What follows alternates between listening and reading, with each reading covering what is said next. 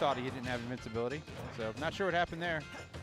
ZD still in control though. Wow, that did almost 30. He needs to be careful though. I mean, this is. Oh my. Oh my goodness, those Gordos. Yeah, this is a match that Goggles can steal. Yeah, definitely could steal this one. Oh, yep. All right, good Oh, weight. Good weight. Seriously. That was brilliant by ZD because he said, all right, he's probably going to kick. Goggles is thinking he's going to jump up air me. I'm just going to jump to get it out of air. ZD says, I'm going to wait for it. And then Goggles says, oh, he's not coming. I'm coming down. And ZD said, all right, I think that was a determining factor. Goggles was like, okay, he's going to stay grounded. Well, let me go ahead and just try and manipulate how I land and get around it, maybe trick him a little bit. And that's when ZD was just like, okay, big brain play. Let me just throw out the up air. Called it the entire time. Well done by ZD. And that is a scary situation to be in against that character. King DDD can KO you with anything at that percent. Be like, excuse me, I died to what? And that's what happens with that character. I don't want to discredit Goggles either. He had a really strong performance in that first game as well. I mean, despite losing that stock a little earlier than we expected. So we'll see what he can rally up for the second contest going to town and city. Getting a stock at 0 doesn't hurt, I can tell you. Right. Talk to him. And here we go. So Town City, this was his counter pick he used in the last set. So we'll see what it does for him. It definitely worked out when he was fighting Raven. Right. Okay. All right. ZD doing a good job landing with these aerials. Just trying to start up some pressure, but man, Goggles still maintaining the lead. Oh, I love that inhale. That was so good. Caught him out of the sky. In fact, and then using the up tilt to clear him out of his space. That parry. Didn't see too much of that in the first game, but oh my goodness, just look at the positioning ZD was able to gain off it, but the quick retaliation from Goggles, these two really is having a slugfest to kick off the second game, Scott. Yeah, they are killing it, and we saw that change in the other set too. That the game 2, both players just decided to stop camping and just go at it. Right. Oh, good nair by ZD. Oh, wait a minute. What's going to happen here? That doesn't work anymore. That worked in one game. What are you talking about, the up tilt? The inhale and up tilt after buffer up tilt that's after an old breakout. brawl tech, man. That's just the Sabrick. I think he discovered that, but Kid Goggles discovering what nair to up smash looks like, and it's pretty damn effective. 146, however, for ZD, so that stock is going to be on borrowed time. You can guess that. And oh, my God. It's active for almost a whole second. It's really active. That is a very active hitbox, and it KOs anybody at anywhere. Oh, wait a minute. Oh, no. Oh, my goodness. You see Goggles shaking his head. Yeah, he tried to up air dodge to get back to the ledge and missed the ledge, and he had so much lag that he couldn't make it, and because he burned all his jumps doing so. All right, well, I don't know if Leffen would have done that, but anyway. He can't go for inhale cheese now, so he's gonna have to come up with different goofy tactics. Yeah. Not out of the realm of possibility though. It's really not, just because of the high damage output that DD does have. But once ZD kind of like sees that blood in the water, it's really hard to close that wound. Good job. Just get what you can get and reset. ZD's excellent at that. His neutral game is incredibly solid. He got what he could get, and he's going to reset the situation. He's not going to overextend, especially while he has the lead. 101 for Goggles here. He's got a lot of work to do if he wants to bring this one back, Phil. He does, and you see just how patient ZD's playing, really just kind of letting the hits come to him. For Goggles, things not going to get any easier. Love the control ZD is showing, just being so patient. Ooh, almost confirmed it. You know, the last hit of side B, Fox's side B, can actually KO at the high percents. Really? I was completely unaware of that. Yeah. So if he had to, if he does a side B on the ground, it's strong. It's strong enough. Not very strong, but strong enough. Ooh, okay, wanted to go for that chime. You're gonna have a tech? No, we are not. That's a hard move to tech. It is the multi-hit. It is, but when you're that far in the lead, it's just one good hit away. So Goggles, he put up a valiant effort there. That air dodge is really what kind of did him in. That SD was the difference maker. That SD was definitely the difference maker. So he's gonna be thinking about that one for a while. But he's not out of the tournament despite that loss. But ZD kind of going the route which a lot of people expected, which is propelling himself throughout winter. Period.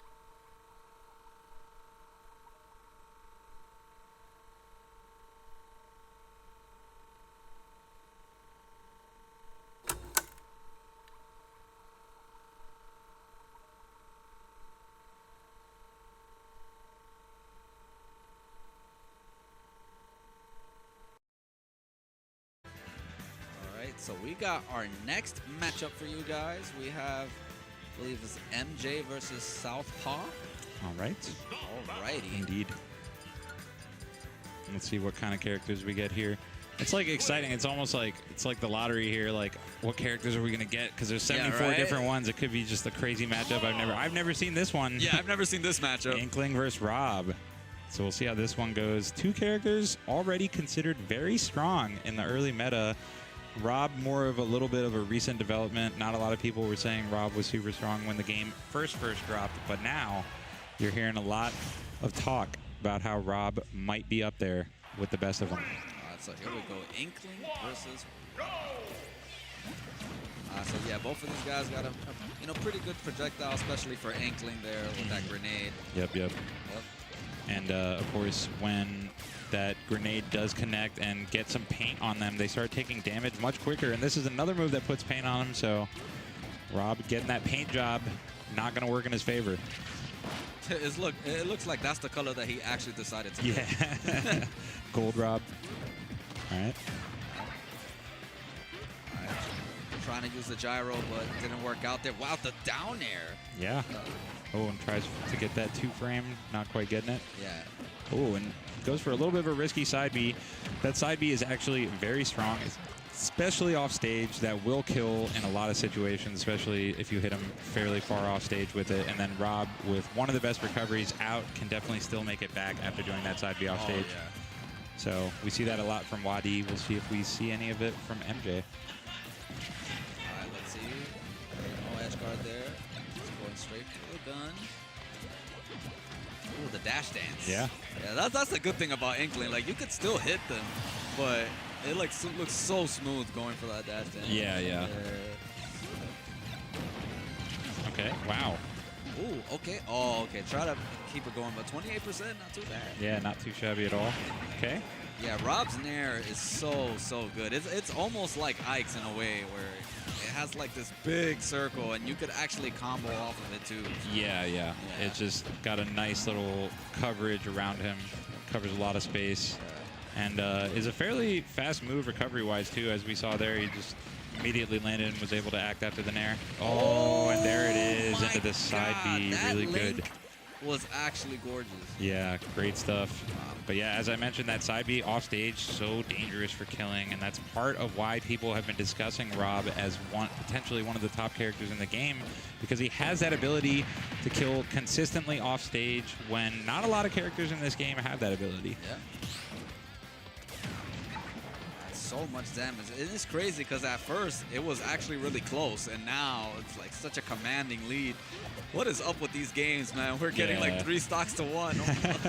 Yeah, you don't see that too often at this stage in Ultimate. But as I said at the beginning, I think people are finally starting to get the hang of this game, man. People are finally starting to learn and not just kind of throwing stuff out. They're doing stuff on purpose. So he finally gets the stock here, but a little bit of an uphill battle. Yeah, definitely.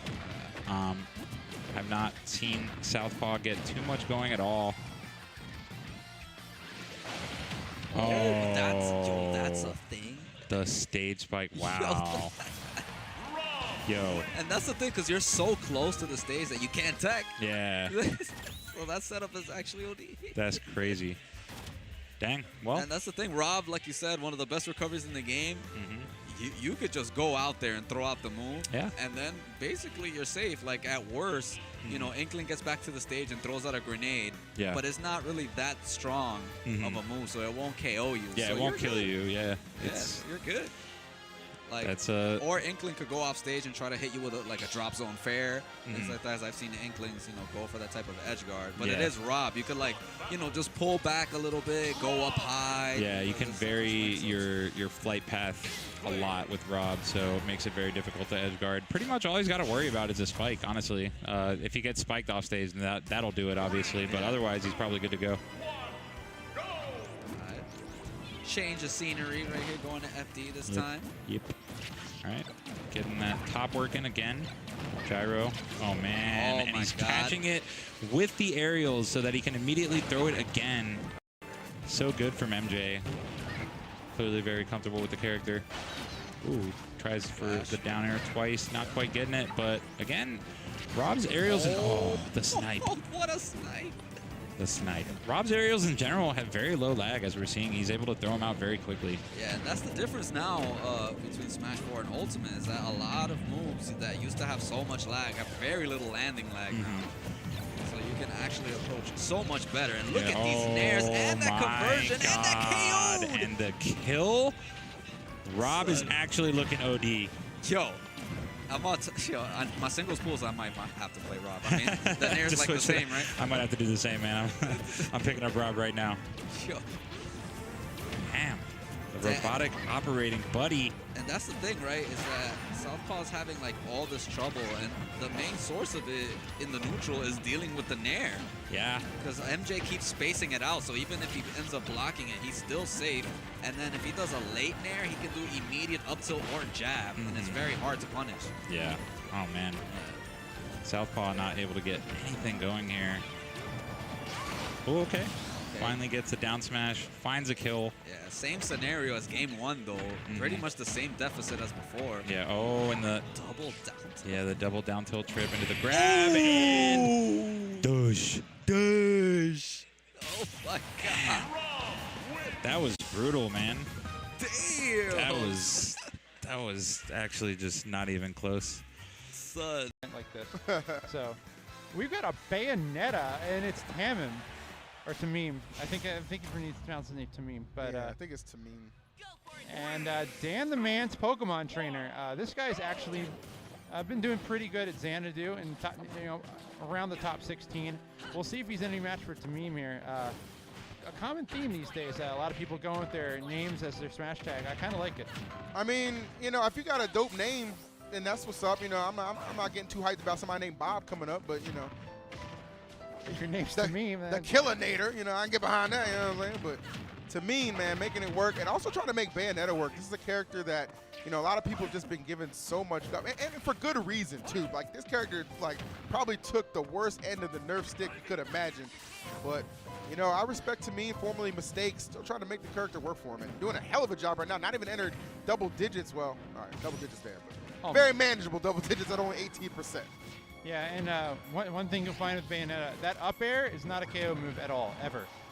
You cannot kill anyone with up air unless you're off the side. It's tough. Which is difficult. So, ooh, there's a trade. Yeah, that's going to benefit Tamim. Okay.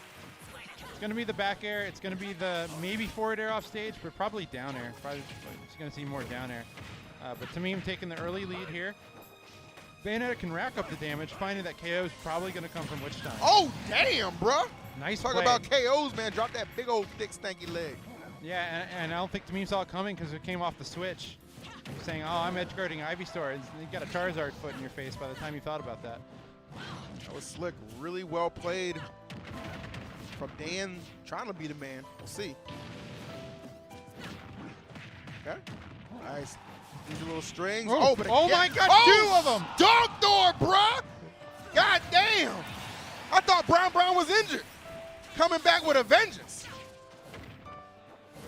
That's what's Dan up. the man. Dan is indeed the man. He is the man off that. Well, he's got one more stock to be the man right now, Phil. Look, to be the man, you got to what? You got to beat the man. Come on, Ric Flair, man. Damn. I set you up perfectly. I thought you were going to hosting a Royal Rumble pay-per-view party next week? I thought you were trying to make a bad joke. Because he's playing Bayonetta. I ain't got time for bad jokes, and this is a bad man right now. I thought you were trying to set me up, Phil. It's a bad man. All right, now bloop, bloop. Dan the man is going to need another one of those Charizard feet to make this comeback. Wow, did somebody just scream from that? They were shooketh. Oh, my head, nicely done. That was brilliant. And Tamim's like, a little wipe the sweat off the brow, man. Definitely see Bayonetta still got a few little tricks in that bag. All right, but damn, man, there were a couple of plays where he was damn sure the man. So I'm excited for game 2. Yeah, he's not. That's a confidence builder. Like I know I didn't win that one, but I could win that one. Exactly, I could win the next one. That's what you got to think. Like I had an opportunity. I legitimately had an opportunity. So never get down on yourself. Just kind of realize even a tough opponent, like Tamin, somebody was very, very dominant in Smash 4, trying to bring that same level of competition, right, her, to the Smash Ultimate verse. But Yep. All right, Pokemon. We're going to the home team here. all right, home field advantage. We'll see. He's going to start with Charizard. I think he started with Squirtle last time, so a little alteration there. You're really just making yourself a tremendous punching bag. Bayonetta not shying away at all. I don't think Charizard really cares. As long as he doesn't get Witch Times, it's not a big deal. Being 89 is probably better. You can't get comboed. Huh? You say that, but Oh, we got the taunting coming. Here we go. Steak's starting to feel himself. 145. You know what? You know what the scary part about this is? holla at me. No, not anymore. Bayonetta was in KO percent at 31% with Charizard with that much rage. Yeah, it was. Yeah. And, Oh and, my and good now, God Almighty! Samir said, try and oh gosh, double up air. Somebody called a Squirtle Squad. We need some help. That Hey. Squirrel Squad dipped out, bro. Saying, bro, I don't blame him. He's like, I'm out. Ooh, Had that enough which, of this. Which time sucks now. It's like, why'd you put me back in this game? Everybody complained about this character.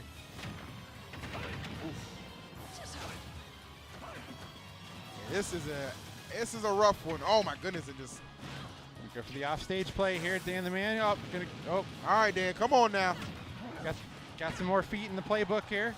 I thought he was the man, but he didn't like he had a plan right there. The up smash though, Charizard, big body, big moves, coming through and slam. But at 108, things are not going to get any easier for Dan.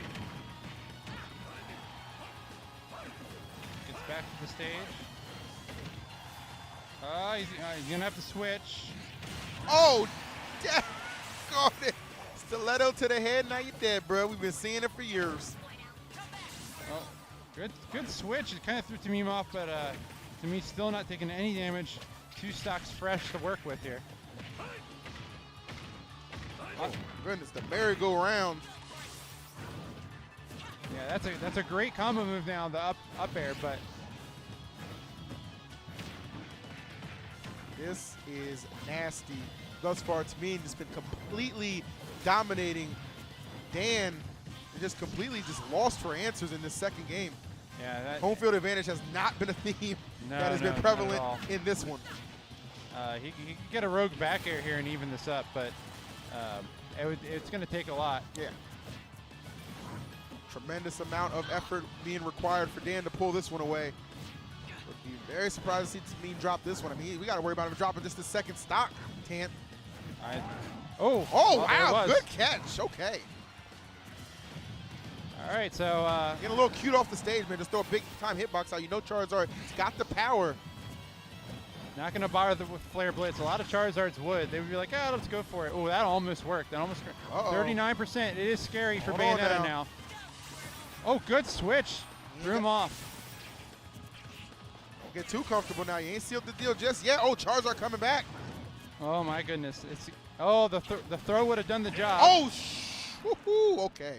And there it is. So Tamim gets the stage spike with the Nair. And proves that Bayonetta still got something in the tank. Definitely. You know, obviously, it's definitely a harder road to get there, but still a road that, to me at least, having no problems traveling. He has been notable since Brawl, but really put himself on the map with PM, and in Smash 4, he, I think, tried to use Lucas a little bit, because Lucas is definitely, you know, his favorite character, I believe, but he opted ending up with Bayo, going to the dark side. Oh So- my god. Okay, so young Link in this game is actually ridiculous. It's literally Melee right now. Yeah. He's playing exactly like Melee, low landing lag, chuck a lot of his projectiles, very little lag. Yeah. Can combo off of it too with doing arrow, which is insane. Yeah, his arrows are so fast in this game. Yeah. With that being said, Pink Fresh already bringing it back after going down like 50-0 to start. But yeah, good stuff from Biddy. He's got to be the underdog here, and he's already off to a hot lead. Uh-oh. Yeah, gotta wiggle out of that. Yeah, okay. Ooh, try to get the up smash out of shield. Yeah. And yeah, gets the KO. Yeah, just barely. Lucas, obviously one of the lighter characters. He's just a little boy. It's just a little cool. So is Young Link, though. The battle of the kids. Schoolyard battle right now. Oh, free punish. Yeah, very nice there by Pink Fresh. Ties it right back up. Took his lunch money. Nah, that's messed up. Alright, trying to chase him. Okay, good stuff. Trying to see if he was going to air dodge in whatever direction. Okay, good punish there by Pink Fresh. Doing a little bit of a dash dance. Okay, we'll see what he can get started here. Okay, nice little fair on shield. Knows that it's safe enough to follow up with that forward tilt. Yeah, especially if you do a late fair, you can immediately follow up with a down tilt or a jab. Right. Okay. Oh, the lingering up air, good stuff there by Biddy. Ooh, the down air. Not quite going to connect full, though, so Biddy's going to get an opportunity to punish, making the most of it. Oh, my gosh. Wow. Yeah. So strong. Oh. Yeah, that is too. Yeah, nice little pivot forward smash from Pink Fresh. That's actually one of the best kill options in this entire game is pivot forward smash for almost any character. Exactly. As long as it's like not the slowest forward smash ever. Just that option to do that immediate smash attack out of a run and then do it in the other direction. Obviously, you can just finagle your way out of their range with whatever move they're trying to put out and then turn around, smack them in the face. Exactly, especially since, you know, they're in the air and you're waiting for like an air dodge or like an aerial, and then, you know, you could just whiff the attack and then immediately punish with forward smash. Yeah, and I mean, most characters' forward smashes are going to have more range than, you know, their opponent's aerials, so you got a little bit of wiggle room there. Okay. Good job by Biddy. He noticed. You know, he got that little power shield. I mean, the parry. Ooh, and there's reverse forward smash. Oh, man. And Pink Fresh on the verge of going down 0-1 against Biddy. We got to watch out here, though. If you get caught by one down smash. Yeah. Okay. That forward air, not going to be as strong as Link's, but anything might kill at this point. So Pink Fresh needs to be super duper careful, but still try to find a way in here. Oh, I like that from Biddy. He's like, you know what? Even though I could kill him in so many ways, I'm going to just still continue having stage control. Yeah. So I'm going to keep making it extremely difficult for Pink Fresh to try to get in. And the up tilt. Yeah, Pink Fresh was kind of just standing there. It looked like he had some options. Maybe he just kind of froze up and wasn't sure what to do. But unfortunate there for Pink Fresh. But great play from Biddy. As you mentioned, did not get impatient. Kept his game plan going, not trying to force that kill, which is a bad habit that a lot of players have, myself included in this game sometimes, where you get them to, you know, 140, 150, and then you just start throwing out kill moves. But obviously, kill moves can be very punishable a lot of the time, and can lead to you getting come back on if you're not careful. So good patience from Biddy, not changing his game plan, staying safe with the kill moves, and finally landing that up tilt.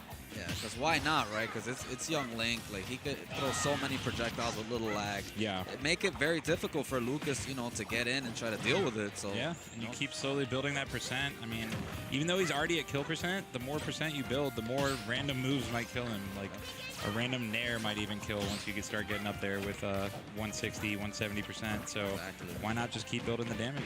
Or if you get them with an arrow and they're close enough, they pop up, and then you could convert and get the KO off of that too. So. Right. Yeah, so great first game from Biddy. He's obviously keeping a similar game plan. Wow. So many parries there. Yo, looking like a Dragon Ball Z fight. But yeah, I just noticed this is actually losers, it looks like, and Pink Fresh might be on the verge of exiting the tournament relatively early here. Definitely a crowd hometown favorite. We'll see if he can pull it together for the squad. Oh, okay, so this is winners. Mislisted at the top there. It is still winners. So Pink Fresh will still be alive if Biddy takes this, but obviously he wants to stay in winners. Biddy again taking the stock lead though. Ooh, almost got the KO there. Let's see what he's gonna do. Wow, no, okay, very late air dodge there. I like that. Yeah, it's just making Pink Fresh's life a living hell right now. Really just trying to get in, and that's one of your best options too. Dealing with projectile characters is you have to run block, run block, run block. Right. But then the thing with that is that your shield is depleting the more and more projectiles that you're blocking, and then your opponent could see that and then try to get a grab on you. A preemptive grab because they see you shielding so much. So that's why parrying is going to be so big in the meta, especially versus projectile characters. Right. Yeah, don't want to deplete your shield at all while you're trying to make moves.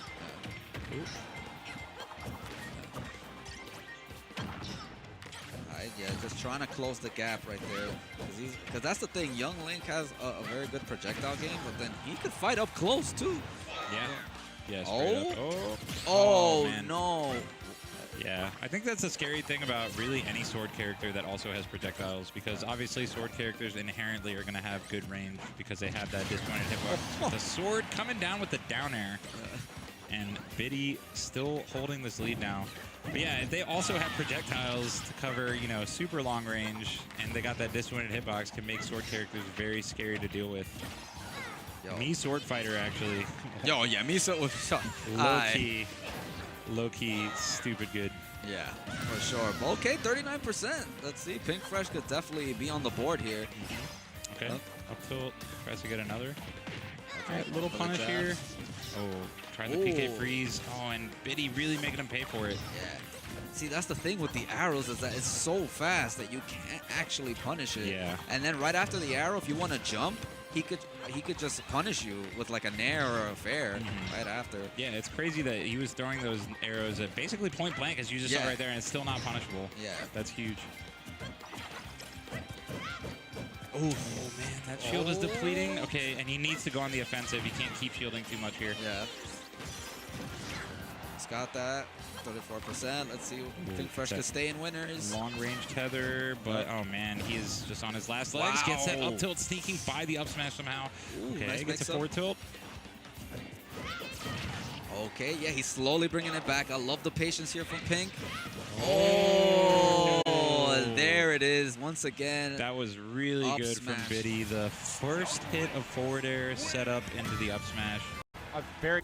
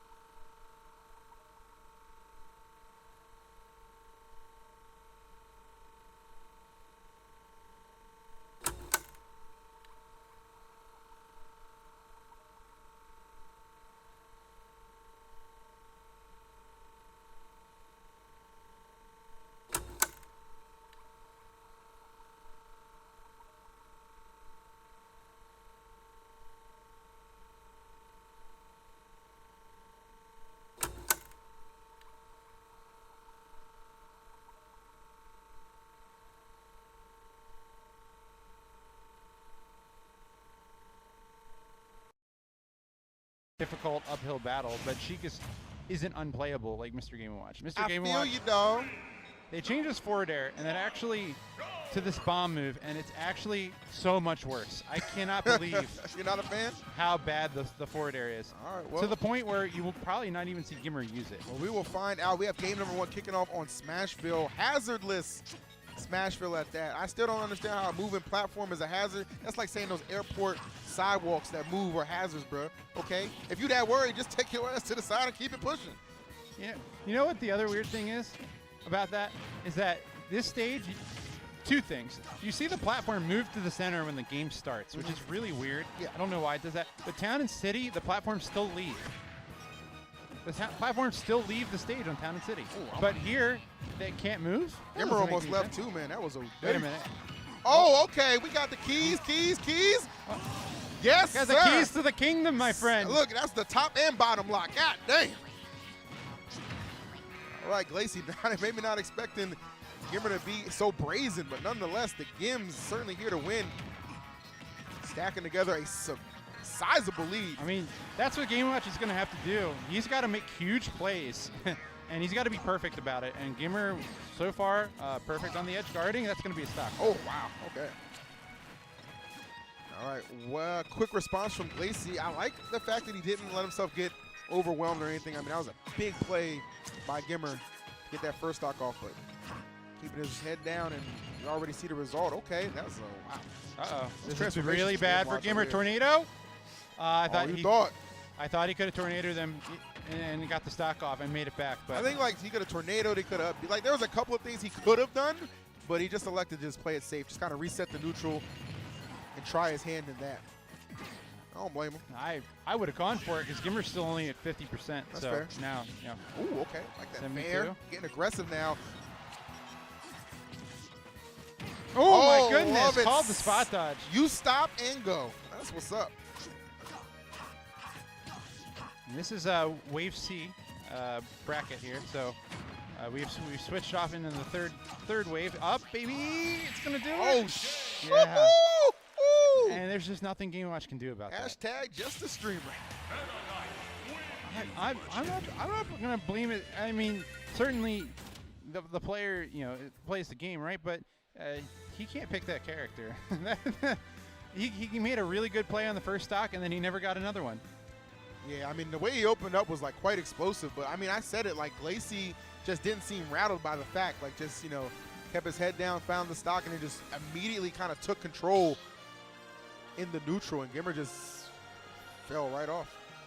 It's a tough battle out here. Let me just tell you that. It is tough for Mr. Game & Watch, and he's thinking about his character choice. He's thinking. I mean, I think, honestly, I don't think Game & Watch is quite as bad as you're labeling him, but I can see the struggles are apparent in this matchup, perhaps. I think the struggles are apparent in most matchups because Game & Watch doesn't have reliable KO options. Okay. Where he's going to have to get something. Well, okay, WarioWare is a good option for him to get an opportunity. He's going to have to get a smash move. One thing he does have that's new is the down smash tipper will ground you, and it rounds you very, very long. So you can up smash or forward smash pretty easily off of it. So if he can get that down smash on Meta Knight here, he's going to KO him. Doesn't matter. Feel that. Pretty much any spot. Oh. All right, Glacy.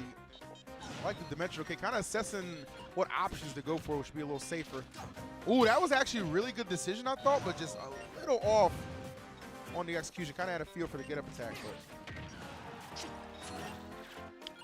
He's trying to call the jumps there. Back air would do the job, but oh, that'll do it. I mean, you mentioned it, Sky, looking for a smash attack. Well, the down smash, pretty damn good. so Gimmer started off this good in the last game. Let's see if he can keep up the momentum this time. See how tough that. Oh, wait a minute. Opportunity here. Yep. Oh, okay, just gonna continue to gatekeep with this dare. Yeah, couldn't get the falling speed. Not gonna KO there. Really tall ceiling on the stage, short sides, so very unique layout. Oh, that almost got him. Wow, okay, Gimmer is just completely patrolling the ground. And Glacy not getting clearance to land, not safely anyway. Love that parry.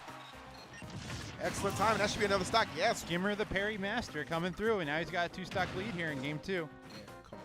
Yeah, WarioWare is helping him a lot. It definitely is. Because remember what we said, that's going to be the Game & Watch's biggest trouble is reliably getting a KO. Yeah. With the short sides, a lot easier. Yeah, taking full advantage of that. And then Meta Knight, obviously a low-weight character, so Game & Watch going sent to the abyss, courtesy of that up B out of shield.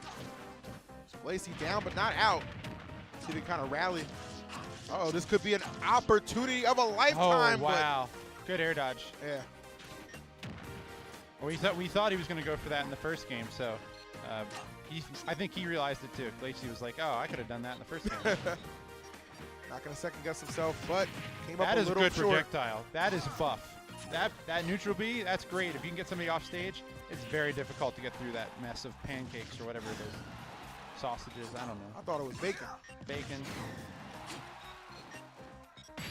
Ooh, damn. All right. Nice job, nice job. Well, that We're another talking about another bacon when that time, stock getting taken, man. Hashtag another bars. time the WarioWare comes into play there. Big difference.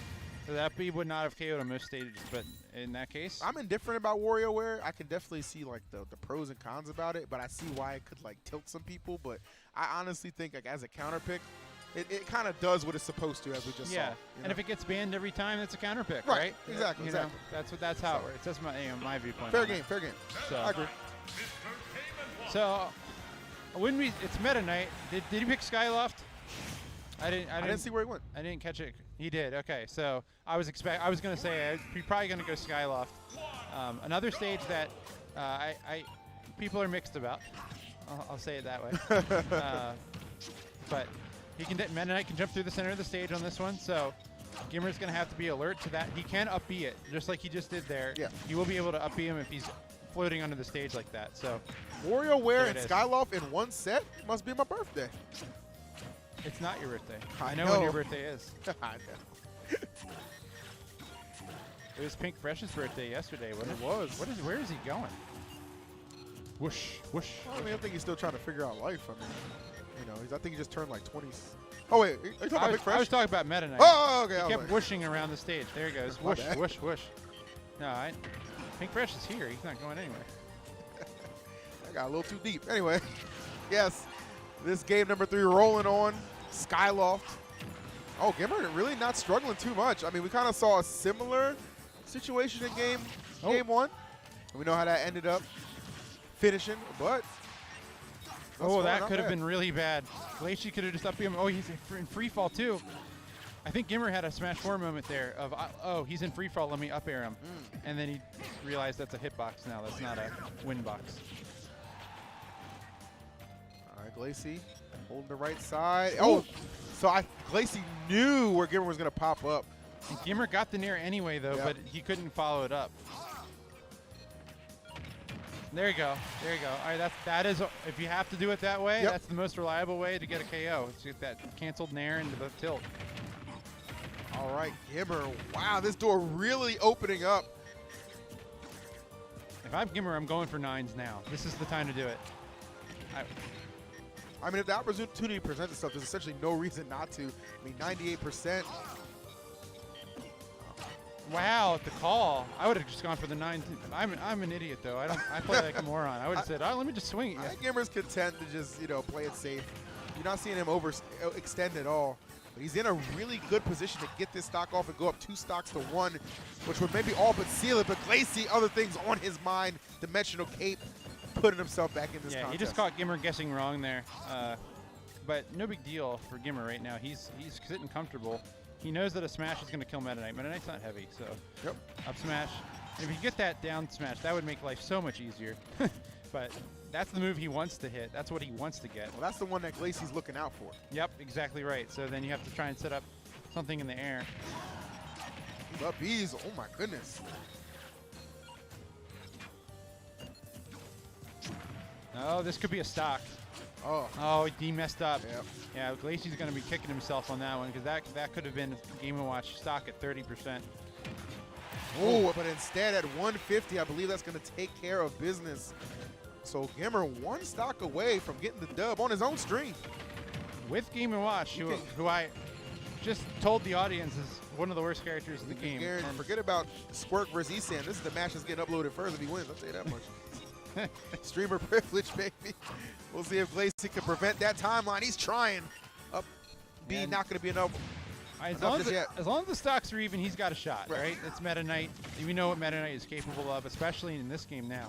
You know, with the tournament, he's got a sideways way to do it, and he's got an up way to do it. So, Got some options. yeah. At first, you got to get this stock off, and that's not going to be easy. Give him a Ooh, that was an interesting little follow through. Oh my God, what a clash in the skies. Glacy though coming out with the stock. So one potential chance to bring this all the way back. 72%, that deficit is not something Meta Knight really has to fear too much off of the fact that it's just the conversions he gets off a Game & Watch really can even this matchup at any given time. Yeah, and the rage right now is sitting good for where he wants to be for this combo to work. Here we go. Deemer text the stage. Get some off throw. 7%. That's not too bad. If I'm Glacy, oh, here we're gonna go up this way. Oh, okay. Wait a minute. This could be very, very, very, very bad. How far are we going with it? How far are we going with it? Okay, a lot of damage being. All Gimmer could dished do out. there is hold down and pray for his life.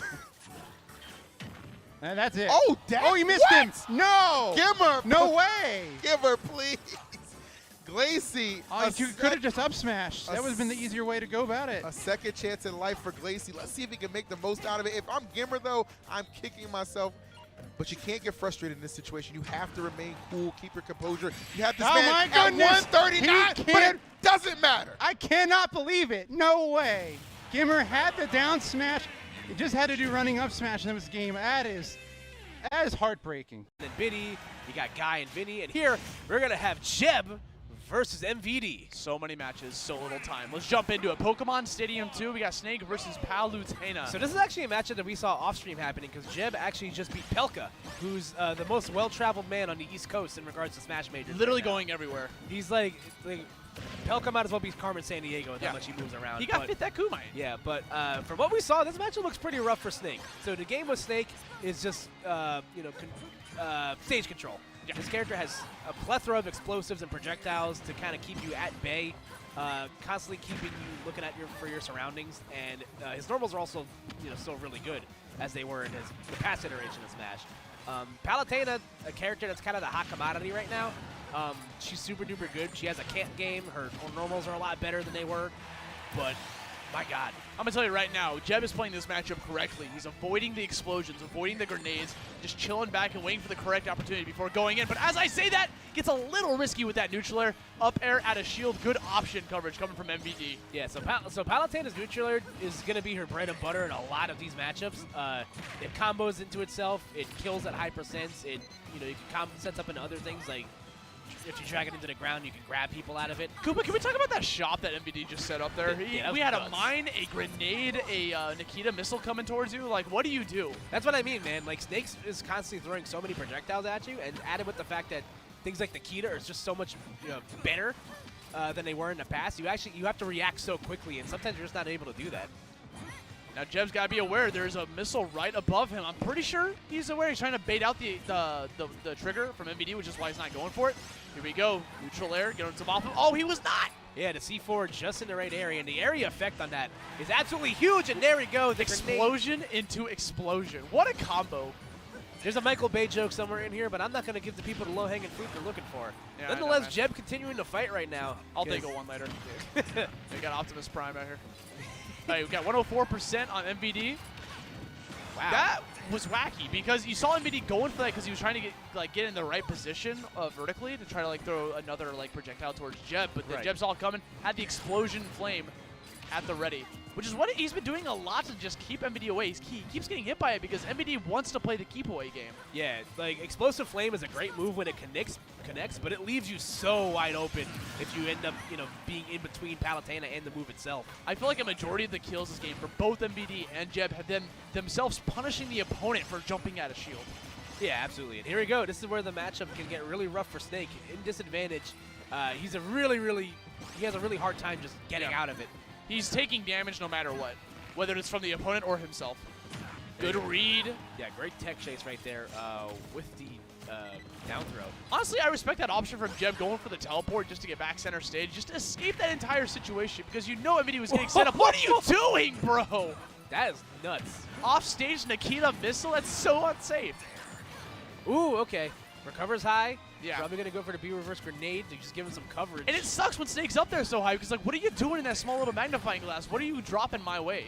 You have to be very keen on the sound effects. There you go. As long as MVD keeps himself, like, within, you know, a comfortable range where Explosive Flame isn't going to hit him, then that's where he's going to get a lot of his damage and potentially net the kill. Oh Goes my for the God. down smash, but going to come up a little empty there. Okay, Jeb's still chilling back. He's got the Explosive Flame ready to go. Tries to throw it out a little bit too far away. MVD might be looking for a dash attack at this point. You see him just keep charging him. Jeb doesn't want to approach. Gets the back air. Very safe move on shield and connects the kill. Jeb taking away game 1 from MVD. Yeah, really good stuff there from Jeb. Again, both players was doing such a good job staying out, slightly out of the range of their opponent's kill options. Well, like that back air from Palutena is such a strong, good option because like if it hits shield, completely safe if they just back up. Like you can't respond to it. You can't try to like go for like a shield grab or jump out of shield, whatever. Especially as Snake, he doesn't really have like a quick option to go for. Yeah, man, and it still has those you know, those invulnerable properties on it because obviously it's a shield. It's not as good as it was in Smash 4. I think it's just a little bit weaker, but nonetheless, still able to making beat it some work. moves. Yeah, man. Yeah, Jeb's a good player, man. It's just one of those players that just doesn't get to go out very often. But when the players come to visit him, that's when he starts to put in work. That's exactly what he's doing here. Game number 2, back to PS2. No DSR here, folks. We out here. Love it. I mean, I'm pretty sure you'd go back to the stage. Oh, yeah, that's right, I guess. Everybody loves the stage. Who wouldn't? It's a big stage. It gives both opponents plenty of room to run around. 2 platforms. No real centralizing area. Listen, MVD setting up a nice little, you know, array of coverage right there. Yeah. Having both the C4 and grenade. The beauty of MVD's gameplay is that he's really good at getting the conversions off of explosions. The second you see the opponent explode off of a grenade, a C4, a Nikita, he's always at the ready. And even then, doesn't even need to get the conversion. Gets the kill off of the C4 alone. Yeah, man, but once again, Jeb fighting right back there, and there we go. The grenades helping MVD get out of a prickly situation right there. That could have easily led into some bigger damage from Jeb, but because MVD had that grenade pulled out, able to end that combo prematurely. Yeah, man, if you're trading grenades with Snake, there's a strong chance you're probably at a deficit. No. And this is exactly what MVD wants. He has the lead, so now he's going to be trading like crazy. Okay, throws the grenade right in front of him. Yeah, doing a good job of being very slippery with his movement right now, not giving Jeb anything stagnant to hold on to. He's starting to adapt to the explosive flames. You notice he's jumping above them. Instead of just trying to challenge them with a shield or a roll or a spot dodge, he's just jumping it completely, getting away from the space. Yeah. Up tilt. Wow. Kick him. MVD's like, game 1 doesn't mean anything. I know the thing about adapting. Yeah, it looks like whatever MVD wasn't catching on to originally, it looks like he's adapted quite nicely here. And Jeb just trying to find himself a kill here, get himself on the board. Wow, what a poke, dude. You see him pressure his shield with forward tilt 1, pause before swinging his second one because he thought Jeb was going to be able to get that grab. I don't even know what happened now. There's an explosion, a neutral air. That's a free edge. Come on, Jeb. Here we go, neutral air. Not going to be enough just yet. Snake's still a very heavy character. It's a lot of, durability on him. That back throw still not going to be enough just yet. And the longer MVD hangs around, the more it's just going to be frustrating for Jeb. Jeb's trying to play really tricky with these teleport cancels. Yeah. Like MVD, 195%. Jeb has to take 3 stocks from Snake. I don't think it's going to happen. Like, this is looking like a game 2 going to MVD. I don't know, man. I've seen crazier things happen. If it was any other character, dog, like, it's just like... The Warriors blew a 3-1 lead, man. Or the Thunder blew a 3-1 lead. Well, MVD's playing the MVD's playing the lead correctly. He's trying to chill away. Even though he got that kill, he's got a whole nother stock to play with free percentage and just explode himself on. Yeah, and as good as Palutena What is happening? I had to do a loop-de-loop. That's what I mean, man. Nikita is like a legitimate tool now just because of how fast it goes. It's compared to like Brawl. Yeah, like amazing. Like the rocket launcher has a rocket on the end of it now. Yeah. Like what? Up tilt, and being able to tilt at a dash, greatly enhancing Snake's gameplay. We're able to rush down an opponent. Game number 2, going to MVD. I gotta say, one of my favorite little animations in the game is watching Snake walk backwards with a grenade in his hand. Oh yeah, it's really so fun. funny. His legs do like they do like a little old Mickey Mouse. It's just his arms. Like yeah, it's like what? It's like someone forgot to finish this animation. He's holding on to it so hard. But yeah, dude, Jeb, that was kind of a disastrous game too for Jeb, honestly. Yeah, like you said, MVD just kind of started catching on to the. He was punishing Palutena in those moves where she has a lot of cooldown. Explosive Flame and Auto Reticle are both really good tools when they can on-hit. But if they're not hitting anything, you're just screaming, hit me. And Palutena's not a very durable character to begin with. Dude, this stage is so cool. You got all 3 streams. People, if you're in the main audience, you're able to watch all 3. You can see them right here. Yeah, The sound only goes to the main one, but the other 2 are, you know, great matches as Yeah, well. man. Notice how they're all happening on Pokemon Stadium too. But if we're going to town and city outdoors at 7 p.m., I love this song. Yeah, I wish it was this sunny outside right now. I'm going to be real. Yeah, it's pretty murky out there. So you see how the stage works out for Jeb here.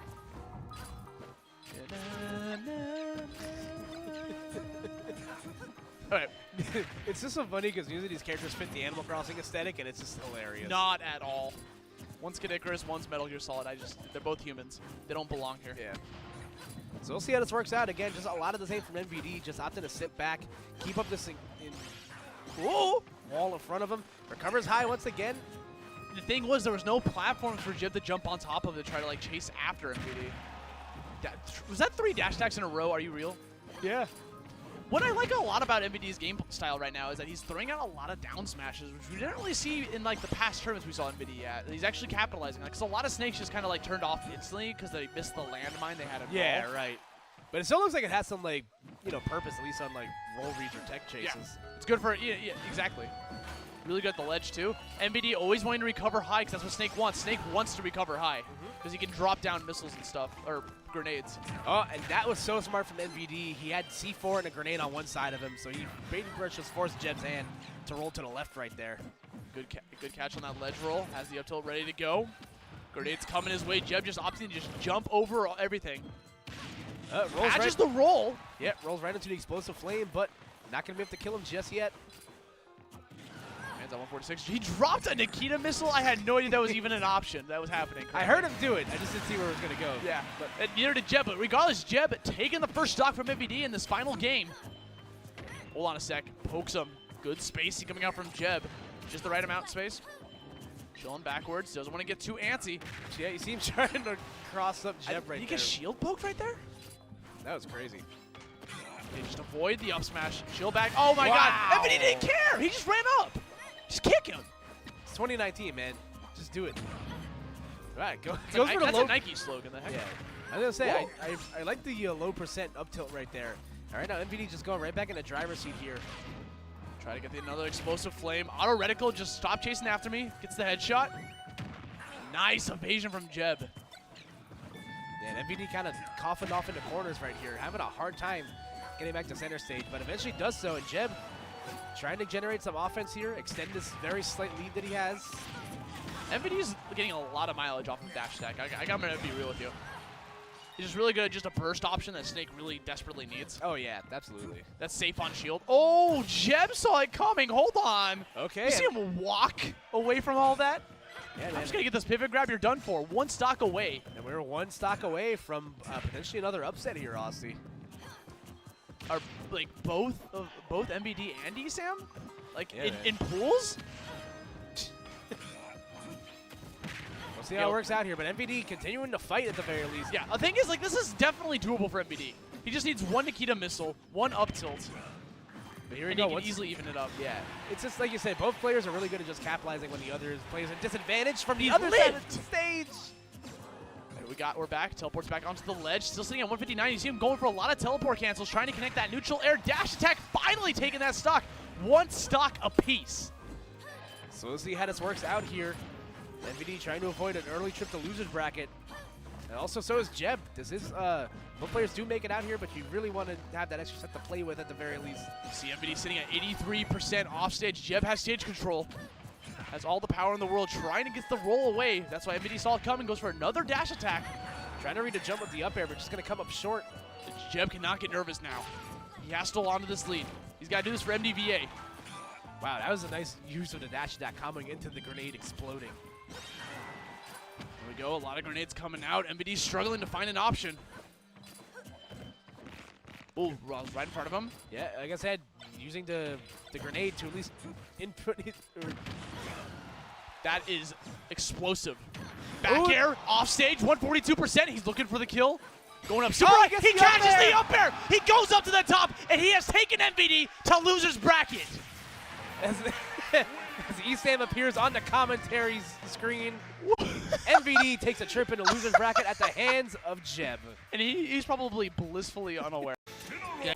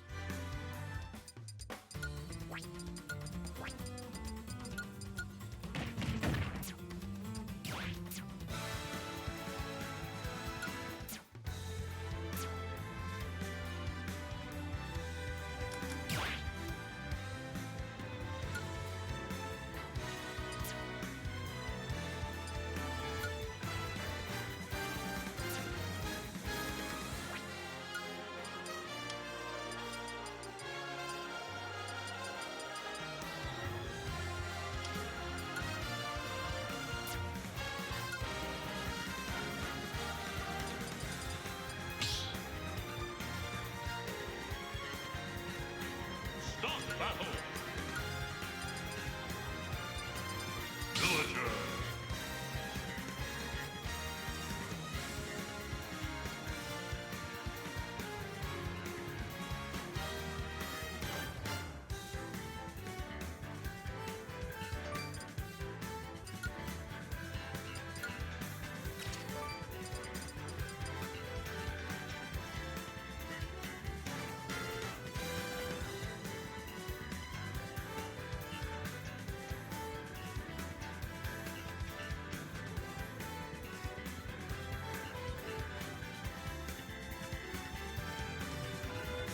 Mr. Game & Watch, Rosalina and Luma.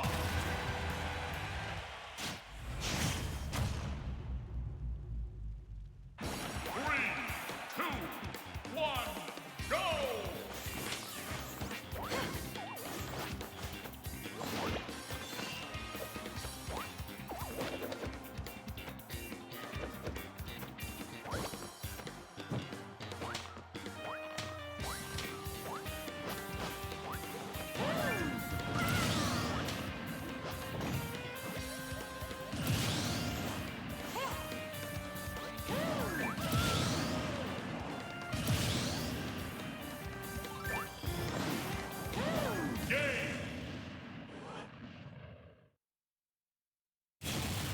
Rosalina and Luma win!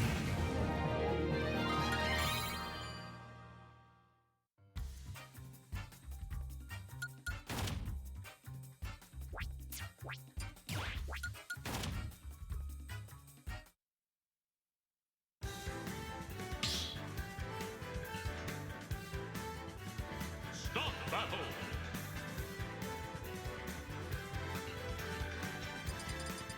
Villager.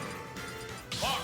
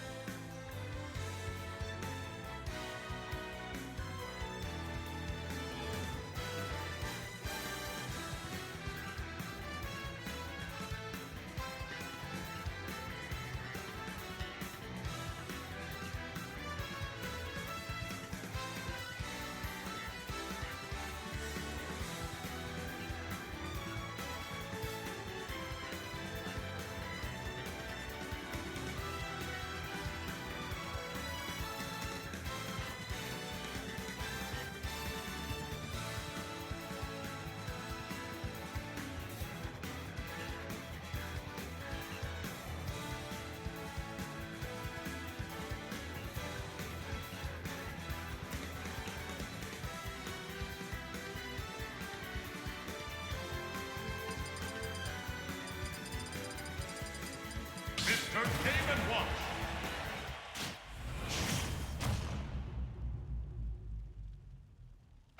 Three, two, one, go!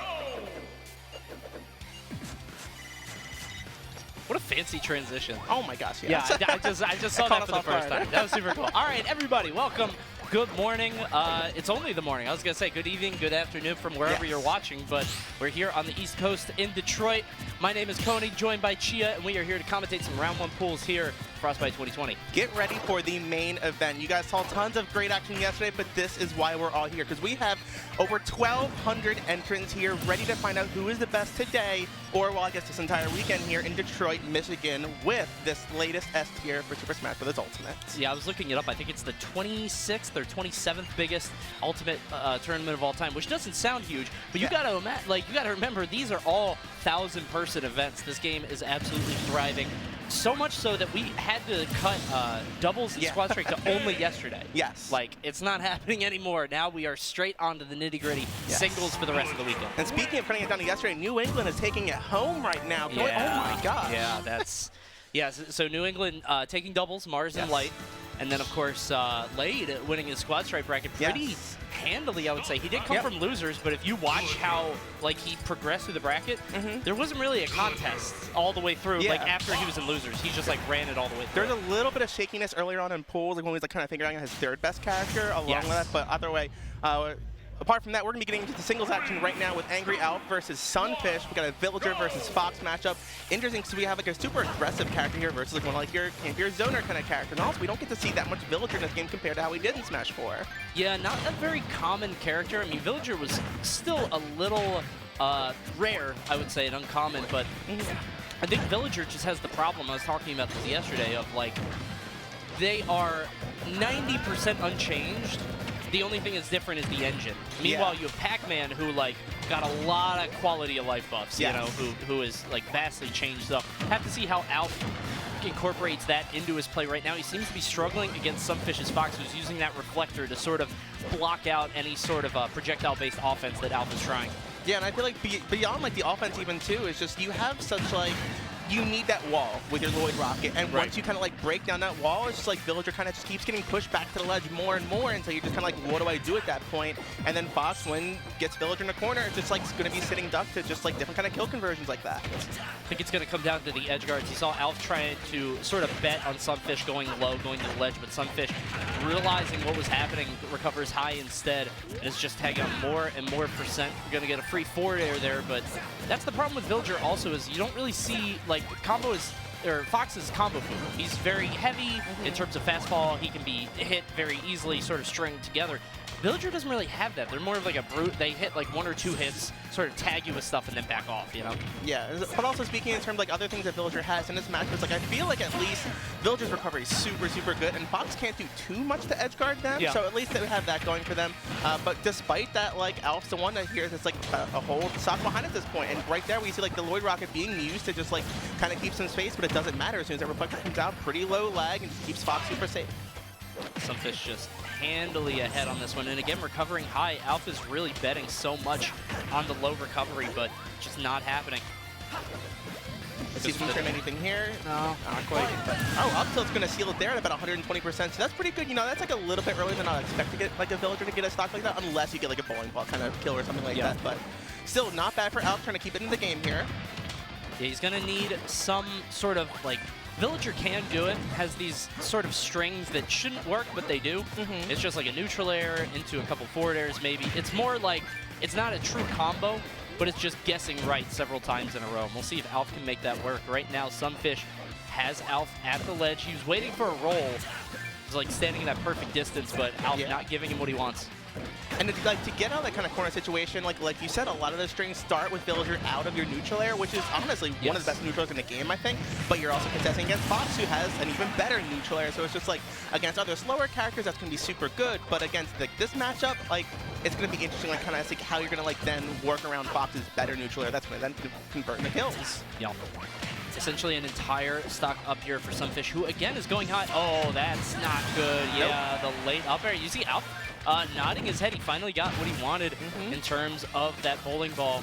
And Sunfish is kind of, it's strange because Sunfish was holding it down this entire match, makes that one mistake, and basically evens it back up. That's sort of what Villager is known for. We're recovering high again, and Alf gonna get struck by that illusion. Just like you said, it's those brute hits that just like, especially like on Pokemon Stadium, I feel like I'm a little surprised it actually did hit because Sunfish was doing well and kind of like riding up like that inner edge there, but still got smacked by that bowling ball. And it's like, does that kind of like keep him like a little bit shook now in terms of recovering? So he has to find a way to kind of mix it up, perhaps going a little bit higher next time to just make sure he doesn't get hit by that, because that stole the stock at like an insanely low percent. So at this point here, we're actually pretty close in this game for anybody to take it. Yeah, you have to imagine it's got to be a little frustrating for Sunfish, who was holding it down for so long, but one mistake. We're going high again, and there Alf sort of responding to it because Sunfish has consistently been going up, and Alf sort of backed up a little bit, not enough for it to matter, but you could tell that the gears are turning, and Sunfish is basically on notice for how he's going to be using that recovery in the future. I think that's why he's sort of opting to stay at the center of the stage now, like, one bad mistake, one big read, and that should be the game. But I like that. That's how he should be playing right now. It's honestly just like, I feel like throughout the set so far, the story has been in Sunfish's favor. So just kind of like keeping a situation where you have that stage presence in the middle, and then you're going to be finding your kills like that. It's a shame that he wasn't quite able to seal that out, but I feel like if he just keeps this gameplay up a little bit longer, just like that, he's going to seal this out no problem. Yeah, he doesn't have to worry too much because Fox kills off the top, so you don't really have to worry about stage positioning, boxing somebody to the corner, pressuring them. Fox typically getting his KO off the up smash. You can see it twice in a row there. And that weird interaction with the Lloyd, it looked like he hit the Lloyd rather than, you know, sort of shielding and then going for the up smash. It looked like he just up smashed the Lloyd and it was able to work. We got to switch to Rosalina. I like this pick. So, I don't know. Rosalina just invalidates a lot of projectiles, and I feel like just to make sure that like you don't get caught again, as long as he's confident in this, which he should be, Lloyd Rocket's even more not a problem. Because like Reflector already did work, but now it's like Rosalina's down B is gonna like do even more work than that and just keep him super safe throughout this entire game. Yeah, we're just going to grab every single Lloyd Rocket. You have so much time to react to it. You're going to see a lot of that dimensional pull. And unlike Fox, at least with Rosalina, like we almost just saw there for a moment, you can actually edge guard Villager now. Because you don't have to worry about being such a like insanely fast baller that just like, you're going to be able to go out there, your forward air, your neutral air, your down air, and just kind of like keep annoying Villager enough to just like keep popping those balloons, because Villager is going to get you flustered, especially with an early kill like that bowling ball, where now it's like at least, it's not going to like frustrate you too much because now you have the offense off stage as well. Yeah.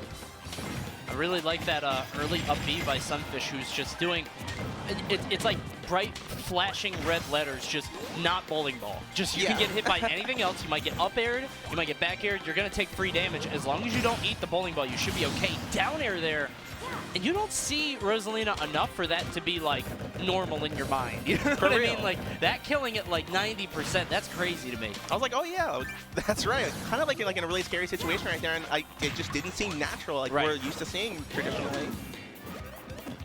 And you see Sunfish again recovering high, not even interacting off stage. I think you're right. Like, the edge guarding is fine, but I think Sunfish wants to be, like, in the driver's seat. You know, if he's sort of between the blast zone and the stage, he wants to let go. Got a little antsy there, but I think Alf just a little bit misspaced on the bowling ball, just plops on the stage, and because of that, he doesn't lose the stock. And he did 3 in a row, so you gotta think that maybe he was like trying to like buffer like a quick little walk in between just to get it closer and closer to the edge, and he might have just missed that a little bit, so hopefully that kind of input error doesn't like kind of like make him not do that again, because unfortunately, like Fox though, Rosalina is gonna be super susceptible to that bowling ball and isn't able to kind of ride the stage quite the same way that a Firefox can. See the Lloyd Rocket there, again going to get grabbed by Dimensional Bolt, and again Sunfish choosing not to engage, just saying I don't want any part of this, I'm going back to center, you can chase me there if you want, but again Villager doesn't really have the speed nor really the punish to deal with that. Now, something that Sunfish is also doing that I like here, that outside of using down Bs to stop all of Villager's approaches and projectiles like this, they're also using their Luma there to kind of set up like their own wall against Lloyd Rocket and the forward airs and everything. So it's almost just like while Lloyd Rocket's that wall in front of Villager, now Rosalina has that wall in front of them with Luma. But despite that, Alf really hasn't, I mean, only after that dash attack, 46% after maybe a minute of playing on this second stock. Like, it's been a long time, so Alf not bleeding too much. He just has to find a way to get the stock off, and oh, Jesus, that back throw, that'll do it. It's a shame you would have liked to see more percent, but I feel like you said with just how Sunfish just wants to be in the driver's seat there, I feel like that's what he was doing. It's just unfortunately he lost his stock a little earlier than he would have wanted there. Maybe like 10, 15% more would have been sort of on track I But, love I mean, seeing it's not bad at 50%, all. yeah, for Exactly, like that first yeah. stock. Just playing a little bit more neutral though, but if we keep playing the second stock like we have been prior to Sunfish losing their first stock, it's just like, you gotta wonder, like, one little mess up is gonna get Alf, like, potentially back in this game. Yeah. I mean, it's a pacing thing. So that's sort of what we saw in the last game, where it's like the pace is very slow, and then Sunfish definitely rocking it, and then just maybe that one mistake with the up air off stage and going a little bit too low. And Rosalina, like you were saying, is a little bit less likely to go for something like that just because she's much floatier, not really going to be off stage as much. Oh, wow, goes for the forward smash. And again, the bowling ball just slightly off of that, that tempo. And as we see this neutral, it's like it's slightly in Rosalina's favor, but I feel like what I'm worried about is that, like, outside of like really great reads like that, Villager's a little bit more of an explosive character compared to Rosalina, because if you get like the one hard read with Villager, it's going to end stocks at like 70% or something like that, where Rose is still going to chip you up to like your 90 to 110 at least, where otherwise it's just like, it's just all right, well, he's like, oh, he's separated? I'll just get that guy, whatever. And Alpha's doing a great job at taking out those Lumas like that, which is just taking away so much defense from Sunfish, able to kind of like then open them up enough to get this comeback. That bowling ball, he's able to land it down on the side, and Sunfish, I wonder if he's getting a little bit too, trying to play the game a little bit too much, you know? Like at a certain point, you get, all right, we got 2.5 minutes left. This has been a very slow-paced game. Let me go in and just end this fast and maybe pay for it a little bit. He's still in control, but as we saw with that bowling ball, again, we keep saying it, but forward smash is just so good. Alf is content to just play the game as he wants. And as he's playing this game, he's looking for that one little thing to kind of get him that edge. I mean, he's following it like a little bit, just like I said with how like the neutral game is going to go slightly Rosalina's favor, but it's honestly not that much. No. In fact, I thought it was going to be more, but I mean, now we just got to like 63, 90% or so, which is getting a lot more comfortable for Sunfish, but this is like by far not within like, or not out of reach for Alf here to bring this back. Yeah, now the Luma's gone. I think that's sort of the issue with what you were talking about, is you can put that Luma up to block projectiles, but the downside of that is it is going to take that HP damage. And as you saw right there, the Luma was gone. He gets up attack right into the bowling ball, but the invincibility is going to last through. So close. And as soon as we saw that Luma go away, it's just like instantly Alf was able to put 20% onto Sunfish, but Sunfish is able to close out with that offstage forward air. Very, very late forward air, catching him all the way at the end. It was looking like that was really the last ditch in terms of like being able to get that aerial out there, finally making it work, going down to, I think that might have been below 2 minutes. I don't know if we passed the 2-minute warning, but right around there, yeah. Very long game from those two, but Sunfish will come out victorious. Yeah, and I do like that even though after game one, going from like a quicker character like Fox into Rosalina and bringing down the pace of that game, they were able to play two different styles. Like Sunfish could play quicker with Fox or slow with Rosalina, and prove successful on both fronts. So I love seeing that kind of like flexibility as a player, saying that like no matter what your game is, if you're going to play slower, I'm going to show that I'm going to show you that I can be better at faster and slower as well. Your game is also my game now. Yeah, and seeing that sort of versatility is super good, and it bodes well for players sort of moving on in the bracket. We do see at the top level, there's a lot of, I was talking about this recently, there's a lot of like solo character mains at the top level, which is kind of surprising because with 80 characters, I was expecting, I don't know about you, but when the game came out, I was expecting more of like, with how sort of flat the character balance is, I was like, okay, well, somebody might pick a B tier up specifically for XYZ and use that more regularly. But the only people we really see doing that, at least in the top 10, are Tweek, Dabuz, and Zackray. Yeah. And everybody else is basically solo. And obviously we know Nairo can play Zero Suit, Samsora can play Palutena, but they're just like really good players. Yeah. They're not putting, well, they might be putting time into it, but like, I wouldn't expect Samsora to be playing Palutena against anybody unless it's like a last ditch, like, please God, like a Maister, like, please God, let this work, you know? And it's interesting that throughout Smash 4, I feel like we started to see more of those like B tier kind of pickup for counter picks, where in this game, as so far, like in the first like 15 months or so of the game, it's actually going the opposite way, where Frostbite last year, our grand finals with MKleo versus Tweek, we got to see different character counter picks, but that was before Joker came out, so now MKleo is kind of off the table, back into like that solo main. So I feel like that, along with a couple other players, are kind of, they found their niche eventually, and now they're kind of like shoehorned into that solo main, which is not a bad thing. It's just like you would think with a more even-ish top tier with 80 characters, why aren't we seeing more characters? Exactly, yeah. I'd never forget Shutone's Belmont last year. Oh my gosh, just came out of nowhere, and it was a good matchup against Olimar. That's sort of what I was expecting more of, is like oh, I have this Olimar issue. I can't do it with my normal character. We saw it with Wolf a little bit, especially at Big House. I remember seeing Tweek, who seemed a little lost against Dabuz. And then it was either Dabuz or Shuton, I can't remember, but they were playing Olimar. And he's like, maybe it was both, actually. But he was like, all right, let me try Wolf. And it's just like neutral air, just going right through. I'm interested to see how things go this weekend. Obviously, there's a lot of sort of experimentation going on. We know that Tweek was getting ready for his Rob matchups coming up, and apparently has been training a lot with Robs online because he knows what he has to fight. I was talking with Mars, who has no idea who he's going to play. He tries to stay sort of out of it. He doesn't try to think about it, but he does know he has to play Passeri Man? Yes. I Never know how to say pronounce it, it, at least. Okay, good. Okay. So if we're right, then we're both right. If we're wrong, then we're both wrong. But he's going to be playing Fox, so that's going to be a lot of fun to watch. And then, of course, Samsora and Maister, which is going to be, if they make it to each other, It's a shame we have to see that match begin. It's a shame that Samsora has to see that match begin. But, you know, sometimes it's just the way it goes, especially when you have, like, so many of, like, the top PGR players in attendance here, and they're at those ranks. It's just, like, until he gets over this bracket demon, he's going to have to just learn something, whether it be a last-ditch Paladin or something like that. Somebody pointed out that I think we have, of the American PGR players, all but 2 are here. That's wild. yeah, and one of them is Esam, because he's in Canada doing something important, whatever. And I can't remember who the other person is, but there are 2 people that are PGR that are not here. And that just means this tournament is going to be absolutely thrilling all the way to the very end. But we're going to have to get there first. We're here in round 1 pools still.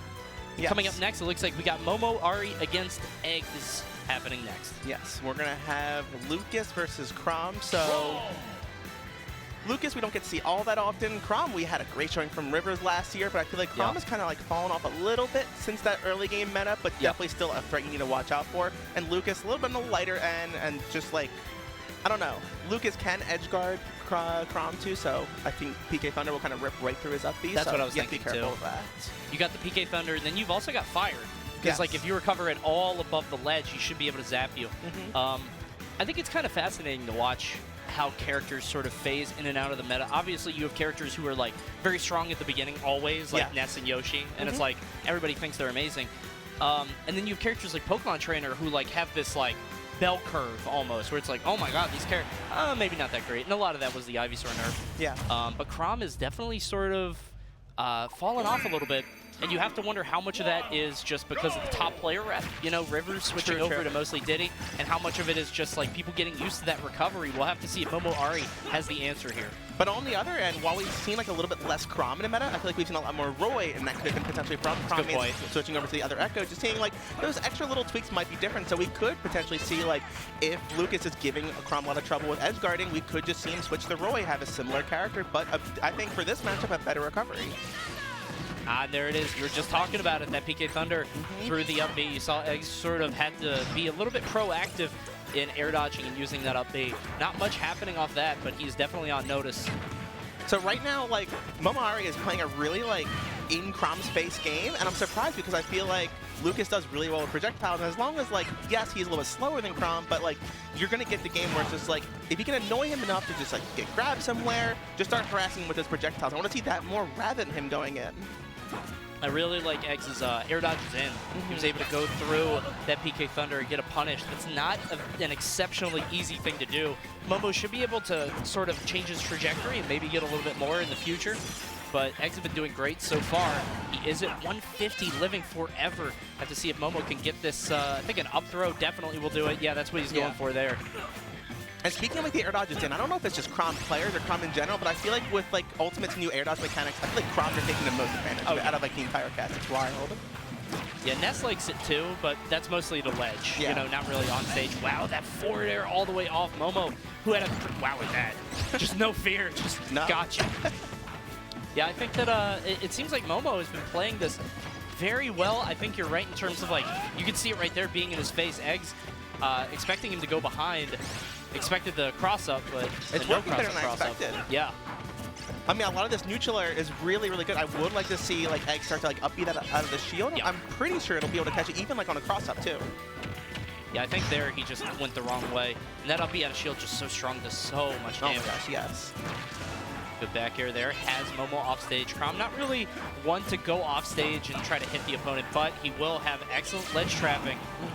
That's why I was so surprised with that first kill. The fact he just went out there and forward aired right through like that tether recovery. I'm shocked it's just like a Crom had like the presence of mind to go ahead and do that, but we got the up-E out of shield there, keeping him away, and now Eggs does have a slight percentage lead, which is good because even though he was down and like that Momo was able to get that first kill, like he did again in the second stock, this kill power by Eggs is going to keep him right back in the game, I feel like. Beautiful down smash there off of the jab reset. And that presence of mind is something you don't really see at all levels of the game, you know, being able to know if somebody doesn't tech that you do have that kill confirmed there. So great stuff by Momo. All he has to do is hold on to the stock Eggs without a jump. So that Thunder, he's going to have the time, but he does not stick it. I think he got a little confused there because he like realized I might miss this, so instead he started to go for like the PK Thunder 2 option there, kind of go back into the stage. But I feel like he should have just committed harder to like just trying to hit Crom out of it, because any hit would have then followed up to a second potential PK Thunder. But we're gonna see if he can do that right here on the last stock. Yeah, I think that's a good point, because like you were so far ahead and you had the stock, even if you lose it, it's not a huge deal. I think it would have made more sense to just go for the hit. Because you're going to get something out of it, but did not seem to matter. There's the back air getting the spike. We're going to see a back throw. Eggs off stage again. PK freezes out, but it's not going to land, but Eggs a little bit too far off stage, and that's going to be game 1. I think it scared him just enough to make him use his up-B earlier than, like, a little bit later, which would have got him to the ledge, but then it's just like, then you're going to be sitting for that PK ice. You know what I think would have worked there? What? Air dodge the ledge. True. And just talking about it, the air dodge, I think... but you don't want to go for it too much, obviously, just because if you do that, very, very easy to track. Not all that consistent, though. I saw Leffen and Mr. R talking about that, where it's like, it doesn't feel like it's 100% consistent in being able to punish stuff like air dodge the ledge. It's like sometimes you get it, sometimes you don't. I agree. It's really strange. And Yoshi is here for Eggs. The name makes a little bit more sense now as we go to Lilac for this next game. He probably started off the game with Yoshi, like you said, like your earlier like meta characters like Ness, like Yoshi, that don't change too much, but then it's like, all right, Crom's a new kind of pick, which is pretty cool, but we're going to see if the Yoshi can, you know, bring back that like easier kind of character situation here. And I think it's honestly, like matchup-wise, it's probably going to do a little bit better against Lucas. I would think so. I guess it's close. Sure, yeah. I think Crom Lucas can really be swayed either way, but I think that the way that the match was going, sort of the tempo and the way that these two play styles were sort of coming together, I could definitely see Yoshi sort of doing a little bit better here against Momo. Now, outside of like just the character matchup, the player matchup, we've seen Momo going super aggressive on top of like Eggs' shield, and even though Yoshi has probably the best shield in the game, bar none, what I'm worried about is that like with these kind of cross-up neutral airs, I'm actually not sure if Yoshi's Nair could punish that or not, which is really like Yoshi's main like bread and butter. That's a good point, yeah. So as long as like Eggs kind of keep the pace in his favor and like really kind of like just box out Momo with like Eggs' eggs, but in this case, if Momo keeps on the shield, I think Momo's gonna be able to take this. Sure. And now stuck at the ledge, tries to go for the forward air, not gonna land, and again, no tech from Eggs, but we're not getting the punish that we wanted off the down smash. Wouldn't have KO'd anyway, but would have been a nice little bit of damage as Eggs has to go high against Momo. Momo trying to keep his distance. Eggs going to use that aerial mobility that Yoshi has to try to close the space. I do like these down Bs coming out from Eggs, which is keeping him pretty safe because Momo is just always on top of the space like that. And the larger kind of like star explores and hitbox coming out of that is keeping him relatively safe to any of these kind of punishes that Momo's trying to do as he lands with the down B. Neutral air punishing Momo for getting a little bit too close, and you see the punish there on Eggs, sort of overextending, landing right into that back air. And Momo has a big chance here. I think there are a couple characters in the game that do a lot when their opponent is at 0 and they're, you know, at high percent. Yoshi does struggle to try to land this KO, and as long as Momo plays kind of annoying a little bit back, should be able to get, like you said, that 50%, maybe a little bit, unless he just jumps right into a forward smash. Unlucky. Yeah, Yoshi does have some trouble with stealing out some stocks like that, but honestly, sometimes you just need a big hit like that, and if Momo is just like not really looking out for that option, because honestly, if I was me fighting against Eggs right there, I'd be looking out for like just more nairs for additional damage or back air, try to steal something out or off stage. I wouldn't have expected that kind of forward smash like that, so honestly, I like Eggs mixing that up and honestly being able to steal the stock like that. Now 60 on Eggs. Basically double percent goes for the risky dash attack. He will pay for it. Only 76. Not too bad. You see Momo trying to cover sort of a jump to center, but Eggs just going to the ledge instead, and he's going to reap the rewards.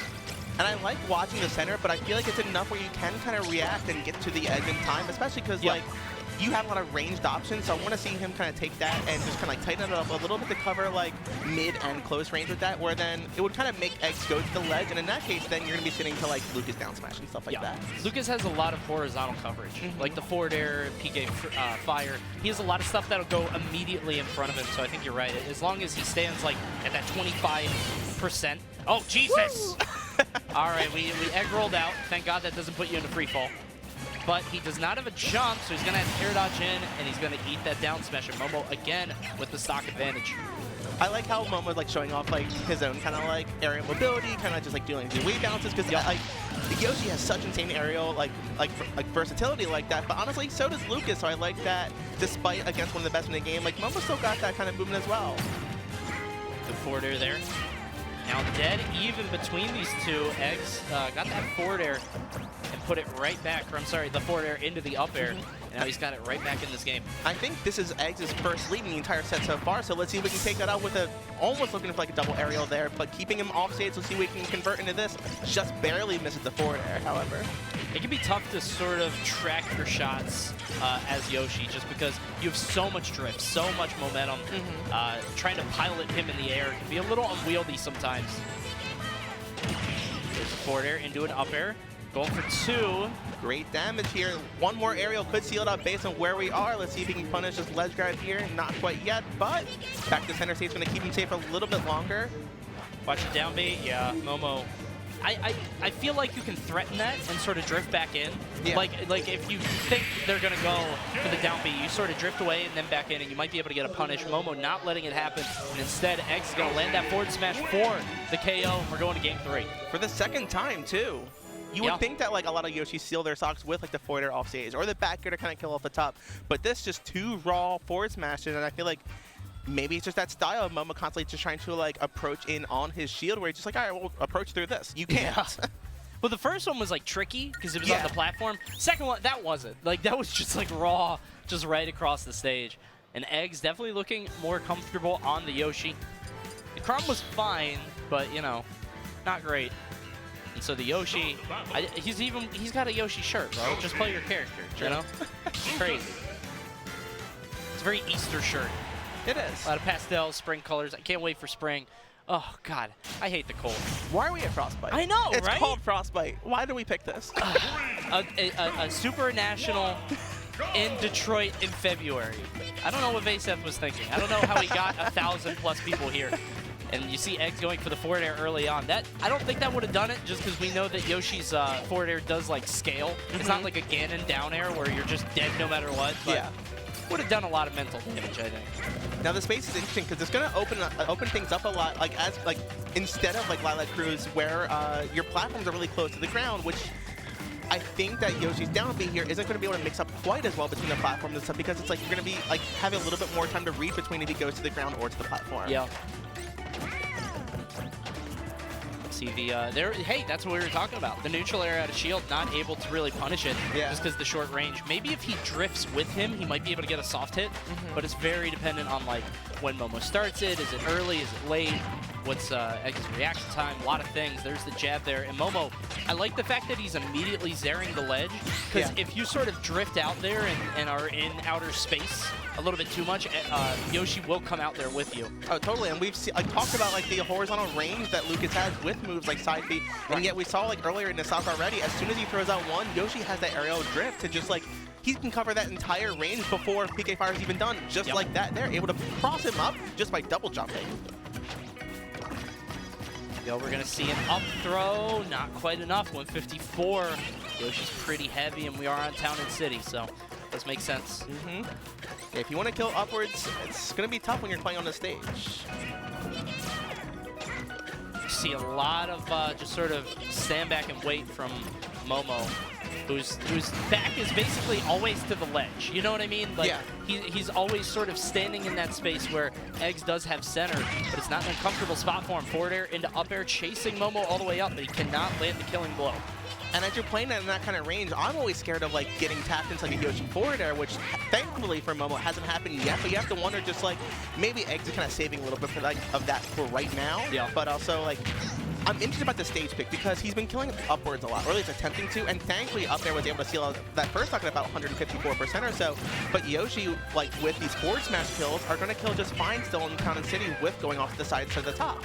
And there it is. That's what we were talking about before. If you're going to go for that down B too much, your opponent should be able to just wait a second, just sort of drift out and then drift back in and get the punish. Finally, the back air is going to do it, but from what I'm noticing, it seems like X is just sort of forcing the issue a little bit too much. You do have to chase down Lucas, but Lucas can sort of drain your mental performance over time, especially in like a game 3 sort of scenario where it's like, okay, I just want to fight. Like, I'm done with chasing you down. I don't want to sort of have to weigh my pros and cons. I just want to get to you. And I think X is sort of paying for that. He's getting shield grabbed a lot. He's getting sort of punished out of shield when he tries to overextend his turn. Everything you just said also applies for me fighting Yoshi, I feel. Like, that's just such a mental drain, too. Oh, my gosh. So I feel like maybe that's part of why the Twitch also prompt into Yoshi to kind of like, at least like, I don't want that mental drain. I'm at least going to try and do my best to kind of like take you down as well with me. You can see it here, Eggs getting lapped in terms of stocks.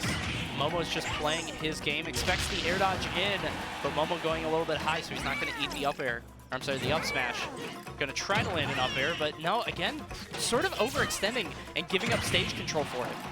Almost seals the forward air into up air, but keeping him at the ledge is able to seal it out. But he has a large hill to climb here with 117% to make it back, but forward air just barely able to take it, thankfully because of the Town and City counter pick. Yep. Yeah, Town and City just really playing out well for him there. I think Lilat did really well for Egg as well as the Yoshi pick off of Crom. Yes. I think that was the answer go. So that was great the right stuff to Momo. He will defeat Eggs, keep moving on in the bracket. And sort of an unconventional character. We saw a lot of Lucas yesterday. We were talking about Labe winning Squad Strike, but Ikoda, who I don't know if he mains Lucas. I assume so. Because like, Lucas was so good. Was he the Nest Lucas Mii-Gunner? Yes. Yeah, just the Lucas was like the star of those three, absolutely. So super fun to watch. And I hope we get more Squad Strike at these Nationals. I love these. Squad Strike was definitely a big highlight of day one. A lot of skill there coming out. And I don't know, my favorite part was seeing players like Music King who don't quite have like a main, sort of, or at least you feel like he shouldn't be maining Bowser. See, it's weird. It's but weird, you get to see like at least so many different, like you get to see a lot of skill come out in that, which is really cool. And if you do want to check out all those VODs from yesterday, go to youtube.com/VGBootcamp. Please do. Are they up now? I believe they are. How do they I mean, do they that? should be, at least, or it's like most of them at this point. Vince, are the VODs from yesterday up now? They're up. Damn, bro, he knows what he's doing. Oh, big dab. Oh, dab on him. That's my boy. Vince is my boyfriend, dude. I love that guy. He's amazing. All right, guys, we got more matches coming up for you very shortly. Looks like up next it is going to be Cyanide against Smirk. This is Armada Smirk. Yes. Okay. Against LSG Cyanide, so we got Greninja versus Ken. Interesting matchup. Yeah, very. So, Shoto privilege is a thing where if your opponent has to fight you, like straight up, if they don't have projectiles, if they just sort of attack with their body, it's tough. It's very hard, and Greninja is one of those. Greninja does have a little bit more. He does have disjoints, obviously, with the forward air, and has a lot of multi-hits, back air, up air, so you should be able to knock him out of focus. Yeah. But I'm really interested to see how this goes here. I think the ways you beat Shoto Privilege are one of two things, either speed or just really meaty, heavy hits that just kind of get him away, not to worry about combos with smaller hits that you're going to be able to get like boxed out against. Right. Where at least, thankfully, like, yes, Greninja has like some stronger aerials, especially with some disjoints like forward air, but I think his speed right now is going to be the way to kind of like seal out this matchup, and especially also utilizing like your Hydro Pump a little bit to just keep him away a little bit, because as long as you throw off the spacing a little bit, you could be throwing off inputs, you could be throwing off spacing into the up B, so anything like that. So play your speed game, use that speed stat, and it's going to overpower that attack stat of Ken. Here we go. And here we go. So we got Smirk at the 619 tag. Let's go. Booyaka. That's my boy. Coming out the sky. Greninja versus Ken. I am very interested to see how this sort of plays out. And Jesus, all that pressure on the shield with that crescent kick. But you see Cyanide bursting right out with that string of his own, doing 50. I feel like it's interesting that we ended up on Smash Play here for Game 1, because, I mean, I think every single set I commentated yesterday did start on PS2, not like most don't anyway. Yeah. But it's just like I do want to see more speed and like just like agility coming out from Greninja. It's just like, the fact that they opted for this stage too, they're comfortable like fighting up and close, which they kind of are right now. I didn't see much PS2 yesterday, and that's a good point. I don't think we've seen it yet today. Very sort of surprising, because PS2 seems to be like the preferred starter of 90% of players. Yeah. But I think you're right. We're seeing a lot more sort of close combat here. Which is interesting. I feel like if we keep doing that, and we like, while Smirk did have the percent lead, actually no, he still does by about like a percent. Slightly, yeah. If he keeps doing that, I think that's how like his win condition is going to go for this game right here. And let's keep in mind, Cyanide started this basically with a free 60% handicap for 50 with that early strength. See him going for the up B, but it's not going to land. He's going to eat that back air there. Smirk in control. But right now, Cyanide's doing his best to get control, trying to go for like a little bit of an offstage projectile there to kind of just push him out. But he is able to read it, air dive down right into his up smash to seal out that first stock and bring it tied back to 2 stocks each. What's interesting about Greninja, I think, is he sort of fits the same like Sheik, Fox, Joker sort of architecture or archetype.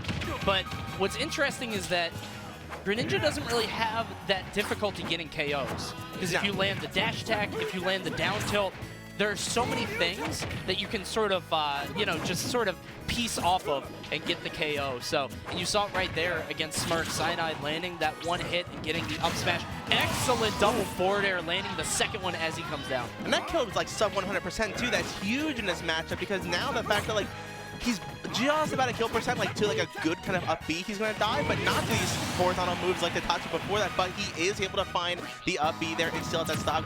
Again, just keeping this game super even. Yeah, I love the Shoryu there, just catching Cyanide on jump. That is one thing that Greninjas love to do, just kind of jump everywhere. And if you catch them above you, so much damage here already, up to 72. Just those stinky feet just over and over in your mouth. This Karate Man just can't be stopped. Beautiful too from there with the down tilt, just keeping him out a little bit more percent each way, and now he's gonna be looking for another jump in to kind of catch it with that short Let's see if he can find it any moment now. As he lands, not quite able to find it just yet, but he's still looking for it. See, we're gonna tech in place, eat that grab, and we're not recovering low. Instead, we're just gonna go right back onto the stage, maybe a little stubborn, using that focus. Again, recovering on stage, but there's no punish from Cyanide. Not yet, but I want to see him mess up that spacing with his up B a little bit more, because it's gonna make him recover on his own terms into like then your water shurikens and your up Bs and everything. Oh, and the shield poke is going to take it from this Smash platform after such an insane string on that third stock. Brings it back no problem, kept it calm, kept it peaceful, and sealed at the stock. It was looking so good, but just the little bit of that charge on the up smash there was just enough. Kind of hit him in those same feet that I was talking about before. Just right there, just washed him. And that'll do it. That's game one. The feet giveth and the feet taketh. If you're on OnlyFans, the feet only giveth. There you go. Feet have giveth people a lot of great stuff. All right, so Cyanide against Smirk. Here we go on game two, and we're on Yoshi's story, an incredible stage. And we were talking about how small and tight Smashville is, getting even smaller here on Yoshi's. So let's see, this is his counter pick right here, which I like it. However, so you gotta wonder, so not just from like stage and counter pick wise, but more for playing with 3 platforms down instead of 1, is that gonna make Greninja jump more? And if it makes him jump more, is Ken gonna have more opportunities to steal stocks with the up B like we saw with that second stock in game 1? Yeah. It's almost like a bait, trying to make him play like this one certain way that he knows he can counter really well with Ken. Yeah. I think you're right. You saw the coverage there with that that aerial, just able to catch him up in the air. Excellent shield game from Smirk there. It sounds sort of easy to do, but it's really not, knowing when your turn is to shield, knowing when you can land a couple hits, and it seemed like that little bit of back and forth, Smirk comes out ahead. So much damage here, 32. That's a great start. We're going to see if he can get an even better start with some more of those down tilt Tatsu combos, because he already got a couple of them in the first game. Here it goes again, just barely missing the follow-up, but still, he's got the 50% basically, so he's in a good spot to take this after one more like easy combo. I wonder how much that was because of the slope, because it looked like the Tatsu barely sort of didn't get the knockoff hit because of that. We see the down tilt into the up air, so we're not trying to go for the killing blow, at least not yet. 127 here, but he does have to get the stock soon, because otherwise that's going to happen. Smirk with a heavy lead. What do you do to bring this back? After kills like that, it really, it almost like demoralizes you, because now you think, yes, game one, I did have enough kind of like just pressure and just kind of like Gluto to kind of bring that back, but now he's bringing it back a little bit, he's doing what he can, but how do you do that twice, 2 entire times? I don't know if you can. Especially, well, I was going to say not with Greninja, but I think Greninja does sort of have it more than other characters. But Greninja, it's, I don't know, you have to get him off stage, and you have to sort of keep him there. And I feel like Smirk has been doing so good at sort of stubbornly bashing his head back on stage, like just Tatsuing. Yeah. He's getting away with it. Have to see how Cyanide does here. Right now, he's in the bad spot. He's going to take a little bit of damage for it, but the slow getting him out of it, yeah. So while he has like a lot of good like things with Yoshi's story, getting early kills, getting those first 2 kills at shockingly low percents, it's also just like, I like seeing that the stage is completely overpowered, because those slopes are really kind of like hampering Ken here a bit. But it also gives you a good idea of where Cyanide should be kind of hanging out to make sure he dodges these combos. Yeah. Back here in center, we've got another Tatsu. Just, it keeps going, 83%. We're going all the way up. Now I feel like with 83% along with 97% of rage on Smirk here, I feel like he's at the point where, well, he could have gotten a stock, but instead a different stock was taken, as we're going to be going into last stock situation right here. Let's going to see if Smirk can bring it to a game 3. Yeah, he bet so much on the jump up there.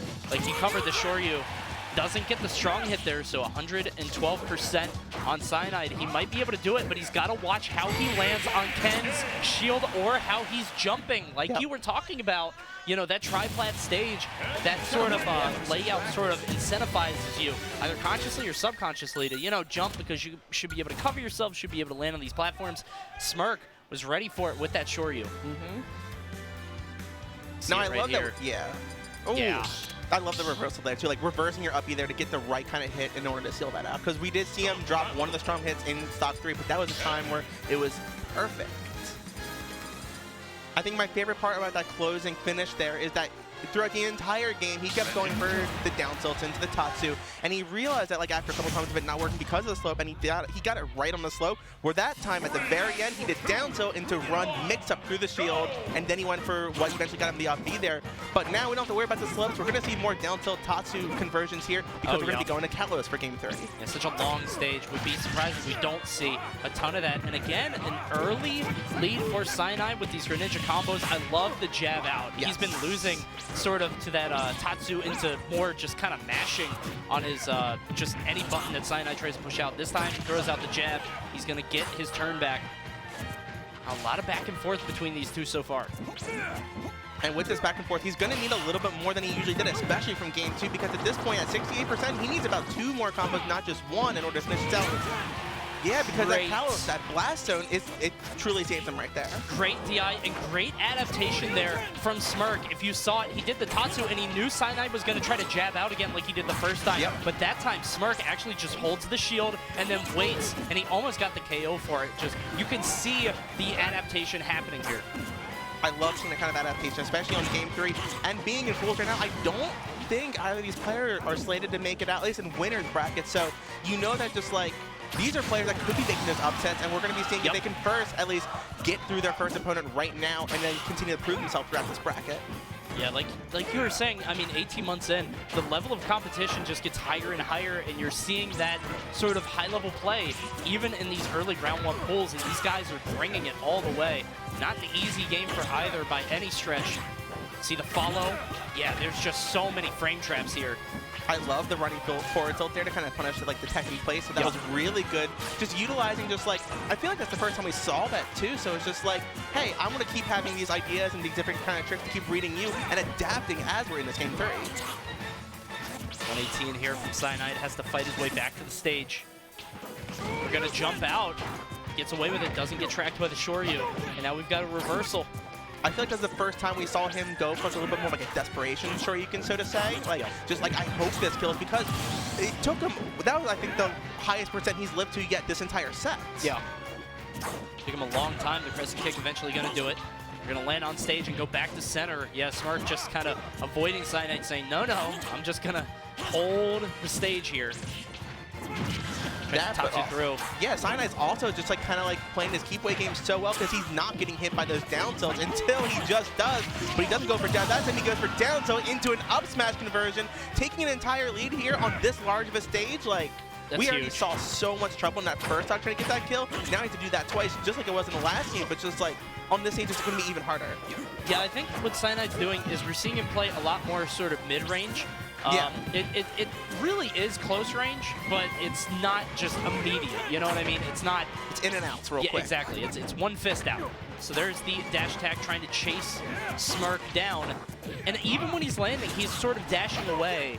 And that's sort of how Greninja plays defensive. Doesn't really sit and shield too much, just uses that mobility, but the sure you will do it, only 63%. And you have to remember, he was taking that anyway, so it's not a huge amount. And if you're Cyanide, though, you're going to be kicking yourself for losing your stock that early Yes. compared to just how long. Because, I mean, we're at like almost 3.5 minutes left, but I'd say like 70% of that was all your stock won. Yep. So now Smirk trying to find these hits. He gets 36. Cyanide can only take maybe 1 or 2 more of those. Ken just has such a strong burst KO option. Ooh, eats the first hit, but he's okay. First down air I think we've seen. Yeah. Oh no. You want to talk about desperation? Going out there, he didn't get punished too much for it. You have to be wary though. Sometimes when you go for stuff like that, you can throw some positioning, some advantage away. Didn't seem to happen there, but both these guys playing very measured here. Wow. And I was about to say, if you're Cyanide, you're like the only move that's going to be killing at this point, or at least at that percent before, was going to be your up smash. And I was afraid he was going to start throwing it out, which is going to leave him open to a lot of other things. But now the fact that at 166, he can feel a little bit safer, just kind of throwing out forward airs, Forward air, which is yeah. using like your disjoints, which is going to keep you safe playing this in and out game. So if we see that, that could be his winning condition right here. While like Smirk needs a little bit more until he finds his win condition. Oh, this is looking so scary for both players. I wonder if Smirk gets... Oh yeah, I feel like 1 tilt might be enough. He's gonna have to get in though. He has to get off that platform. Oh, he touches right down into Cyanide, who goes for the up throw. Wow, I can't believe that was that close. Oh, he wanted to land with the back air. Yep. That should... Oh, but he mixes up the DI with the forward throw. Great job, where you would expect the up throw, which honestly the up throw might have killed too at that percent after it was as close as you said, at like the 170% range, within a little bit more rage and a couple more percents on there. But what a great fought match between these two players, bringing us to a Game 3 exciting match. Oh my gosh. So I'm wondering if the way to DI there, and obviously like Game 3, you've been playing for 15 minutes. I don't mean to take anything away or say like he should have done this, but the way to DI there, is it left? Because I don't know what angle up throw goes at exactly. Exactly. So, yeah, I'm wondering if like it would send you further up. I'm wondering because like he wouldn't have killed with back throw even if you're holding left because there's so much stage to cover. So I'm wondering what to do in that scenario because I think you're right. I think either way up throw would have done it, but obviously holding forward, holding right was enough to sort of mix them up. So just things to think about if you're watching these sets. I mean, there's so much high-level play going on. We saw so much adaptation from those two back and forth, and that's why we went to Game 3. Even, like I said, I don't mean to call it low level, but I mean, this is round 1 pools, and we're seeing matches like that. And that's tough. Like, that just goes to show how stacked this event is, that just like, oh my gosh, there's killers out there. Yes. Yeah. So much great play, and we're going to see more of it coming up. We got Comet against Merrick coming. Comet, of course, a Fox player from the Midwest, has been sort of a rising star for a very long time. Hasn't really had that huge breakout. I think it's a name that we see a lot, but we never see really sort of get that one big upset, that one big win. So we'll see if this is going to be his weekend going up against Merrick, who's going to be playing Joker. Not an easy match by any means. Fox is a great character. They're both top tiers, I'd say, but Fox is like that character. I feel like everybody keeps calling top tier, and we want to call it top tier, but like we don't want to. It's a weird thing. It's like, it feels like he's like, I don't know, in Ultimate, so you're a Brawl head. You know. It felt like the tier list in Brawl was more like scientific. Like I know 1, 2, 3, 4, 5. It's very easy. Yes. In Ultimate, it's more like a caste system.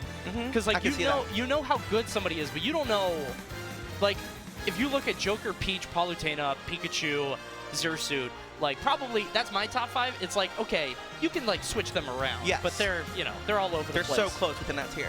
Yeah.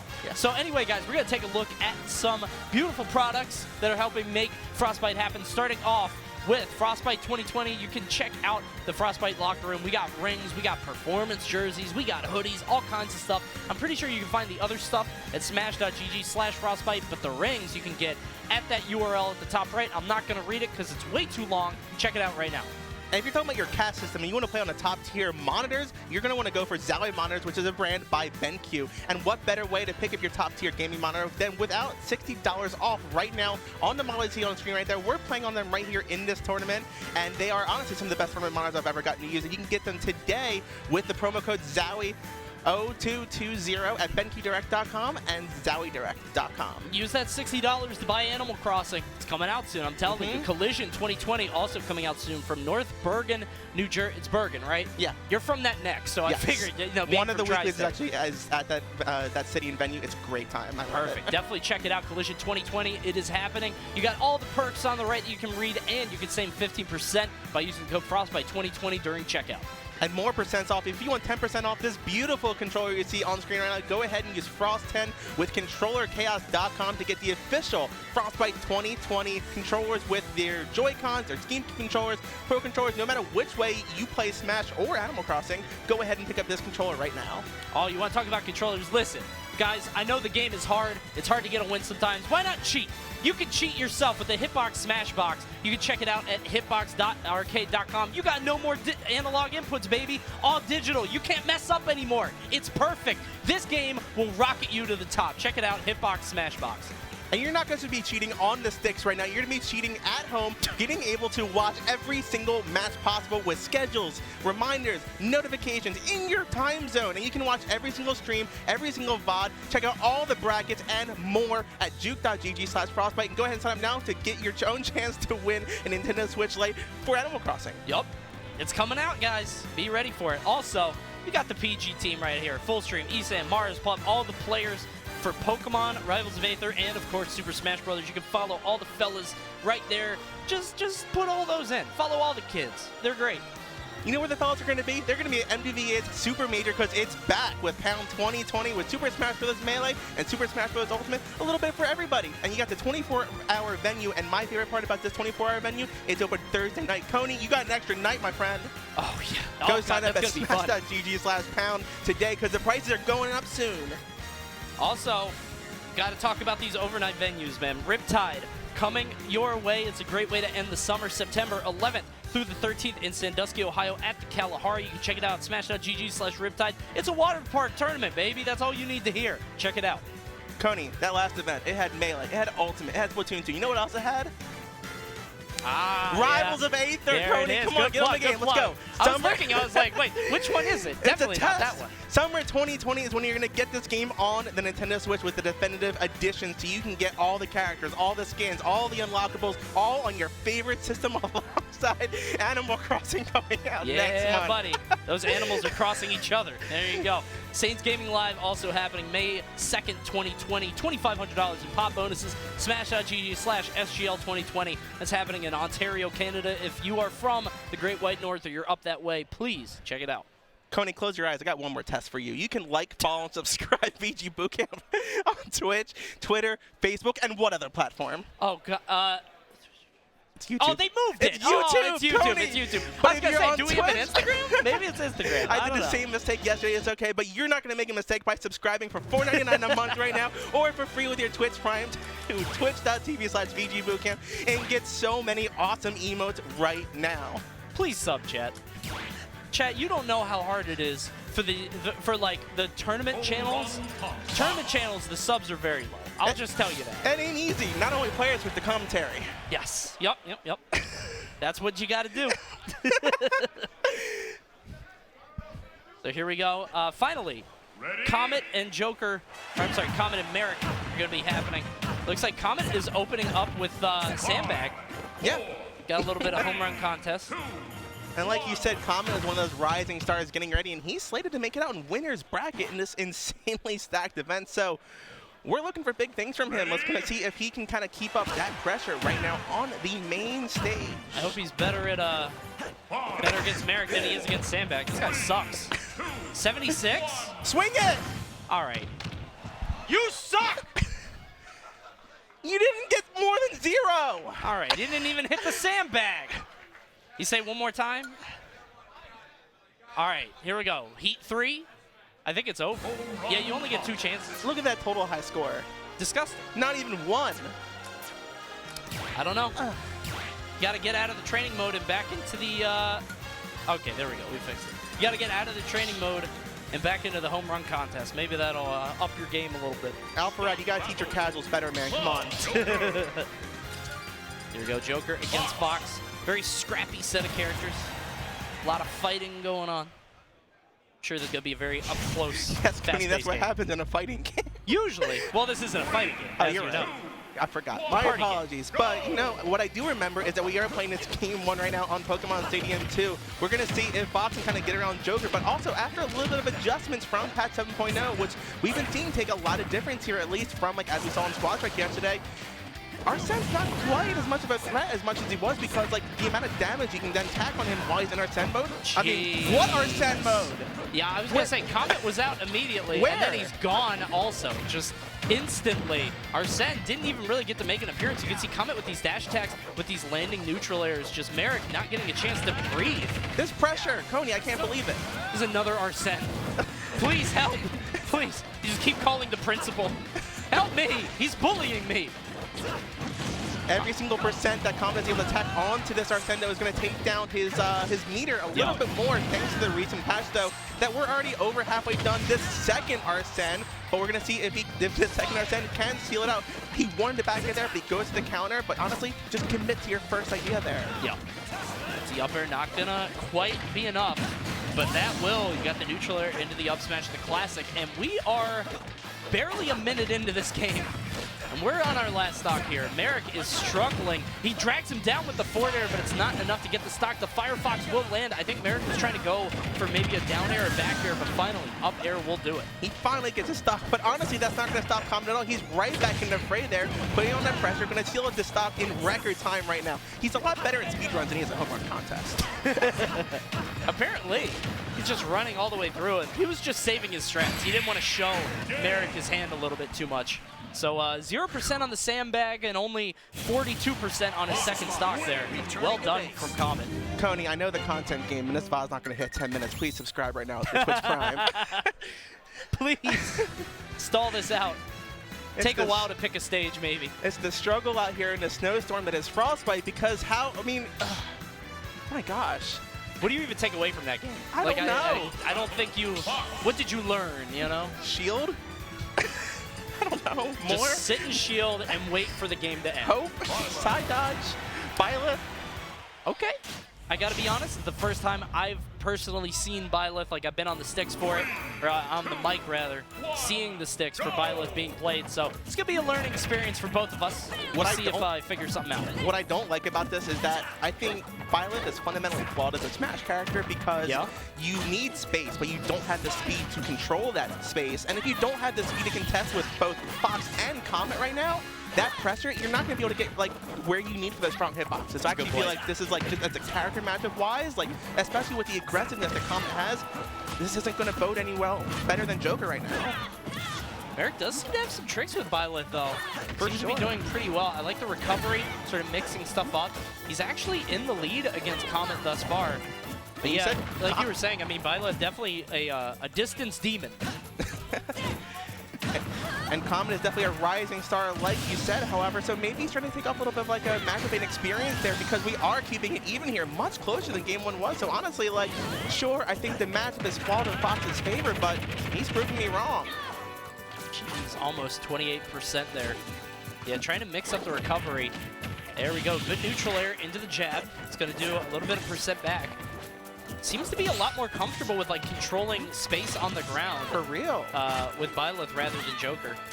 I love, like, so we already saw the up B cancel there once, but doing it a second time, you know, practice it once in the first half, second time. Now you're going to be getting like up airs right through Town and City's main platform like that. Oh, but he, you know, Comet escaped out of that so well, so maybe he does have some of like the match experience there. Oh, there we go. Oh, he's still a jump, but a little bit too far off. I think he tried to hold back a little bit too much. But yeah, Merrick looking a lot better with the Byleth than the Joker, despite the fact that, like you said, I have to imagine that this has got to be worse off for Byleth. We were talking about how much we enjoyed Squad Strike earlier, and some people were saying that, you know, Squad Strike is a good opportunity to try out multiple characters and see, like, which one of your characters like playing hot today. Where in other times, in singles at least, sometimes you have to use like game 1, where this is showing to be, it's a byless day for Merrick right now. There we go. We got another jab. Going to go up to 118%. See Merrick trying to land this KO. We've been noticing Merrick landing with neutral air a lot, maybe getting a little stubborn. Still can't get the follow-up off that up B confirm. Almost nabs that forward air, but up air isn't quite going to seal it out yet, but the second one will. You know what? That bot did not hit 10 minutes. Well, no, I don't think so. They're just going to have to clip a lot of us talking in the beginning. Maybe some of the ads. Tony, how's your day? We need to fill out some time. Like I said, I love this area. I love this venue, but Detroit in February, what are you doing, Vayseth? You animal. Despite that, I find myself here multiple times per year between your Frostbites, your big houses, your Yumicons. I love it here every time, and honestly, you know, Detroit gets a lot of flack, but this one specific area right here isn't that bad, and I kind of enjoy every time I come here. So, I mean, I have been here during snowstorms for multiple tournaments, so you kind of run a bit of a gamble there, but it's a fun time. 3 years ago at Frostbite, was it 3 years ago or was it 2 years ago? I was supposed to fly from Baltimore to Detroit, and at 9:30, I think 9:30 p.m. my flight got canceled because of the snowstorm. And I was like, all right, let me see if there are any buses. Had a crazy idea. I was like, is there a bus? 30 minutes later was the last bus heading out of Baltimore. 14-hour trip, but I made it to Frostbite. Let me tell you, if you have not been on a bus trip lately, don't go. It's very seedy. There is an underbelly of the United States. I went to Pittsburgh. I went to, I think, Sandusky. I don't know how I got over there. I went to all these different places. That's where Riptide is, so maybe you can take a bus there and it's not that long. After this experience, I never want to take a bus again. Maybe not from Baltimore, but like. Well, yeah, that was another issue. You know, the bus station is right next to the casino. They know what they're doing. I don't like it. Anyway, coming up next, something I do like is Panda Global Plup coming up to the stage. A member of my team, a fan favorite, I would say, across the board. One of the best in the game, just making it super far at Summit, almost taking the whole thing in Melee, not quite. So close. He's going up against Moist. He's going to be playing Yoshi. We're going to see how this matchup goes. We're going to have Plup playing Mega Man. Going to be an interesting matchup for Yoshi because Yoshi can tank out a lot of those hits, but not as much like the stronger, like kind of flame swords, but like earlier hits attacker. Yoshi might be able to kind of get through that. So we're going to have to see Mega Man play a bit of a different game than I feel like he's used to as we get through this, but I don't know. I trust that Plup is going to have the presence of mind to kind of get through that matchup knowledge and adjust his game plan as he goes through this game 1 here on Pokemon Stadium 2. It's going to be interesting to see how Plup sort of deals with this, just because Yoshi can live a very long time, especially against Mega Man, if you can't land, like you said, the Flame Sword, the back air off stage, things like that. See if Plup is able and willing to play that sort of keep away, just sort of tack on % game. I have to imagine the patience is there. Yeah, and then if we see Moist not going for too many like eggs as like his projectile to kind of keep him out, I would like to see Plup go like for some charge forward smashes, because that kind of pressure is not gonna like let Yoshi be able to like punish it from that kind of distance. And if he does happen to like catch him jumping out of shield, it's gonna steal stocks extremely early against such a heavy character. See Plup trying to cover everything, trying to force a reaction from Moist there with his movement. Eventually did get it, but not quite the strong hit that he wanted, I think. 99% here. I love the fade back on the back air, not falling in, sort of getting too close to Yoshi and eating that neutral air. I mentioned before when we had Yoshi on stream last is that Yoshi can have some trouble sealing out stocks, but you know, he also has trouble sealing out % if you keep running away like this, and Plup is playing this matchup perfectly right now. Yeah, against a character like this can really be tough. And it's not like a big sort of hitbox character like Pac-Man, like a big ball you can hit, you know what I mean? Or find these, like Pac-Man has a lot of openings where it's like, okay, he's charging or he's sitting behind the hydrant, let me close some space. Mega Man always has the pellets. And because they're always there and available, it can be really tough to find your opening. Moist still doing a great job of keeping it pretty even though. He might be able to take this first stock if he can catch Plup off guard. Which is definitely possible. Yoshi has a lot of those tricks, and as soon as he gets Mega Man off stage, like he's going to be sitting stuck to like his own back air, but he does get hit by the other back air in this game, so good job to Plup there, sealing out that first off after playing an amazing game 1, just really keeping safe, taking on that %. He's already getting a little bit right now, keeping safe, going to push him over to the corner and see how he gets out of this, but he does give him back to stage control. Club kind of dance around with these pellets. Excellent use of that leaf shield. Not using it too much, but using it as he lands right in front of Moist, I think sort of to dissuade that neutral air. But you see Plup spacing around the shield so well. Moist actually bursting out with that back air. Oh, beautiful chop, being able to transfer the down B or the side B bomb onto Mega Man himself, and it's able to kind of like escape a really sticky situation like that in the air because of it. Is the egg roll hit? 160 now on Plup. And again, Moist has to find this way in. Has to land some kind of hit. Oh, I love, he just sort of, they played this game of chicken. Transfers the bomb back and forth, and Moist, unfortunately, is going to be taking the hit. Plup is just trying to jump in front of Moist's face, he's trying to force him to commit to something big so he can punish it. Which is scary too, and I like that he's doing it successfully because like I feel like a lot of times it's not going to be successful, but someone with Plup with such great spacing in mind right now, he's doing it great. Yeah. Yeah, you see, he's playing right outside of his zone. He's trying to get Moist to swing for a haymaker. And as soon as he tries to do that swing, I feel like this percent with 102, but with especially with the rage on Plup, he's probably at up to 4% right now. Yeah, he's just trying to annoy him here, I think. And Moist has got to not give in to that. He's got to play this slow. Finally, excellent falling up air there. 121, as long as he stays out of the back air, away from the forward air, if he can just hold that center stage, because like you said, the up tilt will KO, but it's such a big risk. Yeah. I think as long as he stays in the Pokeball, he might be okay. In the, oh, I was really confused for a second by what you meant by Pokeball. I thought it was interesting there how when we saw Plup lose his first stop, he actually looked very flustered in the player camera. So I don't know if there's like a misinput involved. But I don't know why you would be so flustered after playing like such a stock like that and being able to get upwards of 150 before you even take 20. Yeah. 64 here. A lot of jumping. Down air is going to land 180 now on Moist. And like a lot of characters will like wait for like a forward tilt or like something to, you know, if somebody's in the ledge. Yeah. Mega Man doesn't have forward tilt. He just has the pellets. So instead he's got to land that back air. Good stuff by Plup. And again, just playing so evasive. He really is playing this great. And he's, you know, he's retreating a lot to just like underneath the platform, just doing his job to just like keep him as safe as possible by tacking on more percent while not taking percent himself. And that's gotten him an entire lap here in this stop for game 1. A lot of jumping. Gets the neutral air. Trying to keep Moist at bay.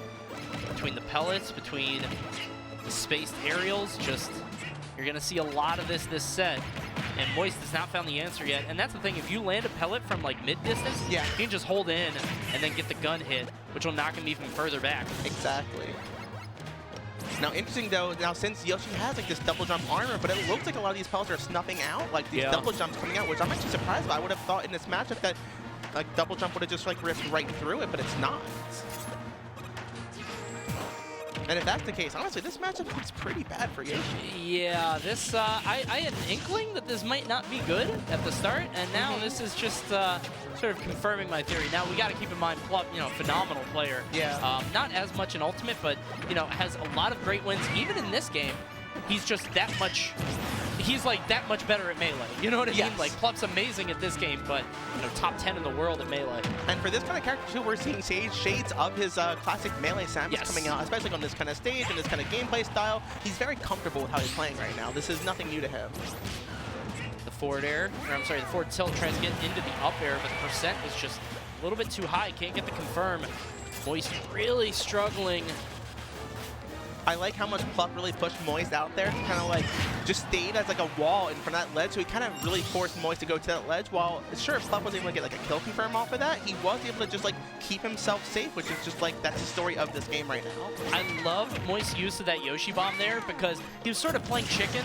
Plup knows that he's not going to go for the grab, so Moist is like, okay, I'm just going to go for this bomb because you're going to be holding shield. So either you hold shield and I break it, or you let go of shield and you're dead. Either one. So I love that use of the bomb by Moist. Unfortunately, it was not enough to get him the win. Plup just playing at his own pace the entire time, and Moist not finding the answer fast enough. And if he plays any other character, I think you might want to opt for that because that just, I don't know if that's the stage either. It looks like we're going to Kalos next. That's going to give Plup even more room, and it's also going to give him better wall jumping as well. So for a little bit more mix-up on his recovery to keep him safe. It looks like Ridley's coming out instead. We do know Plup really loves this character. He wanted to see Ridley in this game so badly. Tried to main him when the game came out and was like, oh, he's not great. Actually played him at the Invitational. Yeah. I was right there with him as a Samus, fan of Samus. That just like I really wanted Ridley to be good, but just like, gosh, this character's frustrating to play as. Yeah, he's not bad. No, and I'm scared as hell fighting against Ridley a lot of time too, but just like, it's a rough life.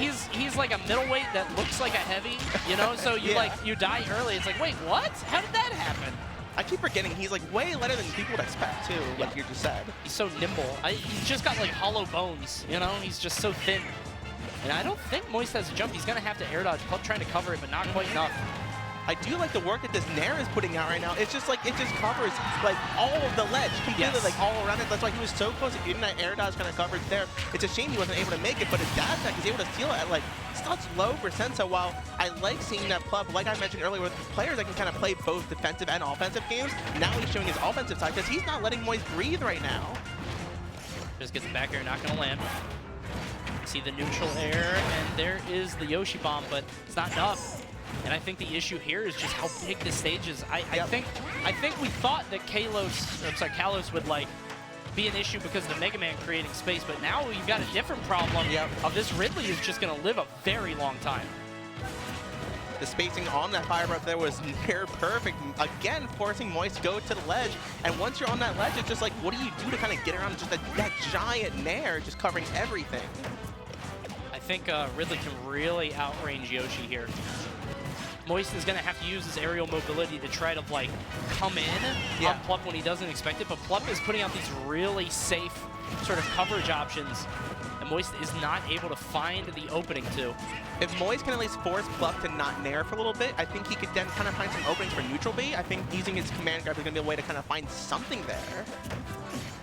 Plup's just spacing his immediate zone.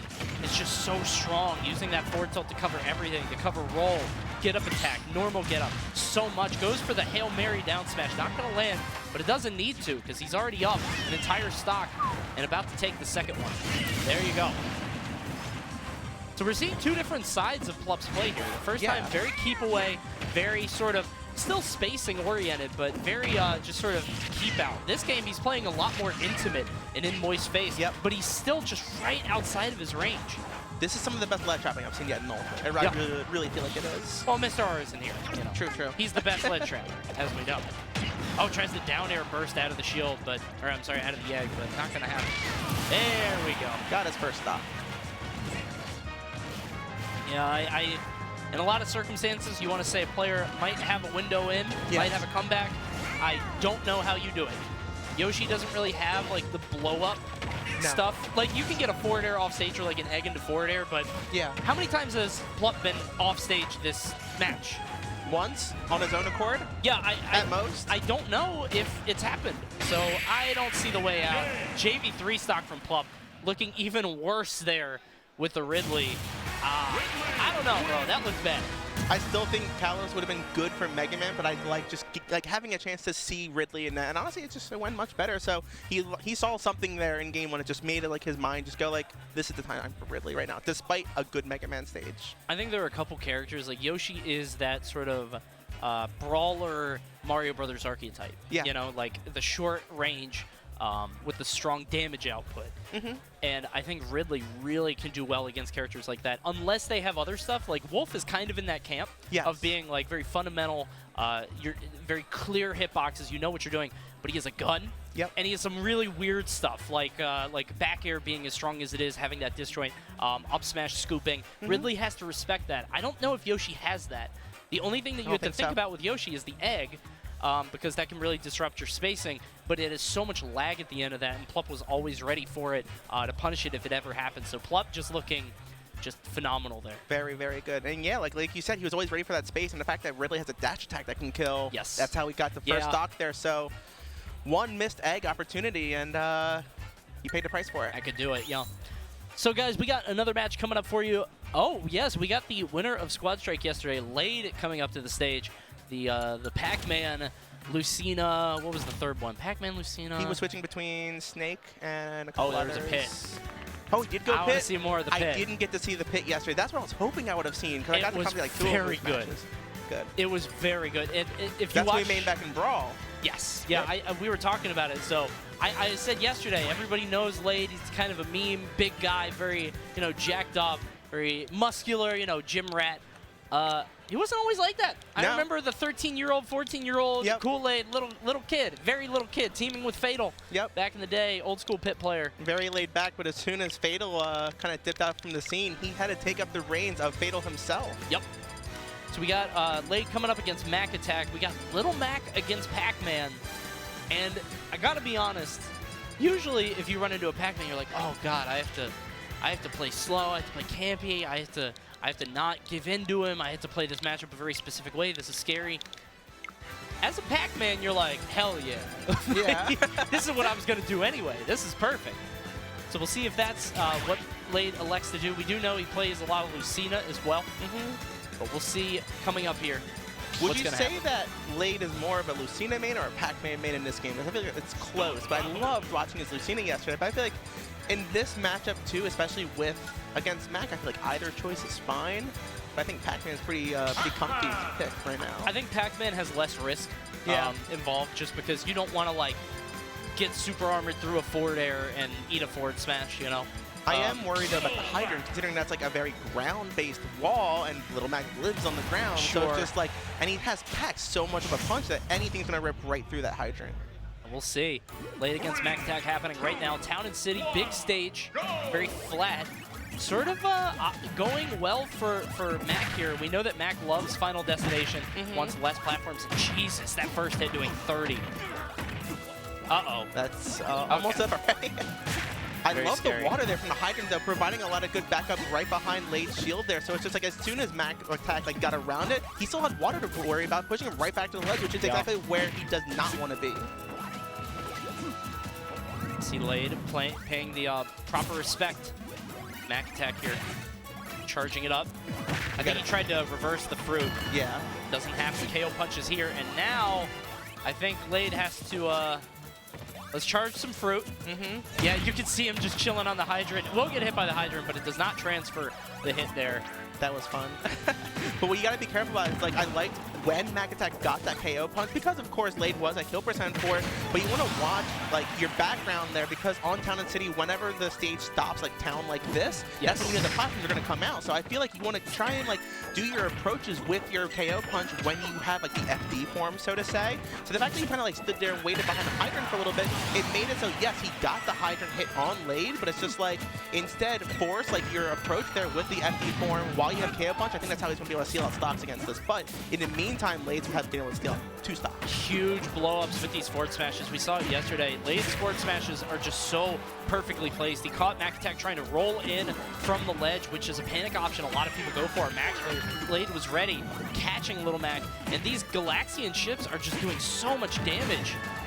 It kind of lifts him up into the air a little bit and just starts combos where you otherwise have a lot of trouble with doing that. But I love the safe recovery here, just stalling out KO punch as long as possible, because after a little bit of time against Mac, as soon as he takes any kind of knockback is when he loses KO punch, but he won't like the first like 10 or 15 seconds or so.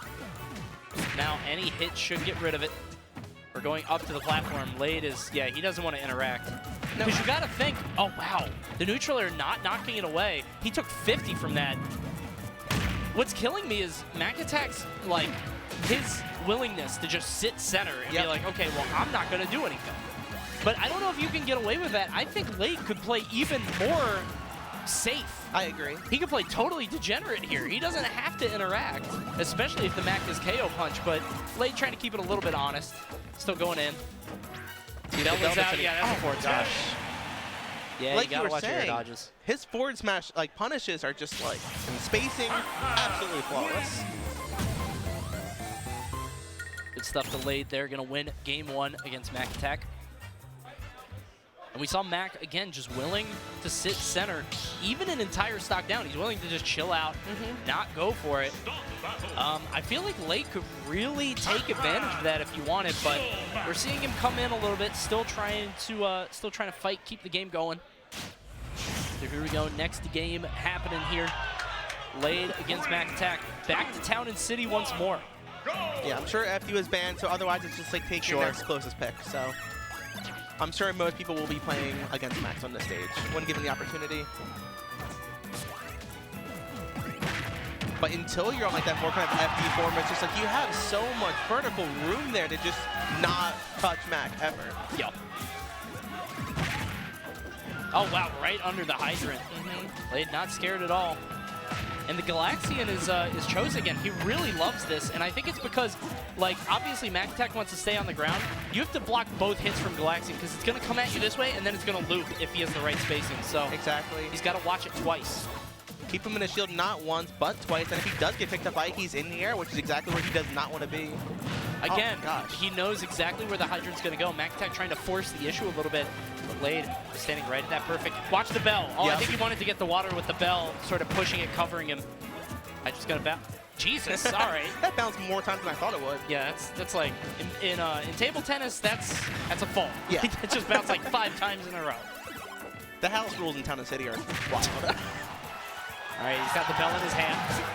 Okay, I like the attempt there. Blade playing a lot slower here, and I actually think he's worse off for it. Like, I feel like he's not overwhelming Mac as much as he was before. McAttack doing a lot better, sort of keeping his ground here. The percents don't lie, but he's not going to be able to get a punish quite off. That gets him a little bit off stage, but not to a kill conversion, which is what he really wants right now. Because now, without that kill, McAttack has the KO punch. He barely whiffs it though, but he's going to take it down to another classic late forward smash. 4 of 4 stocks in this set so far have been taken for forward smash. It's insane. Now, if I'm Lade, again, okay, never mind. I was going to say, I'm chilling on a platform. Yes. I'm not dealing with this. Because I think we've seen that in certain instances, McAttack can't go toe-to-toe with Lade. I think he's generally losing these interactions, but I think all it takes is one good string. Might be able to get it. Even though we've gotten a 4 for forward smash going on, it's just the fact that just like those stocks still aren't being taken to like 90% or so, where right now, Lade's a kill percent at 60. Trying to stall this out. Now, you can't fully wait out KO Punch. It doesn't go away. It's not like Limit. But you do get to that point where pretty much any hit will take it. The Hydrant definitely going to do it. Now, Lade, breathe easy for a little bit. For a little bit, but not too long, because, oh my gosh. Yeah. I'm a little scared for him right now, actually. But that's the second time he's had the same bell setup where McAttack could have honestly just picked it up right there before he got to it. McAttack just sitting in the middle of the stage. Oh, he got the forward smash. Come on, man. Coney. Are we 6 for 6 here? How many is that? That's a lot. And now he's using it not even for KOs, just for damage. It's already stale, so let's just keep using it. He's just placing it so well. Oh, there we go. The Haymaker. That'll do it. And only 32% on McAttack. That's not bad at all. It's not. Oh, I love that sneaky up air. His spacing right there that time for the first time the set was just perfect enough that he didn't have to shield twice for the Galaxian, keeping him a little bit more safe and was able to get a little bit of a punish that time. So the adjustments are coming out correctly to do just exactly what he needs to kind of, you know, not get as caught off guard by Lade's offense. Lade has a bell in waiting. McAttack's going to have to keep that in mind. The Hydrant's out. He's throwing it over for the water. But no, there's no water to be had, so it's going to go away. Unfortunately for Lade, the KO meter right now is pretty low, so that could be good that we might not see another KO meter until that, but if he is able to kind of just keep long enough that this... Oh my gosh. Oh, okay, I was going to say, what kind of creative string are we going to see? But no, McAttack going a little bit too low on that recovery there. Just so unfortunate. He got hit by the bell. Lade wasn't able to string anything off it, so he tried to keep going. McAttack just getting caught there. And again, I feel like Lade was pretty... If I'm going to be 100% honest, pretty charitable that set. Because, again, McAttack showed this willingness to not do anything. He's just going to sit center. If I'm Lade, I'm exploiting that. Oh, yeah. Like, I'm also not fighting. Like, bro, I'm up like 100%. What are you going to do? But Lade continually just picking the right fruit, going in, trying to get these fights, and landing so many forward smashes. Oh, my gosh, So many. And it's interesting that he got so many forward smashes like that because, I mean, I guess it's because he wasn't, like, keeping back as much as he probably should have. Like, with such high platforms on Town and City, it's like, if you're going to be up there, you're not going to be landing forward smashes. So I guess that's why he was a little bit more down to fray. But I do like that despite being on the ground, the Hydrant kind of, like, pushes McAttack off just a little bit from his usual spacing game. So, because you can't shield, like, forward smash and forward tilt quite as safely as you would like to, but you can when he's getting pushed back. Great stuff to Lade. He's going to come out ahead, and coming up next, oh boy, We got this is a match. This is a match. We got Magister playing Incineroar, probably the best Incineroar. I mean, I would say in the nation. Maybe there's another one in the world. I can't think of anybody from Japan or. I mean, I think a lot of top players like secondary or like tertiary Incineroar that you've seen like Mutaking was playing him a lot yesterday, and I think it happens a lot in Squad Strike. He's a big character with a lot of cheese, which is like really like makes him like a good counter pick like that. But it's tough to really see like the mains out there doing work. But who is he against this time? Well, it's funny you said he's a big character with a lot of cheese. Yeah, because he's up against Biggie Cheese, the Ganondorf player. So we got Ganondorf against Incineroar. This is going to be a heavy match. Oh yes, slugfest. So we got a little bit of range on Ganondorf's side. We got a lot of super armor and command grabs. Actually, command grabs on both sides, but just like, this is going to be a slugfest. I want to see a revenge from Incineroar because I'm pretty sure anything he revenges from Ganon will kill. Yeah. Like, if you revenge a dash attack, okay, well, if you get a side B, that's it. You're dead. Just quit. All right, PS2 it is. PS2 make the best games. We haven't seen it, really, at all. I'm really surprised. What's your favorite PS2 game? Probably Silent Hill 2. Or 3. Cool pick. Yeah, probably one of those two. I can't think of many off the top. Sly Cooper's good. Definitely. Jack and Dax. I like your Katamari's. Oh, yeah. I remember the first time somebody told me about Katamari, I didn't think it existed. I was like, you're making that up. You just roll up everything? What we're not making up, though, is an Incineroar versus Ganondorf match right now at an S-tier major. Like, and sounds like you would. This is definitely not like round one either. This has got to be a few matches in. And Magister, I always forget, was he PGR or was he Area 51? Because he was like right on that verge, right on that first one. I think he was Area 51, if I'm not mistaken. Which is nothing to scoff at because he's one of the only Incineroar means to do it. Because this character needs a little help sometimes. But he can do some stuff. Yeah, Incineroar exists in that space where it's like, if you gave him a very slight buff, like if you took away Revenge going away on grab, he might jump up a couple places. Like I think so. He's very close to being a great character. You've got the neutral air, forward air, back air. His aerials are just so good. And you see him boxing Biggie Cheese out at the ledge. Biggie Cheese bursting out with that Wizard's Foot. We're going all the way to the top, but it's not quite enough. Not quite, but like you said, we just need a couple fixes to Revenge. And I think where Revenge kind of like has issues with is against projectile zoners because it's so easy to lose it or if you get grabbed. But honestly, it's like Ganondorf is not going to have that same kind of like ability to kind of take it out as easily. So like the fact that Magister's going to be able to build up a wall safely just with the presence of mind of having Revenge if he ever gets it. And otherwise, even before he gets it, just like the threats of like neutral B and being able to get out of some with this up B like this and kind of being uncontested, it's tough. Like, how do you even approach this kind of character? Yeah. With Ganondorf. I don't know if Ganon is well suited for it because like I feel like if you're boxing him just straight up, Incineroar's frame data is just sort of better. Yeah. You know, and it's like you can't sneak hits in with Ganon. You can't use your mobility or your movement to bait stuff out. You just got to fight him straight up, and Incineroar is just better suited for that. And like I mentioned at the start, Ganondorf has a little bit more range than Incineroar, but the range only comes out from his smash attacks, and they're just a little too slow to really use comfortably against Incineroar, especially when you have such a strong command grab like the Alolan Lariat right now. Yeah. 76%. We're going for Lariat off stage, but okay, there we go. The Darkest Lariat once again. Yeah, we don't have a jump. We have the air dodge. We're going to eat the drop kick. Missile drop kick. That'll do it. Quick match. Very fast, yeah. And a JV3 stock there from Magister, who, again, I think a lot of people sort of know, but he's sort of underground too. Great player in Smash 4, was a lot more underground there. Was a villager slash Charizard player from Washington. Had the chance to go to Seattle for a business trip a long time ago and got to play him a lot. Great player. And here we go. So we're going to, I think we were told, it's in the rule set. Yes. You can go to Battlefield or FD variants, but you can only go to Summit. Uncontested though, which means your opponent cannot deny you the use of it. Yes. And I love that. Good branding. I mean, you can see the blue lighting in this room. You can see the icy background here. Let's see how things go on Battlefield here for Biggie Cheese. Opens up with some good percent, which is anything you can get to knock, like, Incineroar off stage. That's how he's going to be able to steal something out, but he catches him sleeping there and is able to... Oh, what? No! Oh, no! That's a Pro controller, it looks like, and he was plugged in too, so you gotta wonder, was like... Well, what's funny is he gave him more time to react. Oh, he's gonna give up the stock. That's okay. the stock. Good for him. I don't know, like, I think you only have to do it if your opponent asks for it. I don't know if Maister asked for it or... All right, well... When you're in threat of up tilt like that, I think we take away kind of not get embarrassed on stream. Yeah, that's unfortunate. Well, gives up the stock for the... Oh, dear. Oh, dear. Okay, he got him. And I think that does count. Yeah, command grabs do count to take away the revenge.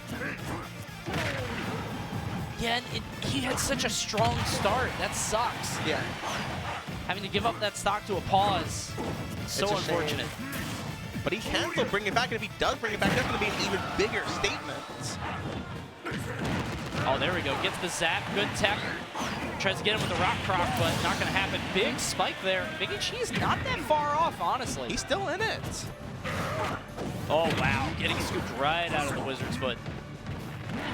Recover is fine. Let's see if he can tack on any kind of percent right now, though, because honestly, 99% looking a little hurt, but another neutral air. Oh, I thought he was going to go for a second one, just try to do anything there. Should be just enough to recover here, but Match is not going to do anything, just kind of go for a down tilt 2-frame, but great parry, but just is able to miss any kind of follow-up from it, but almost. We're going to see if he can do anything to kind of bring us back down to last stock after an unfortunate first stock. Oh, dear. Oh, dear. Get rid of that. There we go. Good. It's gone. That could have been disastrous. Down throw into the forward air. Oh, wow. And the Lariat actually beating Ganondorf's moves just straight up. Goes for the spike. Not going to happen. And a rock croc there.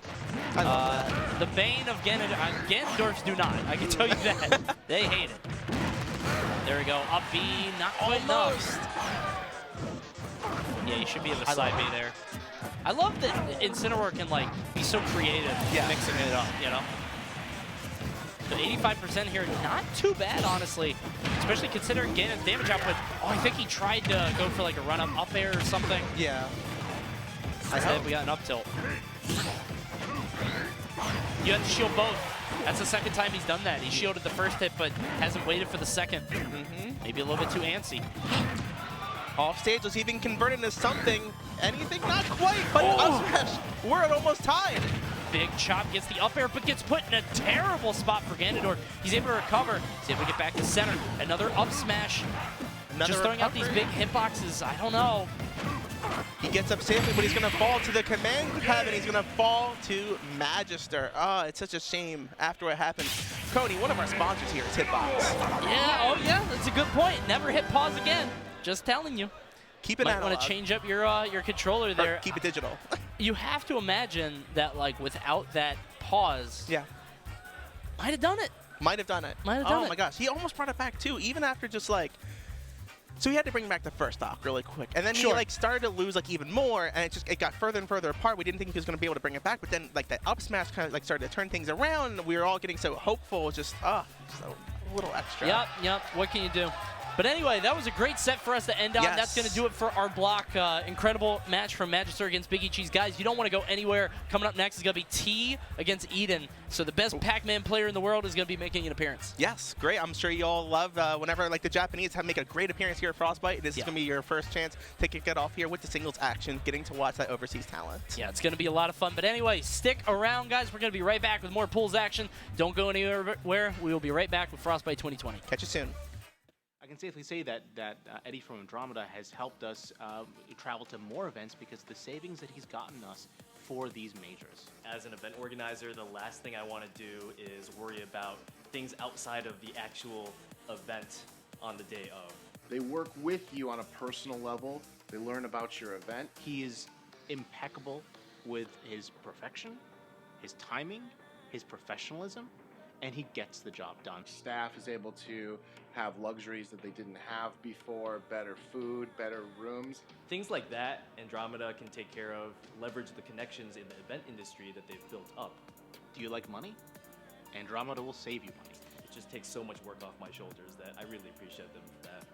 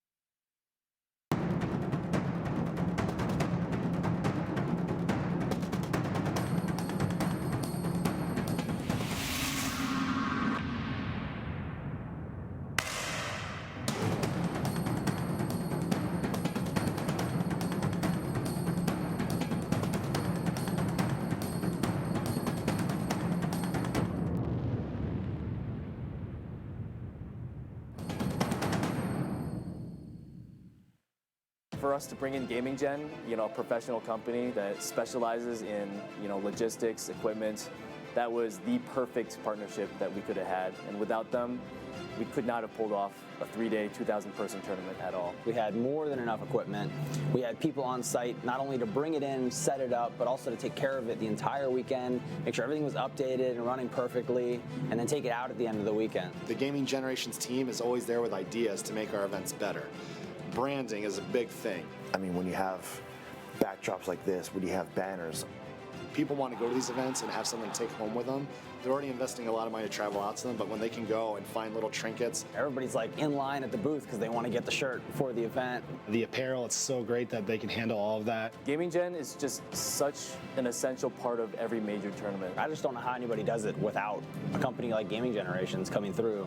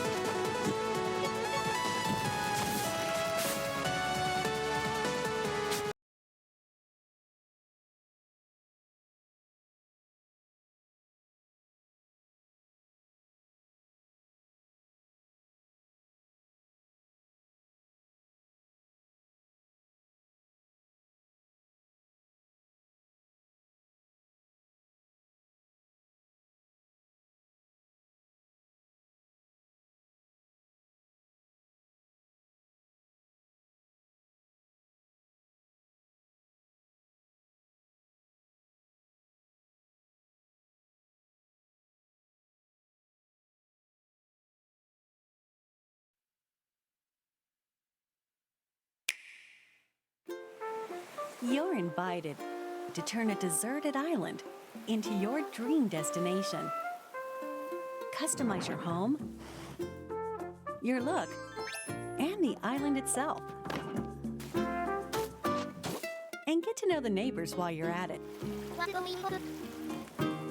Animal Crossing New Horizons, only on Nintendo Switch. Game rated E for everyone.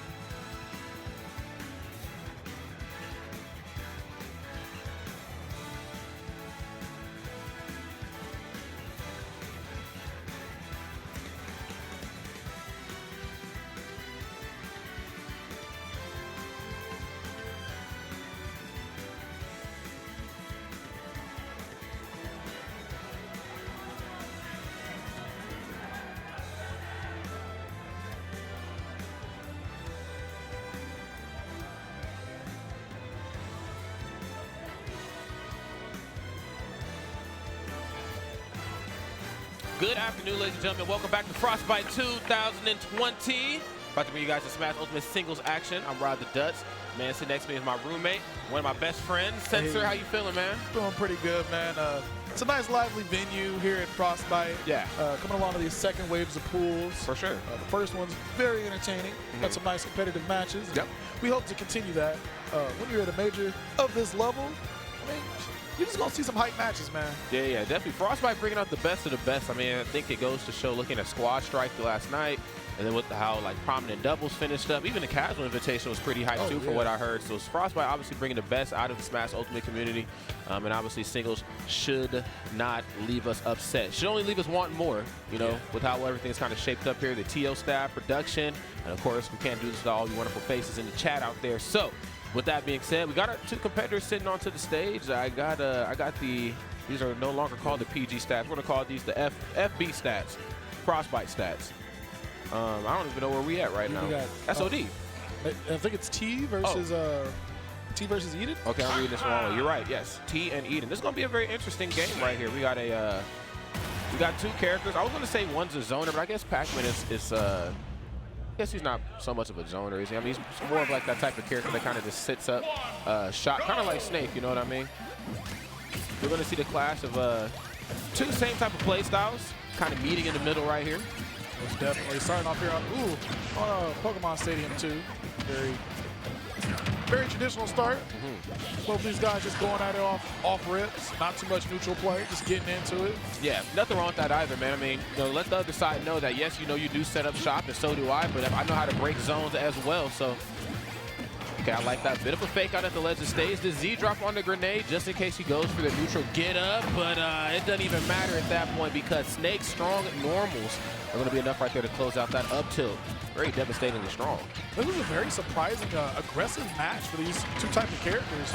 Normally when you think Snake, you think Pac-Man, you think a match can be long and grueling, but both of these guys showing that these characters are equipped with tools that makes it so they can also be very aggro.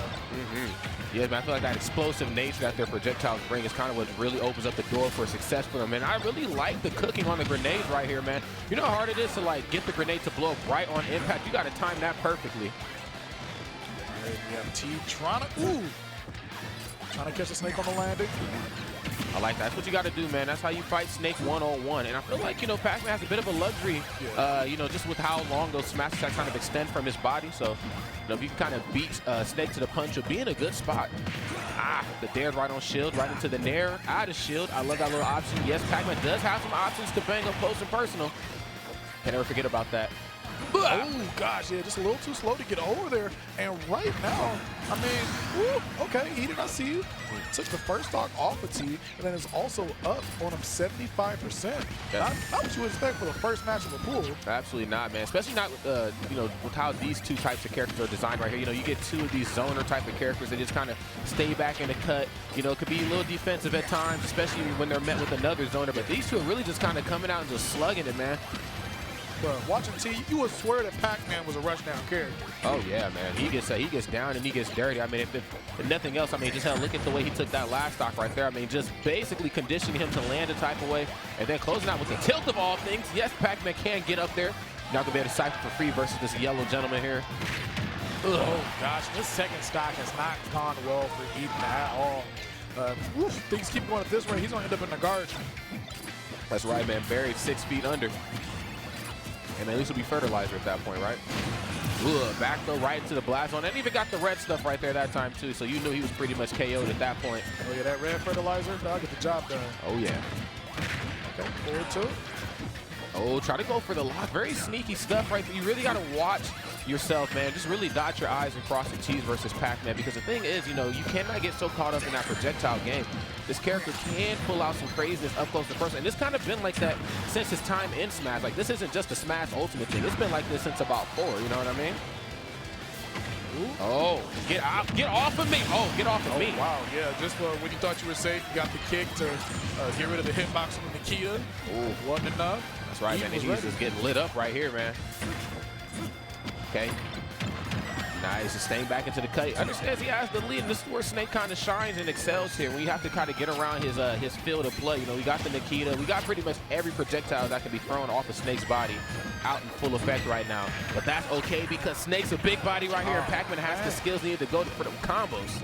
That's wild because he did recognize, you know, I have to lead. I'm gonna set up behind this hydrant, but as soon as he crossed that line, he ate a mean 60. That's right, man. That's kind of just the duality of Pac-Man. You know, Pac-Man sometimes gets beat down, but when, you know what I'm saying, when the shoe is on the other foot, man, Pac-Man definitely delivers.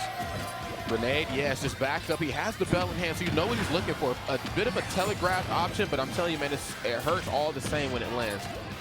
It's the scariest of things. It's like Diddy Kong beating your face with a banana. Like, you know it's coming. You know the killer's coming. It's just when. You know, you can hear the music. Hear the boom, boom, boom, boom, boom, boom, boom, boom. Oh, no, we living. We're good. He got rid of it. He gave up on it. He was like, you know what? Playing a little bit too safe. Let me go ahead and reset up shop. Okay. Off this feet here, a spot where Snake does not want to be historically, but those trusty grenades coming out to aid him. The directional air dodge, but he's going to be able to up B. He's backwards, though. Oh, I like that. Yeah, try to use the dare for the coverage, but just kind of beat him to the punch. Fantastic job by Eden, but an even stronger finish by T. Oh, yeah, Eden played that match extremely well. That second stock kind of got away from him, but minus that, it's a really solid set we got going on here. Yes, and I think, you know, as time progresses, especially as, you know, the Japanese players start to come over to the United States, and maybe it's not even just like a them thing. Maybe it's just because of like how close the skill ceiling is in Smash Ultimate, like how everybody's just kind of not necessarily on the same playing field, but it's a little bit closer than we were before. I feel like, you know, we're starting to figure out, you know, some of these Japanese matchups. Could you imagine, you know, a Pac-Man of T's level coming into the bracket back in Smash 4 in this part of pools? Like, I'm not saying like top 32 or anything, but just this people would not have been ready. They wouldn't have been ready, but as you know, that match came down to the wire right there. That was great stuff. The T definitely would have been too sweet. That's right. Everybody in the community would have loved with diabetes. That's OD. The T is hot, baby. I got the rundown. Say less. All right, okay. So we still got the exact same matchup. Snake, Pac-Man. Very much expected. No reason for either of these guys to switch off. Absolutely not, man. If it ain't broke, do not fix it at this point. Let's let it get, man. We're back home, sweet home. Well, I don't know about this. This ain't really my home. This is just kind of where we have to live sometimes. Oh, this is sad. Yeah, man. Are you living, but are you really even alive? No, man. I really don't want to be here. That's right. All right, we're going to see, man, who got more real estate right here in this game. A bit of a clank right there to kick off the match. And as you can see right here, T is just kind of opening up in a pretty strong manner, pretty aggressive manner as well, too. You know, who said Pac-Man can't get in there and get them hands dirty, okay? Man, he's not getting his, he's got the gloves on, bro. That's very true. He ain't trying to get the Frostbite flu out here. I don't blame him, man. Nice, just runs right up and goes for the nair. Some very tricky and tried and true Snake stuff one-on-one. Oh, and I love that. That's just like the Smash Ultimate footwork in a nutshell. You know what I'm saying? The quick run in, run out to the turnaround tilt. I think that up special from Pac-Man is one of those mini games. One of those moves people really don't think about. How quick of an option that is. It was able to get him out of that situation. Fighting against the Snake there. Forward smash gonna get rid of that first stop. That's right. Saved by the bell right there. Hey, no Sunday morning activities for you at all, man. He just got the job done, and I like that. You know, sometimes Snake can be a little bit aggressive up close. You know, you can feel like you're being smothered. Yes, he doesn't have the quickest aerials in the world, but what they do when they land, you know what I'm saying? Obviously, they pack quite the punch. Very smart right there to just stay patient and hit him with the bell. Okay, yes, he's just going to Z-drop the grenades. Very good. And then slow cooking them as well, too. That way they, you know what I'm saying, they explode a little bit quicker after he drops them. Okay, we got some explosive T's. Just really a hard time getting his feet back down on the ground. Finally gets there, gets the key out. Knocking off the hydrant. Uh-oh, you know what that sound means. Yes. Very unfortunate right there, man. But, you know, you just cannot be up there on that top platform. Sometimes it's not even enough for Snake to just up-tilt you through the platform or to, you know, jump up and go for forward air and just eat up your shield. Sometimes something as simple as just a C4 sticky can get the job done. And at that point, you're pretty much playing a game of chicken with Snake. Oh, the double parry. Okay, no House of Pain right there, though. That was a nice B reverse that we had above him with T to kind of avoid the bell. He ended up throwing the bell the wrong way. Yeah, so he's looking to ring it right here pretty soon. Just blow it up, gets the up air and the red stuff. Not hot enough. Snake's a big boy, but yes, won't be able to survive too many more of those. And unfortunately for Eden, he finds himself right here on his final stock. But that's okay though, man. He's had a pretty explosive start. He can tap back into that type of energy. He should be in a good spot here. Okay, the C4. Even I forgot that was there, man. Yes. Okay, we got the Hydra coming down. Okay, I like that. He's putting the Hydra in the middle of the stage too right there, just to kind of keep him pushed away on both sides. And he's right now pretty much brought this back to where Pat. Yeah, you seen that back here coming. You knew it was coming. Oh, okay. Not up tilt. Nothing wrong with that either, especially at this percent. He's going to go for, absolutely nothing right there. Unfortunately, his own tools kind of working against him in that manner. Yes, and I love that. Just kind of stopped the Nikita. Yeah, just right there in place. A little bit harder to do here in this game since Nikita's so much faster than it was in Brawl, but still good nonetheless. Nikita's actually OD because, I mean, Nikita was like a joke move in Brawl. Yeah. Let's be serious. You're actually using that move? Like, dang, you got killed by Nikita, bro. It's time to hang up the sticks. Oh, curse the death screens right there. Yeah, it's time to hang up the sticks. That's right. At least for a couple of moments. Shout out to Edie. You played very well. Good luck in losers bracket. Yes, yes. Best of luck to you down there in the party bracket. And of course, you know, it's Frostbite. We're definitely bringing all the festivities here, man. Like, you get thrown in the losers bracket here, it's going to be a pretty interesting time for you. You know what I mean? Yeah, in that set, just seems like T, when he was able to get, I mean, when he touched you once, he touched you 10 times.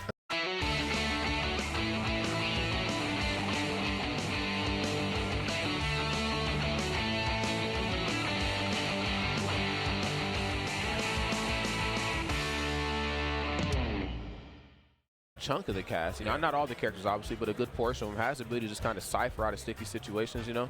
And I feel like, you know, in a couple of those earlier exchanges in that first game, he just kind of ciphered, and then, you know, Teagues went up there, up aired him a couple times, you know, hit him with some projectiles. Granted, not all of the projectiles knock him out of cipher, but it kind of sets that damage. It's still some damage, and let him know, you know, you're going to have to land a little bit differently versus me, which in, you know, fighting Snake one-on-one, that's the one area of him that you should really expose if you have the tools to do it. Well, gotta get it when you can, man. Get it when you can. That's right. Yeah, so wonderful stuff right there to both of those two competitors. One side goes to winners. The other side takes a trip down to the Shadow Realm.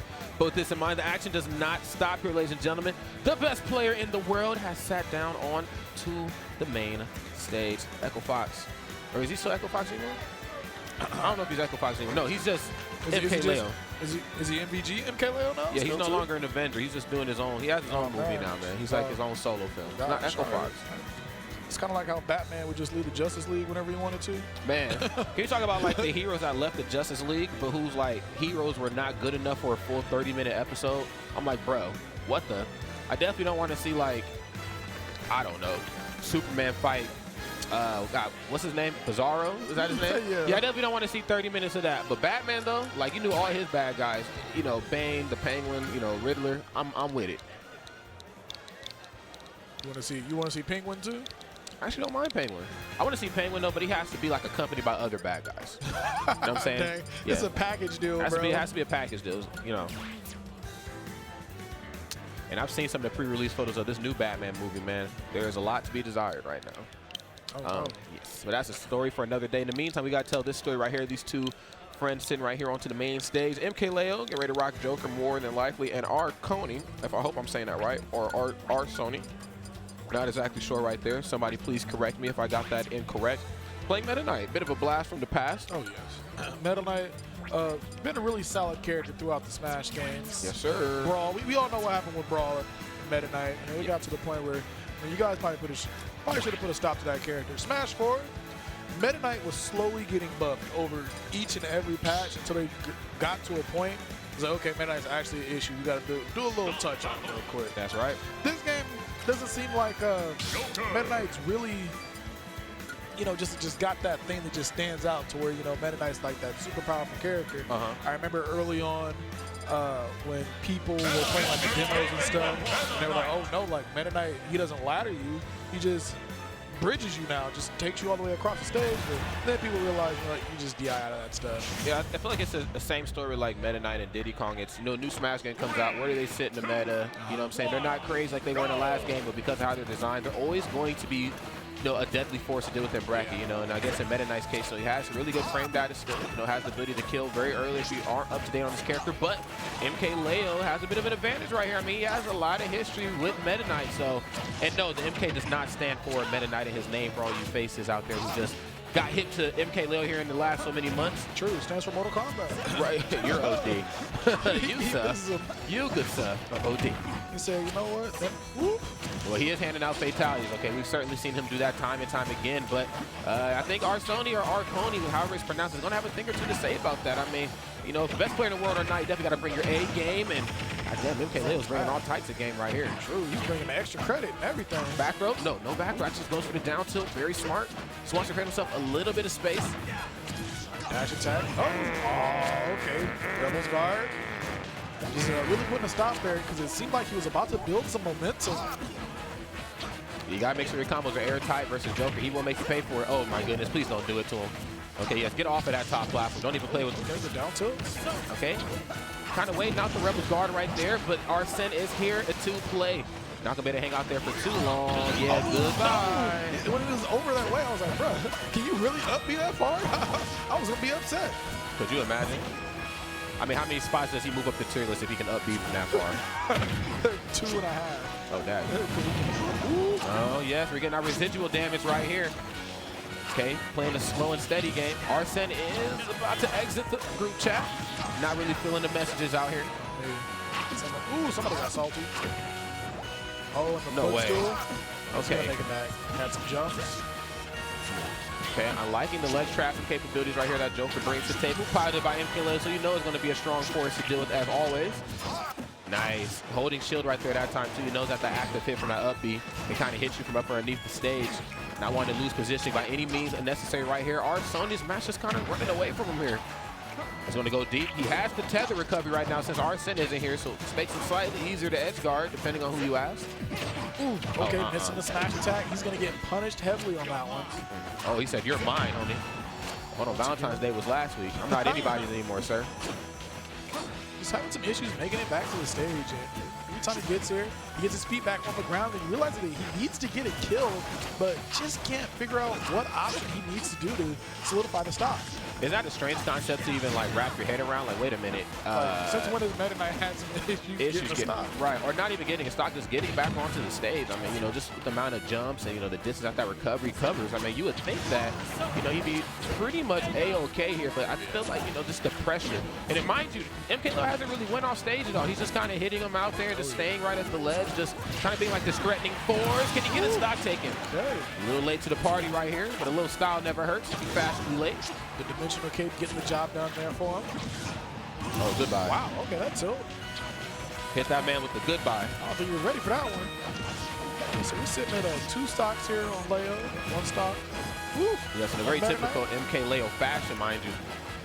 Okay, yes, going to use the guns, yes, and a pretty unexplored tool I feel like that Joker has. You know, it's the like the air dashing and still like the gun utilization. You know, a lot of the Jokers are getting away with just having a really strong neutral and just understanding, you know, what Joker can and can't do with and without Arsene. Oh, we're getting a blast from the past. Hold up a minute. What year is this? It's 2020, bro. It says it on the logo. Oh, my bad. Shout out to Frostbite. If it wasn't for y'all, I wouldn't know. Right, I thought this was 2017 right here, man. My bad. I've been in cryo sleep. I seen a jab. Oh my, he's trying to. Okay, you know what though? I gotta really give it to Arconi. He's starting to come alive here in this first game. A little late. But you know what though? If this is a sign of what's to come in the future, I'm sold. I think he certainly knows what he's doing here. This is game number 2. Oh, got the drag down. Yes. Oh, okay, my. He knows what he's doing. DK. Oh, no. Hey, I feel him, though. He was like, you know what? No. Oh, no. Let me try it again. Oh, no. Went for the double dimensional cave. That would have been the biggest of brains if it would have worked. Yeah. That parry was pure sex, too, though. That was some clean stuff. Wow. Alrighty. The words of PB&J. That was that game. We got a game number 2 upon us, and I gotta say, I'm sold on the Meta Knight. You know, sometimes when you see players go up against these top professional players like MKleo, it's kind of hard to tell, like, is this guy good, you know, or is MKleo just that good and he's just stomping over this dude? But I feel like, you know, he's starting to come alive. You know, at the end of the day, it's still the Joker matchup, though it is being piloted by MKleo. So, you know, approach with caution, excuse me. Bro, I wouldn't even approach. I seen Leo, like, I'm just DQ, say I didn't lose. Oh, damn, you're OD. Yeah. All right, one Smashville. Once again, very interesting. Not only to see Smashville beating the stage that it started on, sure, because you know that's what happened to Smash 4. Right. But seeing it twice here in a best-of-3 format. Yeah, it's pretty interesting, especially for a character like Meta Knight. I'm not saying that, you know, he does like super. Oh, wait a minute. Yeah, Okay, yeah, I like that. Yeah, starting to come up. I like this. You know, these smaller stages, especially for you know, versus MKleo and he's playing Joker.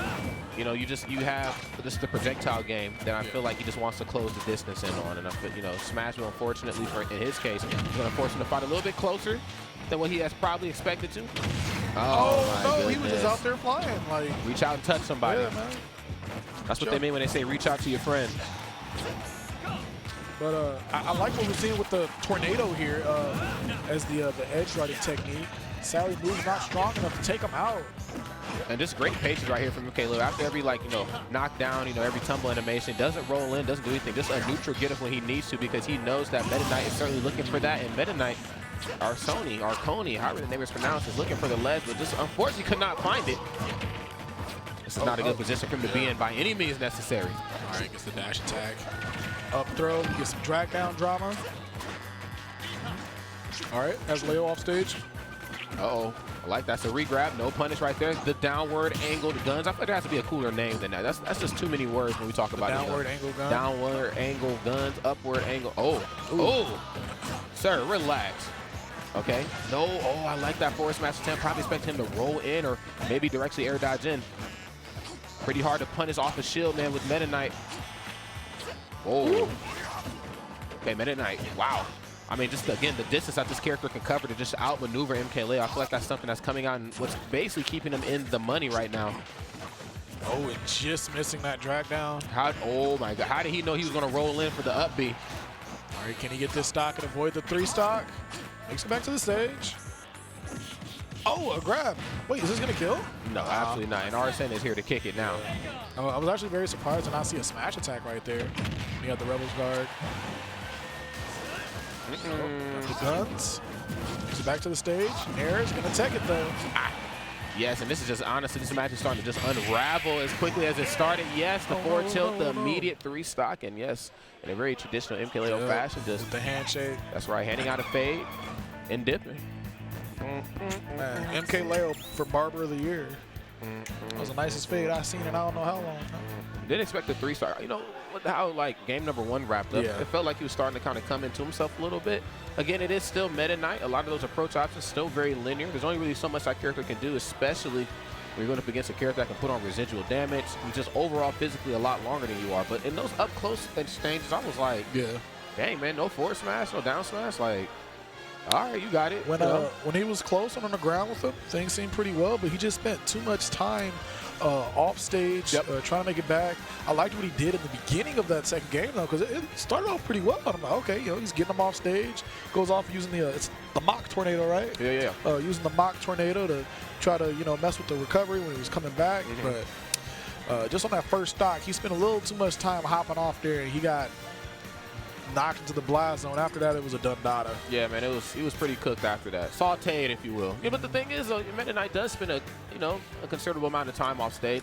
I do feel like, though, in the case versus Joker, it's probably best to try to keep the match as grounded as possible. You do not need Joker up underneath, as you know, as light as a character as Meta Knight is, up underneath on that Smashville platform. You know what's coming. Okay, it's just all harassment at that point. You know, up airs, of course, up smashes. And I think he almost even got a jab lock combo too. I think he got like air dash, first shot of gun, jab lock. Then, you know, he's probably looking for uppers afterwards. So, MKleo very comfortable in that matchup, respectively. Again, for some of us who just were introduced to MKleo and Smash Ultimate back and forth, played a lot of Meta Knight as well. Played a little bit of Snake and Brawl, of course, you know. So, I mean, he has a very large repertoire of characters. The majority of them all have swords. That's kind of his shtick, literally, no pun intended. So, yeah, MKleo just kind of OD on the sticks, but kind of, yeah, just a smidge. I mean, you know, he's kind of just like a back-to-back champion in a couple tournaments, but. Got our next players sitting onto the stage right here. We got Dr. Black Guy Gamer ready to face off against Milk Toast. Am I reading that properly?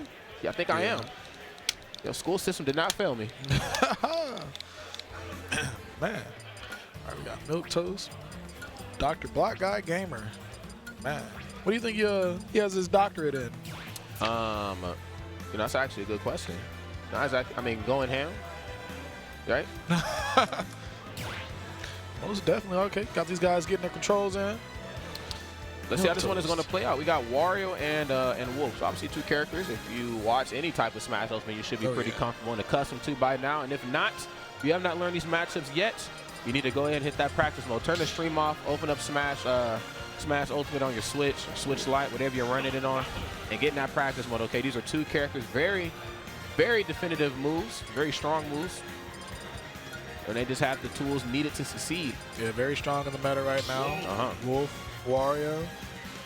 Wolf was one of those characters there. I don't think anyone really knows what they want to think about Wolf. At the beginning, they were like, oh, he's a top 5 character. They was like, oh, Wolf's not that good. Now Wolf's creeping back up. It's just like, bro. This character's dumb. This character's solid, man. And Wario, man, talking about dumb. Hey, man, you need at least a conversion to kill with Wario, bro. Like, this Wolf, bro, I don't know, bro. Man, he converted everything that he ate into that waft. Son. All right, so game number 1, Pokemon Stadium 2. Definitely what we're more used to seeing in this matchup. You're really going to expect. So Wario, he's not the most aggressive character. We all know that. No. He likes to sit back. Kind of fakes it like he is. He moves a lot, but he ain't really approaching though. Yeah, he's got some nice aerial movement. Yeah. Solid combos, but just like the approaching tools are like kind of awkward. Yeah, you know, because historically Wario gets a lot of approaching in the air. And I feel like, you know, in a lot of cases here, especially versus Wolf, or not even just Wolf, you know, versus a lot of these Star Fox characters, a lot of their neutrals comes out of, you know, short hop something. As you can see right there, a situation where he goes for short hop back here immediately, and it's met with the Nair out of shield. So you're really going to have to watch yourself up close and personal versus Wario. You're a very easy character to combo here, Mr. O'Donnell. Okay, so stop playing with them. Those hands will catch you. And this is definitely a position where you don't want to be against, fighting against a Wario where you're forced to approach. That's what Wario wants. He wants you to slide in so he can get these up tilts, up airs, nairs, things of that sort. And then we all know about that waft that's looming. You always want to try to two-stock Wario because you never really have a lead against Wario when you're tied. No, absolutely not, man. You know, if the match is starting to trail him wrong, I'm sure he has rage at this point. Then the waft is on deck too. So, you know, Wario obviously always has that trick up his sleeve, and it's not like the trick that you don't know about. You know what I'm saying? It's like the 3-card Monty. It's like, all right, I know it's somewhere. You know, it's just a matter of when at this point. When is it coming out? Yeah, when is it coming? But utilizing the Viper here, probably looking to extend some of these hitboxes. Yes, down tilt. Down tilt dash attack, but Wolf is still going to live. Makes it back to the ledge. Yummy. Delicious. Oh my goodness. Wow. That was a lot stronger than I thought it was going to be. It's taking a bite out of crime indeed right there. Sending my man, Dr. Black Guy Gamer, out into prison. Wait a minute. Okay. Nice. And this is what Wolf is really good at, too. I mean, between back air, you know, how quick forward smash comes out and how hard it is to punish that. I mean, he has the tools needed to kind of pin you down at the ledge. If you roll, he can down smash you. If you jump, he can nair you. We're just not quite seeing it as much here versus Milk Toast for obvious reasons. Man, Milk Toast is going nuts right now. Oh, dear. No worries in the world right now. Absolutely. So you get 123. Knows he can stay mid-stage and not really have to worry too much about losing his stock unless he gets hit by a raw smash attack. Right, well, there it is right there. Just not quite the right part of it. Wario also is a big guy. He's going to go for forward throw here this time, probably looking for the waft KO as opposed to, you know, running off stage and trying to apply pressure that way as well. I feel him at 50 damage. If he gets that up tilt, you expect a dead Wolf here. Yes, most certainly. And it's on the horizon. No falling up air there that time and catches him slipping. I like the double up smash right there. Just kind of taking a page out of Dr. Black Guy Gamer's book and just anti-airing him as well. So really good position to be in right here. Oh my God, try to read the tech option. Yes, right into, I put my hands up and I just pooed on you. In the air. In the air. And I just pooed right on you. Stop playing with me. Yeah, Milk Toast, after he lost that first stock, like he realized, like, yeah, you know what? After I did that second up air, I probably should have stopped. He got greedy and went for the third one, got hit by the up smash. But hopefully, Dr. Black Guy Gamer figures something out here in this game number 2. Yes, because he was like, he's a doctor, but he wasn't doing much recovering though. I don't know what the hell was going on in that game. We're gonna figure out game number 2 though. Yes, you're always guaranteed a game number dose. And with that in mind, let's see if there's going to be any character switches. I mean, you know, I think we're still early enough into pools where, you know, you can bust out a secondary and still be okay, depending on the talent. I mean, he should be good with Wolf. I want to see, maybe not be so aggressive, you know, stand there, shoot some lasers, jump around, shoot some lasers. You know I'm all for lasers, bro.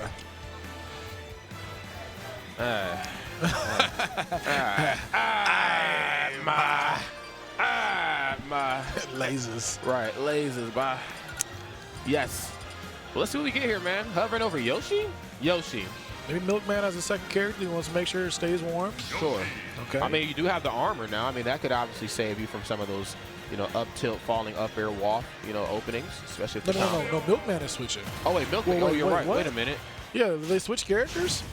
Am I tripping here? Did the they were on the wrong ports. Wrong Okay. ports. Gotcha. All Thank right, you. so Dr. Black Guy Gamer won, and Milktoast lost. All right. Okay, I'm sorry, Doc. I don't got no insurance or no health care, so I didn't mean what I said, all right? My bad. Milktoast has some explaining to do. My apologies. He was toast in that last game, literally. Okay, we got the down tilts coming through. Okay, yes, double down two. Doesn't really get anything off of it afterwards, but, you know, it's still a good option for punishing, you know, a poor landing option right there from Yoshi. Yes, the directional air dodge away, so I'm not dealing with dash attack, but yet here it is. Come in with the down air. That does so much damage, man. And it sends off top.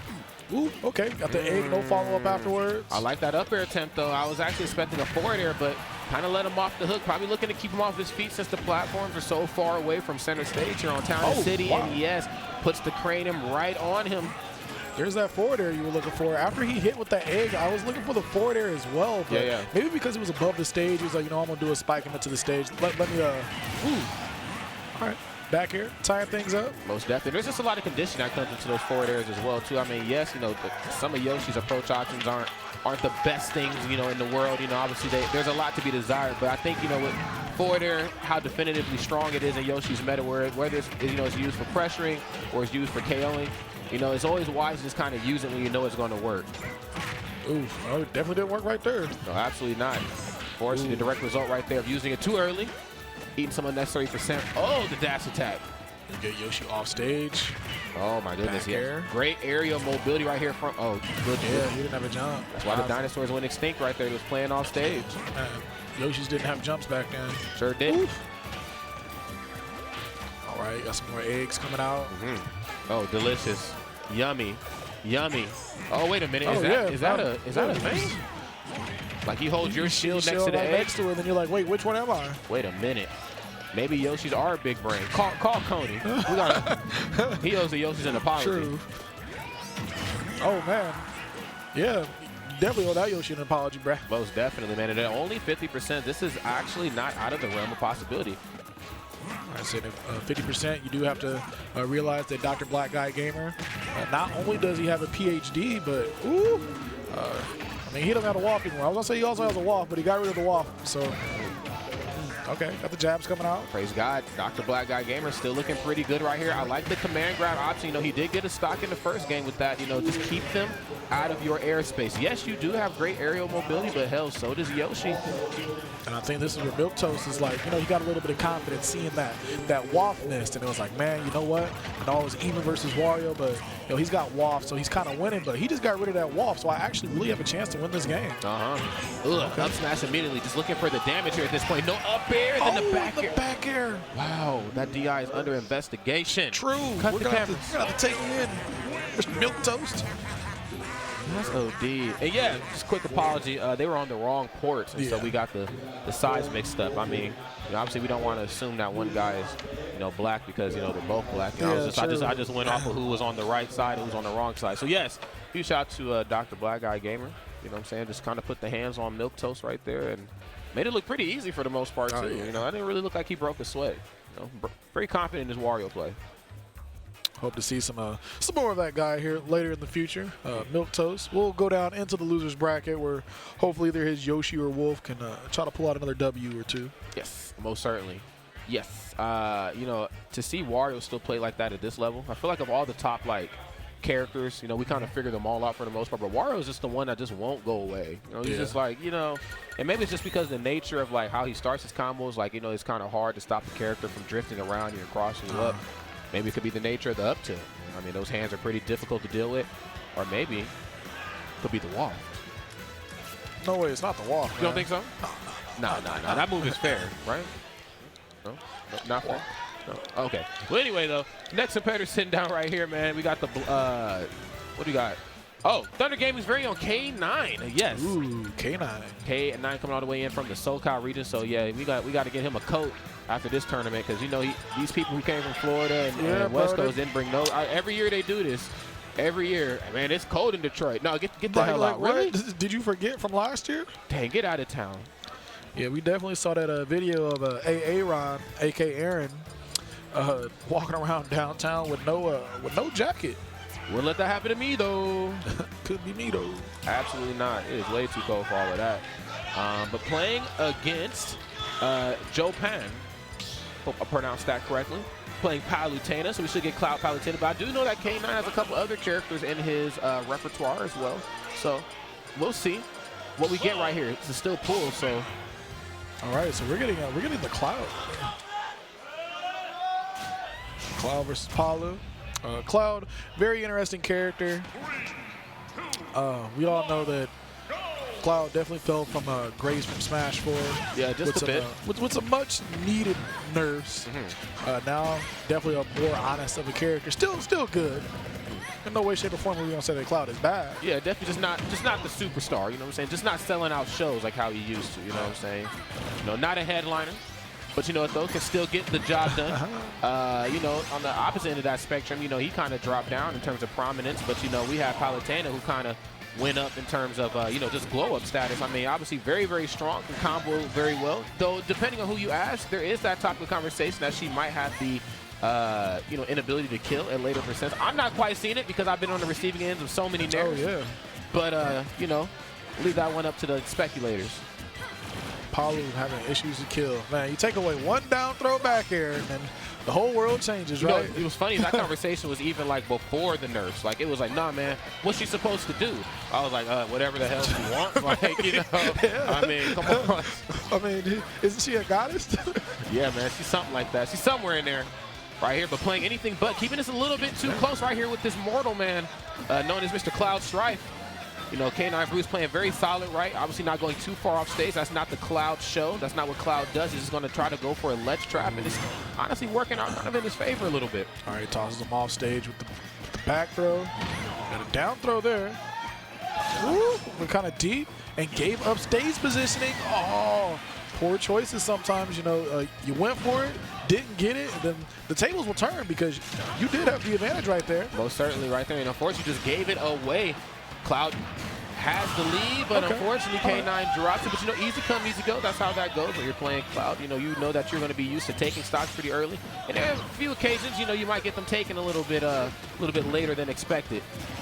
Only taking 10% before getting that stock. That's what you need to do. You need to come back and confidently. Ooh, don't scrape for the kill. He has no jump. Don't play with me. Don't play with me. He said, "What's this Cloud, bro? Let's see that other character you got." That's right. Oh, I like that. He probably thought he was going to go for the grab, try to go for a drop shield into something. Just hit him with the forward tilt. Yes, that move lasts quite a bit of time. I actually really like that. I don't know if I've ever, you know, really noticed somebody doing that. What, it's pretty forward clean. tilt? Yeah, the forward tilt right after there. Because a lot of times, yeah, you would expect the grab to come out, then, you know, a combo after the grab. But right there, that long-lasting hitbox of the forward tilt doing some work. K9 right now sitting with this limit. That's right, K9 playing like a dog, man.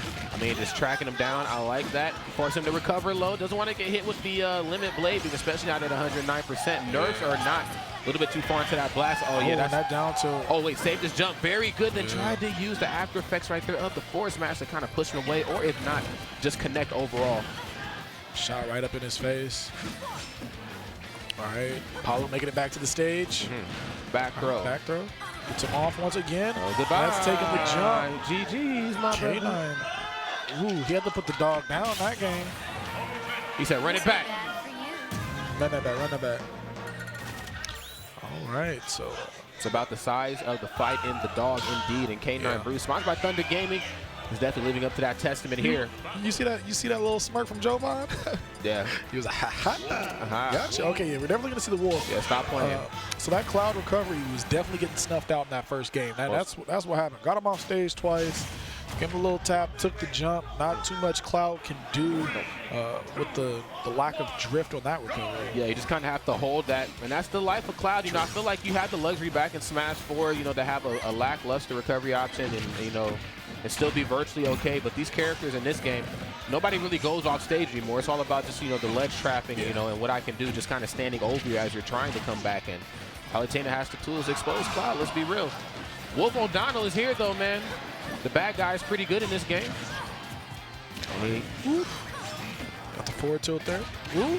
Right into the... Okay. Not a bit of douse those flames right there, good sir. Just avoid them or hold shield. Okay, the cross up Nair, the wrong direction. Probably didn't expect K9 to turn around. Finds the throw. The forward smash adds the bait into the down smash. He's just tossing everything out of him. Ooh, okay, got the Nairs coming out. Puts him back center stage. Got a down throw. Ooh. Okay, very wise for K9 to not spend too much time on these top platforms. And Wow. Charge the down smash right after. Jopon looking good. Is it Jopon or Yopon? I don't know. I'm saying Jopon. Okay, let's say Jopon for the time being. He looking like the hero pawn right now. That's right. Ooh, back air. Okay, very good. I feel like there's just a bit of conditioning. Sometimes, it's not enough to just run up on shield and press a bunch of buttons. Sometimes you just run up and just wait for your opponent to do something. They might show their hand a little bit too early and you'll be able to punish properly. Oh, wow. He thought he had something. Nair, fair. Thought he could get it down afterwards. Oh, wait a minute. K9 starting to come alive here a little bit. The delay on the Nair, and he is just sharking from up underneath, and he is getting his money's worth out of each and every one of these exchanges here.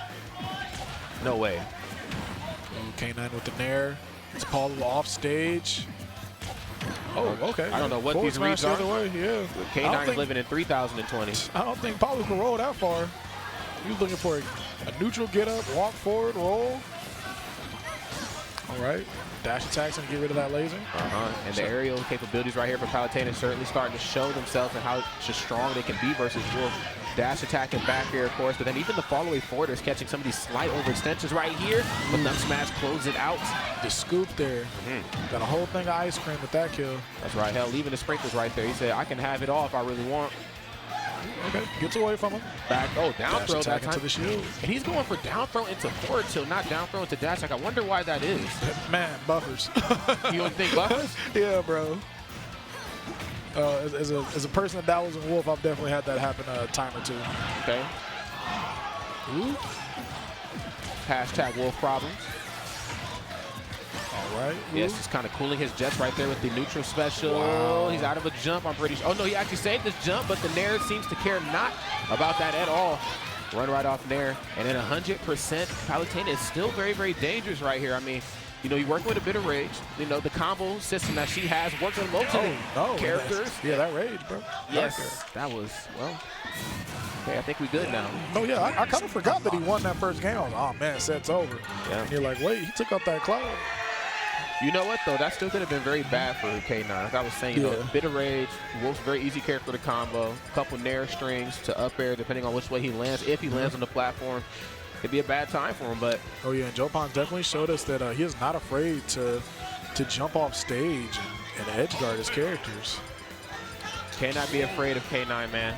I know he gets into it, and I know his gameplay is, it's some scary business, but... You know what I'm saying? You got to stare him right now and let him know, man, I am the captain now. No, don't say it like that, but that'll get you canceled. Don't say it like that, though, I am the captain now. Yeah, don't say it like that, but yes, you know what I'm saying, man. All right. All right. K9, first one to draw some blood right here, and obviously just looking to keep that momentum going. Oh my God, yes, Tomahawk, and I'm loving it. Just keeping that momentum going from the last game. Something I really feel like can pay off for him, especially playing a character like Wolf. Okay. Down air, out of shield. Very interesting. I was wondering if maybe if the hit stun would allow for a combo afterwards, but just taking the 11% and moving along to the next neutral interaction. K9 not really having too much of a shield right now. No, absolutely not. And he's going to have to just worry about getting his hands a little bit dirty right there. Does find opening for a grab. Very risky business right here, man, because I feel like if the Palutena reads it properly, if Jopon can see that grab coming, obviously a spot dodge immediately into a grab of his own, or honestly just Nair, immediately keeping Wolf off of his feet. K9's done a pretty solid job of staying grounded right here for the most part, but here we go. Yeah, he said, we out. Don't even play with me, homie. Not going low, not dealing with any of that. He's opted to go pretty high for most of these times. With the down tilt, Nair. And smart decision making, and as we saw in that first game, what really got him that W was his ability to go off stage and edge guard K9. Both of the characters that he is playing do have some technical recoveries. And it kind of just goes back around to what we talked about earlier, man. Like, this is what happens when you do not stay stationary versus Palutena. This isn't just a Wolf problem. Don't get it twisted, ladies and gentlemen. Like, this is just every character in the cast problem. You want to stay grounded on your own accords, you know what I'm saying, and then jump when you feel you need to jump. Because once Palutena catches you, you might as well put the controller down for a good 15 seconds. Oh, no. Back throw. Oh, he said, nah, don't even think about it. Didn't come out quick enough to stop it.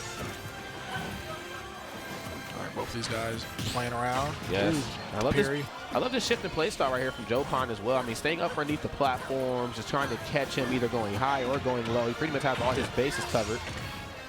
But this is where K9 and just Wolf in general really shines. I mean, holding you down at the ledge and just, you know, beating you down and just keeping you down. That platform cancel, that was pretty clean there. Slid off, was able to get the back air.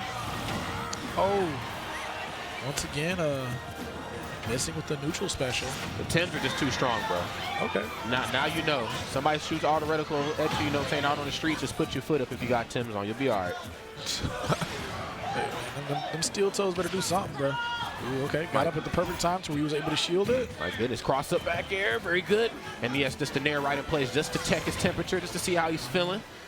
Don't want to put a fork in him quite yet, but Jopan is looking pretty good, keeping him off stage. Now, obviously not being able to capitalize very much off of it. I mean, both these two players very well accustomed to playing a long game, but the turnaround dash attack is going to close it out. Final stock right here, man, for K9. This first 5 seconds is going to be very important. He said 5. Hey, bro. 5. 5, wow, sir. Wow. That wasn't even 5 seconds, bro. All right. Ooh, went for the counter. Ooh, okay. K9 looking in control. Got the ledge trap going down. Oh no, roll switched. Yes, forward air right to the Nair. Don't do too much, then the fall away forward air right there just to put on some grit and some safe pressure. Get some up there on that top platform. We're not quite seeing the sharking capabilities that we've seen in the first couple games right here from K9. Kind of letting him off of the hook here. Can't say Jopan's going to give you that same luxury, sir. Shark under these platforms, just barely missing that grab. Is going to get him punished. Can we talk about how far he ran? Oh, wait a minute, wait a minute. That down smash not going to kill from the other side of the stage, though. Okay, curse kill screens. Now he definitely has that on the back of his mind. Oh, man, a smash attack will kill me now. Absolutely. Okay, auto reticle just pinning him down and chipping away. I like this concept. Not using reflector as well, mind you. You know, just kind of just holding shield or just eating it. Back though, this is not good though. I would say good job not auto reticling, because the last couple of times we've seen auto reticle, he's been hit. Oh, wait a minute. That was a big old mistake. You can see it all over Jopan's face. Yeah. So it wasn't supposed to go down like that. Oh,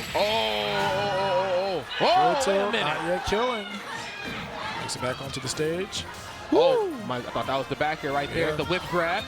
Okay, got a game of chicken right here up close and personal, and I like that. Palutena playing with her back to you. Know you're going to utilize that shield and that invincibility. Got K9, and K9 is going to hit with the up smash. Got a little too antsy with the jumping. He's going to die from that up smash, but something tells me this ain't the end of this man's journey. Absolutely not. I love that anti-air. Obviously, a lot of what makes Palutena so great is just what she can do out of her aerials, and you know, short hop back air, short hop forwarders, things like that are going to come out in some of those high tense situations, because even if they don't KO at that percent, it has the capabilities of knocking Wolf off stage and keeping him in that disadvantageous position. K9 was like, I want no more of this, good sir. Oh yeah, because we definitely saw in that match what happens when K9 is off stage.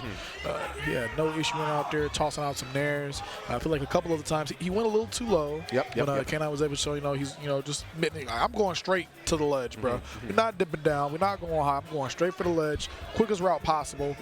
And then in that last game, there was a lot of the auto reticle. Yes. The auto reticle was not the move. No, it wasn't. Yeah. I understand like why he was using auto reticle, because it's a good, like, you know, again, another option that kind of checks temperature. Obviously, percents are high. I'm cooling the match down. You know what I'm saying? I'm trying to slow the pace down, because Palutena, when things are in her pace, when things are in her footing, you know, she's going to go ham. It just honestly did not work out in his favor. So obviously, huge shout out to K9. Huge shout out to all you wonderful faces out here. Keep it locked right here. We're about to pay some bills really quick. Let's go ahead and get it.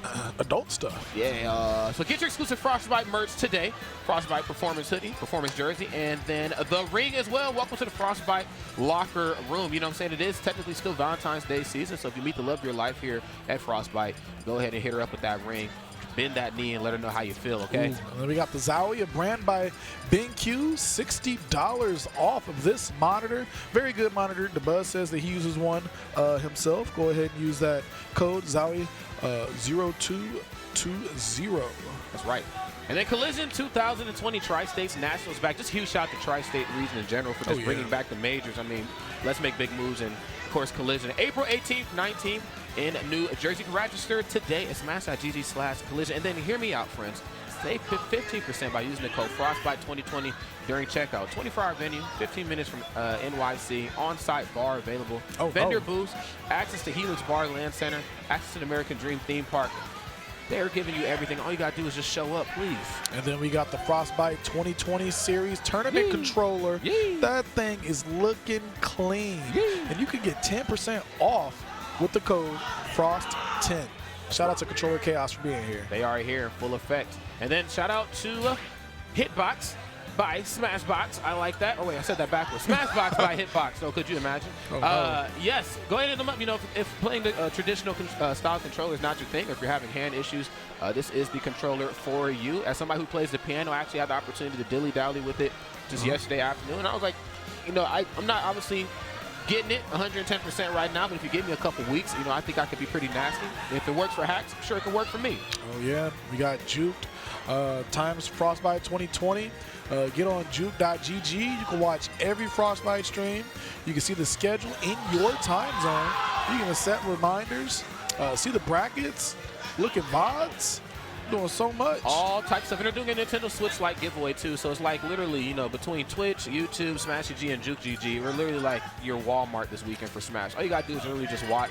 The stream will do the rest for you. The Ultimate GameCube adapter is back, though, available at bit.ly/PG adapter. That's quite the URL right there, but hashtag keep it PG nonetheless. That is the Ultimate. And then we got Pound coming back. The MDVA Super Major is back. You got Melee, you got Ultimate, a bunch of friendly setups, 24-hour venue, and the doors open on the Thursday night.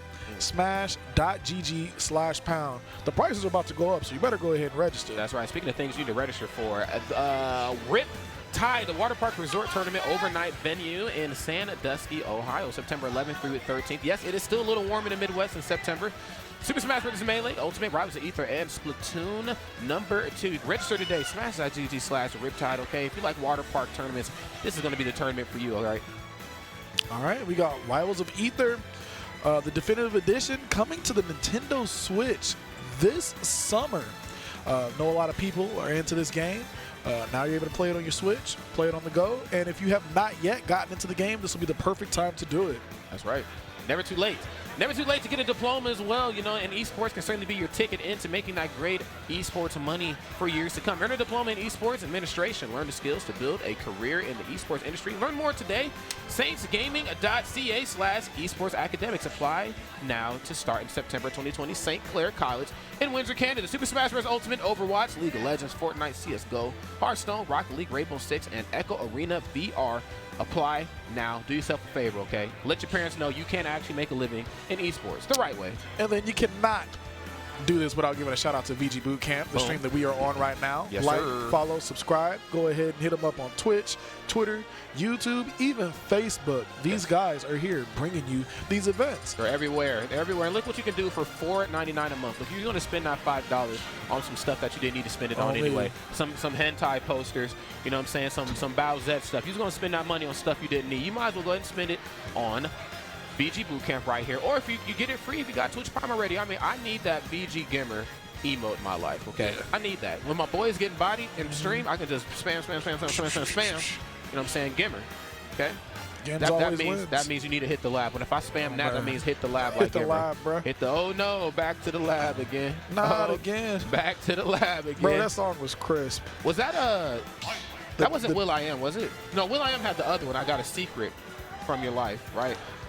Back to the Lab Again wasn't Will.i.am. I'm thinking of the Dexter's Laboratory song on Cartoon Network. That's what it is, but I'm pretty sure that was. I can't remember the. Now I gotta look it up. It's like one of those things when it happens, it took away what it was originally on, bro. Yes, right. That is now the Dexter song. You lost rights to your song. And look at who we have here on stream. We have Runes. Runes being one of the best Donkey Kongs in the world. He was definitely making a big name for himself at Congo Saga. If you didn't know who he was, You most definitely now do. Yes, right. Yes. And Back to the Lab again is actually by not will.i.am, but by Prince Paul. That's my apologies. will.i.am has the other Dexter song. We'll talk about that later. In the meantime, speaking of the lab, both of these two players have certainly been in it and definitely been labbing. Of course, that's why they're showing their stuff here and shredding it well here at Frostbite 2020. But I really got to say, man, DK having a hard time getting on to the ground. No, the counter. Yes. I hope Brad is watching because we're going to talk about how hard it is to deal with Ike off stage. Oh, man. Oof. We got to watch Sand a little while ago versus Juice, and whew, he definitely depleted that man. That's right. Up air, up air. Oh, yeah, he's getting drug and clicked to the recycling bin right here, though, all right? Like, are you sure you want to delete Ike? Yes. You getting slapped up. I like this name, man. Okay. The short hop Nair in, and then nice. I like that landing option. He got a pretty strong combo right there in that first exchange off of the first couple hits of down B. Okay. Oh, I love it. I like the patient gameplay that we're seeing here from this Ike. Knows that he's up. Runes came back in, kind of, gave him a little bit of hands for a second there. He was like, you know what, let me slow things down, get things going back to my pace, my tempo. Yes, sir. Air, up air. That's right, looking damn good right here. But the B reverse off of the down special, I love that option, man. It just kind of throws Slap for a loop. Really puts him in an awkward spot right there. Ooh, yeah, trying to get that shield grab. What makes Slaps kind of dangerous right here, especially playing a character like Ike, is how devastatingly strong he is up close and personal. Obviously not just like what he can get out of a grab, but what he can get out of a nair. I mean, DK is such a big target, very easy to just hit, and now we got platforms as well too to just aid him in that journey. A couple of moments ago, that was very smart there from Slaps. He got knocked off of the stage. Instead of jumping, he just immediately quick draw it back to the ledge. A lot of the times you'll see somebody jump, and then the Donkey Kong just scopes that out either with a back air or a fair. But, oh, man, Rune's turning up. That's right, as he should, man. That's what you got to do with DK. Oh, wait, I like a little bit of a fake out. But again, Ike likes to play close to the body in some of these earlier percent exchanges. Oh, good. Gosh, and he's just showcasing all these moves, bro. He was like, you know what? I got Eruption, I got Counter. Right. You see the last stock getting taken by Ether, man. What do you need? Yeah. I hit that man with the goodbye. Oh, my God, yes. Boom, there. Okay, very good. Get up into, oof, okay. Spot dodges. That's right, yes, and again, Slaps playing so good up close. Just beating him down. Runes, though, still okay as well. I mean, we haven't quite seen the utilization of the punch, but then, yes, he said, I clap you like Bug. I clap you like Bug, sir. Saw the utilization of that forward smash, man. All right, Slap started off kind of hot, but, man, Runes definitely showed up that second stock. I didn't even forgot it existed actually there for a second. I did too. I blinked too fast. I was like, second stock, what the hell? What happened? Yes, still a strong match from both of those two players, though. I'll give them that. I would not have expected the match to end that way, especially just kind of tuning in and seeing how the match started. But it goes to show with a little bit of adaptation, just slowing the match down to do for you. Rune's like, you know what? I got to put on a show for you guys. That's right. Shout out to my man in the back right there with the Fire Air Max 90s. I see you, creeping. Yeah, bro, I've been looking at them the whole time. He was over there taking pictures, and I was like, I see you, bro. Yeah, I just want to be seen, and I'm with it. Okay, let's take a swig of that water. And no character switch, I don't believe. The DK certainly got the job done, yes, and this Pinky Kong at that, too. Man, so shout out, I think that's Banjo back there with those Lego ones. Is that who that is, a Banjo? What are you saying? Your eyes must be better than mine. I seen the shoes, I seen the hat, bro. I caught Jesus in the audience last night, so I don't know, bro. Man, hey, you're definitely seeing things. Yeah, man. Hey, yeah, Jesus, he talked to me, bro. Yeah, I don't know who that dude was. I took a picture with. According to social media, it's like, no, that's not Jesus. I was like, wait a minute. Who was that dude? I told him a lot of information about my life. Oh, my goodness. Yeah, bro. Slap's don't know how to tech. So in that last game, I was kind of questioning. I think he was at like 129 when he tossed him to the stage. And I was like, I didn't think that was untechable, but, maybe. But that was definitely techable. Rules right here. I mean, he's just getting handsy right now with Slaps. Yeah, Slaps was not feeling that. Not able to get the eruption off in time. And I just feel like the easier option for Ike in that situation is to go off stage and throw out the counter. And very interesting right there for Slap to think that he was actually going to go for the neutral get him. DK's a pretty big guy. Wow. Yeah, oh my God. I clap you like Bug. I clap you like Bug, sir. What's funny is that, he actually thought he was going to go for the neutral get up. Yeah. But DK's such a big guy, and I play so close. You think he's actually going to let you do that? Of course he's going to roll out of the way. Oh my God, that cranium got the super armor on it. Try to hop back, get that fair going. Rune's looking really good here in the second game. Take this pretty convincingly. Ooh. Throwing out the fist. Okay. Yes, and again, the B reverse off of the down special. He is just, I mean, quickly just taking away all this man's hope to bringing things back. But you know what, though? Speaking of conversions, you know, Ike has a couple in his arsenal as well, too, man. Oh no. Dear goodness. Yeah. Oh, dear. That's going to end it. Oh, dear. The slaps there. He's definitely down on himself. He was like, I can't believe I let that happen. Uh-oh. Stinky. Poo-poo. Poo-poo. Wow, that was quite the set right there. You know, again, like we talked about before, man, it goes to show what a little adaptation can do for you on the fly.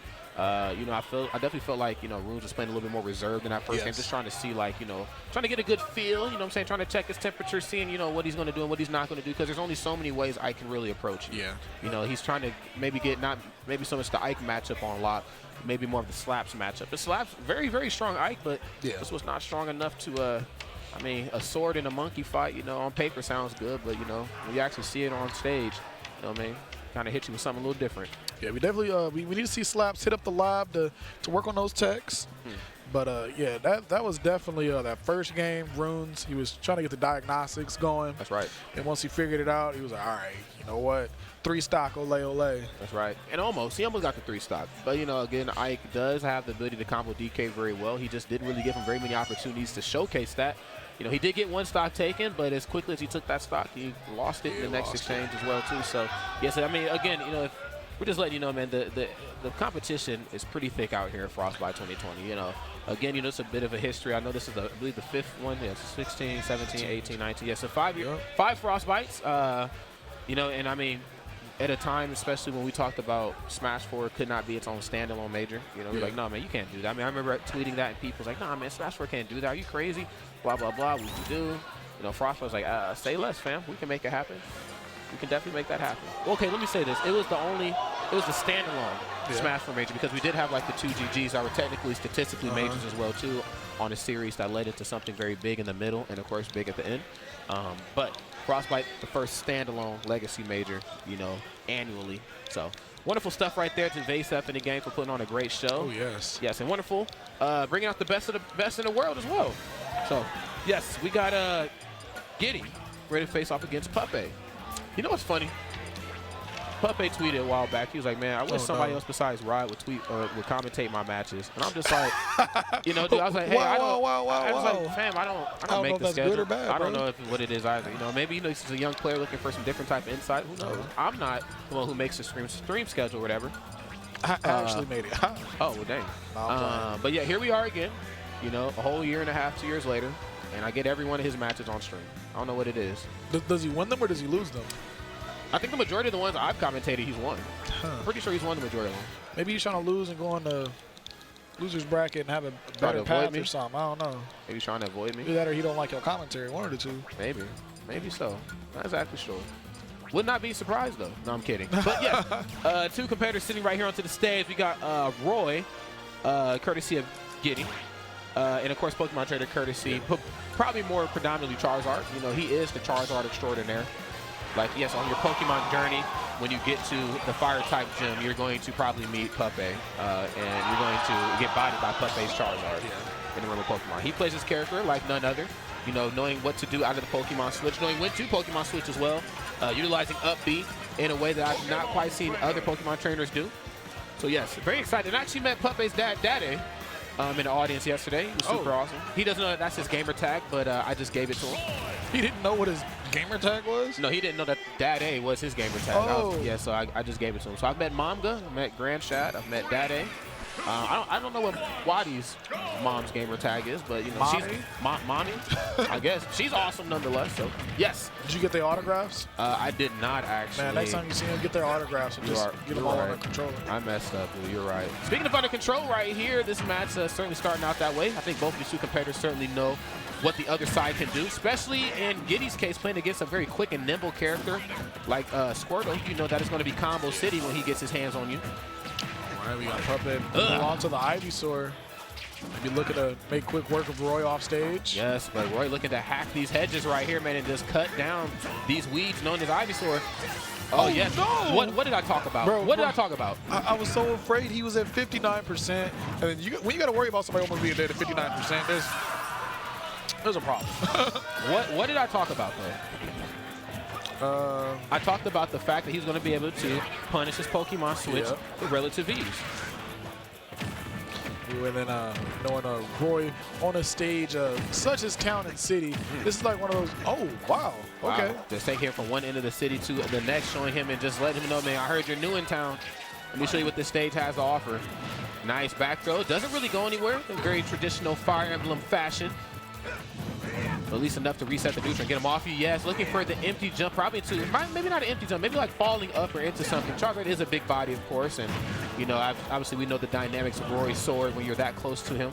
You got the trading with Charizard, definitely something you don't want to do. Absolutely not. I know you hit hard, Roy, but you're not hitting Charizard hard, homie. Okay, Charizard hitting a little different. Yeah, he's hitting a little different, homie. Yeah, doing aerials out of shield, short hopping out of shield, up special out of shield. Sure. All not smart things versus Charizard because he's got that up smash, which took his first stock. That back air, sadly, he's landed in the perfect position to just get my back air. At 180% right here and at climbing. We're going to do forward throw. Okay, not up throw quite yet. And we almost saw an up smash coming out of Charizard.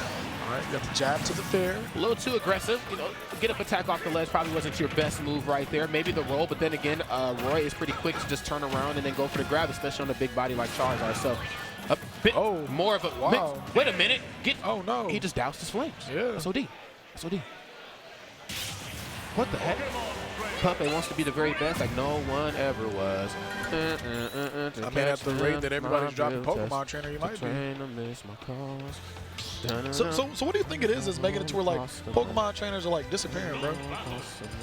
I don't know what the case is. I mean, I feel like the character is still strong, and I don't think that this character really asks more of you, despite the fact that it has 3. I know that was a big deterrent in the beginning.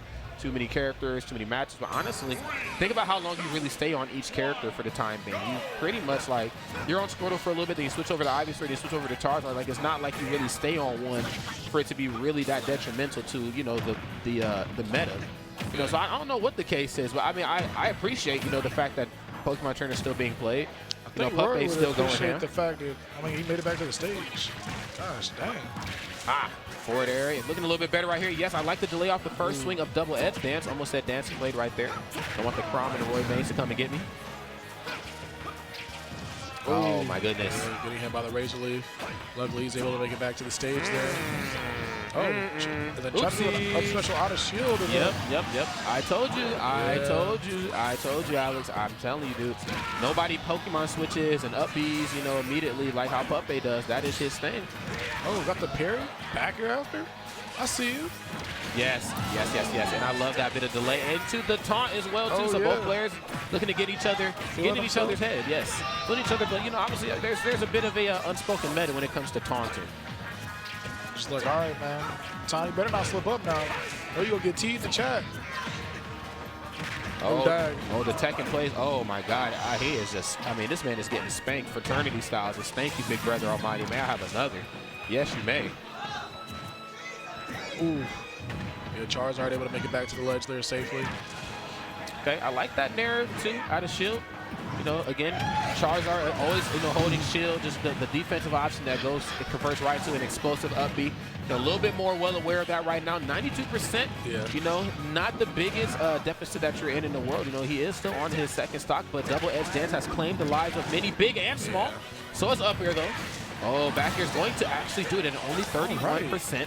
He's looking pretty good right now. Yeah, this match looking a lot better for Giddy. He's able to get these conversions to end the stocks in this game. Not getting punished by up smash out of shield like he was in the first one as well. Right? Shout out. Getting the Ivysaur. That's actually exactly where you want Ivysaur. Oh, no. Never mind. I'm a liar. I'm a liar. It's okay. Wow. Because normally you want to take advantage of Ivysaur when he's in the air because he doesn't have the best like air speed and movement. He was able to land on that platform, went up there. And yeah, that was actually pretty sad, bro. Yeah, it definitely was definitely unfortunate. It did feel like he was figuring some stuff out. You know, he was a little bit more hesitant on how he wanted to approach Charizard, especially those Pokemon Switch exchanges or just like what he's going to do out of shield. But You know, obviously you can't get too wrapped up in charge. Right, this is the beauty of Pokemon training. You can't get too wrapped up in one, because as your opponent, you know, that's playing charge or just Pokemon trainer in general, has to mentally keep switching between what each character can do and cannot do. You have to do the exact same as well. So, you know, you approach Charizard very differently than the way you approach Ivysaur and Squirtle and so on and so forth. So, with that in mind, huge shout out to Puppy. Obviously, moving on to the next part of bracket. Giddy played very, very well, but just honestly wasn't well enough to, you know, cool the jets of Puppy, man. Puppy has like that young man flair, that young man swag to him right now, and it's paying off dividends for him. Yes. The good stuff right there to both those two competitors. I know we got two more coming our way. Obsidian. Is this our Obsidian? Yeah, bro, that's our Obsidian. Okay, this is our Obsidian all the way in from the cornfields known as Omaha, Nebraska. Whoa. Hey, man, can't be spreading those negative, false stereotypes about Omaha, bro. What, dude? We ain't got no cornfields, bro. We do, bro, off of, we got cornfields off of, there's that area.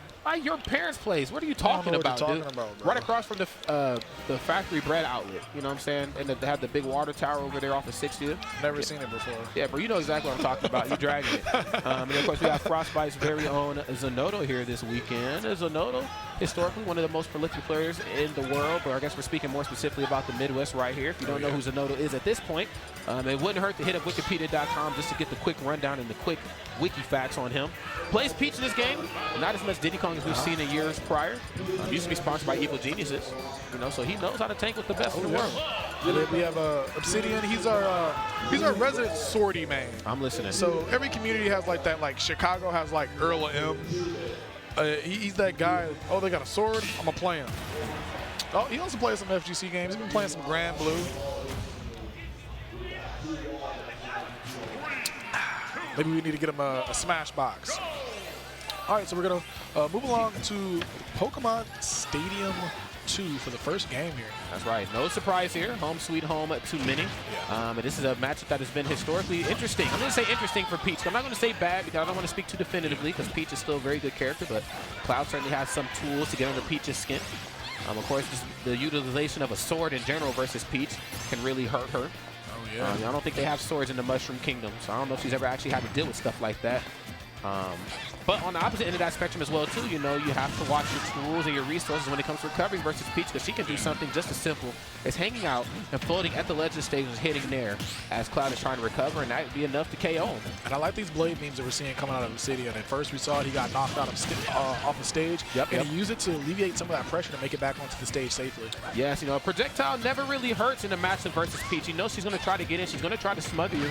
You know what I'm saying? She's going to press some really good buttons, just eat up that shield. If you have a projectile that can kind of keep her at bay, honestly, you'll be in an okay position. Speaking of good positions right there, when you're up underneath Cloud, you can bet your bottom dollar that a down air is probably coming out. Directional air dodge in, limit still online, and he said, look, we out. All right, looks like there he was trying to guess a burst option there. Did get punished too bad. Oh, back here. That's a punish I'm trying to deal with right there, man. Taking the turn up. Turn up. He's actually turning it up with the turn up in his hand right there, man. Charging up the limit. A little bit halfway there. I'm sure every swing of this wonderful sword that he has right here helps him in building up that meter. Down tilt. Nair to the throat. Thanks, Toad. Unloads it properly. Cloud is definitely one of those perfectly shaped guys just to get combo, man. As you saw there, Zanoto got that down tilt. He was like, yeah, you about to eat something here real quick. That's right. Hope you got it to go plate. But there's been run up, uncharged cross slash right there. Oh, no, Zanoto. Oh, my goodness. And Obsidian looking good here. Yeah, he's like, man, we take those. We most certainly do, man. Can you imagine a carpool ride back home if Obsidian wins this match? It'd actually be O to the D. Yes, get off of me. The limit blade beam, I don't know if he dropped shield right there, if that was a bit of a shield poke, but nonetheless alleviates the pressure right there off the right side of the stage. And, you know what I'm saying, lives to fight another day. My goodness. Turn up. Get back onto the stage, and that fair just barely not hitting it. We got a bomb. We got the bomb. I heard it's the bomb. And you got it going on. My bad, that's a hood class. They don't know about that. Okay. I like the way Obsidian's up being two at the ledges of the stage, doing it right at the ledge so he snaps right away as opposed to, you know, doing it at the wrong time and he goes too high. And of course, Zanoto can certainly have his way with them. Zanoto playing very well around this sword, despite what this matchup might say. We got some well-spaced fairs, though. No punishes coming out here from Zanoto. That's right. Obsidian getting his money's worth right here. Yes, an immediate upbeat, not even allowing him to go for Nair or backer to keep him off stage. And yes, the limit is online at 103%. We're going to see Zanoto kind of pull his jets and play a little bit safer than what we've seen here in stocks prior. Sir, sir, Man, I like it was the so attempt. close. We know what he was going for. Turning that shield into a pebble. Ooh, back air into a fair. Okay. Obsidian gets back center stage. That's right, backing off here on that top platform. Not a good position to be in, but a Peach with the turn up in hand. There's a Peach that's ready to do some big damage right here. The cross up back here, Rock's just going to let you charge up the limit. He said, look, I'm done fighting, sir. He's got it on him. He's a grown man. He said, look, man, I'm past fighting now. Just keep the tool on me. Don't be surprised if you see a blade beam come out. Ooh, back here. Okay, and this is the thing that kind of makes Zenodo, you know, a top professional player. I'm just saying that I am in the deficit. You know what I'm saying? I do have a bit of ground to make up here. So what I'm going to do is I'm just going to slow it down and just chisel away at the opponent. You know, he's kind of brought things back into his end of the spectrum. The dash attack. Just barely missing. That dash attack might have ended Peach's life. Backer on the shield there. Oh, my goodness. The forward air up close and just rolls right in. Zenodo, you dangerous man. What are you doing? Okay, yeah, he's just not giving him anything right here. And yes, the booty. I don't care what type of sword you got. Back air. It's knocked off the stage. That was a good stall with the one hit of the cross slash. Yeah, he's back into a corner right now. Oh, there's the back air again. 2 in a row with the turnips back in the hand again. Yes, he is just half charging this limit, and he is just having a hard time finding his openings. Zenodo looking pretty comfortable and poised right now. Obsidian with the turnaround forward tilt. All right, once again, we got the blade man. Nura's a steal right now. There's only so many options you have with that. Oh, that was your time to... Yeah, that was a special out of shield, but the fair is gonna almost end it. Okay, yes, the flow. Oh, my God. Pulls the trigger a little too early. Twice. That would have been the option right there to turn around forward tilt to catch the neutral get up. Wait a minute. Yeah, he said, we out. Oh, he's just not getting anything off these cross up back here. Coming up on the 2-minute mark as well, too. Both players showing each other a lot of respect. How long before Zenodo goes for a dash attack? There it is. Gosh, it's a fair. Oh, Obsidian died first. Ah, gosh. Oh, my Yeah, I hate to see it. Man, that was a close match. For a lot of people who don't know who this guy is. Obsidian, a really good player. He just doesn't get the chance to travel, man. You know these young guys.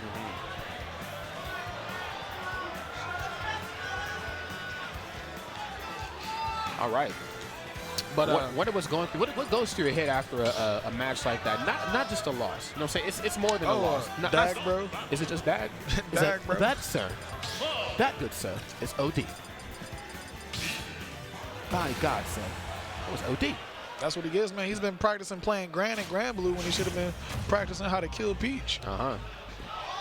Well, let's see how it goes again. And my man back there with the flannel, I just want to be seen, bro. I know I'm the cameraman, but I can be on camera too, man. I'm sure there's some Doctor Strange, you know what I'm saying, layers in there somewhere, man. But in the meantime, same characters, different stage, slightly different costumes right here for Zenodo, which is a bit of a mental counter pick as well too. I feel like, you know, when you see somebody change that costume up, you know what I'm saying, they're looking to kick it up a notch maybe. You wanted that red dress to go with them Air Maxes back there, bro. Oh, gotcha. That's what it was. He says it's all canon right here at Frostbite. I mean, he is sponsored by Frostbite. Okay. Oh, true. Yeah, Frostbite flew Zenodo out.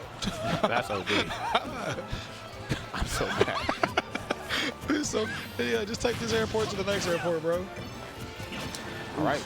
Back air. That's right. Looking good right here. Pinning him down right here on the right side of the stage. And again, you know, the fact that platform here is here in position the way it is can honestly aid you or really hurt you when it comes to recovery, especially if your opponent kind of beat you to the punch, or I guess in Cloud's case, beat you to the swipe. No, sir. Nah, that actually was kind of close, though. Just barely not grabbing the ledge there. All right, but we do have Zenodo sitting at 104 damage, pretty close to kill percent. And I know that's probably like the biggest thing that I think Cloud mains you know, like why they like stopped playing Cloud is that it's not like he has like the world's biggest issue with like kill options. Is it just takes a little bit longer to kill in this game than it did from the last one. Agreed. About 150 is probably where Clouds are like, yeah, you know, we're not getting the kill until then. Oh, a Trey booty, not quite that strong, not strong enough. All right, charge limit.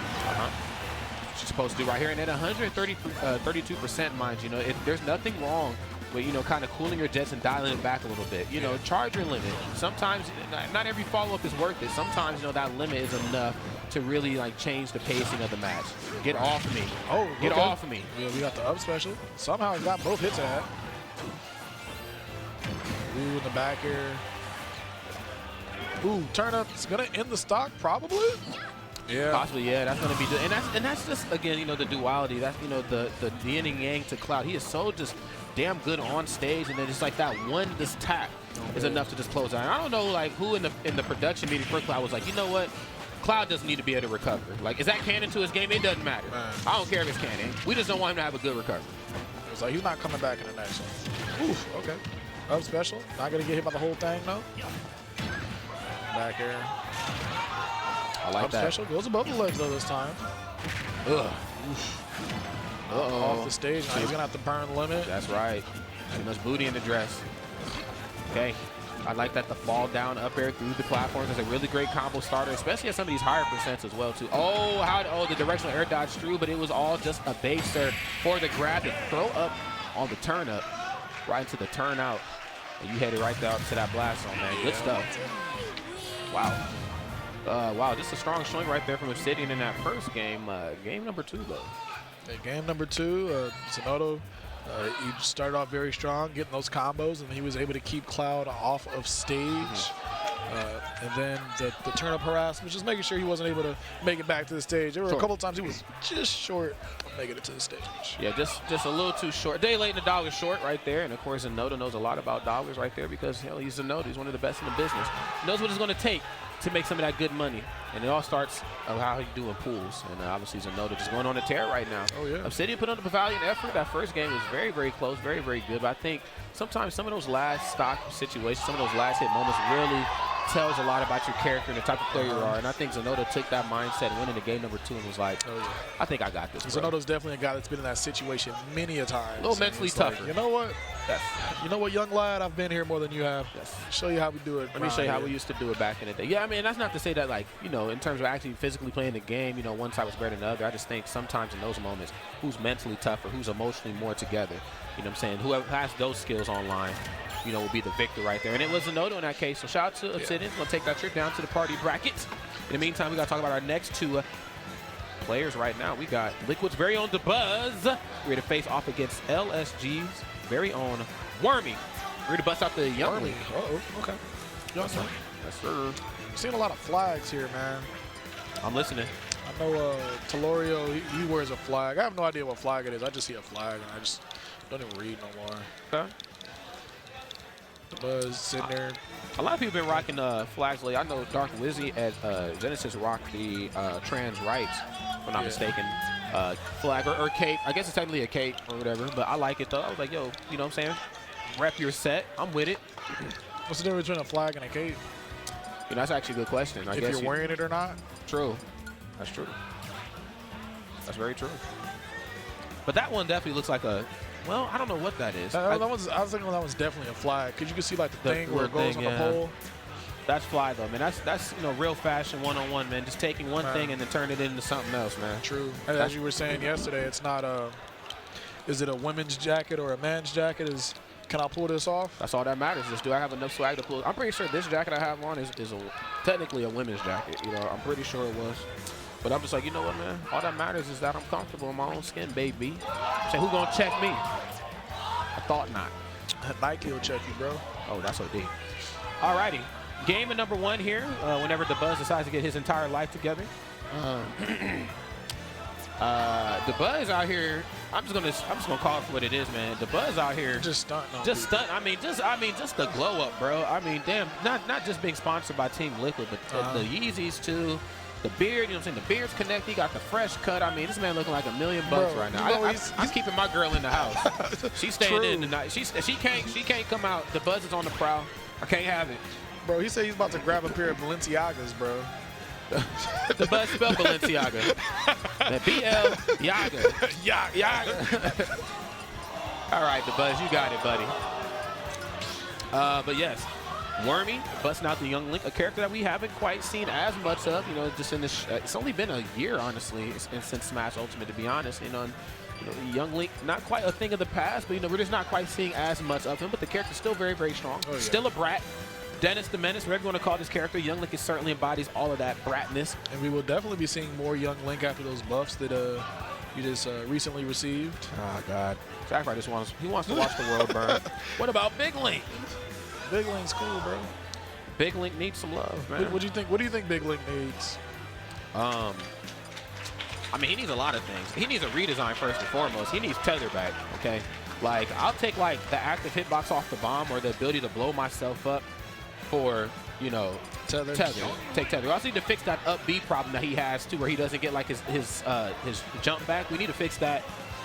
But there's just a lot we need to fix. I mean, he's a hero, okay? We need to treat him with careful and, you know, caution, and we treat him like garbage, man. Like, have you noticed, like, in everybody's reveal video, they're always beating up Link? Hey, man. Have you noticed that? I didn't want to say nothing, but I won't stand for these atrocities any damn more. You got to die the hero, bro. That's die the fair. hero, live to see yourself become a villain. That's fair. I've killed people at 50% with Rage Link. I've lived long enough to become a villain. You're right. You're right. All right, in the meantime, though, both these two guys, not villains at all. I mean, you're only a hero when you play on stream here at Frostbite, and both players showing each other a lot of respect here for obvious reasons. I think that's also just the nature not only of them as a player, but as their characters kind of, you know, speak as well, too. I mean, you gotta use your projectiles to find the openings here. And then, so seeing Wormy, it's really a familiar tag. I'm wondering if he used to be Wormy Nugget, Wormy and then Nugget, just changed it down to Wormy, because I thought there was a player named Wormy There Nugget. was. But right now, Wormy's definitely holding his own versus Dabuz.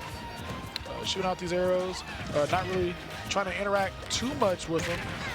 Absolutely not, man. We've seen just how detrimental it could be to deal with those bow and arrows and what they convert into. Gets the throw with the blue pigment, so you know he's left him black and blue right now. Back into the corner. I love the turnaround forward smash. You have got to take that into consideration. Those smash attacks, as long as it's not the purple one, of course, they extend a pretty far distance away from Olimar's body and then just whacks him right on top of the head with the fall off fair. Looking damn good right here, Dabuz. Gosh, and in a match that started off looking so nice for Wormy, just one ledge trapping interaction leads to him losing his stock. Dabuz was able to toss him off, harass him for down there, finish off with the fair. Ooh, okay. The down there afterwards, and he got rid of all the Pikmin. Dabuz was able to pull one out, though, before Wormy was able to get up in his face. Oh, get off me, though. Doesn't matter. Down there, Dabuz, and then the Pikmin afterwards. That's right. So much residual damage being put on right here. Nair's, but a little off the mark right here, and Dabuz just playing so well around just every option here that Wormy's bringing to the table. Wormy has no respect for these Pikmin, bro. When Dabuz was coming back to the stage, that Pikmin was just hanging there. He just kicked it, got rid of it. Man, I don't think I could kick a Pikmin in real life, man. Them little homies kind of cute, man. I mean, you probably step on it without knowing it. Oh, true. They are kind of tiny in real life, aren't they? Olimar's not this big. Yeah. Olimar's like half an inch or something like that. Oh, goodness, man. I was not aware. You're right. Yeah, bro. When people were talking about Ridley was too big for Smash, I'm like, Olimar's too small for Smash. That's true. Oof, way down to, oh, actually this is out. Whoops. Nonetheless, though, up goes going to close it out. And yes, Dabuz just closing this match out in a very Dabuz type of fashion right here. I mean, getting the lead. And then I feel like Dabuz at his scariest is when he gets the lead and then he holds on to it. You know, like when Dabuz is, you know, playing back and forth, you know, stock exchange, you know what I'm saying? You get to see a different type of Dabuz come out, but this is Dabuz one-on-one. He has the lead, going to run over to the other side of the screen and just set up shop, homie. He said, look, you can kill each Pikmin. The next one's just going to keep coming out. Man, he doesn't care about his Pikmin, bro. They can just be replaced. That's right. Like a worker in a fast food restaurant. Very true. There's sadness of this country, actually. Someone else can do your job. That's right, man. There's layers to that sadness right here, man. Make sure you get out and vote this year. Make sure get out and vote, baby. Layers of sadness. That's right. Buzz's next combo video. That's right. Down tilt, doesn't get anything off of it though. I do like the attempt. Probably looking for the pop-up into a forward air. Would definitely be enough to close out Olimar. Yes, he packs a whopping punch, but does not have to wait to back it up. But the reverse up being Dabuz, all he can do right there is shake his head. He said, you know, that was kind of crazy. Ledge trump, the kind of forgotten about option, just because you don't get true combos off of it as you did in Smash 4. It's a lot easier to. Damn. Oh, wow. Wow. Wait, what killed him? That was a forward smash, but it looked like he might have been DI'd incorrectly. You know, he was moving a little bit and probably wasn't expecting that to send him that far. Yeah. So yes, wonderful stuff right there to Dabuz. Staying solid, and again, shout out to, I don't know who's Dabuz's stylist or if Team Liquid has one of those, you know, but I like, you know, the sweatpants with the Yeezy combination, and then, you know, the biggest flex in esports is, of course, not just wearing a jersey, but actually being sponsored by the jersey you wear. Because there's so many people I run into at, like, DreamHacks, which is traditionally more of an esports style convention, like people in jerseys, and I'm just like, oh, you're sponsored? Nope, just a fan. I'm like, oh, okay, my bad. In this case right here, I'm just a fan of a fan right here, man. Dang, look, you see the photographers on him, bro. True. He said, my whole team is about to smash the streets. I need to remind them that it's Fashion Week.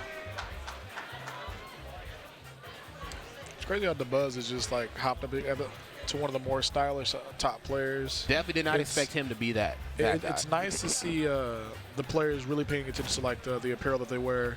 Dabuz always got some nice sneakers on. Samsora dresses pretty well. Anti's another one too. Yeah, but the Anti's always had some sauce. Udays as well. Udays pretty snazzy guy. Photo shoot, wait, how's the verse go? Photo shoot fresh, looking like wealth. I'm about to call the paparazzi on myself. That's right. That's right, man. Run up on Olimar the wrong way, I might murk you. Right? No? Oh, yeah. Yeah. That's very true, man. All righty. Next game right here. Wormy still played very, very strong. I like that leg trump into the reverse up B. If that's not a sign of comfortability and just starting to find yourself in a matchup, not exactly sure what is here at this point. But the Pikmin and Alf, not Olimar, Pikmin and Alf right here, very, very strong as always here from Dabuz. Keeping the blue one on deck. Oh, well, there he goes. Ooh, got that white Pikmin on him. That's right. Trying to get him off. He's on his head, so sadly the Nair wasn't going to take care of it. You need an up air. You got to put the hitbox to where the Pikmin is on your body. Ooh, okay. Got the spot dodge, up special, up air afterwards. Yes. Ooh, some Young Link classic bread and butter right now, man. Right, and we didn't really get to see a lot of that in the last game. He didn't really get the opportunity to showcase some of the bread and butter techniques that Young Link can bring to the table. It's pretty much just him playing around with the Buzz is bringing to the table. You know, which actually isn't bad. You know, Young Link does have the ability to do things like dare. You know what I'm saying, can bust up the Pikmins, naring them as well, too. But it would just be nice to see the things, like the ball kind of on his end of the court here in this game. So let's see how this one plays out. Does still have the lead. Man, he just slid in right in between the two Pikmin. That was pretty smooth. I mean, sometimes you just got to slide into the DMs, bro. True. So I'm into big people. He was like, man, I don't know if I like this girl or that girl, but Alf, you looking kind of cute, bro. Alf looking kind of cute, homie. Look at that nose. All right, man. Oof. Okay, yeah, jumped a little bit too early, and I like. He probably wanted to go for like a back throw, but wasn't confident because again, it is a tether. So he's like, let me just jump out of harm's way, and that's when Dabuz was like, you fool. You fool. The woman that you forgot about is gonna be your demise. That's right. Always sucks, man. Girl that you passed up on, end up being the one. That's right. That's the glow up right there, man. Okay. Nice using the Pikmin right here to give himself some coverage as he gets back on to the main stage. Very, very good. It's very smart because then Wormy lost the ability to use his projectiles to harass Dabuz at all because they were just going to hit the Pikmin. That forward throw, not killing yet. Dabuz got some pretty solid DI there. Uh-oh. Oopsies. Okay. Wanted to go to the ledge, yes. Of course, he eats a force smash for his trouble. Only the blue Pikmin there that time, so not quite the damage output Dabuz was probably looking for, but damage nonetheless. And yes, my get out of jail free card right here, sir. I didn't do it. I didn't know the rules, okay? I just tossed out in there and said, all right, it's just a slap on the wrist this go round. Sounds cool, sounds cool. Right. Oof, runs right into the forward smash there. Oh, no, neutral get up. That's right, ran into another forward smash, or maybe the forward smash ran into him. I'm not exactly sure how the schematics of that goes. All I know is that the outcome was him losing that stock, and now Liquid's very own Dabuz looking very good. Very reminiscent of what we've seen in game number 1 as well, too. He's up 2 whole stocks. You know, Wormy kind of goes ham.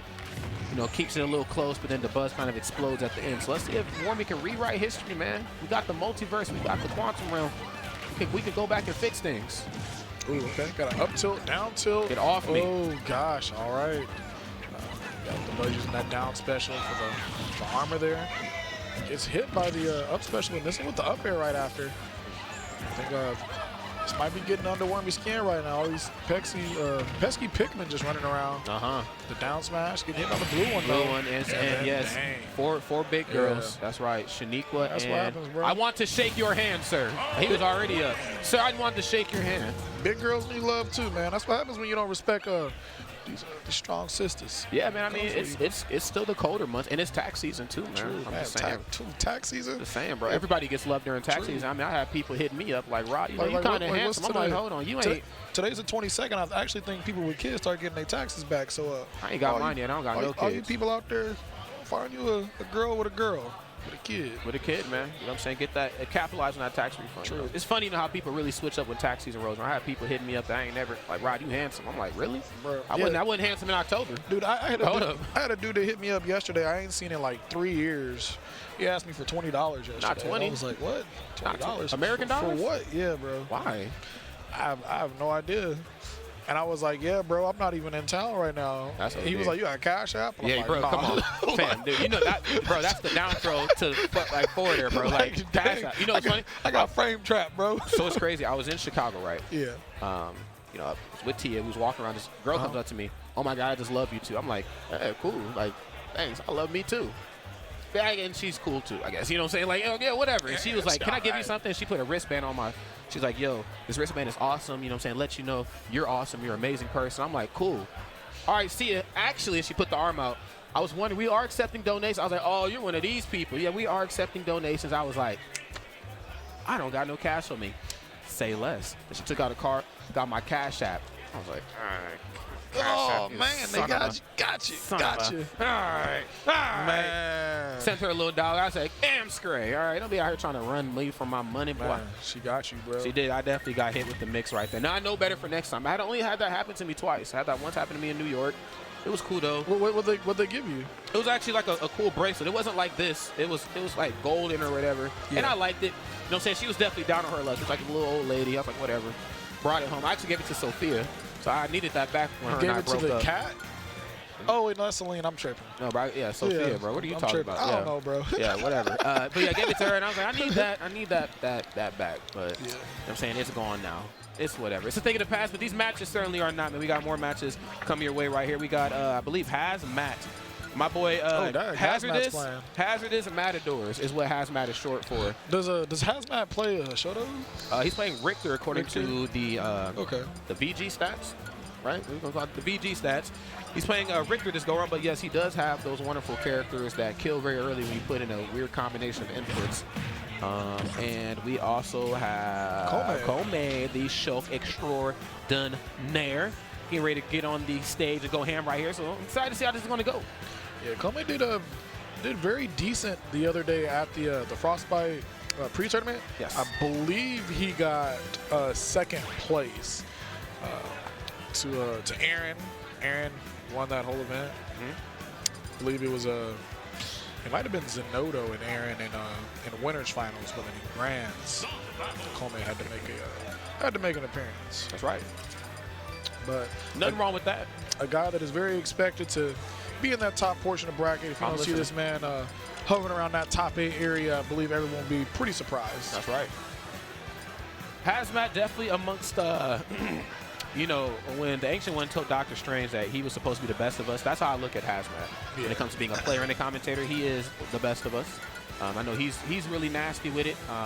Max Ketchum. Him and Max are the two that come to mind player comment. Like, I'm not talking like I commentate weekly, but I like predominantly. I'm talking like professional tier commentator. And then of course being able to, you know, stretch your stuff on the stage too. Him and Coney as well. Actually, Coney, I commentated one of Coney's games at Smash Splash 2 years ago, and I was like, Coney's he's about the mess too.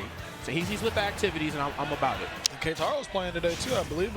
Is K-Taro in bracket? Yeah, K-Taro's that was one of his sub goals. Ah, so, okay. I didn't want to say K-Taro, I didn't want to assume he was in bracket, but yes, K-Taro's in a pool. 4 upper echelon, yes. A man like myself can only dream. Okay, I like that. The back air to get Kome off stage is not a bad position for him to be in, but Kome has the skills to kind of penetrate the fortress, excuse me, and I guess and the force that, you know, the Belmonts are going to bring to the table. Get off me. Take this, homie. You look thirsty. Have some holy water.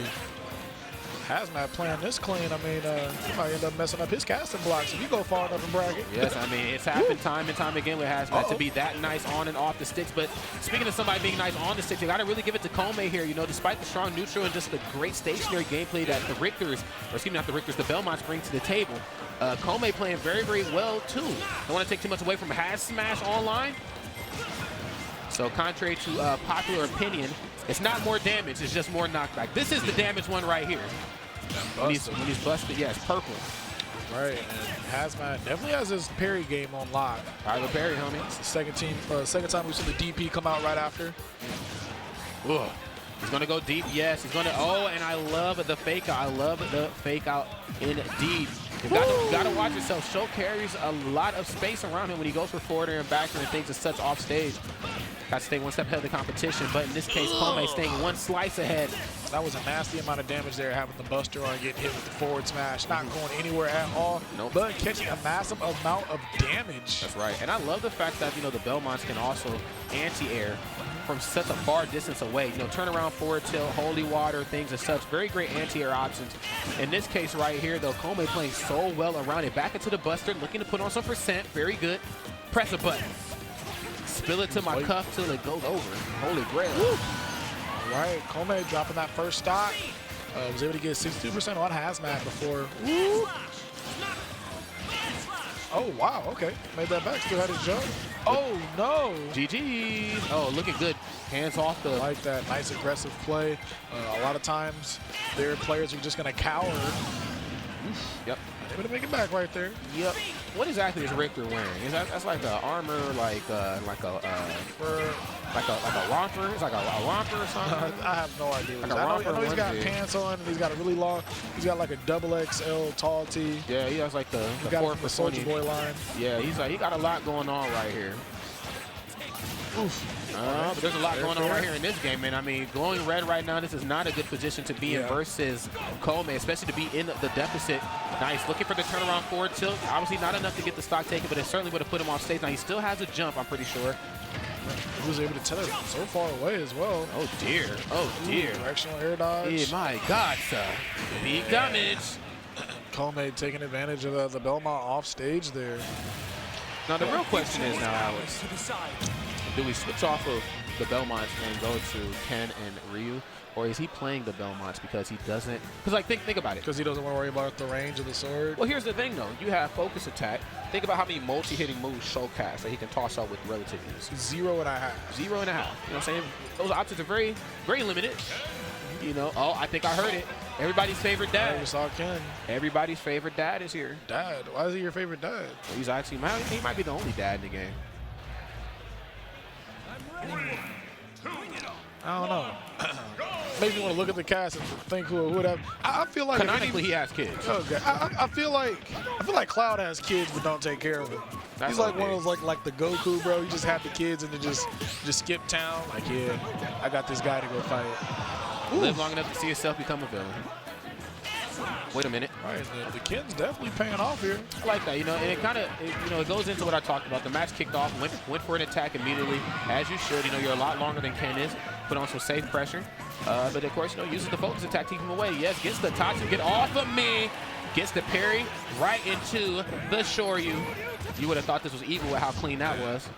Oh, yes. Oh, Wait right a minute. The shield. Sometimes you forget your fighting choke. Yes, I forgot all about that. He can switch in and out.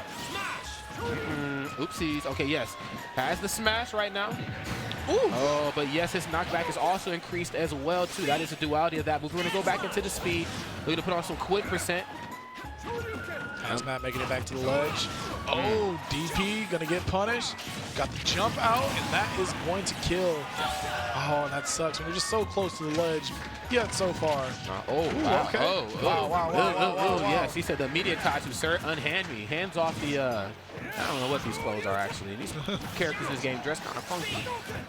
That's the Yeezy collection. Oh, you're OD, actually. He actually is rocking the Yeezy season line. The next Yeezys, there's no shoes, actually. Yeah. It's just feet. He took the gel slippers off the fight, bro. Don't give Kanye any ideas, man. He's going to show no shoes. Yes, the falling up air into the rising up here. Very, very good. And he, my E2 Brute. Yeah, to stab him right in the back. No, he slashed him in the back, bro. It ain't even March yet. Is that worse? It ain't even March. Why? We don't even have to beware the eyes of March. He just literally, oh, wow. Sometimes it just really goes down like that. Or Hazmat trying to get off of that platform. All right. Ooh. Yeah, then you see the shield come out. You immediately got off of it, though, as soon as he... Oh, I like that option, though. 4-2 frame. Looking for the sweep right there. Would have put Shulk in a really awkward position. Didn't quite charge up the focus attack in time, but gets the parry. Not much out of it. And yes, the anti-air options. Ken, Ryu, they come from fighting games, so you have got don't allow them. Tatsu. Oh, okay. He's gonna focus the second hit. He delayed it. That was strange. He didn't go for the immediate second hit. Maybe he wanted to drift back to the stage because. Oof. Oh dear. Wow. Shulk might actually be OD. Yeah. Nothing. Oh, something. Wow. Okay. So we saw DP and a DP. Okay, 2 negative moves on hit, and they do equal positive, I think, mathematically, right? Wait a minute, Hazmat. Not yet gonna kill. My boy Hazard is Matadors. Okay, get him. Okay, I like that. Trying to catch neutral, get up, but the smash art has left. Get off. So not get off me. I like that early. Okay. Okay, get him, Hazmat. Yes, I like that. I'm sorry, man. I don't want to be biased right now, but Hazmat's kind of ODing right now. Yeah. I mean, he's one hit away from death right now. Come, Let's back to the ledge. Just that's gonna do it. Yeah. Oh, okay, yeah, that's gonna be it. Almost made it. He was definitely just like a out of shield DP away from winning that game. I can feel the power, he said. Nothing but golf claps right there in the audience, man. All you can really do is just tip your hat. You know what I'm saying? If you're a poetry guy, snap your fingers. You know what I'm saying? You know, if you snap like, your fingers. Yeah, you can do whatever it is right there. All you need to do is just round of applause right there to Hazmat. Wonderful performance, but Kome, best choke in the world, or one of the best chokes. I'm not exactly sure how that ranking system goes for there, but you know when you see him on the sticks, it's showtime. It is go time. It's go time. So yes, wonderful stuff right there to both of those two players. We got a couple more matches here underway, right? Or no? Projection's about to tell me something. Oh, we're done. Oh, we're done. We're done. Actually, that actually includes our time here with the wonderful faces here in the chat here. For the time being, I know we'll both be back a little bit later on, but please, please, please keep it locked here. Frostbite 2020. Make sure you follow the stream, smash.gg, VG Bootcamp as well. Juke GG as well, too. They're doing a giveaway, and of course, it's your one-stop shop hub for everything that's going on. Frostbite pros and the goodness here. And yeah, of course, you can hit us both up on Twitter and Instagram at our. Am I doing this right? Wait a minute. They be doing this on the news, like the weather lady. She does the weather lady. Yeah, right here. I think it's there. We go. Perfect. There you go. Right Perfecto. there. Hit us both up if you want, and if not, oh well, we'll still be here this weekend. But yes, keep it locked right here. We'll be right back with more Frostbite action right after this. Peace. I can safely say that Eddie from Andromeda has helped us travel to more events because the savings that he's gotten us for these majors. As an event organizer, the last thing I want to do is worry about things outside of the actual event on the day of. They work with you on a personal level. They learn about your event. He is impeccable with his perfection, his timing, his professionalism, and he gets the job done. Staff is able to have luxuries that they didn't have before, better food, better rooms. Things like that, Andromeda can take care of, leverage the connections in the event industry that they've built up. Do you like money? Andromeda will save you money. It just takes so much work off my shoulders that I really appreciate them for that.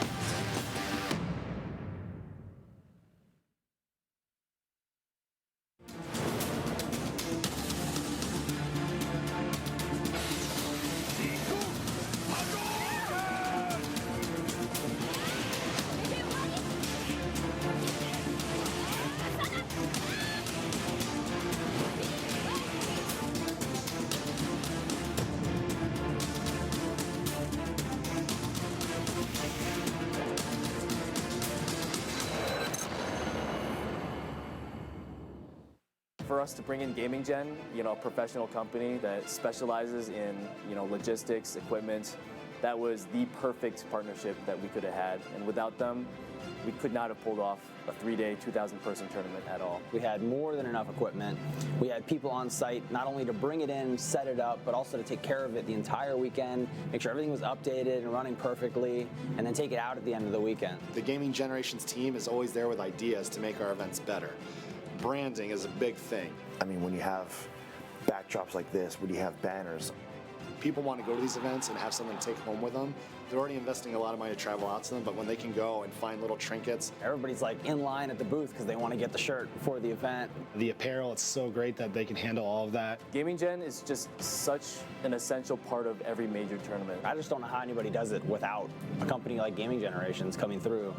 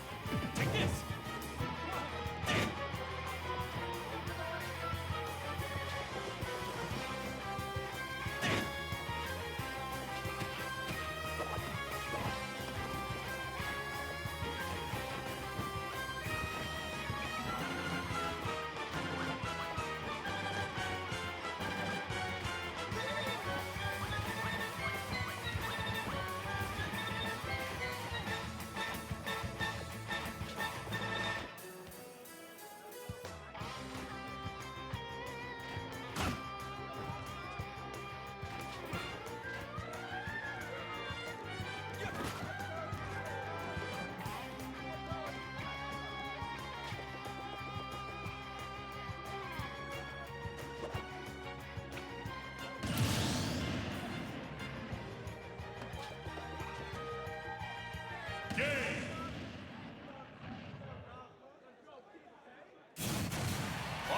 Each battle a chance to grow.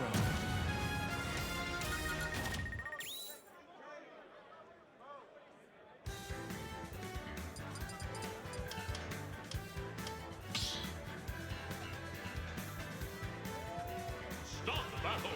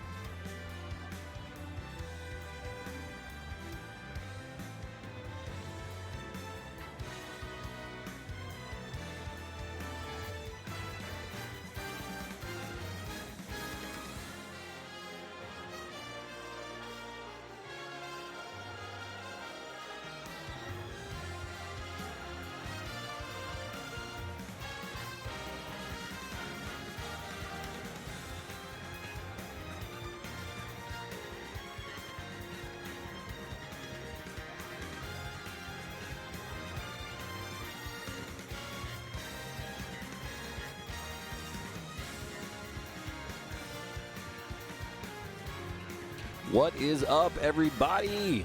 Pools. It's getting crazy in here. We're getting towards the closer to the 394 mark. Korean brother, it's been a long time coming. How are you? I'm doing great. Another Frostbite 2020, man. Really exciting. And Was so this far, 5 years, right? Yeah. So Time flies. Yeah, I know, right? Second Frostbite for Ultimate, of course. Honestly, Frostbite just one of the pillars in terms of the tournaments for the Smash Ultimate scene. I feel like that the way it's been able to build itself so quickly as well, right, as just that pinnacle winter event, you know, between the theming and the color schemes and like how it's positioned every year. Between this, like I feel like Genesis is like the kickoff of the year, but I don't really think of it as like the premier winter event. Frostbite is that event for me, and it's an honor to be here, and I'm really excited. This is going to be a great couple sets coming up for you guys. Oh, yeah, for sure. We got a lot of very talented players lined up for you guys. First up to the stage here, we got Salem versus Bonren. Yeah. Bonren. All right, so Bonren going to be rocking the Zelda now. Zelda has had, you know, quite a few buffs this recent patch, and this is going to be the first major tournament with this patch. So, I mean, a lot of characters like Zelda, Cloud, and Samus, so many different characters got buffed, so I'm really excited to see what we have here. Yeah, this could be really interesting. I feel like Zelda, you know, has the tools to make life a little bit difficult for Snake, but knowing Salem and how deep his pockets go, if this does go bad, I wouldn't surprise me to see him switch to something else entirely. Yeah, and I feel like Salem is just a player that's very good at playing projectile versus projectile, or you're camping me, I'm camping you kind of thing. Oh, for sure. So he's probably, if not one of the best top players at that kind of game. So you got to think like this could be pretty rough here. Yeah, Nairu's Love is going to be really important in this matchup, but I feel like with the end lag on it, there is enough there that if Salem's close enough, we're going to see some pretty hard punishes for it. So we'll see like how Bonren tries to adapt to Salem's play as well. The up B out of shield, that is going to be Zelda's quickest out of shield option. And I like the Phantom Knight as obviously just pretty much the core of Zelda's moveset, in my opinion. She can set, if she has time to set it up, she can set that up and she can let it rip at any point in time. You know, sometimes you mix up, you send it out early, or you hold it and you just set up the full thing, and the Phantom can just cover so much area, force people to jump and all that jazz. So go forth and control the neutral. Yeah. And then she also has Dim Fire, a little laggier, but you know, definitely something she can either run in with the Phantom or just, you know, walk back, set up another Dim Fire, and just keep it going. The big thing I feel like is if he does manage to get Salem into disadvantage, Din's Fire is going to be a huge part of that, because if he gets stuck into the Cypher animation at all, he can really use Din Fire to cause him a lot of problems. Yeah. First stock to Salem, though. Honestly, not super far away from getting the stock himself, though. Bonren, not any out of any stretch of imagination. Oh, by no means. And I mean, Snake is quite heavy, but Zelda packs quite a punch on a lot of her areas, especially that lightning kick. If you get that sweet spot, you will delete stocks very, very early. Try to get this Dim Fire, but Salem not falling for it. He's at 152% right now. Yeah, I think both Fair and Backer, I believe, are frame 7 or frame 8. And so it's going to be a really great, just quick aerial options if the spacing on it is right. You see him go for it there, but the grenade just causing problems. Yeah, there's the Nairo Love. Wow, the Phantom Knight actually chopping up the Cypher. Nowhere for Salem to go except down. That's crazy. Nairo Love, also a reflector. Wow, so much damage before he sent them on the way up. I almost thought that up tilt was going to kill because of all the other things that hit before that. That was a solid 50% off of that one edge trap situation from Salem. So good at it. Oh, yeah, for sure. And look, we're setting up shop. We got the grenades. We got the up smash mortars all over the place here. And just Bonren trying to get back on the stage. He's taking so much damage on the way back here. And that's kind of the thing, right? So he's using the Nairu's Love as he jumps from ledge, but he has to land with it. So Salem does have the option to use this the normals to really punish hard, especially at this percent. You know, bad Nairu's Love is going to get up tilted. Yeah, for sure. Or dash attack or some kind of punish, but catches the high recovery there. Dash attack, no up tilt for the punish here. Salem just going to go for that grab. On the hunt for the kill, maybe 171% on Bonren. He's done a great job of surviving this long. Yeah, next grab should be death though. Ooh, back throw here. We haven't seen too much from Bonren, but tries to catch him out of the sky.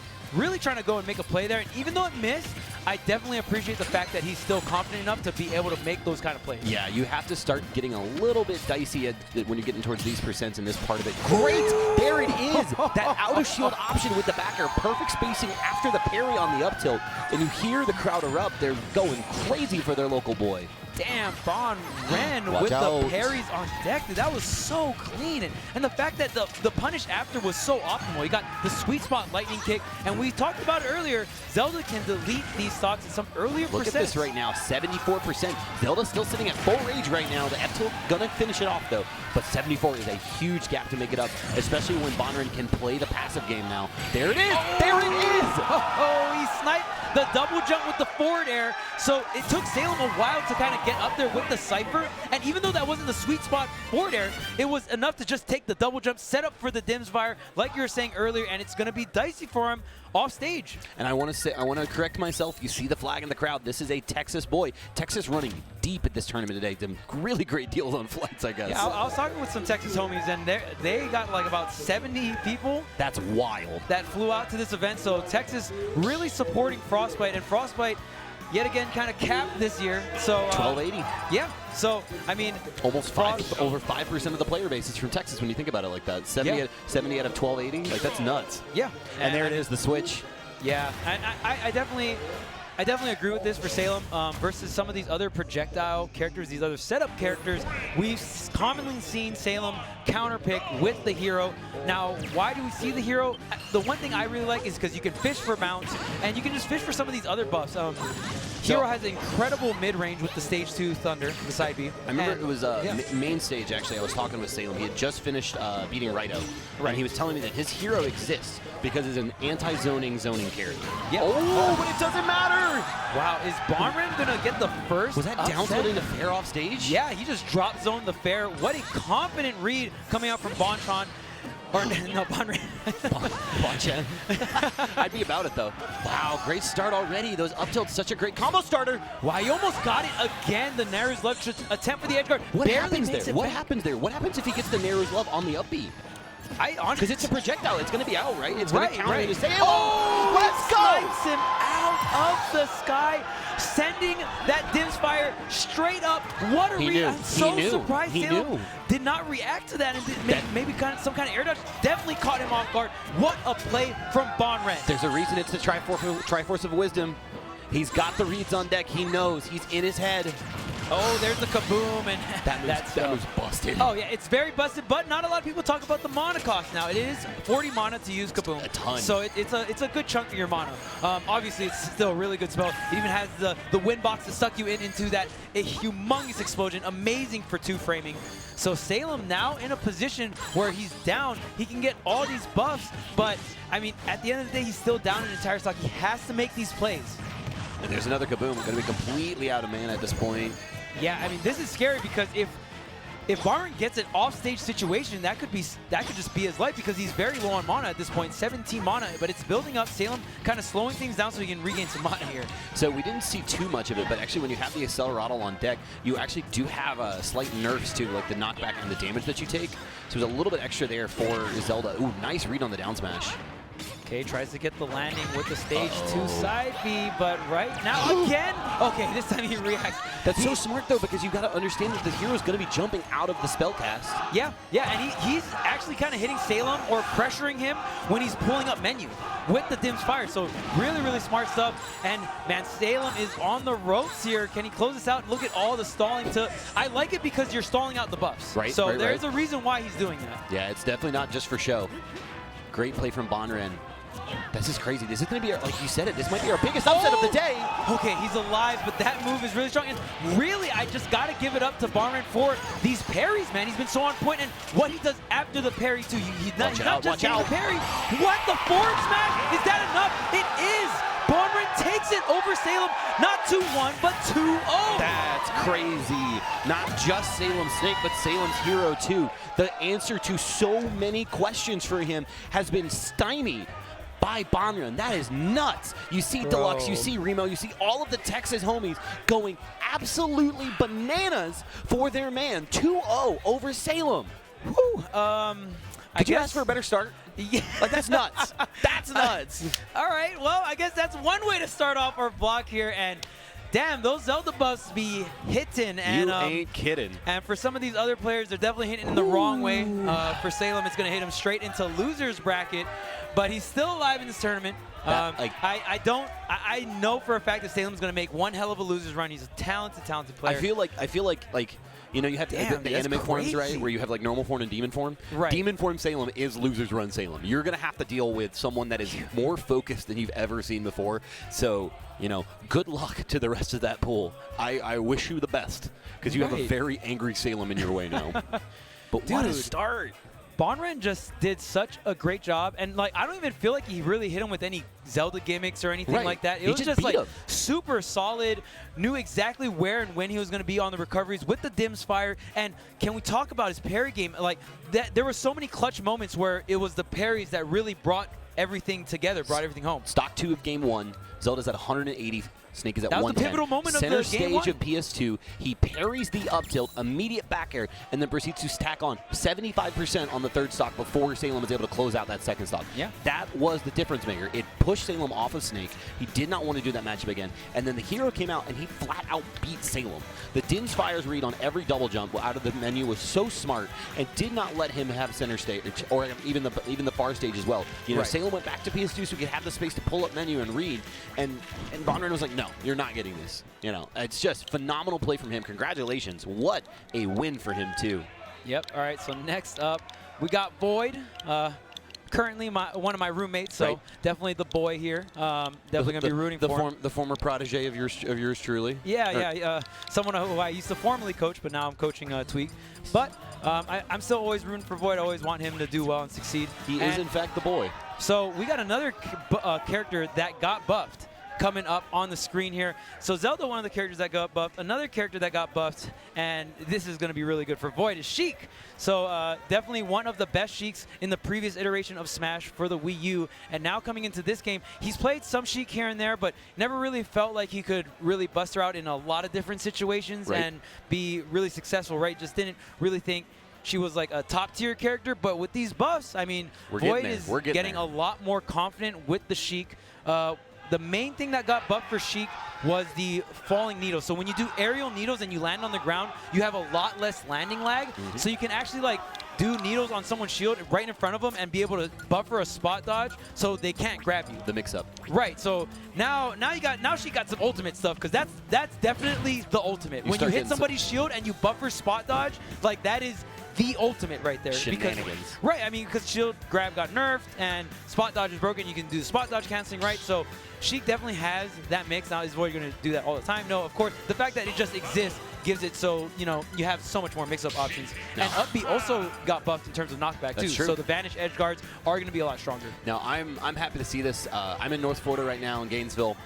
3 of our, probably, I'd say, top 25 players are all Pac-Man players. Two of our top 10 MPR are Pac-Man players, and so now we have Nebula coming up, which actually can cause Sheik some problems. You know, the combo game, we've seen T time and time again, which doesn't why. I do feel like Void's probably going to be pretty comfortable in this, just because he has played that top level of Pac play. Right. But the combo game for Pac-Man, especially out of the corner, especially at a disadvantage when you have the Galaxy in hand, can really be difficult. And Sheik's still a very lightweight character, so we'll see how Nebula, you know, kind of game plans around what Sheik's trying to do and the initial damage we're going to see out of her as well.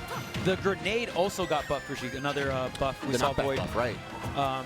Yeah, so that is going to be a very big deal coming into this. Now, Void has taken sets off of Senji and even gone game 5 with T with the Joker. So I feel like if the Sheik does not work out here, we're going to see the Joker switch, but we'll see what happens here. Nebula doing a great job. Ooh, nice start there. That water's so big, knocks him out of the bouncing fish. So the big thing is, like, Pac-Man, you talk about Sheik's game on shield. Pac-Man's going to be able to aerial the shield pretty easily as well, whether you're coming off of, you aerial the shield into Nair, or you do the up B as well to get the starting hitbox on it. So Pac-Man's going to have some mix-ups, and how he implements those is going to be really big. He's in a good position right now. Ooh, great double jump there. Yeah, but look at Nebula setting up with the... He's still edge guarding Sheik. There's no double jump, but the Vanish! And you saw Void buffer the Vanish out of hit stun, which is why he jerked to the right instantly right there. So really good stuff from Void. Turning around that stock, but can Nebula, he gets the stun, but he doesn't clean off the stock. Wow, he actually gets the dare on the grenade. The grenade hitbox going to be causing it not to connect with Sheik there too. And Nebula has the bell, but yeah, he needs to set up this hydrant to at least kind of block the needles, but Yeah, I mean, he set up the hydrant, then went forward here, so now Void going to be able to really pressure with these needles. There's the apple, and he gets him off the top. You got to be careful when you're setting up that grenade because ledge jump is such a quick option, and apple is that downward projectile, There's right? the Galaxian, only 38, but that's still a ton of early damage on Sheik. Oh, wait, what's the chase down here? Wow, he knew that he was going to go for bouncing fish right there. Okay, Void just going to go ahead and attack right through that hydrant. If you do have an attack, you can go through the hydrant with your attack. And the tipper up smash. Void taking the second stock so fast. That round hurt box really hurt Pac-Man there because it didn't look like that was going to sweet spot from the positioning of it, but then just the edge of Pac-Man got caught up in it. And here we see the early combo starts. Beautiful falling up air too. Yeah. Yeah, and I mean, some people, oh wow, the very deep grenade. And you know, one thing that Sheik does have similar to Joker is going to be that multi-hit up air, right? So you've seen Jokers do combos like that, but other than that, they're really not too similar characters. But yeah, really good stuff there. I mean, you usually can get the double up air with Sheik, but even get some drag down stuff depending on the platform layout. Okay. Oh, he's got the grenade in hand, the Deku Nut. Nebula's still doing a good job of not taking too much damage. He can definitely get this stock, but Void just still chipping away at him. Really just getting these little, 10 to 20% confirms here and there. That ticky-tack damage. Yeah. Wow, the grenade just beats Hydrant straight out. I did not realize it did enough damage on that. That's really interesting. Oh, yeah. I mean, and that's just one of the things that got buffed with the grenade. I know, I'm not too sure if it's, oh, wow, barely surviving the back here, but the grenade definitely has more priority. I don't know if they made it have more damage, and he gets us up with the forward smash. He was barely off. Nebula had the right setup, but just a little tad bit off the execution there. Oh, man, and the thing about Pac-Man is he's really good at bringing it back in these situations because he has the Galactian and all that jazz, right? So, he still would have been behind, but definitely a lot more realistic. Void is at 170%. Great DI on the needles. He's on the hunt off stage, though. Yeah, if you get hit out of the corner at 0 by Pac-Man with Galaxian, you probably will take around 45%. At least. The good packs can do up to like 60 or so, but the F-tilt there, you see him, he's got the melon right now. Yeah, he did it the F-tilt through the hydrant too. Very, very nice setup here. He didn't grab the Galaxian though. That's a huge loss for Nebula. Yeah, because in those situations when Pac-Man has the Galactian, oh, the back air is going to do it. Yes, it's so high percent. But yeah, when a Pac-Man has the Galactian in their hand while they're on the ledge, like let's drop, double jump, throw Galactian. Don't even go over. Don't, right, you can't challenge it, right? Like, you know what? I have the lead. I'll see you in center stage. I'm not doing this. Right, exactly. And I mean, you kind of just have to let them get back on. I mean, there are some options, like you might be able to, like if you read the exact time when they throw it, you might be able to throw out an aerial and catch it, but it's pretty difficult. And the way the Galactian flies too is just really hard to contest. Yeah. Something I noticed Void actually was able to do earlier, we talked about how Pac-Man can kind of narrow your shield for pretty safely against most characters. Right. Void actually managed to get an up tilt out of shield early enough. I mean, between the shield drop frames and how quick up tilt is for... was it up tilt? Yeah, it was up tilt for Sheik. It's a little surprising he's able to contest those aerial because typically Pac can kind of poke at your shield pretty safely. So Void, a little bit of that counterplay already in mind too. But that was a great game from Nebula. Just a couple of minor changes, flubs, and we're looking at potentially a different ending. Nebula was playing really, really well. I mean, obviously there was the tiny little flubs, but like other than that, that game should have been a lot closer. He had 2 bell confirms and 0 stocks off of it, so I feel like that's one of those things where, like, if that changes, yeah, he definitely could have taken game 1 with ease. If you're hitting all those bell confirms stuff. But it looks like Final Destination is the pick here for Nebula. I'm not too surprised in terms of a lot of setup characters. Sometimes they'll take you to FD if you leave it open, just because I feel like FD is just that stage where ledge trapping is so volatile, right? There's good air dodge there from Void. Yeah, didn't want to take too much damage. There's the bouncing fish. Still the classic for their bouncing fish here. Oh, I love the dash attack to cover the neutral tech or no tech right there, covering multiple options. And dash attack kind of a mix-up on its own. There's almost no ending lag on it whatsoever, so you kind of have to figure out what the pack's going to try afterwards. Whether it's grab, whether it's jab, you can do a ton out of it. Yeah, very reminiscent of like Brawl Diddy dash attack, which is like no end lag whatsoever. Yeah, look at this coverage right now. Nebula looking really strong. Nebula's doing a really good job of covering Void when he wants to go high with bouncing fish. And that's going to be a very tricky option that some of these characters with like these flip jumps have, right? Zero Suit, Diddy Kong. And he's just doing such a good job of covering it. He's tacked on so much damage onto Void because of that. Yeah, we're looking at almost a full 100% lead right now. Watch out for that Hydrant. The it's usually Gordo 2 bounce. 3 bounces, I think. Okay, here's a drag down into the down smash there. He could have gone into like maybe another forward tilt into an aerial, but just gonna opt for the down smash there. That is, wow, that almost killed him. That was some bad DI too. Very lucky break. break. But the apple strikes back. the apple bounce. You have to be aware of how these hitboxes of the special fruit interact with everything, and it's so hard. You know, Pac is such a very I would say a big brain character. You know, not to be cliche, but there's so much stuff to understand. Okay, just whiff punishing that neutral, avoid getting the full stacks of needle for the ledge trap here. There is the needles, but he could have connected Bouncing Fish there, but he opted to go into another jump. Probably didn't believe that they were going to hit there. And because of that, Nebula is tacking on quite a bit of damage, already 24%. Okay, doubling up on the back here. What's the offstage? And throwing out that up air defensively. Void just weaving his way around there, sinking the back air and getting the stock. Yeah, beautiful stuff there. Oh, the singular jab just to disarm the hydrant there. Stuff to Void. I think it's like about 13 to 14% or something around there. 13.5 actually. 13.5? Oh, dang, right? Yeah. Okay, has the melon in hand. Melon can be pretty tricky too, because if you throw it up, it floats in the same place and stuff like that. It's such a slow hitbox compared to the rest of them too. And it hits pretty hard. It's a good kill option. Fruits. Yeah, it's great. Oh, and calling out the Bouncing Fishes. Nebula is on point, but here we go. Gonna fan him all the way across the stage here. Void with some stage control, trying to get this ledge trap going. Wow, and look at that. Nebula kind of darting towards center stage there. He's got the bell too. Oh no, it's the key this time.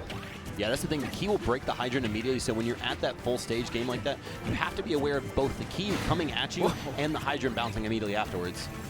Oh man, and look at Nebula throwing all these bonus fruits to drag down, but Nebula able to jump out before the grab goes off here. There's a downer of the hydrant into the side B. Is it going to disarm it? No, just missing there. Wow! Void tacking on so much damage to that hydrant, so at that point the Galaxy was a guaranteed break on it. Oh yeah, for sure. Great stuff from Nebula though. This has been a really great set. Yeah, I mean, like I said, even we were talking about game one, he played phenomenal, just a few little tiny flubs. And I mean, this time Nebula playing a lot more clean, maybe just a little bit more comfortable in on the FD stage pick here. Maybe the nerves calming down a little bit here. There's no place like home like FD for a zoner. There you go, man. Like FD or Kalos, those are such good stages. Wow, but the Bouncing Fish right up and over the hydrant here. What's the ledge trap? The Needle's almost going to catch some kind of option, but the roll, the forward smash, what an answer from Nebula. Yeah, and what a whiff from Void. You're surprised to see it. Great weight. See what you got here. What's the mix-up? Oh, the Bouncing Fish to the stage. Yeah, he got the cartwheel as well right in front, but great reaction from Nebula. And look at this. Ooh, the rising Nair gets punished. Where are you drifting? You don't want to be right above me because the up smash is on deck here for Void. And that's such a common spot for Pac-Mans to do that aerial on, too, when you're coming out to try to push on the shield on it. So great answer. Almost kind of like their panic option, too, right? Like, oh, you're way too close to me right now. Like, quick hitbox right now. I need it right now. And Nair is just a great hitbox that covers all around him as well. And it's also like frame 3, frame 4. It's frame 3. Crazy early. It is frame 3. Why does a zoner have a frame 3 aerial? Don't ask me, but it's really good out of shield. All right, Void starting to claw this back a little bit, 60 to 120. But just one hit can do it right now for Nebula. Void has to play so careful. Playing around the melon. I like how Nebula is not just focal pointing on the bell. You know, he's trying to use some of the other bonus fruits like the apple, like the melon. Oh, gets the down tilt. And this is so scary because Sheik has rage now. Usually you don't see Sheik super utilize rage. Barely going to survive there, but if he gets hit by one more. Void trying to get fancy. Really cross stage. Okay, amazing DI shooting for the corner there. Void is on the hunt off stage, gets the cartwheel. What you got? This is the panic situation. This is the scramble. So where years of experience from Void makes such a difference, but Nebula is still capable, and that's going to do it. The armor, too. Trying to swing at me when I'm off stage, and the way he angled that was very tricky. Great way to end game number 2, forcing the game 3 on the Void. What a play from Nebula. Yeah, especially that's one of the things, right? You sit up on that stage, you're in front of these cameras, you're in front of all these people, and you have to sit there and compose yourself in that moment. You see your lead evaporate. You're playing against someone with one of the strongest neutrals in the game in Void who's been playing for so long, and you have to sit there and go, I've got this. I need one hit. I need one neutral win. In this case, he's winning out of disadvantage of all things, where you're just like, all I need is one. If I get this one, I can do it. Yeah, and I mean, it's definitely no secret either. Void definitely loves to go for the edge guards. You know what I mean? Like, you don't have to be an analyst to know that. I saw him Bouncing Fish and then jump back. So he leaned out a little bit and then jumped back to stage, and I was like, huh. Void went back to stage. All right, well, that's surprising. Yeah, he definitely gets very aggressive. When Void gets that advantage state, he just gets so hungry for the damage, for the stock. You know what I mean? And he's really good at it, and that's like where his biggest strengths are. And it looks like Town and City is the pick here for this game number 3. So this is obviously Void's counter pick here, but Pac-Man going to really appreciate this as well. He's going to be able to really relax if he wants to pull and play like a patient gameplay.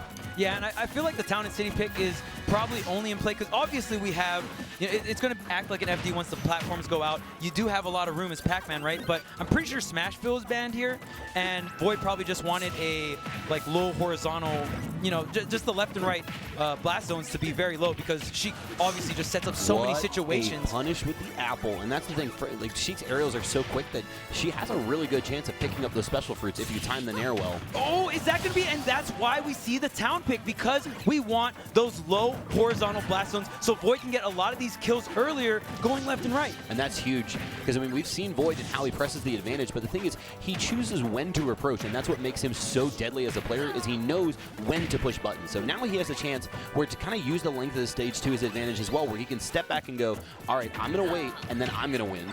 Yeah, and I mean, that's the scary thing about any top player. Like, it's not like Void just going off stage and mashing stuff, right? He's definitely like, there's a lot of pump fakes, there's a lot of like, oh, I'm going to make you think I'm going to go for it, get the air dodge and go from there, right? It's just his pressure game is so strong. Did you see how close that Vanish was to getting hit out by that Hydrant? Oh, Void just skirting death right now. Yeah, 120%. He's still trying to tack on as much damage as possible. Here is the forward tilt. The bouncing fish does not connect. After the forward air, though, I like that the full hop nair instead, so he doesn't get punished as easily. Nebula adapting on the fly. That's the bell here. Okay, there's the Hydrant setting up the shop. And Void's just like, no, platform can't buy. Right, and I mean, these platforms are set up so well, especially if you're getting cornered, you can just kind of retreat to those top platforms, right?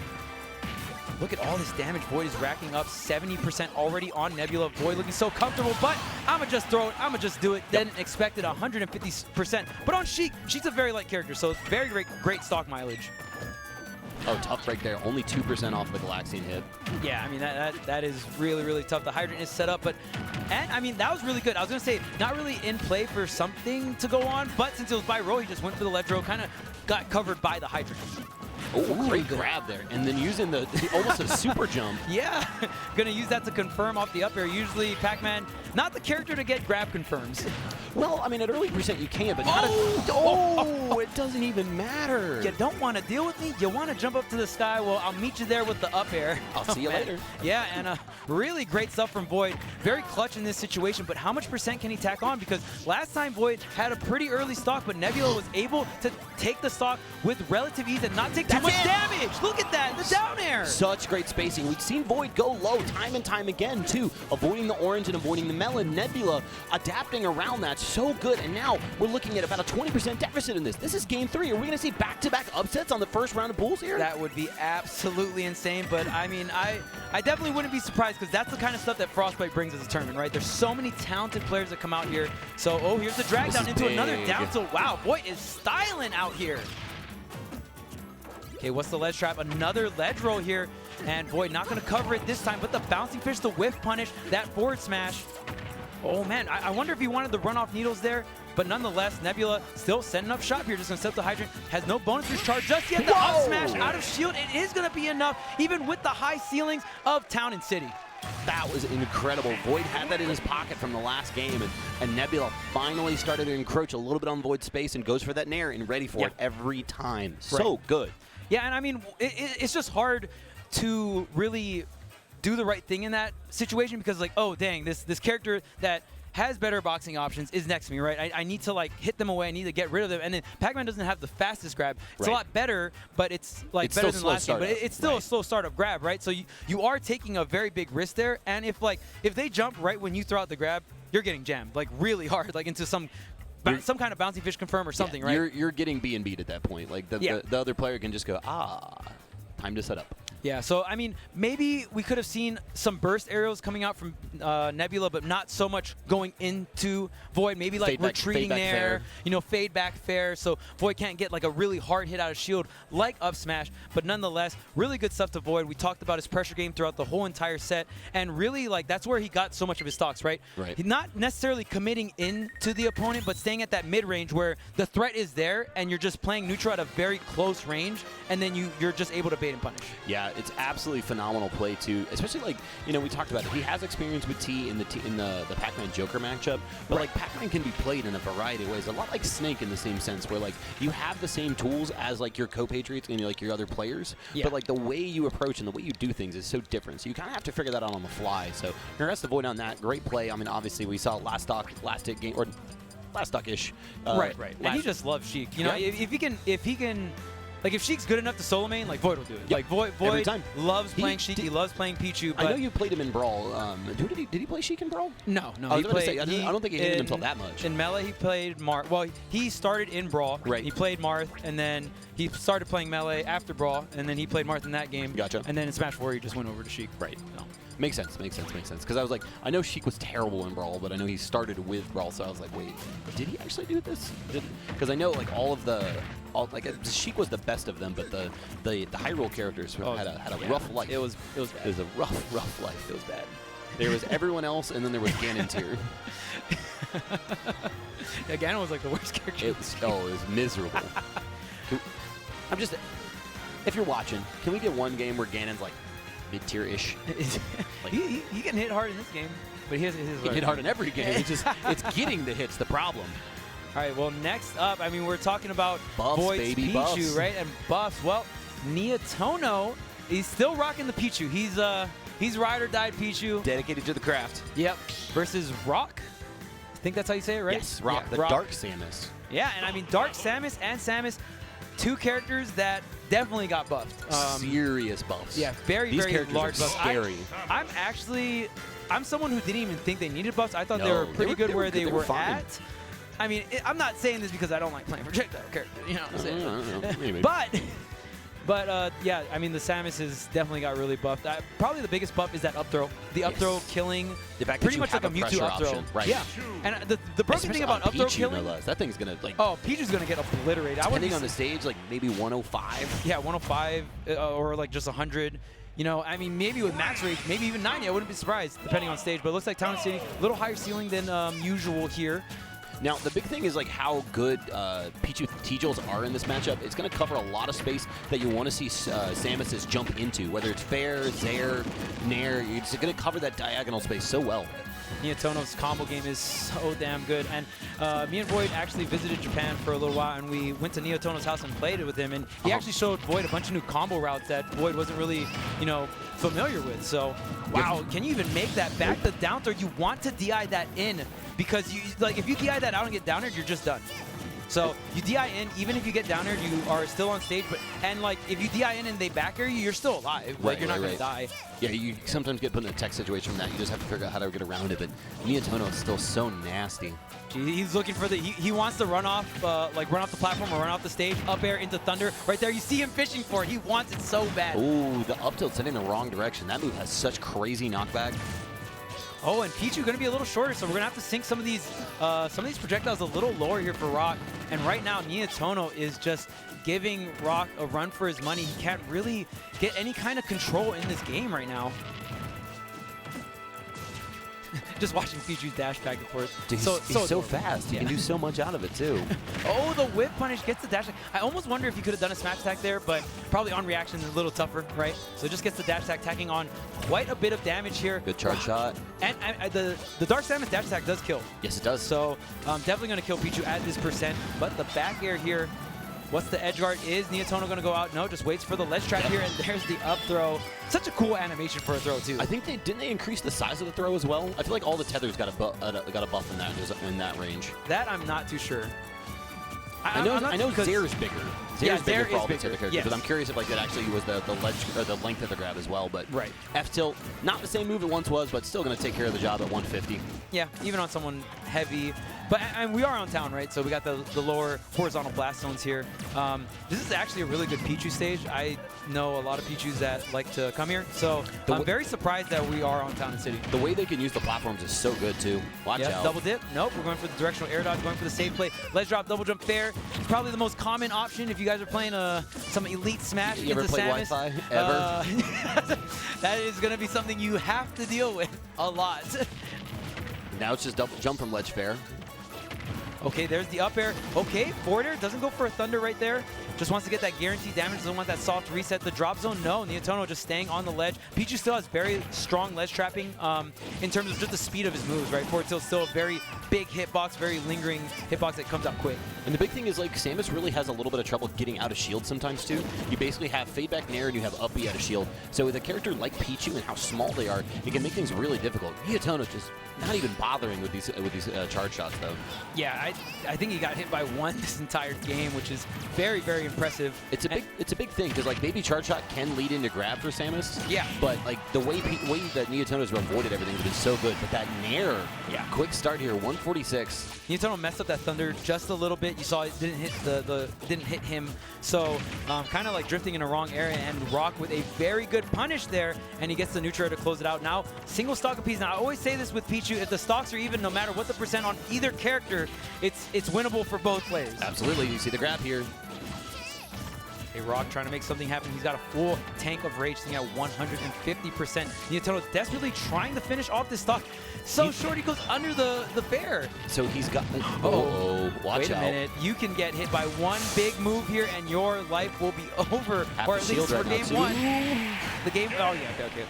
Yeah, the back air will close out game number one. I mean, that move is still very, very powerful. And like I said, we are on Town and City as well, so it's going to be a little harder to survive some of these horizontal kill moves. And Neotono with the Calpico, just sipping on it.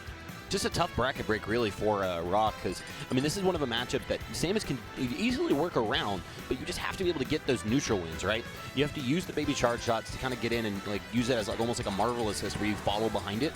And so whether you're getting the grabs or you're reading the jumps out of it, either one you can be doing, but he's just not even having time to get the charge shots together.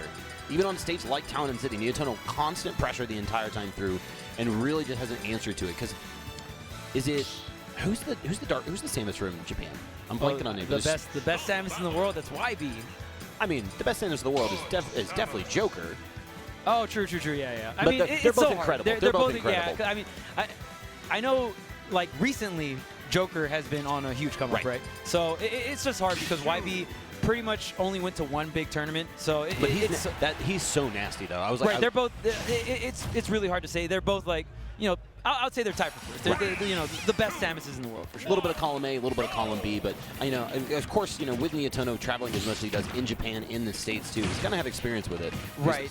And even like Japanese meta in general, there's a lot of projectile and zoning characters, and they just generally play pretty patiently. That's just how the meta is in Japan. So I feel like it's almost a really tough break for someone like Rock to run into a Japanese player that's going to be familiarized to the matchup, to your archetype, right? And Neotono has just been playing this matchup so well.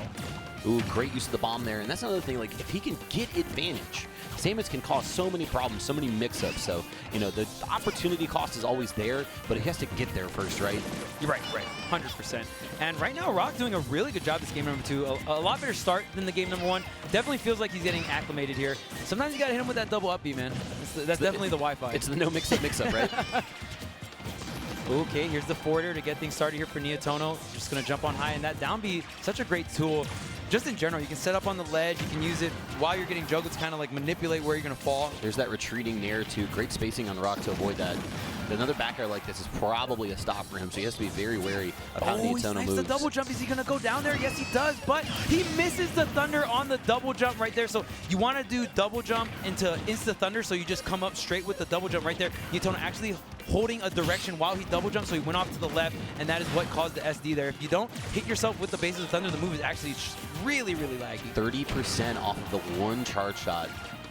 And yeah, I mean, Pichu takes so much damage. They can like confirm off of it too. I've seen like a charge shot into like dash attack or grab. Like it's absolutely insane. You can't forget about Quick too. That's one of those players where you see those clips from, where it's you do charge shot at ledge and do immediate down air or immediate back air too. Who is the best Samus, man? There's so many good ones. And I completely forgot about Quick. Quick's amazing. Yeah, Quick is incredibly talented, and it's just crazy too because these guys have really good results. Quick, Joker, and YB. So it's like now the character got buffed, so I can't even I don't even know what to expect out of these guys anymore. 97 right now, huge lead given this percentage. Okay, now we're gonna get the whip punish on the dash attack. Almost gets the down tilt, but gets the frame trap, the chase down, up B out of shield. Is it gonna be enough? Barely surviving. Pichu's so light. Okay, that backer is for sure into it. That move's So very good. strong. So good. Now look at this. Rock with an entire stock lead. The adaptation coming out from Rock, really, really impressive coming just from game 1 into game 2. Look at how big of a difference it is. Of course, Neotono did have that SD on the first stock, but still Rock is doing an amazing job. Oh, our stream runners know how to pick them, man. This has been nothing but great plays on either side. Normally, I mean, this is like this is a cap major, right? Normally in pools, you're like, it's the first round for like the #1 seed. It's a walk in the park, but this has not been the case so far. Between the upset game 1, or set 1, the game 3, set 2, every step of the way, no one's having an easy bracket. Don't sleep on the Midwest, man. Midwest, a very strong region, and so many other regions traveled out here as well, right? So just, you know, the top of the crop here, really, for Frostbite. I know Florida, we've seen Texas already. So many regions trying to represent. Of course, Japan always with a strong presence of Frostbite, thanks to Vasef. Yeah, Neotono's combo game is so clean. We saw the string of up airs right into the Thunder. Neotono doing an amazing job in bringing this back. Only 58%, not too bad here for Pichu. With 71 though, 74, I mean, he's going to tack on the damage to himself as well. He's got to be careful. Yeah, he's definitely walking a very thin line here. He's got to be very, very careful with the down tilt. Any more of these stray hits, that could be the stall. I think we're about 10% away from up there right now on this stage. With no rage on Samus? Yeah, for sure. Oh, wait, well, Neotono kind of hooking him up with some rage right now. Let me help you out with that. Oh, no. 2 SDs in one set. That is so unfortunate. Yeah, and even Rock shaking his head right there. You never want to see it like that. But yeah, that little... Sometimes you kind of get pineappled right underneath PS2 right there, and it happens particularly with Pichu and Pikachu, and it can even happen on certain sides of Town and City and Smash Bros. Yeah, as well. That little slant right there can cause so many problems because you don't input that second part just perfectly, and it'll just eat the input. And tough break there, but I mean, hey, we take those. We take those. You definitely have to take those, and Rock gonna come with somewhat of momentum coming into this game number 3. I mean, Neotono knows he SD'd twice that last game, so he gets the counter pick coming into game 3. Going to be on the stage of his choice here. Not too sure. I'm pretty sure we have DSR into account, so unless Rock agrees to Town and City, we'll see what stage we end up going to. I wonder if we see maybe Smashville or something. No, FD. Destination. Going for the bigger stage again. Very interesting to see. Yeah, and this time, I mean, FD kind of has like average blast zones, so we're definitely not on Town or Smashville in terms of like horizontal blast zone wise. Here's the forward air. Oh, another forward air. What a shocker. Fair, Zair, like there's so many great options to really punish that like horizontal space right in front of ledge there. It's just so good because it's disjointed. We're memeing, but like it's a great option. Right, and I mean you wouldn't see it so often if it wasn't a great option, right? Still very punishable, but it's just a very good way to push yourself forward with that, the disjoints being the explosion. The back air, 92. You gotta question the DI at that point. Dude, and he got him so far off the stage, it might have just been death. You know what I mean? Like, and the thing about back air is you're dragging them closer to the blast zone as you're going outwards. So really good stuff to Neotono, just securing that early lead with Pichu with the baller edge guard. Good double jump out of the disadvantage there from Neotono. Every Samus is looking for that like that mid-height down air to combo into a smash tag. Neotono's like, I'm not giving you this, I'm out of here. Yeah, and you can definitely see that Neotono is very aware of this matchup. We've seen him fade back from the fairs. We've seen him crouching into the shield, respecting some of those options. Here's the grab. That's the main combo starter here, the down air. What's the follow-up? Gets the frame trap there off the directional air dodge, and Neotono with all his momentum. Just stands up into the spot dodge. Oh, the hunt. And I mean, we see time and time again, right? Pichu just coming in with that. It looked like down tilt right there. That took the stock there. But Neotono always wanting to set up that T-Jolt to come in with it and just kind of have that pressure to it. Kind of like how Mario comes in with these fireballs, stuff like that. It's Doom hidden missiles, let's be real. Yeah, like, it's so hard to deal with. Yeah. And like, even if you shield or parry it, it's like, I parried it and it's like, man, I wish I didn't parry it. Wow, Neotono not going to pull the trigger on the drop zone down air there. That was a directional air dodge, and that can be punished very heavily. But opting to stay on stage, he doesn't want to do anything too crazy. Got to respect it. Now, what's kind of interesting is the positioning Neotono's taking right now. He's jumping a lot to try to avoid the ground game and to try to avoid the grab. But the thing is, like, we can see easily Rock do a fade back nair or just a normal hop fair as well to try to start to punish that and start tackling extra damage. Great DI off of that one, though. Yeah, Neotono definitely has the lead here, but For me, it's not really a lead until he gets the stock. And wow, I asked for it, and Neotono delivers the back and air. You shall receive, my friend. Speaking it into the consciousness. Oh yeah, the directional air dodge, but that is not going to get you out of the combo, my man. Right back into the blender, 65% and counting here for Neotono. What's the ledge trap? You almost just make it worse at that point, because now Pichu gets to reset with another grab. Yeah, you almost want to either take the damage or go for maybe a neutral air dodge, something a little harder to react to. Setting up the bomb here. Rock needs to get back on stage. He needs to get his footing, but Neotono is all over him right now. Okay, gets the roll, darts away, just needs to get some kind of control. The anti-air with the up tilt. Rock looking for this stock right now. Okay, tacking on a little bit more damage. We're starting to get into the danger zone for Samus kills, but Neotono playing so comfortably right now. Okay, this is going to be a regrab here. What's the punish? Just wait. And he knew that he was going to go for the panic get up attack. I feel like the most common option when you regrab right there is either get up attack or roll. Those are like the go-tos. It's an immediate button regardless. Yes, like yes. you just have to sit there and be patient. Yep. And Neotono knowing that, just hitting him with that dash back.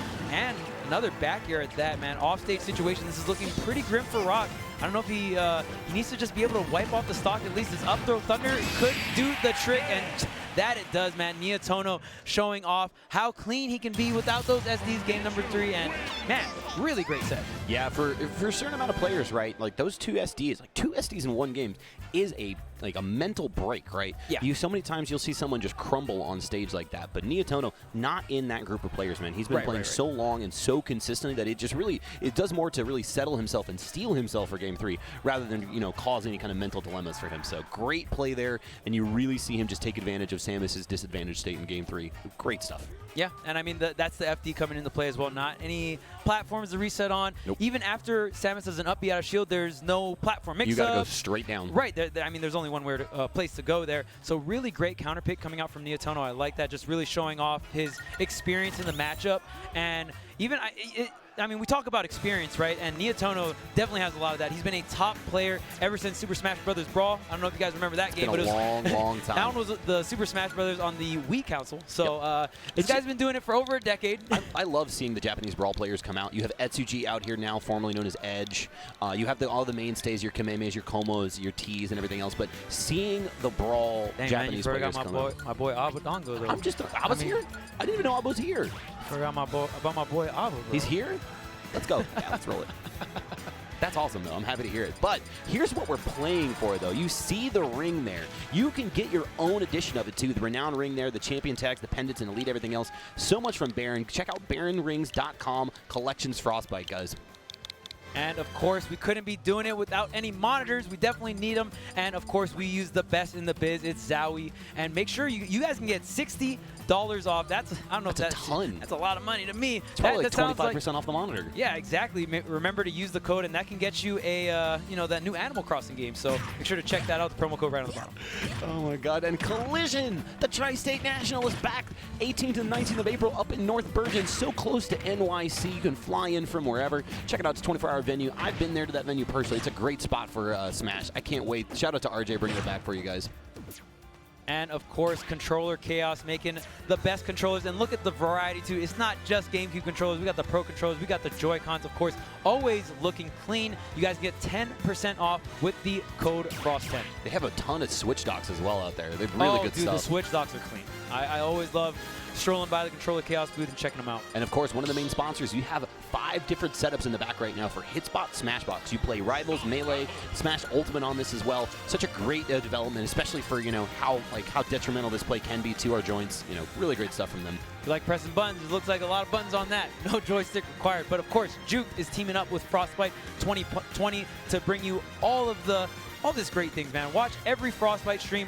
Full schedule in your time zone, set reminders and notifications, access tournament brackets, browse VODs, and even more. And make sure to check out the giveaway going on for that Switch Lite. And speaking of people giving it away, keep it PG. Panda Global doing a lot of giveaways this weekend. So many of these players in front of us. One of the main sponsors for the event as well. Fullstream, Esan, Mars, Plup, Wolfie, Cybertron. Everybody doing great things this weekend. And I love that they started picking up Pokemon players as well. It's a good call. Yes, it's a good call. I love spectating Pokemon, so it's really, really fun. And of course, you can never forget about the MDVA Super Major. Of course, you all know it. It's Pound, and it's coming back. If you are a fan of Melee, if you're a fan of Ultimate, make make sure to check it out. It's going to be in Maryland, so the prices go up soon, so make sure you guys register now. It's going to be that fresh new Xanadu venue. And speaking of fresh new tournaments, Riptide, Sandusky, Ohio, September 11th through the 13th. You know, we had a problem with the water parks. We've went and got a water park of our own. Damn. Look at Melee, Ultimate, Rivals, and Splatoon all in the same venue, man. I can't wait. Yeah, it's going to be great. I mean, Sandusky, Ohio, September 11th to 3rd. And my personal favorite, baby. I can't wait. Rivals of Aether coming to the Switch summer 2020. Catch me doing topping on Sunday for that, baby. But Rivals, man, I can't wait for that to come out to Switch and have so much more access to the game for so many new players coming in. It's going to be awesome. It's a very big deal, and I'm really happy for him. And, of course, you can never forget about Saints Gaming Live, May 2nd, 2020. Super Smash Bros. Ultimate Tournament. $2,500 in the pot as a bonus, and make sure you guys register now at smash.gg/SGL2020. And for all you Michigan players, I'm pretty sure that's right across the border for you too in Windsor. Yeah. But of course, we wouldn't be here, we wouldn't be out in front of you guys if it wasn't for VG Boot Camp. They've been doing it for so long and been doing it better than anyone else. Like, follow, and subscribe. Got to see all those cute little emotes they got going for you too. They mix it up a little bit. Yeah, I mean, you gotta love it, and you can get all these emotes for the low price of $4.99 a month, or it's free with Twitch Prime. So if you have an Amazon Prime account, make sure to get all the goodness for free. But now we're gonna continue on with some Ultimate Singles. I cannot wait. This is the homiest of homies. The man had to switch his commentary schedule around so he could be here in front of you guys right now. That is Hollywood Banjo. Let's get it. You better play Banjo. No, he plays Bowser. Dang. He started with Banjo, and he's like, I'm gonna go back to Bowser. Yeah, I mean, I feel like everyone had their Banjo phase. Like, there's so many characters. Poor Cody. Or, I mean, there's so many players that just love the series, right? But Banjo's a very unique character, very like set up projectile let's based. call it that. Yeah. Whoa! All right, so Hollywood Banjo versus Yumu? Yumu? My man, Banjo, you gotta check that tag, bro. Gotta be careful with that. Somewhere D-Strong is real happy with that, though. All right, so the Bowser versus the Mario. I mean, this is a classic matchup that spanned many, many years throughout many, many games. So they're throwing it down here in Smash Brothers. We really wouldn't be where we are right now with Smash if it wasn't for Bowser and Mario duking it out over the past, what, 20, 30 years? Yeah, it's been a minute. And, of course, the Man-Bear cow. I think it's Man-Bear Pig from South Park, but, you know, great tag regardless. Great down air, too. If you about those cows, that's all you, man. All right, so jumping right up and over, and this is going to be rough because Mario definitely a character that thrives off of, you know, pressuring the shield and going for all kinds of cross-ups, but you got to watch that up out of shield coming out from Bowser. This is such a strong option. It's so hard to deal with, too. If you're not safe, you're going to take 15, 20% from that every time. Hey, wow, really good dash attack, going to cover that 2-frame. Tries to get the cape, but up and over, Banjo goes. Yeah, and it looked like Yumu actually footstooled Banjo there instead of being able to get the punish that he wanted. And right now, Banjo, he's been surviving, but he hasn't tacked on too much percent, 13 damage so far, and he still has this lead, but yeah, like I said, Yumu's doing such a good job of not taking too much damage. The back air, the fake out, yeah, that was really good. You definitely thought he was going for that second back air, but I like the double jump back air to catch the jump, if anything, and then came back down with the third back air. If all else fails, just aerial on your shield. Mario in a nutshell. Didn't expect the third back air, though. Quick initial combos here. This is where things get really rough. Mario can just kind of walk you across the screen with those up airs. Oh, yeah, for sure. And especially on someone as big and heavy as Bowser, he is going to be susceptible. And this scrumdiddlyumptious combo food for Mario, right? Banjo with the hard reads. I'm kind of about it, though. Like, you know, you see how Yumu has kind of been patienting himself in and out around the shield. Oh, not great DI. And you see the reaction from Banjo, too. Yeah, and the great thing about that, too, most people would just autopilot think that, okay, you're just going to finish it off with the up B there. But right there, just going for the down air instead, going for the kill, you know, kind of putting a little gamble. He might have been able to air dodge. I mean, it is heavy, so they have frame 4 air dodges, but still, really good stuff. And you're going to steal out the stock and get this lead. Rising up there, they're going to beat out the Bowser fair, and we just see it all over again. Many up airs, but this time Banjo fighting back with the down air. I feel like I'm having flashbacks to the second stock already. Oh, yeah. I mean, look at this flashbacks. I mean, we're here at the moment. Oh, 121% already on the Banjo. gets sniped by the fireball, the down tilt to get the two, or just catching him hanging on the ledge. And Banjo needs an answer, and he needs it soon. Banjo, my boy, please. Back throw, man, rinse and repeat. I don't know how much more Bowser can take. He's already at 160. This could be it, the classic back throw kill. No, he's surviving. He's surviving. Yahoo! I mean, he did that to him in Mario 64 so much times in the back. So long. Yeah. Okay, wait. I mean, he's still got max rage. Maybe make some kind of magic. He's on at least he's on stage now. He was definitely on the ledge he was on the ledge for quite some time. Tried to get the side B. The trade here. And they reset back. Can Banjo find the opening? Find that just kill that he's desperately needed for quite some time. Beautiful parry on the get up attack. He gets the parry, but he's not getting the stock. His back throw might not have. Okay. All right. He's at 200. Yeah. I was like, he's like kind of towards the center stage. Maybe he'll live. I'm liking that jersey, though. I think that's Unkind is going to be the sponsor for Yumu. That's a nice little color combination going. Yeah. Definitely enjoy the shirt as well that Banjo's rocking. I'm a huge N64 fan. So that actually is a play on that. He's repping Houston with that. It's H's instead of the N's. Oh, that's cool. I saw him earlier, and I was like, all right, H-Town. Repping the hometown and, the best Nintendo console ever. True enough. Dude, I got the forest green one, the TK64 combo when I was a kid for Christmas. You still have it? No, I wish. Yeah. I wish. Same. Yeah, that's one of those where I'm just like, I messed up. I could sell this now. All right, so I'm pretty sure we're not. I mean, we might see it again. Okay, we might see the Banjo switch here. Now, you said Banjo was trying to, main Banjo, but kind of didn't work out. But, sometimes if the Bowser don't work, you can always go down the pockets here. So and Banjo bring out the what a switch in play styles, too. Like, whereas, you have that incremental movement from Bowser as he kind of encroaches on your space, and then Banjo now such a complete switch with how slow and patient he plays. Yeah, for sure. But Banjo is still going to get up aired. Yeah. So, I mean, Banjo a little on the heavier side. He's not as big as Bowser, but definitely going to have a lot more tools to try and keep this Mario out. The forward tilt going to be a pretty quick, little sword move almost with the Kazooie not being a part of Banjo's hurt box. And, of course, you're going to have, the grenades and the eggs as well to stay These spot dodges from Banjo. He's dodged not one, but 2 Mario F Smashes so far with him. Yeah, and that can be a very scary move to try and spot dodge, because if your timing's off a little bit, you might catch the flames. Oh, just like that. Yeah. And that's the thing, though. Wonder Wing is such an amazing move. It's hard to react to. But the thing is, if you miss, you're going to get punished really hard. Yeah, it does have a lot of lag. It does hold that risk. But, I mean, it is still a great move. You have to be able to throw it out. Yeah, it's one of those things where, it's just in quarter space like this, you're going to get hit by it. Oh, yeah, for sure. Oh, there's no tech there. Okay, just going to go forward tilt for the percentage. Maybe he wanted forward smash. I doubt it would have killed there, though. At this point, you're just looking for damage, right? Yeah. Great double back air on the shield to try to cause pressure there. Banjo managed to jump around it just barely. Okay, where's the play? He gets the read on the insta mash out from Yumu, but still not enough to take the stock. If he gets another up tilt from the down throw, it'll definitely do it. There's the grenade, gonna go Wonder Wing high, but the Flood kind of boosting up a little bit, and he's able to get the up smash with the charge here on Banjo. So that looks a lot like what Anti would do against Foxes in Smash 4, right? Where he would get the Flood on the illusion and just push them up right above you. That was a really smart play from Yumu on that. Yeah, and I mean, Wonder Wing is kind of similar to illusion, except it's humongous and has way better. Way better.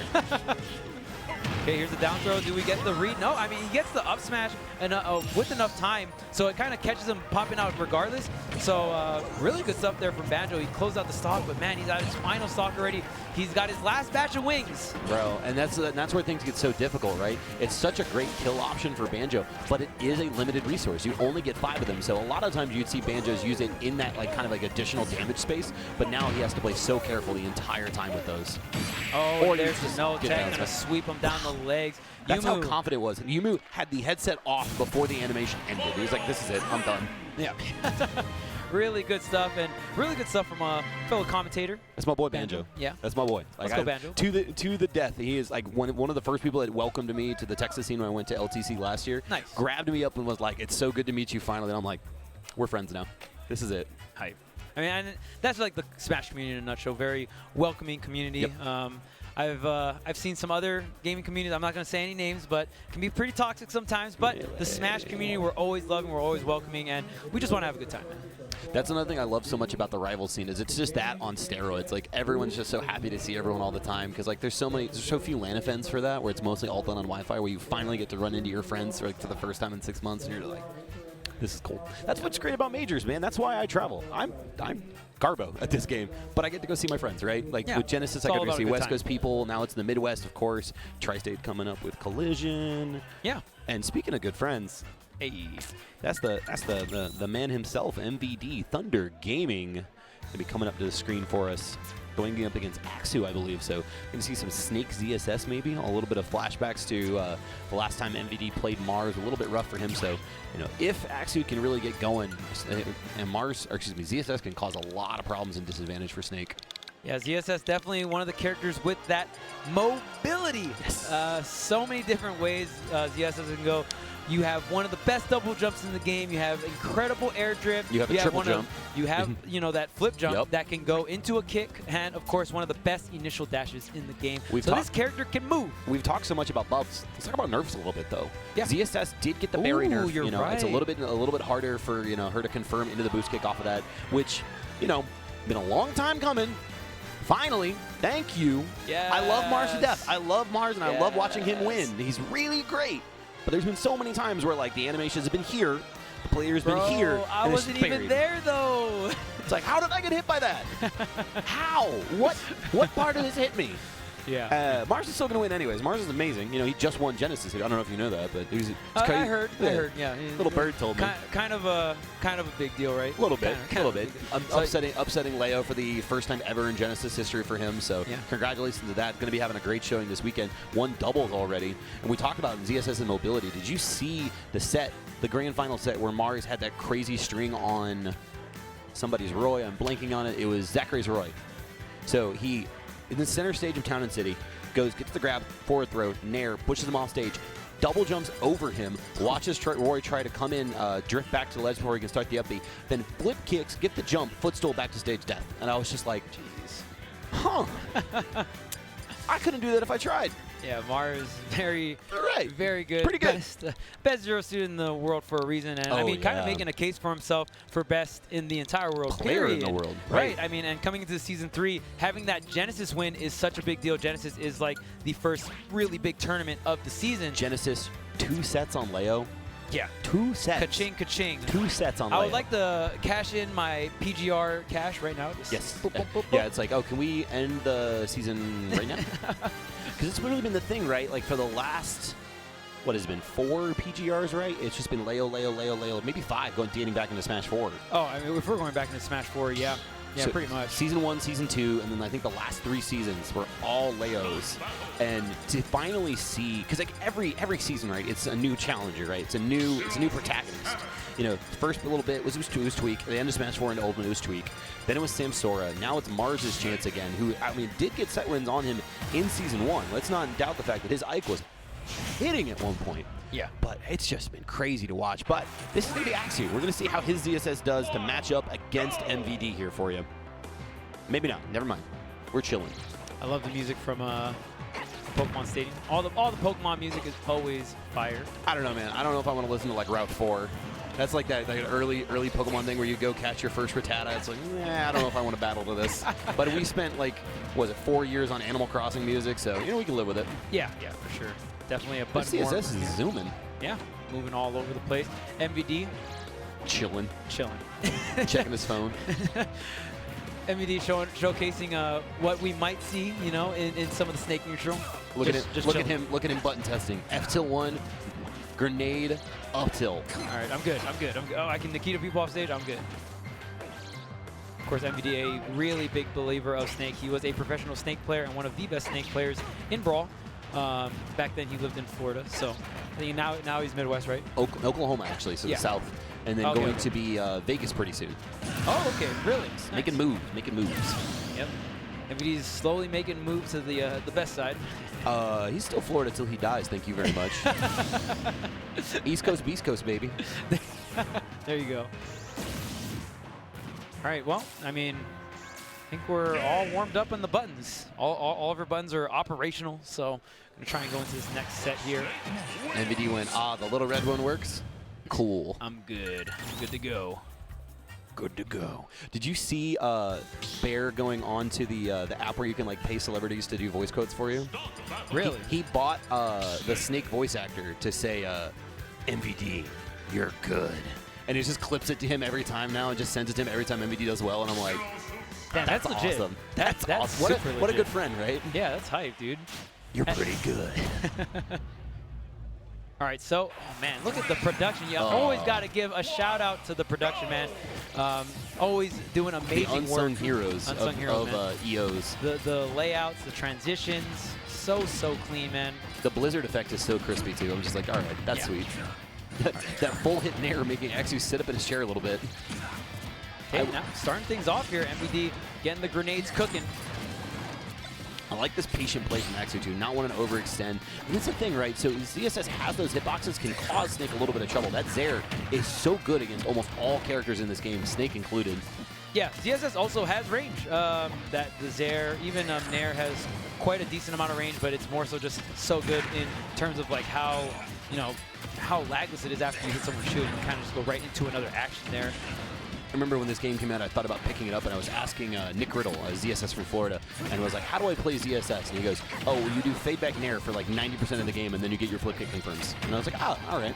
Yeah, I mean, definitely can play like that, you know, and I mean, just the great thing about a lot of these top tiers, wow, he did not die from that, just staying alive there. I mean, he wasn't too high of a percent, but man, really back and forth here. Like you said, the movement coming out is just so nice from the ZSS. Good roll back there. MVD not ready for it, so no quick punish. Oh, who's going to get the first stock here? MVD gets the dash attack. And Nikita, not enough. Yep. Gets the down tilt, just get off the ledge here, forcing an option. Boost kick really good against Nikita in that situation. The multi-hitbox lets him just push right by it. Good back air. Wow, he's going to opt to go low, and with the tech and the directional air dodge back on the stage. That's something that not enough players do. After a tech wall jump, you can just use directional air dodge, get right back onto the stage if you're close enough to the ledge there, and you pretty much instantly get all that stage control. Look at actually avoiding all of these projectiles and these explosions right now. A literal minefield for him to traverse. Both these players still packing all three stocks right now. Oh, and the grenade blows up. Not having enough time to go into that air dodge right there. Really, really great stuff.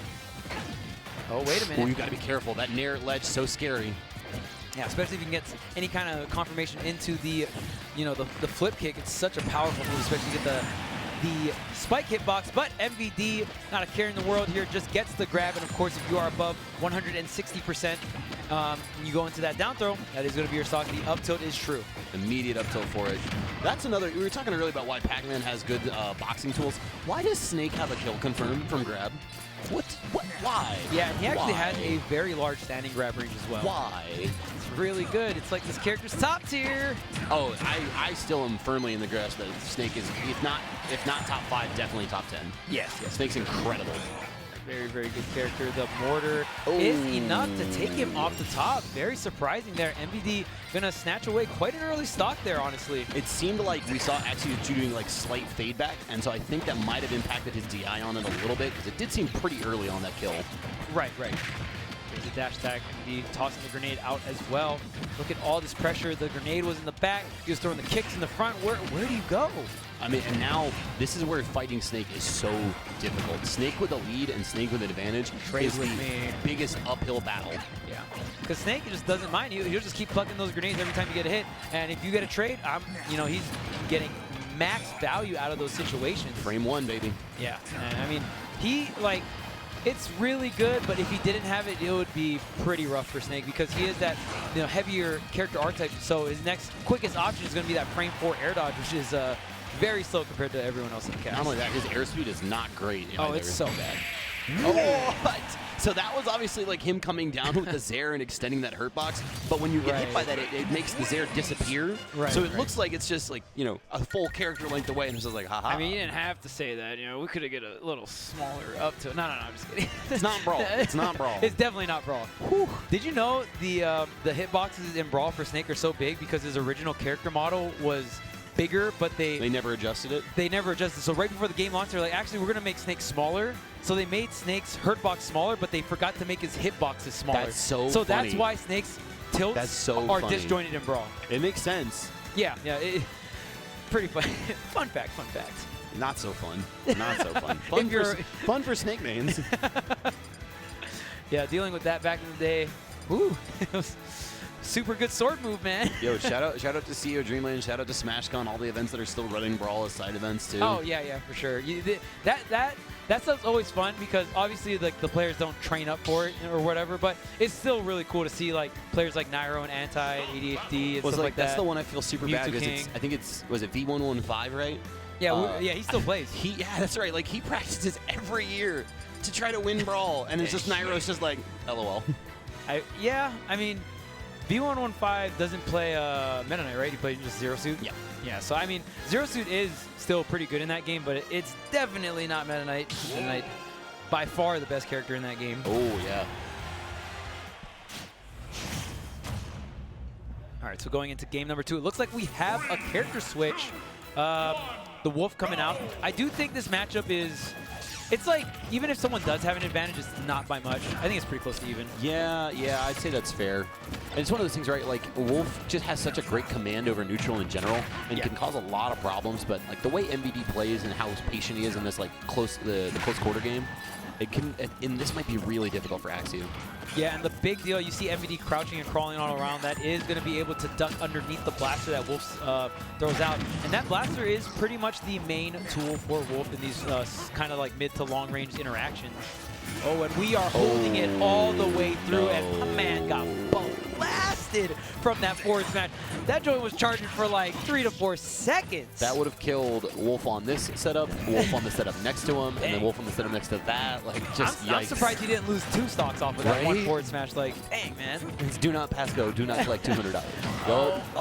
Okay. He was so close to getting that back air out. Oh, that platform saved MVD so hard because he didn't have a double jump. So the way that Cypher came in, I'm surprised we didn't see, Wolf line up for a back air in that situation.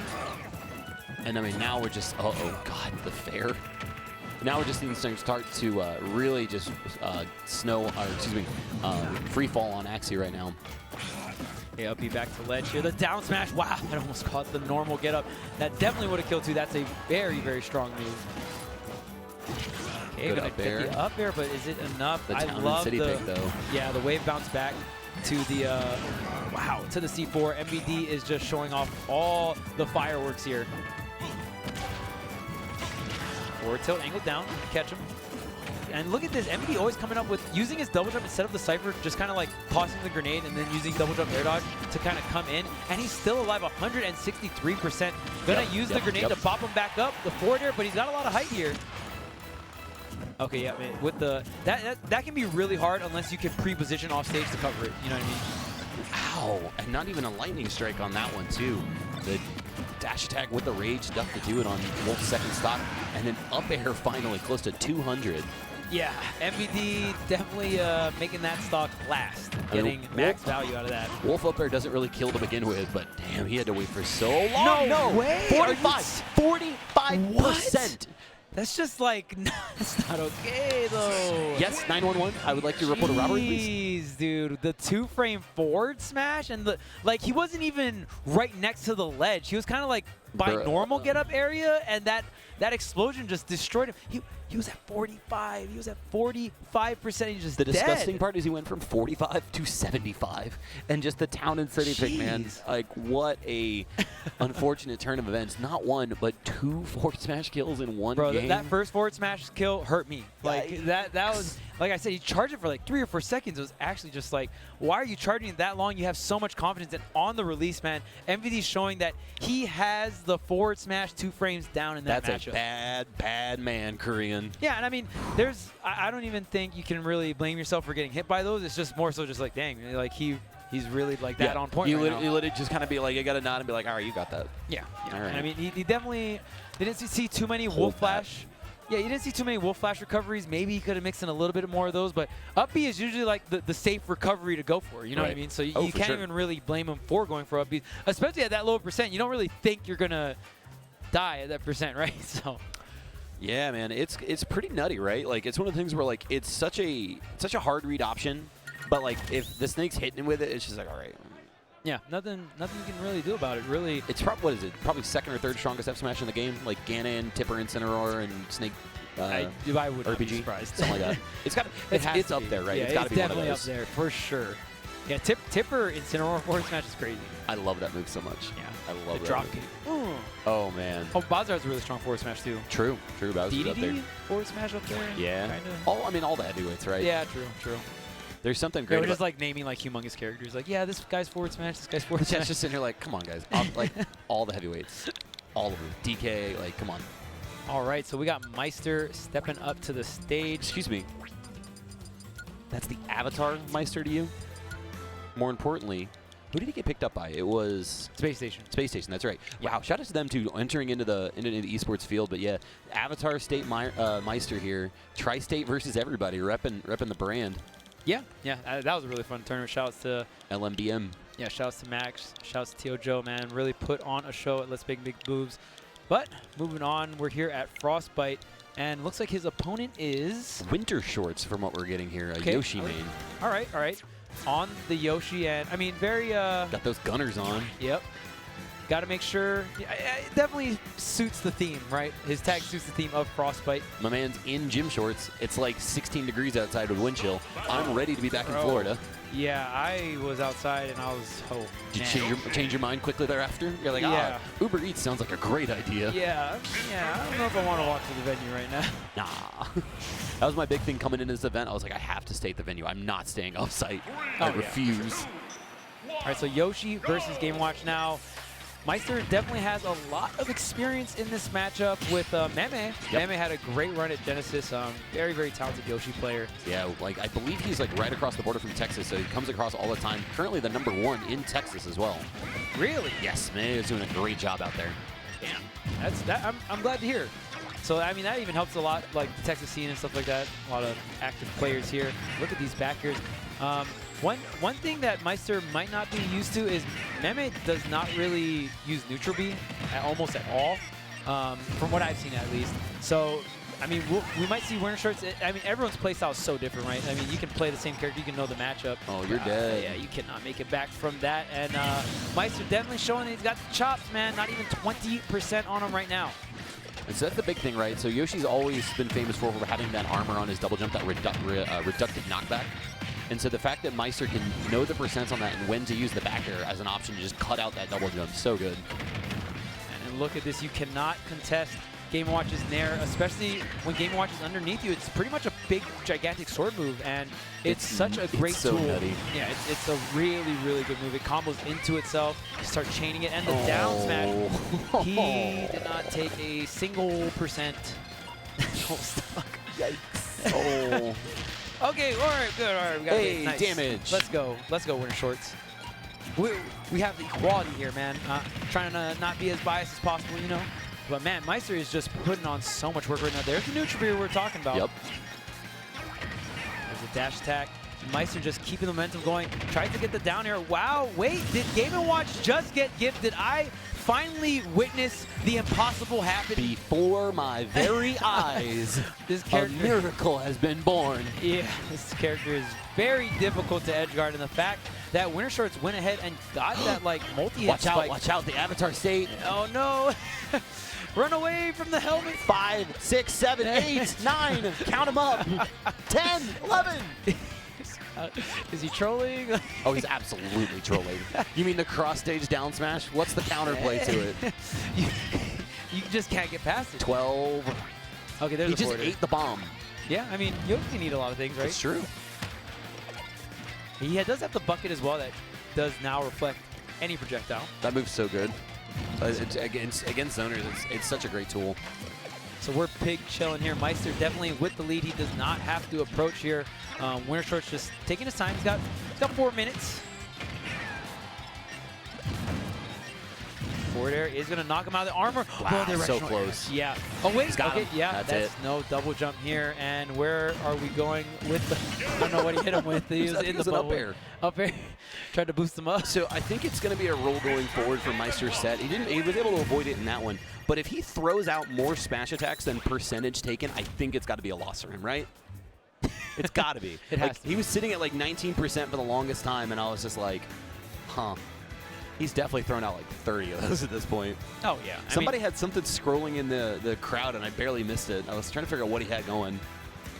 I mean, Game & Watch is definitely a character that, I mean, kind of like Olimar, where some of your smash attacks can be neutral tools because they have so little end lag, right? And they have so much range. Right. So Maister definitely going to utilize that because it's a very, very good tool for Game & Watch. Everyone memes on him for it, but like you wouldn't be doing it if it wasn't good, right? It's such a great option, and it's just like, all right, well, hate me if you want, but it's, you know. I mean, I'm people on Twitter it. be talking that good stuff, and all I gotta say is, if it's that easy, let's see you do it, man. Right. There's a reason there's only one. Yeah, there's literally only one Game & Watch that gets this high in terms of rankings. He's currently top 10 in the world. I kind of want to see it, man. If it's that easy, go ahead and pick up Game & Watch. Right. Go to some of these tournaments, and yeah, go ahead and get top 10 in the world. Yeah. I mean, go ahead and like top 8 CEO next month for us. Let's see what you got. Yeah. That's gonna happen, of course. Maister, very, very talented player, and it just his placings go to show. And it's one of those things where like he suffered for his art, right? He played Game & Watch all through Smash 4. Right. He's earned it. And no one showed him how to do it in this game either. In the very, first season, he was not getting nowhere near the results he was getting now. So he had to go through. Then out of nowhere, it was just like, all right, finally clicked, man. Maister. All right, so right now, much more even game here. Winter Shorts tacking on 56% here on this first stock. Very neck and neck. Maister, a little bit more back airs this time. Back air going to be still that disjointed tool that he uses kind of like Nair, but has a little bit more horizontal range. Oh, what a parry. And the jab lock. Yes. Shout out to Sky Williams doing that for the first time, or at least the person I saw it from the first on Twitter. Yeah. I mean, it's a very strong setup, right? And you have so many ways to set it off with Nair. So really, really good stuff. And you even saw the jab one, dash jab one to make sure he pushes him closer to the blast zone to make sure that forward smash KOs. Of course, Game & Watch, one of the lightest characters in the game. Yeah, certain characters really benefit from being able to do that now. Yoshi and Pikachu are really the first ones to come to mind. And it's such a great option to try to get that kill so much earlier for him. Wow, and it looks like the forward air bomb beating out the egg roll there.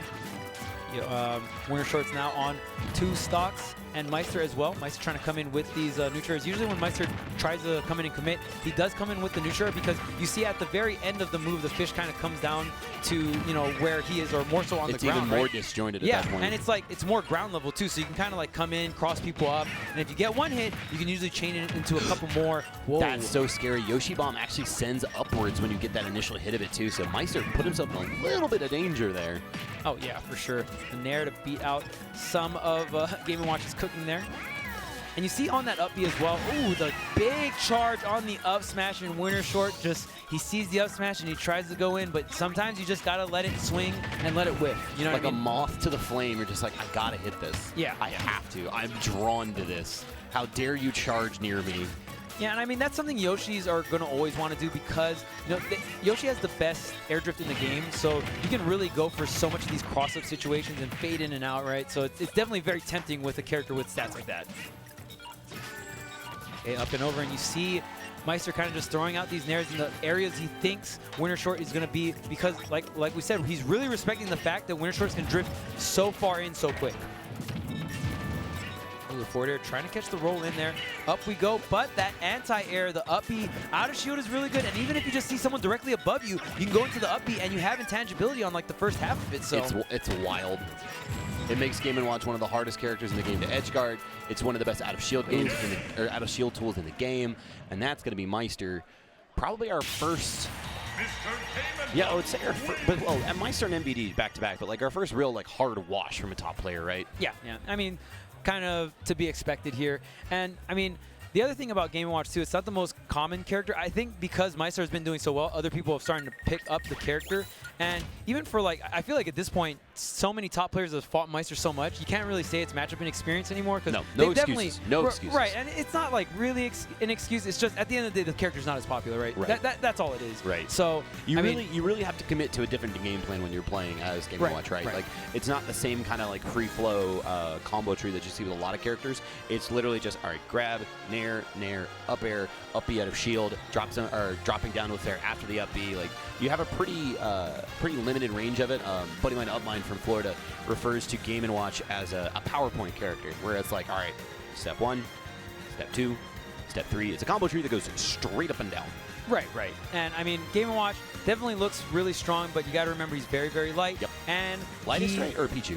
Second lightest? No, Game & Watch is like the 5th lightest. He's right under Fox. Oh, Why is he right under Fox? I don't know. Maybe Fox should be heavier. Maybe. As someone that enjoys Mr. McLeod himself. Fox is great.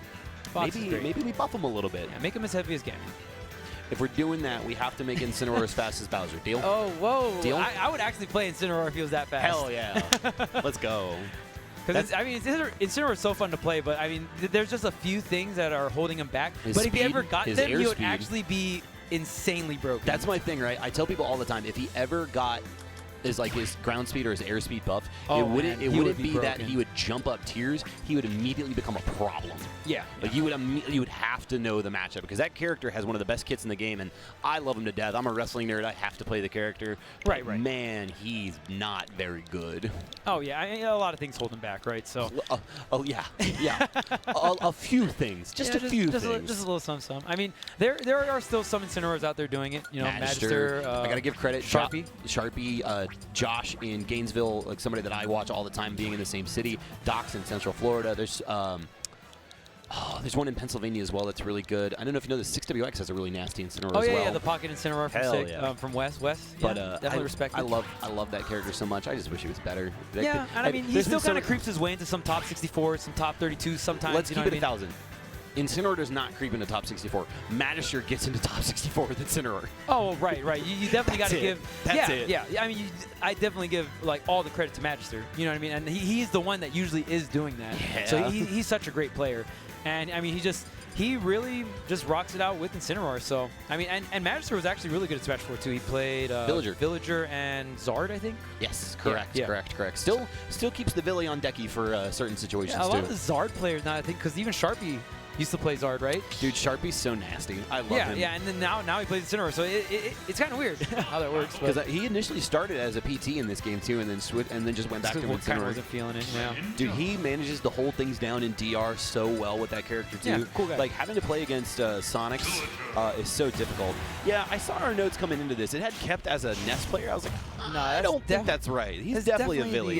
The best villager in the world. I mean, in terms of placings, right? He had that really sick run at SmashCon, I believe, and I mean, he always does well in Japan tournaments, and yeah, he's another player that when me and Void were in Japan, Void was able to grind out a lot with him, and it was just great practice, right? Awesome. So he would be at some of the Smash Fests, and yeah, just really cool guy, really chill, very talented on this villager. Rest in peace to our great Lord Renai. Renai, dude. Renai is the GOAT. Renai, if you're listening, man, we miss you. That man got 3rd at Genesis solo than a Villager. That's dude's a lord, bro. Wild. But we have Captain Fernandez, who has a pretty hard start from against him in trial from Burgundy. Great combo game so far for him. Oh yeah, and Burgundy running the Greninja. Now Greninja definitely a character that's very popular in Japan. Gakoga. They really love this character. There's a lot of Greninja mains, so definitely they think very highly of him too. Yes, I'm of the mind that this character's probably like top. Probably like top 15ish. I think Greninja's really good. Yeah, but like some of the confirms at the end are really difficult. Yeah. Your windows on down tilt into up smash can be pretty hard, and then sometimes it's just really difficult to get that kill. Yeah, I feel like Japan doesn't really think about those kinds of things. Like for them, they're just so optimal in terms of like their damage output and their combos. Neutral tools. Right. Like they just look at everything else, and they think like some of them think Xerxes is the best character in the game. So, but right now, Burgundy doing a really good job using the Hydro Pump there. Wow, the beautiful tech into the side B, but catching him with the forward air. What a sequence coming out from Burgundy. And that was just the best of both worlds, right? If Kept hits that tech, forward airs and blaze. If he doesn't, he dies from it, right? So great sequence there, just planning ahead for Burgundy. But Kept immediately gets the barrier on the down smash into the up smash, and we have an even game. And I'm not sure what team. Oh my God! Wow, that was so much damage, man. Who said Villager can't do combos? Of course, if you got that tree set up, it does require a little setup, but nonetheless, Kept really showing off what this character can do. Yeah, he took a ton of damage from that. And look at how fast Kep's slingshot game is as well. I mean, that's pretty much one of Villager's main, neutral tools is he has that mid-range. Oh, the drag down into the jab there. Okay, wait, he has to respect the fact that the tree's there. Okay, gonna set up. Wow, I love these aggressive. Whoa, okay. Yeah, he only had one balloon too. Yeah. But yeah, these aggressive up airs coming out from Burgundy off stage really been throwing kept off. I like that. Jab 1-2 into Whoa, the grab. we are out here. We are really trying to get this edge guard. I love how aggressive Burgundy is off stage. That Lloyd Rocket saved the day there. I'm pretty sure that backer would have killed in that position. Yeah. And the Lloyd Rocket's so great, too, because it stalls you out a little bit. Obviously, there's some lag, so if you read it, you can get a really, really strong hit. But Kept has been doing such a great job of mixing it up. Watching Villager just run across the whole stage. Great stuff there. Gonna be still stuck in the corner against Tree. Yeah, oh wait, Kept just holding his ground here, tries to get the up air, but utilizing that Tree down airing and kind of going up and over the situation there. Burgundy, very creative. Yeah, he's kind of been jumping out of ledge for a few times now, which, unsurprising, Greninja's jump from ledge is really good, but I feel like Kept's probably going to read that with a full hop fair pretty soon. Oh yeah, for sure. Okay, going to the ledge here, not getting hit by the water shuriken. And Kept in the corner, but just staying really patient. The down tilt forward air, great DI from Kept. The B reverse and the intangibility from Pocky getting the cross up, but the forward smash from Burgundy sent him off to the left. All right, 150 now. Kept was able to answer pretty much immediately after the first stock, and there it is again, the same situation. How'd you know? How'd you know? Listen, sometimes I pick good lotto numbers, sometimes I waste money. Yeah, I mean, it'd be like that sometimes. All right, so Kept keeping it really close, but this time, if he loses the stock first, this time you don't get another shot. That's the game. So if it's any time to turn up here, it's going to be this third stock here. Who's going to really set the pace for this best of 3 set? And that's something to keep in mind, right? Burgundy has taken the first 2 stocks first. Yes. And even when he comes down, gets into a percent deficit like this, Billy can be a little bit difficult to kill with sometimes, a little finicky. Yeah, and Kept doing a great job just keeping this Greninja out right now. Look at that, approaching with the Lloyd Rocket. That's the main setup tool for Villager. You know, you can set up the tree as well, maybe get him in the corner. I like the jabs, but the Lloyd Rocket, even using the dash attack as a projectile, Villager has got everything. What an F tilt there. Whoa! He almost, oh man, that would be quite the setup, but nonetheless, the directional air dodge is the reason why he's stuck in that position, because he didn't want to get set up into that Lloyd Rocket, and man, Kept really just wove everything together on that last stock. That was a perfect play. That was a perfect play from Kept. I know you were about to ask about it during the first game. I took the moment to Google what TM68 was. Okay. Funny enough, it's Fire Fang of all things. All right, my boy. Greninja, not learning Fire Fang anytime soon. Not even sure? Ash's Greninja. You sure, man? Yeah, even he Ash doesn't have teeth. Fire Gum. You got that tongue, though. True. True. But yeah, good stuff from Kept there. I mean, really buckled down on that last stock and was like, all right, you're not gonna hit me on this. Saving like the single-digit percents for the entirety of that last one, and just kind of walked Burgundy across the screen. Yeah, Kept doing a great job. That game number 1 was so back and forth until that very last stock. It seemed like Kept kind of like, you know, download complete, honestly, and it just really was so tough for Burgundy to get in and get all those combo starters. And I feel like right when Kept gets really comfortable, now kind of like, I like how he's mixing up setting the Lloyd at jump area, because right after you do that, you can just fall down with the fair like that, right? Yep. So really great setup, and then you come in through the ground. Very, very creative stuff from Kept. There's no better moment as a commentator when you try to point something out and they do it immediately, and you're like, yeah. Thanks, dog. I know you got my back, Kept. I'm giving a presentation. That's a few times now we've seen Burgundy go for that counter, and unfortunately Greninja's counter a little bit on the slower side, so it's not been able to really connect to anything. Oh my God! What you just died cross screen on Town and City from that.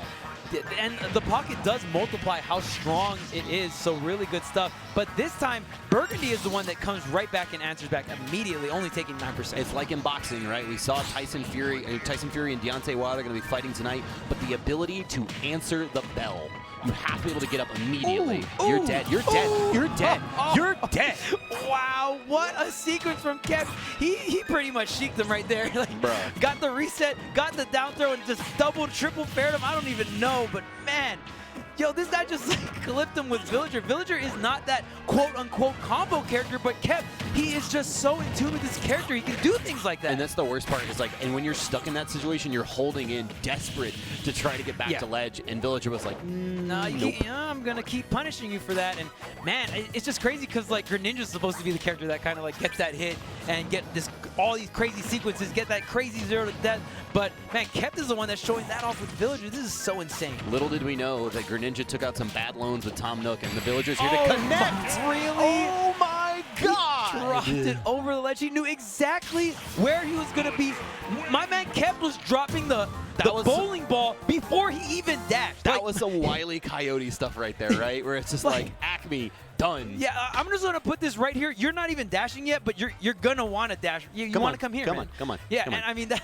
I got stuff to do. I got stuff to do. Right. I'm done with this. And with Villager, when you can get hard reads like that, you can nail stocks at such early. He was like center stage at like what 60 or 70%. Yeah, so maybe Town even and lower. City no less, right? Right. So it's that's like a huge way to go. Man, you really get rewarded for having those hard reads on deck, man. And what a game number 2. Very different from game number 1. I was just about to point that out. Game 1, literal nail biter the entire time. Stock. Right. And then game 2 was like, I gotta go, bro. Like, we're done. So crazy. And that's the great thing about all these Japanese players. There's so many talented players from Japan that really just are character specialists, and they play these like not so popular characters, and they really push them to the limits. Goma back in Smash 4 with Lucas, you know, Goma was the Lucario, Taheda was the Lucas. Like, there's so many unique characters that you just don't really see any of. And what's interesting is you do have a really good Villy out here in the Midwest. Bobby Wasabi? No, Bobby Wasabi's New England. Oh, New England. Oh my God, I feel so bad. He's a good friend of mine too. He won Ignition. You gotta have the name in the deck before you. I can see him as the worst part. I know. Let's just look up. Moving on. All right, next up, we're gonna pretend none of that happened. We're gonna see some Diddy Kong. I'm about it. Shady. Yeah, and then of course my boy. Scat. My boy of many years, Andrew Huntley, MVG Scat. Yeah, and he's been on the come up lately, doing a really great job repping the Mega Man, one of the strongest U.S. Mega Mans. I mean, to name a few, right? So, really, really talented. And I mean, speaking of Diddy Kong, the pre-local that actually happened. Panda Bear. So one of my boys in my group chat texted me. Nice. It's Panda Bear's the Villager. Thank you, Burns, saving my bacon. I appreciate you, brother. I feel so bad. I'm sorry, Panda. I love you. Yeah, but I mean, Diddy Kong definitely kind of getting talked about recently. On the come up. Yeah, because Aaron, also known as Dyer, DYR, Dyer, did a great job at the preload. Actually won it over many phenomenal players. 2 sets on Kome, a set on Zenodo. He's going to be one of the marquee players in my crew battle later tonight. Florida versus Texas. We'll keep you posted on that, guys. Nice. It's going to be a wash. Man, wow, that's cool. You got, where are you guys going to do the crew battle at? Probably over in here in the 24-hour venue. It's going to be, or as the Texans would say, it's going to be a wash. All right, so next up, I mean, we talked about it, right? Scat versus Shady. Shady on the Diddy Kong and Scat on the Mega Man. We can't give Scat enough credit, right? All throughout Brawl and Smash 4 was a Wiimote and Nunchuck user. To be able to then port all of that information he has over into a Pro Controller now, because you don't have the option anymore. It's such a unique thing for him to be able to do, and it's really credit to him, because you have to be able to do all that play, all that familiarity you have with one utensil, and now to have to use another one. Right. Great stuff for him too. Yeah, and I mean he's been playing some Snake too. So I mean, this will be really, really interesting. I'm pretty sure he's going to start off with the Mega Man though. We'll see. He's known for his Mega Man, especially from Smash 4, but his Snake is nasty. Yeah, he's been playing a lot of Snake lately. So we'll see. With the Doria tag, really? Sometimes you got to do it to him, man. See. Just looks like we're having a little bit of interference. That's the downside. I'm a big proponent for Pro Controllers, but when you get in a venue of this side with this many players, it can cause some problems. Yeah, these wireless controllers. You'll sometimes miss an input. Sometimes it'll be a couple of frames behind. It's not great to happen. Yeah. Especially just in a gathering of so much people in one area. Everyone's like cell phones and all that stuff going off. So yeah, it can cause that interference. It looks like the Mega Man is the starting pick here for Scat. This was a problem matchup for Diddy in Smash 4, and Diddy, while on the come-ups, nowhere near his presence as it was in the previous iteration. So I feel like this is going to be a problem for Shady. Yeah, Mega Man definitely got the upgrades coming in the Ultimate. Yeah, there's a few characters that really hit that new game lottery, right? Yes. Where it's just like, I'm much better now. Shulk, Mega Man. I mean, the list goes on and on. A lot of the Smash 4 top tiers, I mean, some of them survived, like Fox, kind of, you know what I mean? Stuff like that. Fox is mid-tier, man. I think Fox is like still top tier, but he's just like you have to play really, really on point. You know what I mean? You like it's almost pixel perfect, right? Yeah. You got to be pretty consistent. I mean, and despite the problems in the potential matchup, Shady looking really comfortable right now, really getting his buttons off. You see how he's been able to monkey flip through a lot of stuff as well, really causing the projectile game to be kind of nullified for the most part. Yeah, and this matchup, even in Smash 4, was some people even thought it was like either even or in Mega Man favor. So, right? You know, yeah, how well he played against Zero. Yeah, exactly. I mean, just the mid range you can pressure so well with the pellets, the Saw Blade as well. Can really kind of force Diddy to commit in with some of these flip kicks, and really hard for Diddy to set up those out-of-shield banana punches, and just like that, slashing him up with the forward air. That's one of the biggest buffs we saw from 4 into Ultimate. Oh, Mega Man Flame Sword in Smash 4, I had a friend of mine who like lapped it out, would kill off the top at a plus 200 before it killed off the side. Jeez. So now it's killing at like 130, 140 right off the side for him. Such a great benefit for all the Mega Man players out there. Yeah, but Scat honestly not tacking on too much damage. Only 12% here on the Shady. Scat, this could be it. Very clean stuff. Smooth stuff. Yeah, the down tilt after the banana slip into the insta-raw back air. I'm liking it.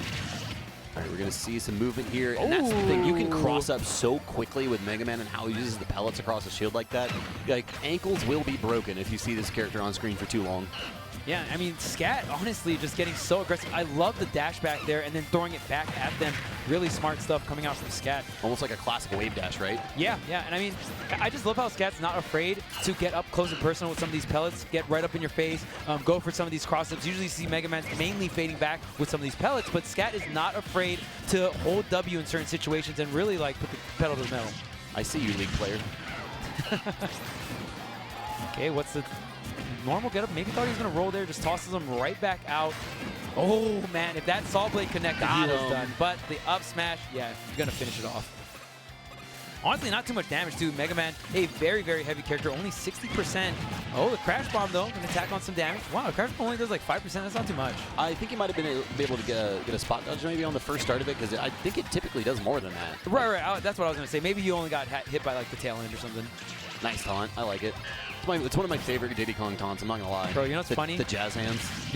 My first block today on the on VGBC2, someone taunted in neutral and like died for it. Like they were just in neutral, they taunted and then they back aired and they just died. Good. It was just so funny to me. Dude, the taunt to get body, it's a curse. But the fact that they like taunted and actually got body like right then and there is just funny. Sometimes karma comes around quick, man. All right, what you got, Shady? You got to be able to close out this stock pretty soon. Yeah, he's already taken 46%, man. Scat, just great DI on that down tilt right there. It Hard like, out. Yeah, Shady might have been able to get an insta-raw back air there. It wouldn't have killed, but would have kept the momentum going there. Now Scat just resetting the neutral, getting his footing back, able to set up these Saw Blades, able to set up this pellet spacing. And look at that, he just crossed him up again. Oh, no. Jeez, he crossed him up so hard, the barrels just went down, bro. Zooming. All right, so yeah, I mean, even when we were kind of talking about it earlier, like who's gonna go, Mega Man or Snake? Once I saw Diddy, I was like, yeah, actually, now that I think about it, it's definitely Mega Man, right? Because Mega Man, definitely a very good matchup for or against Diddy Kong here. So I don't see Scat really changing.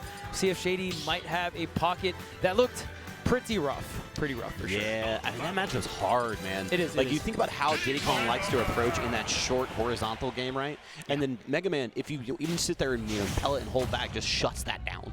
Oh, like, yeah, it completely makes Diddy Kong have to rethink how they approach. All right, well, Lilat is the pick here. Shout out to Frostbite, having Lilat legal. Yeah, I mean, I'm they definitely shouldn't, not. but here we are. Well, I'm not like a fan of Lilat, but I do think it's almost like you can definitely look at it as a necessary evil, right? Because there's so many other problems with stageless because so many stages are really big, and then those stages that are really small, and then there's slants. There's like you're gonna have a problem with any stageless. You know what would fix that? What's that? WarioWare. If it was not that small. No, yeah. no, WarioWare, it's fine. Oh, just throw it in. Yeah, no bias. Dude, even if you throw in WarioWare, guess what? It's gonna get banned every Instantly. time. Yeah, Instantly. like insta-ban. You'd be like, no, I'm not playing on that stage. I do like the layout of the stage, just the blasters are just a little bit too small. The three-tiered platforms? Yeah, the platform layout was perfect, and just how chef kiss. small the stage is. You know what I mean? Like, the actual size of the stage is so perfect. But I don't want to catch me going on a stage rant too long. Up tilt reverse there. Shady doing a pretty good job holding down this ledge. He's definitely looking a lot more comfortable on Lilat. Oh, but the forward smash to the face almost. Oh, but the leaf shield, does he live though? It's a stock trade. That was awesome. That was still sick though. That was awesome. Because I love the drop zone leaf shield because you're gonna get the hit. Yep. But you can't, like, you have to instantly throw it, right? Because you can't do another B move while you have the leaf shield rotating around there. So I'd imagine you have to leaf shield, throw it, then double jump up B. But throughout that crazy scramble, it was ending up for a stock trade. You know Shady's about it. Yeah, he's like, all right, well, I don't have to kill Mega Man now. He'll kill himself for me. And the interesting thing about Lilat is when Mega Man's off stage, he's going to be able to crash bomb on the ledge, but this time, since there's the slants, he can actually crash bomb like where you're going to ledge trap onto the ground. It'll clip onto the ground there, kind of like set up some kind of trap there. Almost gets the Saw Blade off the backboard, but the ledge drop double jump leaf shows such a common option here for Mega Man. It's very, very safe. Oh, wait! Oh, he needs the air dodge there. He could not up B because he kicked off the side B. Shady's ledge trap has been really sick the second stock. Oh my god! The hardest of reads. I know you're going to drop shield right about tick, tick, tick now. And then, like, that's pretty much what he got. Get out of my head, Andrew. Get out of my head. Man, what a play. And he had to read the shield drop to the, or he probably jumped out of shield. Yeah. Because if he dropped his shield, he would have parried. But yeah, just really knowing exactly when and where he was going to jump there. That's like the worst feeling too, where you're like, this is even, I'm doing well, and then you get hit by something like that, and you're just like, oh, big oof, dude. Oh, the back air though, still not enough. This Mega Man is so heavy. And look at that crash bomb, like I was saying. So he could like go for the ledge drop, go to the leaf shield, get pressure from behind and in front, or even go for a ledge roll and roll to the crash bomb. Like, there's so many options there. But this time, Shady keeping it close, the crowd blowing up for their boy. Oh, yep, that down tilt's going to get punished. Great DI coming out from Scat, making sure he's not going to get set up into that down air. Yeah, 60 to 18 right now. Shady in a pretty good position to potentially roll this back. He just has to get that first neutral win. And both Diddy and Mega Man really excel. Once they get that first win, they hold on to neutral for a long time. Oh, yeah, for sure. Oh, tries to get the Saw Blade down, and look at the trap. Scat is covering so many options. Where does he go? You got it. I thought he was going to up tilt, but the up smash just as effective in that scenario. And traps on traps on traps, man. It was just so hard to get out of those situations. Scat just knowing where he wants to go, setting up, you know, a way to cover it, and even if he doesn't, he's already the next 2 steps ahead. Scat just really showing how good he is at that matchup, and honestly just kind of showing why Mega Man can give Diddy Kong that struggle, right? Yep, it's really difficult, man. Like the way he's able to control the space, whether you're monkey flipping high, whether you're trying to land, Mega Man just does really good things in this game. That character also high key slept on. Oh, yeah. You know, we saw Yeti top 8ing, or no, ninth at the first Genesis for Smash Ultimate. He's going to be doing a lot of great stuff in the Midwest this weekend too. Scat doing great things. Kameme's here. You know, so much good Mega Man representation this weekend. Yeah, and I mean, Mega Man, just a character that for sure is on the come up in this game, and we've seen Mega Man, honestly, pretty popular pick amongst a lot of different regions. I'll look through, you know, some of the regional PRs in so many different states, and I'm always seeing like Mega Man as one of the consistent characters. Oh yeah, I mean, can't forget Morpheus as well done in South Florida, and really nasty Mega Man. But I saw this on our lead-in notes over here. No. All right. Well, never mind. It'll be a surprise after you guys come back, but it'll be a great one. It's going to be a good set. Korean, I've been looking forward to this set all weekend. You're one of my favorite commentators. I'm really happy to finally get a chance to have a block and sit down with you. We've been kicking it a great time here. Yeah. Guys, I don't know who's coming on next for you, but it's going to be awesome. Yeah, TSM Korean signing out. Of course, bros, I had a great time. I hope you guys enjoyed the sets as much as we did, but we're going to kick it to some video ads. Make sure to stay on tune for the next set. I can safely say that Eddie from Andromeda has helped us travel to more events because the savings that he's gotten us for these majors. As an event organizer, the last thing I want to do is worry about things outside of the actual event on the day of. They work with you on a personal level. They learn about your event. He is impeccable with his perfection, his timing, his professionalism, and he gets the job done. Staff is able to have luxuries that they didn't have before, better food, better rooms. Things like that, Andromeda can take care of, leverage the connections in the event industry that they've built up. Do you like money? Andromeda will save you money. It just takes so much work off my shoulders that I really appreciate them for that.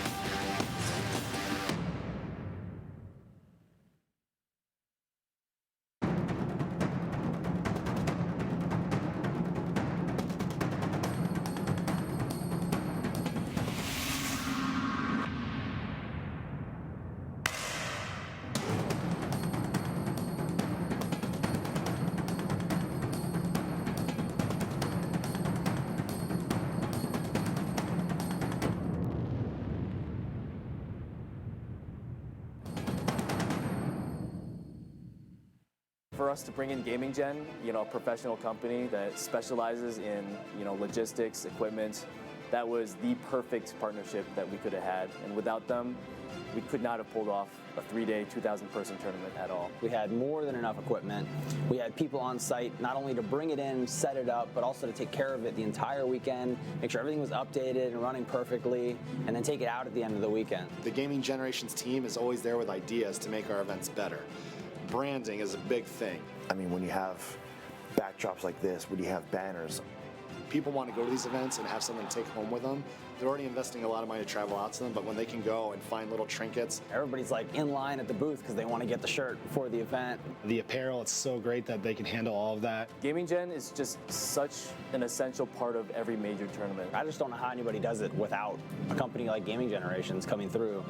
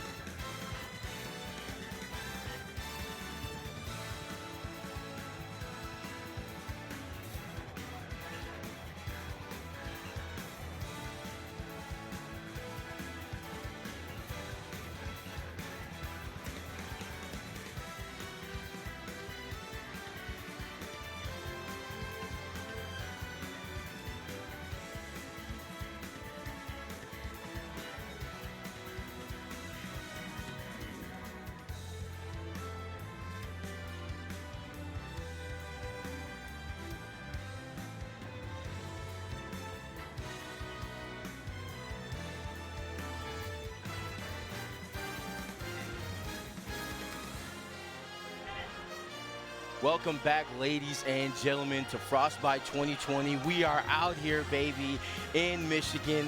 We got all the competitors out here for more pools leading up to top 384. What's going on? I am Hollywood Banjo, joined by the wonderful Supergirl Kels, and we're here. We're gonna bring you. So we love the Smash Brothers. Heck yeah, we do. So excited to be here to be commentating pools and Wave J. Very excited because these are the waves that have loads of players that we are very familiar with, and also some unknown faces who are here to make upsets. So very excited to see these guys in show business today, as well as seeing you with me in showbiz. Love seeing you not only compete but commentate. So it's great to sit down with you. Thank you, thank you. It's a wonderful time. You know, this is my second Frostbite ever. Okay. You know, and a year ago I was a competitor, so you know, it really feels good to just like cast, and it really feels good to be here with amazing casters like you, and we get to commentate these dope matches that we have. So I'm gonna list off some of these top seeds for Pool J. You know, stop me if you heard any of these guys before. Go ahead. There's Samsora, Tweek, Zackray, Light.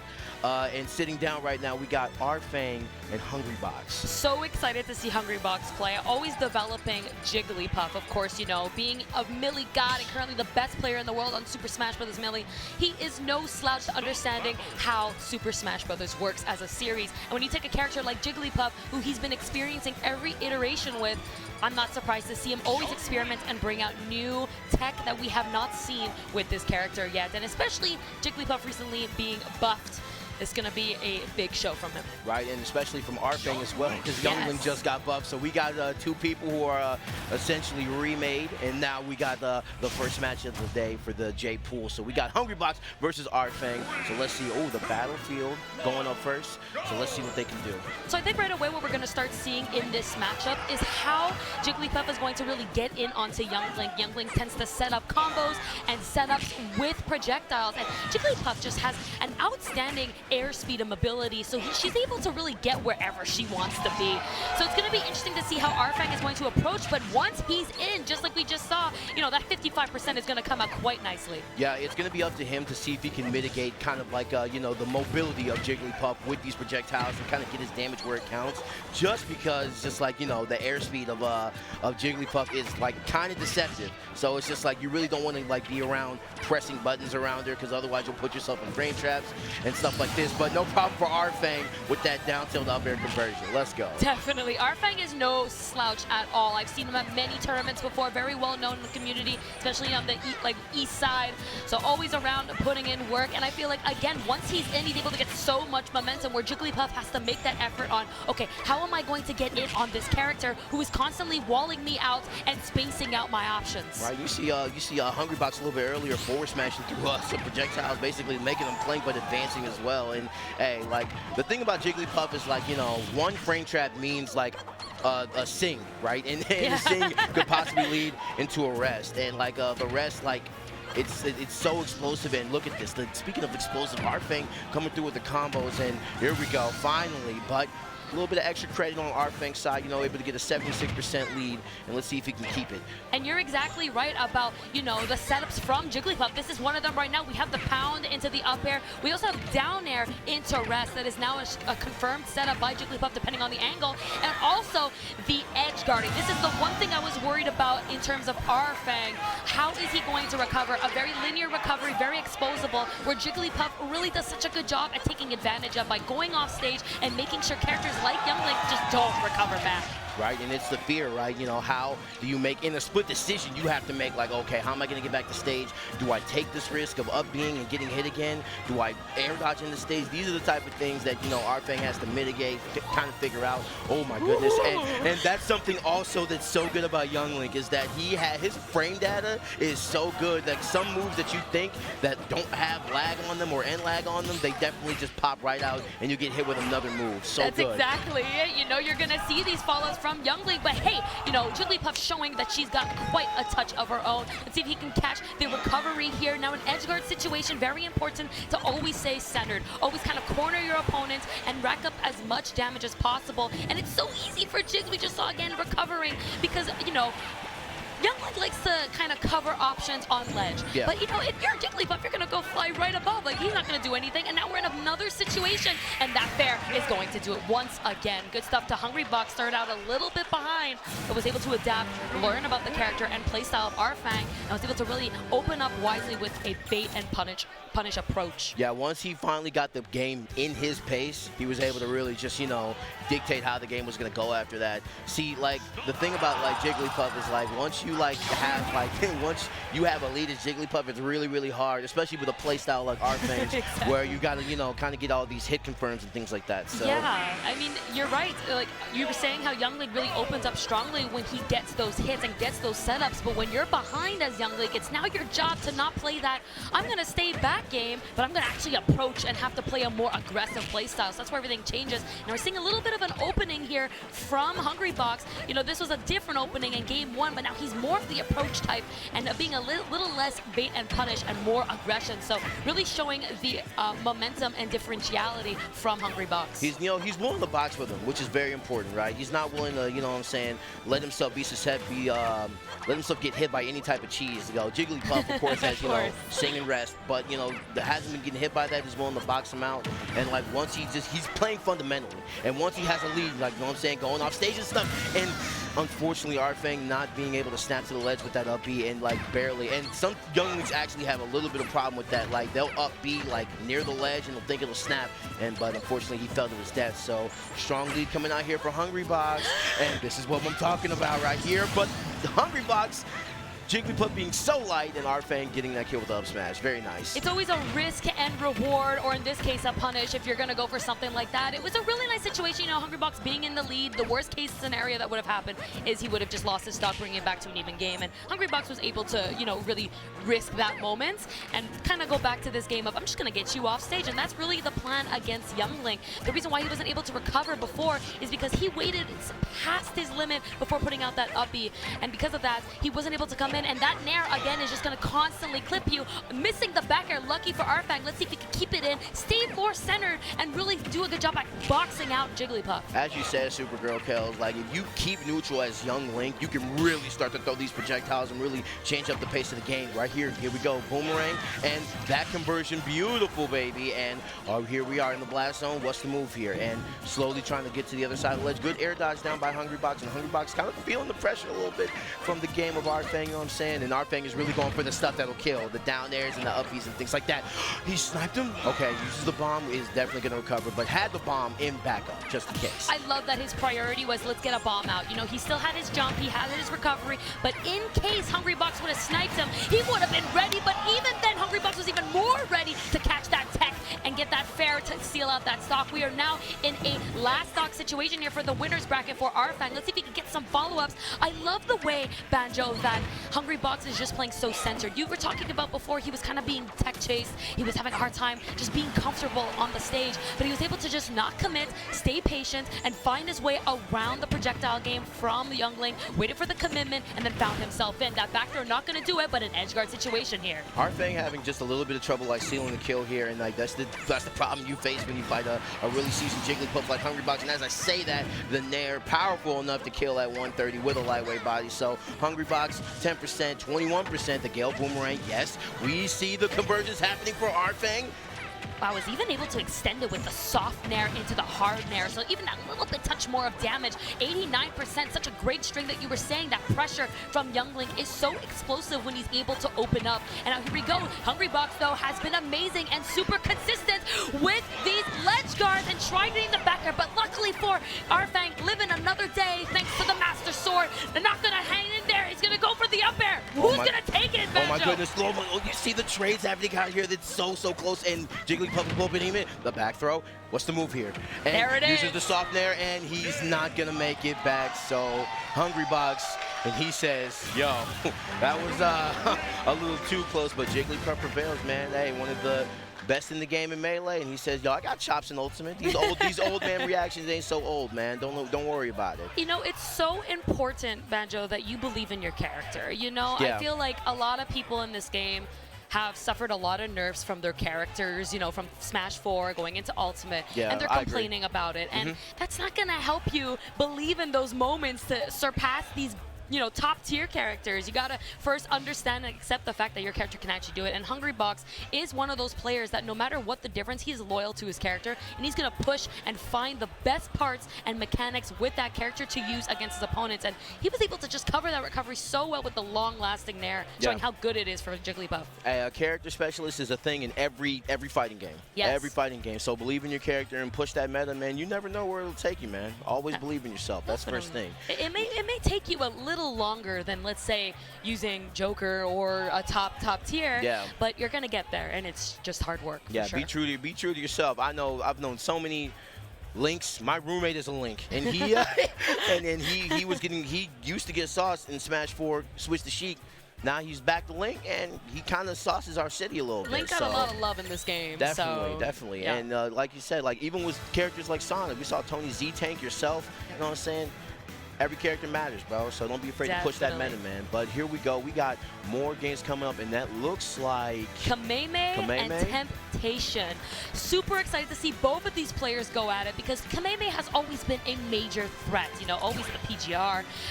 Using new characters as well as his famous Mega Man that he's got going on. He has so much tech, so much ways of developing the way he plays in the meta. And of course, Temptation, Fox.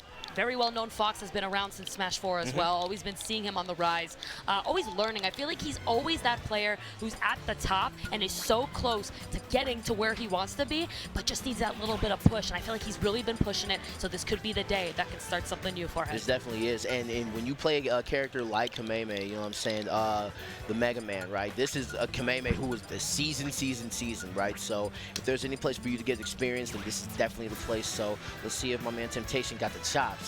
Right here, over here in Phase 1 pool. This is pools, by the way. This is round one. Yeah, this isn't even like the top of the tippity top yet. Yeah. But these guys, they're competitors, man. They're gonna compete. Going to PS2. You know what I'm saying? Not a terrible stage for Fox. You know what I'm saying? Fox is pretty neutral on this stage, but for projectile characters, you know, it's especially big, especially when you got the two platforms on side to side and the space to just run around. You know what I'm saying? But he's gonna go Wario. Yes, I'm very excited to see how Fox is going to be dealing with Wario. You know, a fast faller is going to get kind of comboed and thrown around quite a little bit, and Wario known to have such strong edge guarding as well against a character like Fox, whose recovery is great, but can be quite exposable on startup. So I want to see the way that Temptation's going to adapt to the way that Kameme has constantly shown perfection at edge guarding and see what he can do to utilize against him.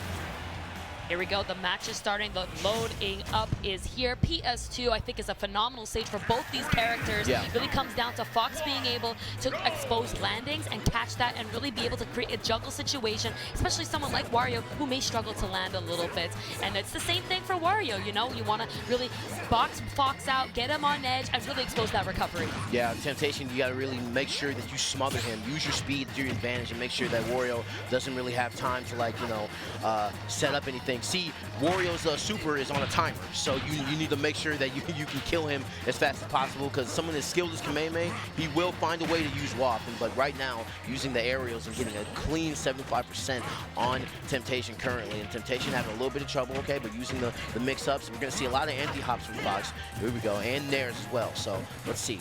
That F smash, definitely a misinput. It wanted the dash attack, but hey, he didn't get punished for it, so that is a-okay. You press a lot of buttons in this game as much as fast as possible. So it's gonna happen that you're gonna misclick, but here's that edge guard that we were talking about with Kameme, so proficient on utilizing his tools against his opponent, and that was a whole stock lead. 60% is quite healthy with just a few little up airs like that, almost right back to even, but an entire stock ahead. Right, and that WAP is charging as well, and when you hit him with a Harley Chopper at 62%, if he even went for a half-charge WAP right here on ledge, he is definitely going to die, so he has to be careful. Temptation struggling to find the kill right here. Here we go. It's even just so hard for him to get in. You know, Fox being a character who is so good on getting a read and really being able to catch landings, but in this case, he's not even able to land himself, so how can he help himself if he can't even land the poor guy? That's where you want your Wario at right there. You want to be able to, like, hey, I don't need no confirm. We're just going to go right in the WAP, and even a half charge, bro. That killed, and that is amazing. Kameme up 2 stocks right now. Temptation just struggling, man. Trying to find the answers, really difficult for him. Okay, good tech roll coming out from Kameme, and Oh boy. This is the hard spot. That was such a great snipe. Yo, are we at the right? Benjo, are we at the right setup? Should we be in the melee area? Bro, like, I don't where's the think GameCube's at, bro? What's up? Oh no, we're melee at, but we're in the wrong area. But Temptation, at least finally getting that stock. I was just gonna say he's kind of at that percent before where he was gonna start struggling on having that opening for a kill from Fox. But hopefully now this can open up something new because Fox can rack up a lot of percent so quickly. But just a few up air strings, especially on a place like PS2. But Kameme playing so defensively, and then when he catches his opponent and is able to counter those approach options, he's just taking such full advantage of it and racking up so much damage at the same time. The burst damage potential of both of these characters is extremely high, but it's just like which one dictates the pace better. Fox definitely dictates the pace better, but it's just like the fear of just getting hit by just a waft or anything like that or a back air. It's just really, really affecting Temptation right now. Temptation, one stock to go, Kameme. And that snipe was excellent. And the taunt, he says, bro, I'm on fire right now. Let's go, I'm not done yet. Open it up with the forward smash. How bold are you, my friend? Let's go, Temptation. He's literally letting him know that he is far from being done. You know, the waft did come out, so it's going to take a little bit for that waft to come back. So this could be an opportunity. Again, just a few up airs, a few strings, and Temptation could definitely bring this back. It is a little heavy character. Wario, a big boy, eats a lot of donuts every single day. So, you know, that weight's going to catch up on him if he doesn't take care of himself, and it could be the end of his doom at the moment. Let's see if he can get some aerials going on here, catching these landings, and there it is, the patience from Temptation. He's on a rise here of bringing this back. He has to keep the pressure going. Well, you see that Waft is online, so Kameme is definitely looking for an up tilt or some type of nair to pop him up, or trying to catch his landing with Waft. Oh my goodness, and every time Wario is airborne, you gotta wonder what is coming next. Here we go. Kameme and catching his landing on the platform. And you know how precise, with how fast of a follow that box is, and his speed. You know how good the timing has to be for you to be like, all right, well, I'm gonna walk right here. Yeah, especially catching the frame data as to when he's invincible, because when you get up tech like that, you have a little bit of invincibility. So for Kameme to realize that and just get to the moment, even though it is a little bit long lasting, he's really able to just get to where he needs to and acknowledge where he has landed and be like, all right, this is it. No matter where you land, this waft is gonna cover everything. You know, those donuts have to come out at some point of the system. Like, I have to wonder, like, the counter pick here for Temptation. Like, well, based on that platform action that you got, you know, last game, do you take him to a battlefield? Do you go to a place like Town and City? You know what I'm saying? Do you take him to a flat stage to where, you know, Wario really can't escape, like Final Destination? You know, some of these things might come into factor here, but Temptation, it wasn't too bad for Temptation. It wasn't. You know what I'm saying? He made a huge comeback. Yeah. He was behind by 2 stocks, was able to bring it back to literally last hit. So anything can happen. If he wants to go back, I think that's a great idea. You know, he was able to adapt, so he now has PS2 and the way he should be playing in his mindset. I think going on a platform stage is just going to give an opportunity for Kameme to land, and I don't think Fox wants to give Wario that. You really want to keep up the pressure as much as possible on a flat stage, even if platforms do kind of extend combos and such. I feel like it's safer to be on those flats to be able to catch a horrible landing like Wario. Not only a stage counter pick here, but we got a controller counter pick. My man, he said, look, my controllers are messed up. Give me that teal. Give me old Betsy. You know what? You know, Betsy and I, we go way back. You know, he was there for me when I won this tournament. Yeah, we was there for the GameCube days, man. All the games. Trust me, this is the controller I need to use right now. So a little bit of technical difficulties on the player's side, but it's all good. You know, they're about to get it cracking. But thank you guys for tuning in with us. You know what I'm saying? Frostbite 2020. This is pools, by the way, and that's how stacked this is. This tournament capped. And I've never been at a tournament that's ever done that before. Wow. So congratulations. Welcome here, because Frostbite is always the tournament to cap. It's always where everybody wants to be, for sure. All right, so basically we just got some news and desyncing a pro controller. Guys, if you got a pro controller in a tournament, be sure you're desyncing it. I know it's frustrating because I'm a pro controller player as well, and there is no off button. Nintendo, if you're listening, we know you're sponsoring this event. Please add an off switch to your pro controllers. Hey, quality of life, baby. We can't get a desync station at every tournament that we go to, but hey, look, man, because I love using the pro controller. So look, man, just help us out, Nintendo, please. Definitely, it's so comfortable. I love the 2 bumpers course, in the back too. You can add more tech to whatever style you want, and just so comfortable for sure. Both GameCube and Pro Controller, fantastic choices in Ultimate, able to do so much good tech with it. Okay, I had to stand up in my seat. I thought he was going to tear. Yes? I think he also did refresh his controller, though, because we did see a lot of inputs, misinputs coming out from him in the first stock or so. So I feel like a good unplug, replug could be a great situation for Temptation. Now let's see if he can run it back exactly like I thought on PS2. I'm going to become a prophet after this commentating session. Let's go. Got Super Gil kills Damus. Temptation Kameme 1-0 on Kameme's side, and Kameme, okay, you already know that's getting started. And look, so we may have a little bit of a combo breaking situation. My man using the up tilt, but you see the snipes? Okay. My man sniping him out of there with the aerials. Here we go. Up tilt? No. The great tech chase from Kameme doing such a good job at realizing where can Fox possibly land. He has a great fast fall speed, but in terms of air mobility, he doesn't have anywhere to go if he's going to land. So just to be able to get to that position and catch those landing options and just force them to kind of be in this tricky situation, almost taking out that stock from that dash attack, looking like the Wario games, of course, but not going to take it just yet. But stuck again once in the corner. It's so important to keep cornering your opponent as much as possible to get as much damage and as much opportunities to end these stocks. Yeah, and that's a great way for him to steal that stock. You know, edge guarding on Fox as Wario, you're definitely going to see a lot of down airs, and you're definitely going to see a lot of forward tilts on ledge to try to catch the Fox illusion, and the shine stall, making sure that he doesn't get caught by any combos. And that's really where Kameme excels in this matchup, just because it's just like, where every good Wario excels in the matchup is just because, like, they know when to end their combo routes, right? Definitely. They know if they're adapting to, it's like, okay, we'll end it here. I have my damage, and then we can reset the situation for stuff like this. And now another dash attack in, trying to shield it, and the back air out for Temptation. Here we go, in there, not gonna get it. Bro, he was just standing there. he was literally trying to take a second to be like, okay, what's next? And Kameme took full advantage. A waft and another stock gone. One stock left for Temptation, and it's tempting right now. It is. It's tempting just to end it all, and he almost does. But Temptation saying, look, I know it's tempting, but it is not over yet. Let's see if we can get this run back again to this back last situation, because this was the same exact situation we saw first game, Banjo. So it could be happening again. And you were talking about how Kameme does, snickety snack, okay, not going to be doing it. Not like this. Uh-oh, that's a regrab. Okay, no opportunity there to take him out. The positioning of Kameme just wasn't right. We were talking about before how you were saying Kameme's doing such a good job at getting the combos done, whatever, and then going back to resetting and all that for neutral. But Kameme has really been extending for the past stock, has really been doing such a good job of getting his combos, realizing what position Temptation is at, and then just kind of following up and carrying out these combos more and more. The percent has been racking up so quickly, just under 2 minutes. Yeah, and defensively, Temptation isn't doing too bad of a job right now. This man is mixing up. He has mixed up all of his recoveries. You know, made sure that he has, side beat, right into Wario. Mix that up. But hey, look, if I've been through brick walls, I can definitely go through foxes. So don't even worry about it, man.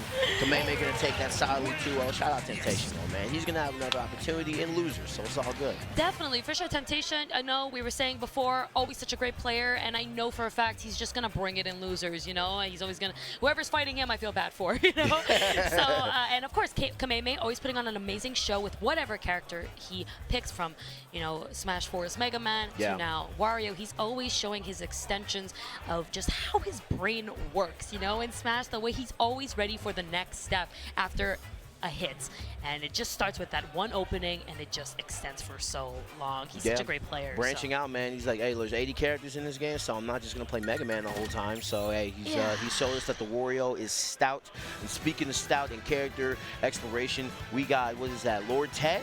We got Lord Tech and Matty G. Yes, I love Matty G. Lord Tech, I'm not too familiar with his gameplay. I've heard from you now just a little bit from New Jersey, I believe is what you said. Yes. So excited to see him as well. I love seeing new players I haven't seen yet because they always surprise me and make me go a little hype. So. Yeah, and what's more hype about this is that this man is an Ice Climbers main. So, so like, I would say like a couple of months ago, I was with some homies and we were like, are we worried about Ice Climbers?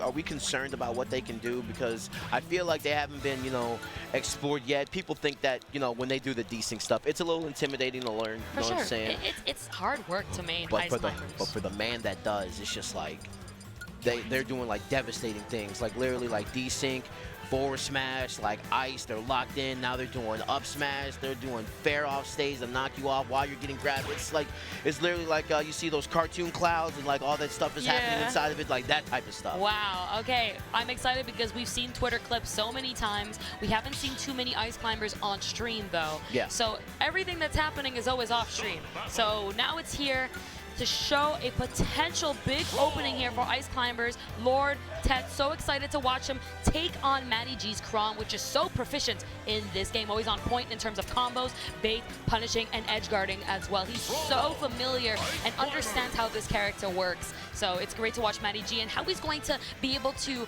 kind of push Ice Climbers away so that grab situation doesn't happen. That's the one thing Chrom has struggled with is, okay, how do I make a wall of you just not to get into me? Because he's so aggressive. Because I was going to state that, like, what's going to be a real detriment to this matchup is if at any point, that Lord Ted gets those Ice Climbers separated. Yeah. You know what I'm saying? It would be really bad. So Matty G is going to be able to, let's see if he can mitigate this, you know what I'm saying? And already it's getting started, like the Ice Climbers getting separated, and this is what he's aiming for. So he knows the matchup sort of, but you are on ice, my friend. Oh my goodness, the back air 87, and also, what's going to be bad for Matty G is, like, how many Ice Climbers have you played? That's the thing, right? Like, how could you possibly prepare for this matchup? You're not going to find too many Ice Climbers online. This character is extremely hard to be ready to desync for and kind of get all those follow-ups ready online with being frame-perfect moments. So it's going to be a little bit rough, and, you know, we had that hard opening from Matty G, but just a few hits, like you saw 25, 85% combos from Ice Climbers, so this could be a thing. How is he going to recover it, though? Does get back, doesn't take the opportunity to hit Nana out of the way, and I don't blame him. I mean, it's Chrom, right? Like, if you're hit off stage, you're not coming back, and Ice Climbers can definitely expose that. We're going to see some conditioning here as well. It's just like, oh my, look at this. This is what I'm talking about. Like, one person got hit back, the other person was charging a smash attack. Like, how do I get around this? Like, I don't want to get hit by this. Definitely, you know, and it's now understanding, and I feel like Matty G's going to have to take this opportunity to learn, but it's okay, not going to be able to make it back. You know, we were talking about this not so great of a recovery, now being able to be exposed. You can hit Nana out of the way before hitting Sopo, but hey, he got it. The air dodge works. He's getting the opportunity and got the percent lead, but as I'm saying that side special is a huge starter to big combos, but was able to snap out of that. You know, multi-hits in this game, not going to always connect. Yeah, and this is what the conditioning part I was talking about. It's like, on ledge, how many times are you going to get hit by this side B before they try to set you up with something else, you know what I'm saying? Yes. But look at them fighting each other, and this is the detriment I was talking about. Lord Ted, you're down one Ice Climber, you're sister? Significant other? Yeah, it's never really been confirmed, but you know, we're just gonna say friend. We'll say your friend is gone. We'll get through that. Now, you know, Sopo does have some options. You know, a lot of people tend to be like, all right, it's alone, let's just get through it. But Sopo has amazing skill power. I've seen it. That forward smash is definitely a big hammer to the face at already 85%. So if you're gonna be forcing yourself on this character, that might be what he wants. But hey, that back air gonna not give that chance. And that scooped him from the bottom. That was a hella range. And here we go. Got a shield option coming out. So now both Ice Climbers are back. So let's see if Lord Ted can you know, get the stock off. Oh, but look at this. The side B try to circumvent, and now do we see Girl, whoa, that was a little bit, you know, a little scary because not only was that like down smash coming, but they were able to react immediately right after the down smash because of I'm not doing anything, but that fair was the perfect time to come out from Matty G just because this entire time Matty G has been staying on edge, kind of waiting, letting him come back, respecting that, and the perfect time to go off stage as an edge guard is the most unexpected time, and because of that, caught that jump, was able to seal it out. I'm not going to front. I was quiet that whole time because I felt the fear when, like, they desynced and they were just charging, and I'm just like, okay, so how is he going to escape this? Is he actually just going to die here? But Matty G handling it excellently, you know what I'm saying? So making sure that he gets the Ice Climbers separated, and I'm going to say it again, man, it's always going to be a thing with Ice Climbers to make sure that they're together to get the maximum damage and the maximum use out of both of them. And I see the poking tools coming out for the Ice Climbers, the side B, the ice. Look at the desync, and you're just getting caught in a whirlwind in this blizzard. I thought it was supposed to be cold outside. The Smash Brothers action is hot right now, but Ice Climbers cooling it down. Oh my goodness, 110-0. Do you finish it off with not? Okay, I was gonna say. That's you know, enough. Ice Climbers trying to show that they are at Frostbite for a reason. Causing the Frostbites, indeed, it's getting chilly in here on Battlefield. See the ice in the background too, because it's kind of nice. But definitely an amazing start compared to what we saw last game. Great recovery as well to kind of mix up that side special to go upwards. Didn't even know that that was a thing. So it's nice to see characters like Ice Climbers out here showing some work with that up air, which is a detrimental. I can't say talk today, man. I can't talk. That detrimental. Detrimental. I'm telling you. And like the fact that like he got hit by the second Ice Climber, not even the first one, the move whiffed, but it didn't. Like that's the type of stuff you got to worry about. And now Tet ahead one stock, and here we go, the poking tools, that chill out Batman, that ice blow, man, that what is that? I think that's that. What happened to your shield? Yeah, let me tell you about that ice. It really does an amazing job at just kind of shrinking and shredding that shield. But good stuff to Matty G to use that sword to kind of get to where you want. Now these platforms have been helping Lord Tet like crazy, extending combos, but also helping him land. And I feel like that's been his biggest problem the last game, because Chrom was just so fast to be everywhere. So it's nice to see that we had that landing option being added to Lord Tet. Now let's see what he can do here with the grab. Of course, Nana being a little bit far away, wasn't able to do anything off of it, but just getting that little bit of a stage control, and this just might be a setup here, another edgeguard situation. You don't want to hit that up, B-girl. That was the devil's work. Watching that man get frozen like that is pure just terror, and at 150, okay, this could be a setup. Now wait, I love how, you know, Matty G tried so hard not mashing, just waiting and be like, okay, I'm gonna try and bait out the move, but you know, when you come out of that, you're gonna have a little touch of frame data just kind of coming out, so you're gonna have that exposure to getting hit. So good stuff to Lord Tet realizing that, staying calm about it, and then reacting only once he saw the animation. Yeah, I would think that Matty G kind of like gave this, Lord Tet kind of uses as the counter pick, like, hey, I can actually utilize this platform. I would think that it would kind of be of escape for Matty G to make sure that he could, you know, kind of circumvent getting comboed, but right now, oh, and you killed the wrong Ice Climber, and hey, he says, we gonna swing for the fences, baby. Let's go. Matty G showing why Chrom is such a threat in this game, able to really take out stock so quickly, even with such a lead as well. And you were talking about how one Ice Climber's down. It's going to be hard for the S to come out in Ice Climbers, man. Like, half of you is missing, so it's a little bit harder. And here comes the percent. This could be the stock, but no, great mash and timing to get out of that situation. But that up air, don't forget, it's not only hitting once, it's hitting twice. So it's double the damage, and you're getting that knockback. See, and this is kind of just what's frustrating about the situation. It's just like, I'm trying to run away from you. Right. One move is whiffing, and I'm getting hit by the other one. Like, I can't, like, keep up with this, and the damage is just stacking and stacking and stacking, and, like, when I can't get y'all separated, this is the type of situation it causes. So now, here we go, game 3 between Matty G and Lord Tet. Lord Tet, he's cooling big time, and Matty G gotta be a little bit on edge. Maybe. He handled that first game pretty well, so let's see if his game plan has adjusted in this game 3 situation. I feel like Matty G is a very calm player. He's very good at analyzing and understanding what has just happened. Even when he wins, you know, he understands what's going on and always searches for improvements. So let's see, taking him to a stage like Smashville is going to give less platforms, but also a little bit less room for Ice Climbers to get away from him. He's going to be able to really continuously keep pressuring Ice Climbers and racking damage, but don't forget, you're also helping out Ice Climbers, right? Yeah. You're giving them less room to chase Chrom. It's really going to give them an opportunity to get in and have that platform to escape, just to give a little bit of a switch. Yeah. And I was going to say, I like the chase down for Matty G, making now that they're separated, he's going for him, and the poke and the back air. What do you do here? Right, and waited for them to side me on ledge because he knew it was coming, all the conditioning happening, and more pokes. Doesn't want to overcommit to anything, and I was like, get the friend away from here, get him away. Did you see Nana try so hard trying to get back to his friend? I'm coming, I got your back, sister. I'm helping. It just was not happening. Matty G showing now how important it is to keep these friends separated. Right, and also 65%, right? So 101, and he's doing just an excellent job in the chase down. So Matty G, what's the move here? And he just opens him up. He's like, look, We'll forward smash right here for the call out.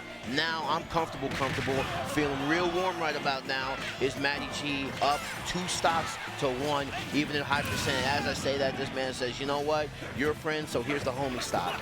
Yeah, unfortunately, that Ice Cube causing a little bit of buffering air dodge off edge from Matty G. Gonna lose that stock, but this could be a big opportunity for Lord Tech to bring this back. We saw the combo potential, so this could be a huge opportunity. But once again, back to this ledge guard situation. Matty G has just been kind of keeping the Ice Climbers apart and keeping them off stage, and that's the worst possible place for Ice Climbers to be. But here comes a grab.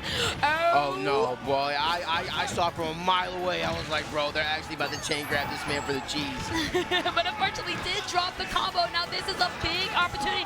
Girl, you save your friend. Let me tell you, I got your back. That is the best doubles play you could probably see. I know doubles was yesterday, but we're still getting some entertainment today. Wow, then just using the up B to make sure that he tethers her partner. Very, very nice. And oh, here we go. Now they got the separation, and hey, which one do you go for? The jab, the weight, and I thought the back air was coming after that, the shield. All right, 126, so what's the move here? You got to play really, really carefully because now you are in a crumb and a hard place, my friend. 126%, so you got to be careful about what your next move is. You can't be sent too far off stage, otherwise you'll just end up dead. You won't be able to recover, and you only have yourself. So let's see if... Okay, now before I finish that sentence, good stuff by Matty G. I was just staring at Matty G's position. The way he was so calm and just didn't press a button.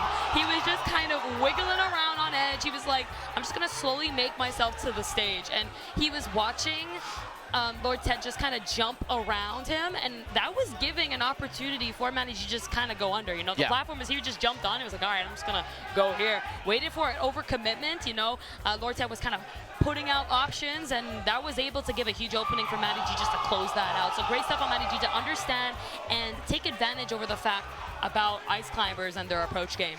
Very, very nice. Very well done. And look, man, that's kind of just the thing that you have to know. So, you know, in a matchup that you don't know, like how far can you adapt, like mid-game, you know, things like that. And he adapted pretty well. So, shouts out to that man. But now we have a Texas special coming up. We got Inkling, right? We got T-Lock Burr, you know, very, very stout Texas player, right? Ranked in Texas, top 10, I believe, in Texas. Okay. And also, you know, an Inkling player represented by T-Lock, and he's going to be going up against Fatality Falcon. Everybody's favorite Captain Falcon, man. You already know what's about to happen. We're about to see we're about to see some blow-ups. We're about to see some dares. I'm excited. Some knees. Yes, I'm excited to see some aggressive gameplay from both these characters. You know, Inkling is a fantastic character just because she has the opportunity to kind of switch her play style. You know, she could play a very slow down pace game and bait, punish, or she could really use amazing frame data like nair, fair, back airs to kind of shark herself in and get follow-ups and combos, especially on characters like Captain Falcon who have to kind of force themselves in. Especially where for you know, Fatality's playstyle, he's a very up-close and personal guy who wants to get the job done immediately. That man does not know what zoning is. He's never heard of it in his entire life. He has a he has a secondary Terry, and also Burr has a secondary Terry. Not that, so we may see it, we may not, but this is going to be a definite battle of momentum, right? So who is gonna take the reins first and try to get this game in their favor? Because whoever gets that first is probably going to end up the victor. Because these are two very, very explosive players and two very, very explosive characters. Yeah, definitely. I completely agree with you, Banjo. I think we're going to have a great set coming in, guys, and it's just getting started. So be sure to tell everybody you know to get here at Frostbite 2020. VG Bootcamp is hosting these streams, not only here on stream number 1, but there's also VG Bootcamp 2. Have them both open because it's now possibility on Twitch, guys. There's also amazing sets on the other side to have them playing simultaneously. Yes. One day my tongue can pronounce certain words, but for now we are just chilling here at Frostbite, guys. I'm very excited to commentate these next players. Again, super, super talented on both sides. Look at the style coming in from Burr at the moment. I love the pants. I love the shoes. He's coordinated. I'm so proud of him because he always has the sauce when it comes to getting dressed. You see the shoes are coordinated with the jersey. That's exactly what I'm looking at. I'm like, okay, you planned this very well. Like, he was packing for Frostbite, and he said, you know what, this shirt's gonna go with this. Yes. And like, I love that, definitely. I love a good stylish player for sure. My man Griffin said, it's cold outside. It is very cold. I got a jacket. That's it. That's all I need. Yeah, I almost got Frostbite yesterday. I walked over here, tried dressing for the occasion. I walked in with just a t-shirt thinking it was warm here compared to Canada, and nope, it's still cold. I came in with blue and red skin and said I'm ready for the occasion. So never doing that again. Here we go, guys. Game 1, Burr Inkling versus Fatality. This is a button check, right? This is a button check. It's not. It's not. They're attacking each other. We are not seeing Captain Falcon. We are seeing Mario come out from Fatality, and I think it's an amazing option against Inkling, especially as Captain Falcon. I think we were talking about how Inkling really exposes players who are too aggressive against this character. So having Mario as that bait and punish play just like Inkling, I think it's a great opportunity. Right, so we got Fatality going up against Burr right now, 45%, and you know, Burr kind of handling this excellently. Our region has a lot of Mario, so this is a matchup he's experienced in it, and you see him cover the left right with the down smash and the forward smash, not connecting, but the back throw. Here we go, disadvantage. What's the move here? And the king, okay. But the tag off the back air into the ledge, and these guys, I'm telling you, I thought we was gonna see explosive play with some mains, and speaking of explosions, that up smash, so Burr handling it very well, and another up smash. He says, look, man, I don't need Advil for this headache. Here it is, and now we got an even game. Less than 2 minutes in, okay, with a stock. We were saying it's going to be explosive, and it sure is. Even on a stage like Town and City, that tends to be a more slowed down paced game where both players are kind of waiting and trying to maintain that center, but both of them really showing what they got. I love the way, though, that Burr has been playing quite defensively, just waiting for what Fatality is going to do and been exposing that. That's why he took that first stock. He was able to realize what Fatality was doing in terms of approaches and took advantage over that. Now, going with the jab, this is a lot of think. I love a blue Mario, man. Look, then this is the type of thing that you want to do. Like, Inkling has one of the best. Oh my God. Call out with the forward smash? Hello? Okay, you got it. Excuse me. I was saying something important. It's not. Whatever. You're going to take stocks like that, you got it. That forward smash is extremely underrated. Such quick range, good frame data as well. It comes out so fast, and a lot of people forget about it. And look at that, catching the air dodge, unable to follow up through it as well. But now being cornered, so let's see if Burr kind of used this as an opportunity to edge guard his opponent, getting the parry, but unable to really catch the landing from Mario. Mario has such amazing air mobility on a stage, so he's able to kind of jump around, be where he wants to be in the air quite comfortably, even if he is struggling on landing. As I was saying like earlier, one of the greatest things about Inkling is just the passive ink ability, right? You get knockback, you get damage, you can cover the stage with it, and you see Burr utilizing jab, making sure that my opponent is inked. I want the full knockback, I want all the damage, I want all that, and with the jab being frame 2, you can go for stuff like that, and it's not too non-committal, but the ink bomb, here we go. This is a bit scary because, you know, that roll percent is out now, but that tech chase from the down smash, you know, Fatality has done this time and time again. He caught Burr teching in, and also now the get-up tech. You want to be out of range from Mario at all times, or else you're going to be extending these combos over and over again. Fatality saw that opportunity, saw that it worked stock 1, and was like, you know what, if it worked once, let's try it again. Hey, Mario definitely has the speed to cover it, but Fatality is just like, yo, what if Captain Falcon was not only smaller, but a little bit faster? Wait, that's Mario. Yeah, I should use this against Burr. Right now it's working out for him. Fatality up 1-0, and Burr trying to get under control here. Hey, it kind of was even for a while. It was very even, honestly, even to the wire. Even though we saw Burr being behind in stock, that roll percent was in range. At any point, we were going to see that, you know, roller come out and steal Fatality's win. But Fatality was able to really utilize his tools at the right timing, set up that tech chase, and now we're bringing it into game 2 here. I love the idea of Burr going to a more flat stage, catching Mario's landings, being able to stop those extensions. But again, with these forward smashes, so good at catching, you know, these landings from Burr, who keeps trying to force himself on the stage. It's so dangerous to constantly force yourself to land. It's very, like, I always say, the goal of the game is to be the last one standing on stage. This is your home. This is what you want to protect. But if you're forcing yourself to do that, you're not going to do a good job if you don't protect yourself first. But that amazing edge guard showing that this is his home indeed. Fighting for his life right now is Burr. You know, I would say Burr went to Kalos to try to mitigate the juggle game of Mario, but Fatality's neutral has just been kind of crispy, and because of it, he's been netting all the damage that he wants anyway. 96% on him right now, and Fatality, he's like, look, bro, I know what your game plan is, and the call out, I thought he died from coast to coast. Ridiculous. And we were going to see him in Florida landing. God, Disney, what's up? This man went from one Disneyland to the other on the other side, on the other side of the U.S. All right, again with the roller coming out, he's getting into that percent. So if he can literally just plan this landing, here it is. Okay, loses it though. Great shield game coming from Fatality, being aware of the situation that was probably coming at some point, was able to really just shield and get out with that upset. She didn't even have to reverse it. He just kind of just popped it out. This man just knows that he's like, look, I got a Mario, man. Don't even worry about it. Year 2 of Ultimate. I'm trying new things here. And look at this. The fireball into the grab, and now the big damage. What's next? Ooh. This could be. I thought that might have been percent for up throw, up air, but you know what? Bird knows more than me with this character. It wasn't the right timing, and now he's back into another situation and caught that roller. Fatality was like, you know what? You've been rolling quite a little bit that last stock. I think you're probably going to put it out and try to kill me because that's the only thing you can do in this possible situation. So I'm just going to launch out that front smash that has taken probably 5 out of the 6 stocks. Who are you? who? That's not Fatality. Whose man is this? This is not Fatality. No, Fatality uses Captain Falcon. He doesn't use Mario.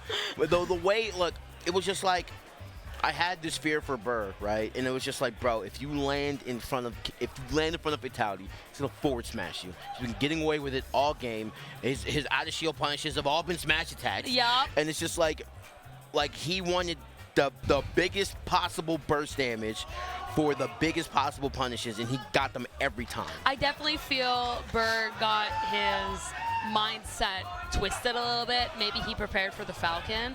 And the explosive and very unique way of playing Mario, the way that Fatality did, he kind of implemented his own style into Mario, kind of threw him off. He was just, you know, playing the whole, I'm going to catch Mario when he lands and when he throws out moves and it isn't safe.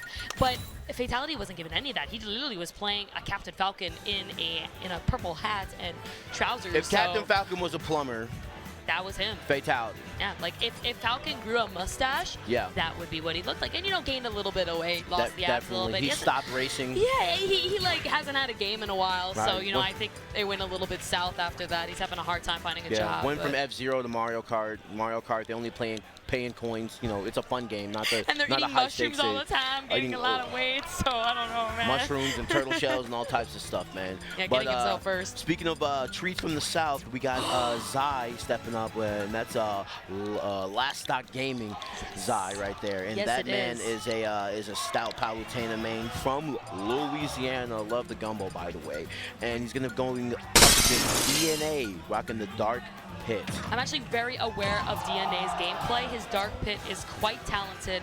I think that he really does a great job at showing what this character can do. I feel like Dark Pit is one of those, or Pit in general, is one of those characters that's extremely underrated. Has seen a lot of buffs from 4 to Ultimate, has seen a lot of changes as well in terms of frame data, but we haven't seen too many Pits. You know, there's other characters that have kind of replaced Pit over time, and he's kind of been in that shadow.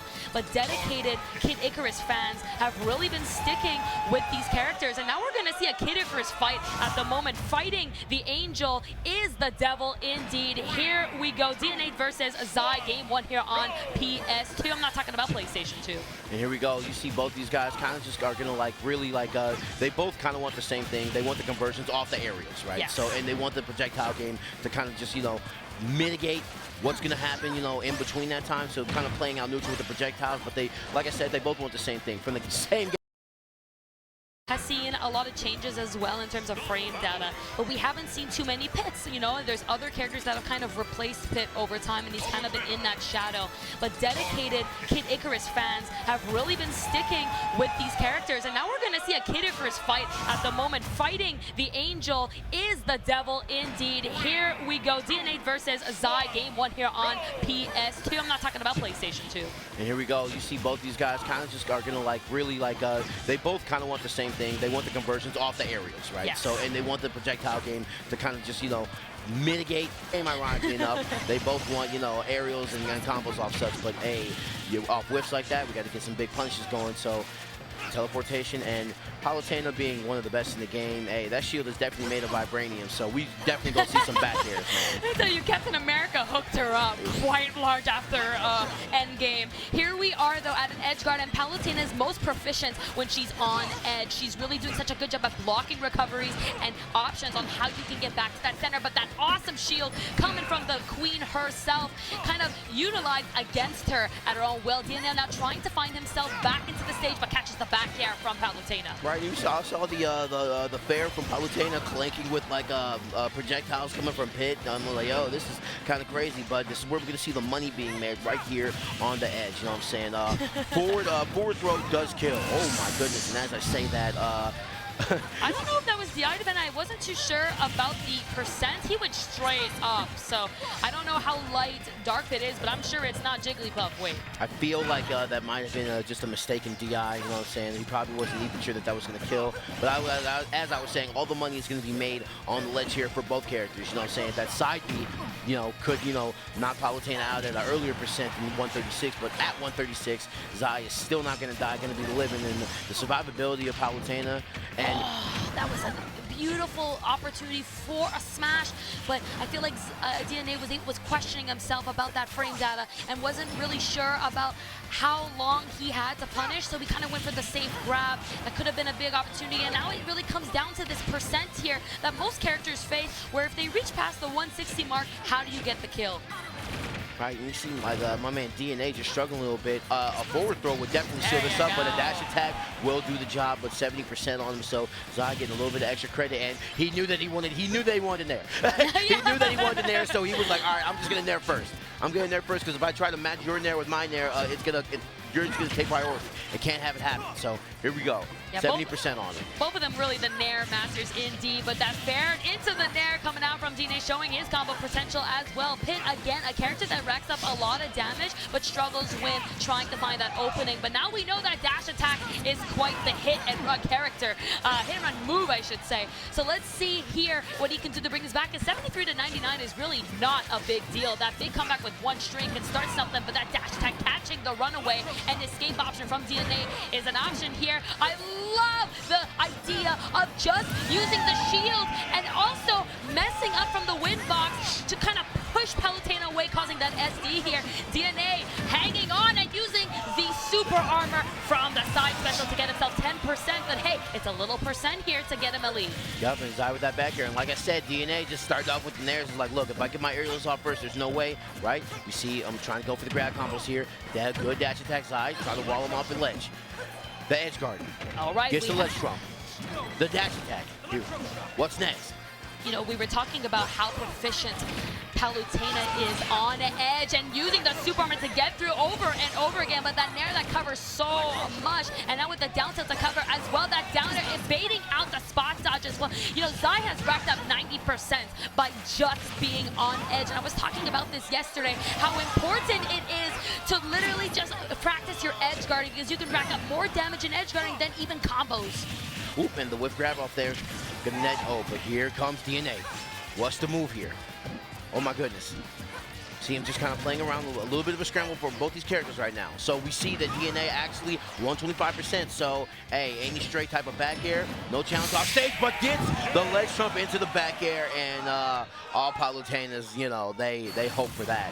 Such an unexpected back air from Trump as well, you know. A lot of people in this game forget that Trump is still an option from Smash 4, and it's such a huge frame to do it as well. If you just catch that landing, and he's been kind of noticing that, you know, DNA has been kind of staying on edge quite a little bit of time, so was able to really be like, you know, if you're just gonna chill there, this next time I'm gonna expose you hard, and he did it. I feel like there's a time and place to show all of your tools as a player, as a character, and all. And, you know, at that moment, Zai was able to just be like, it's time to start showing it here to steal that first game, and he does, but we're having the run back on PS2. Yeah, if you have a proficient back air, bro, don't be afraid of ledge trump, man, because more or less it'll trade in a lot of cases. So For sure. don't be afraid to use it. Like this man is not afraid to use his combos, and this is the conditioning, right? He's trying to bait this side B out, and after it, after the lag on it, he's going to be able to punch it accordingly. But this edge guarding is so beautiful from the side. Are we going to see it there off stage?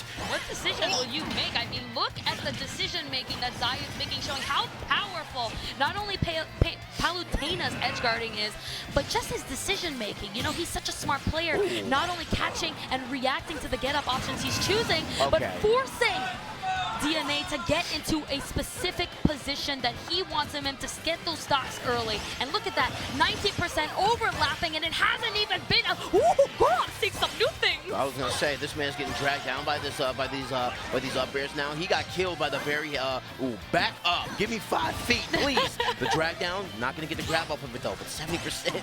Zai is playing so beautifully. He seems like he's got the read on DNA. He says, look, good gameplay is in my DNA, but DNA says, no, it's not. Here we go, some jabs to get him back, create some space. 107 on him, so he has to slow down the pace. Try to get the game in his control.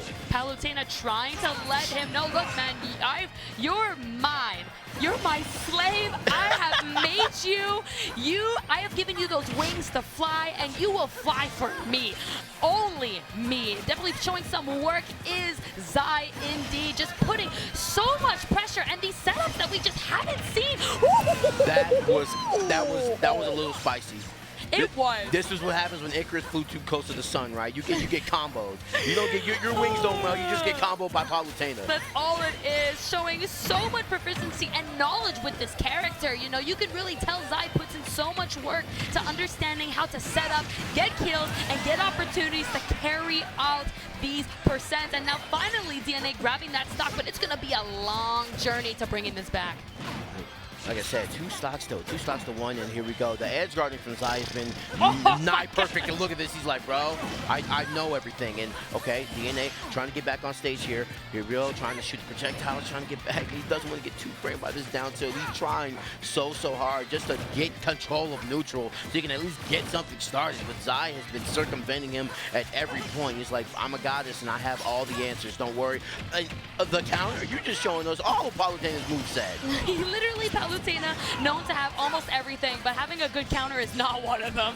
And even putting it out just to kind of show, to kind of save himself quite a little bit from getting comboed. And I love the way Zai has just been controlling not only the edge, but the center. Even when he's not in the center, he is using his projectiles and such to make sure that that Pokeball is his indeed. His Pokemon to claim as his own.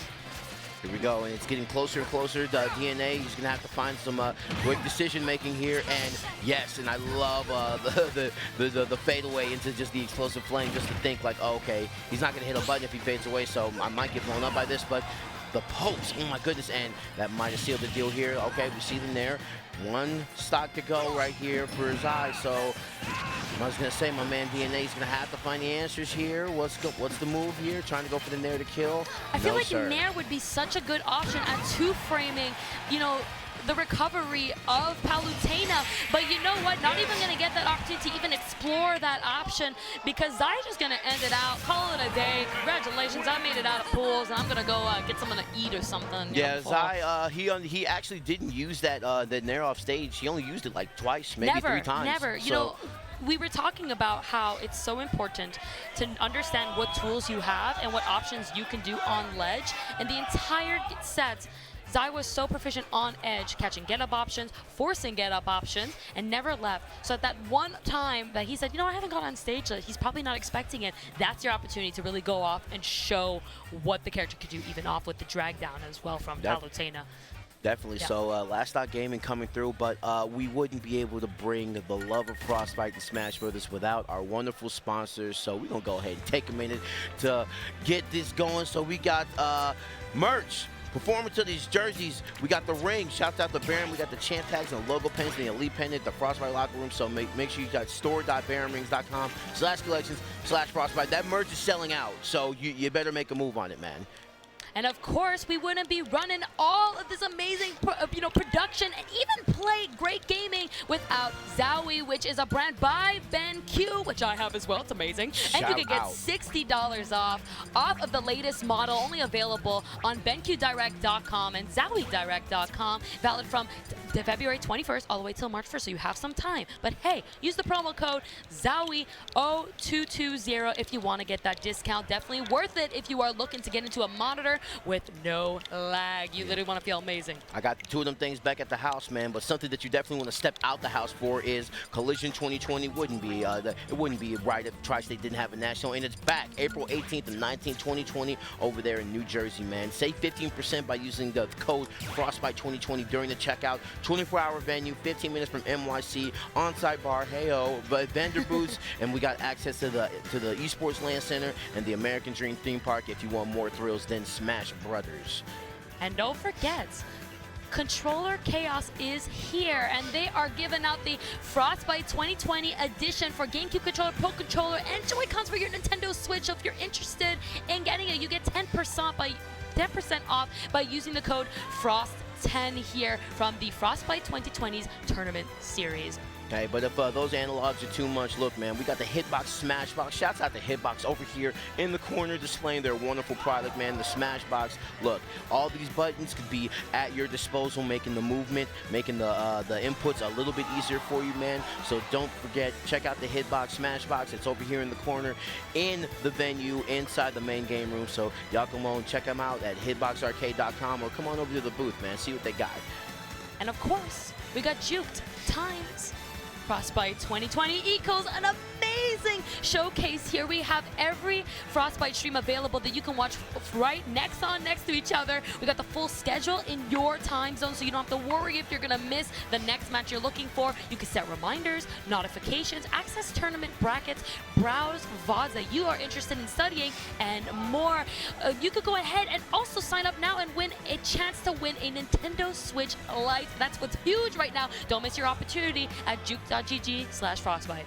You better keep it PG with the Ultimate GameCube adapter. It's back. That thing sold out like hotcakes. I was so thankful to get one, and I've used this on the plane, in the terminal, at the barbershop. Anyone who wants to throw hands, you can get it. The Ultimate GameCube adapter, and look, you put your dock, you put your Switch on top of the adapter. It's a dock. You put your controller in and you're good to go. Available now, bit.ly/PG adapter. Get you one before they go again, man. And don't forget that MDVA's Super Major is back. Pound 2020, one of the most beloved majors ever done. April 3rd to 5th in Maryland. Go to smash.gg/pound. Prices are going up quite soon, so don't forget to check it out. They got dedicated friendly setups, 24-hour venue, and doors are open from Thursday nights. So you have huge opportunity to get that practice in for not only Ultimate, but Super Smash Bros. Melee. And hey, man, we got Riptide, Water Park Resort, overnight venue. Those two things definitely should be together. September 11th to the 13th in Sandusky, Ohio. Smash.gg/Riptide. It's going to be fun. We got Splatoon 2, Rivals of Aether, Smash Ultimate, and of course we got Melee. So y'all come on down. Check out Riptide this fall, man. It's going to be a really fun time. I'm definitely going. Definitely going.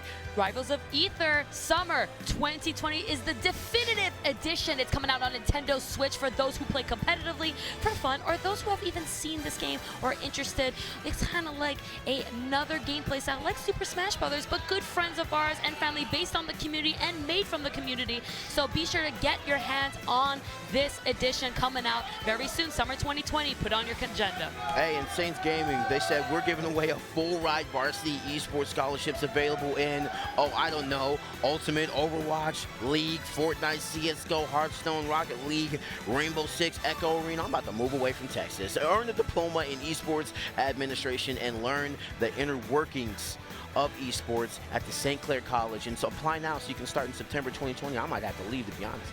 I might have to go.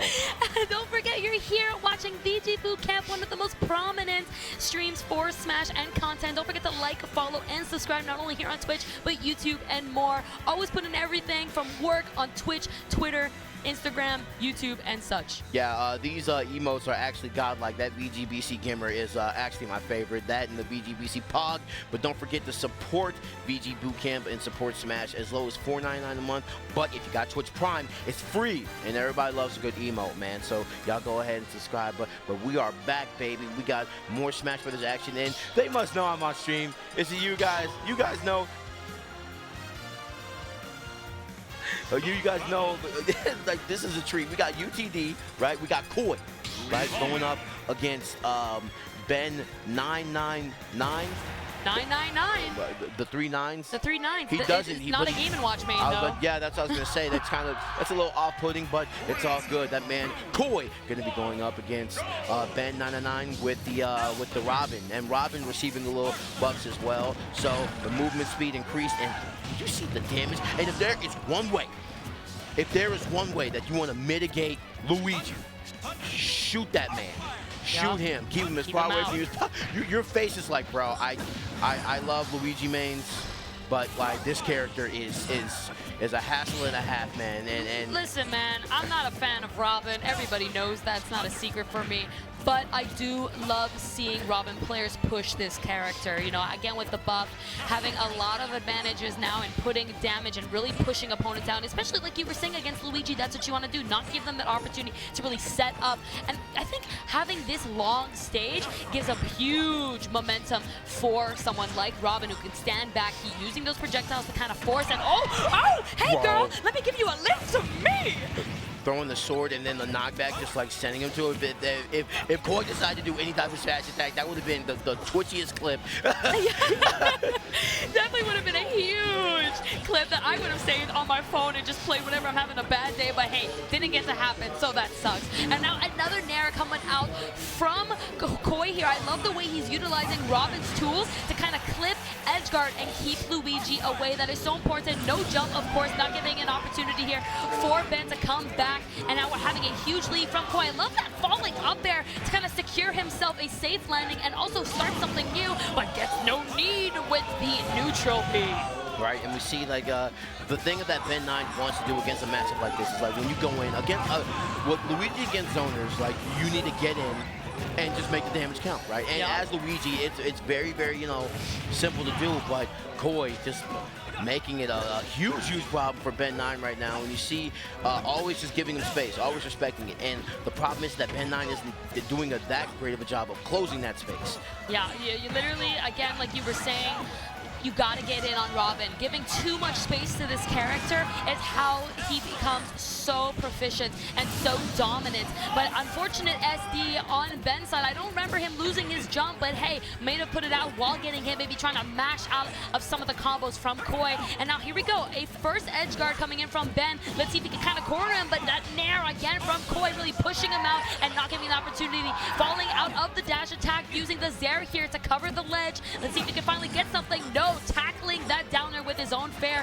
showing that Robin's not only got a wand, but a sword. No, take that, Harry Potter. Woo, and I was going to say, Ben is having just the biggest difficulty of trying to kill Koi right now. And as I say that, okay, the up smash finally catching him jumping, but 2 stocks ahead, and you still got to fight the zoner. And all the magic is definitely going on Koi's side right now. Ben having a little bit of difficulty, and even trying to go for the pivot grab, and the arc fire just saving him right there. Oh, but the combo's coming out, disengages, runs away, tries to reset neutral a little bit. 35, 42% on him, 48% on him, and gaining. So let's see if Koi, oh my goodness, let's see if Ben 9 can finally find a way to get the stock. And I think a 0 to death combo will really find it in his favor. But Koi, he's like, bro, I've been on Twitter too many times. I've seen too many clips. I've seen like too many this could happen to you type deals. So yeah.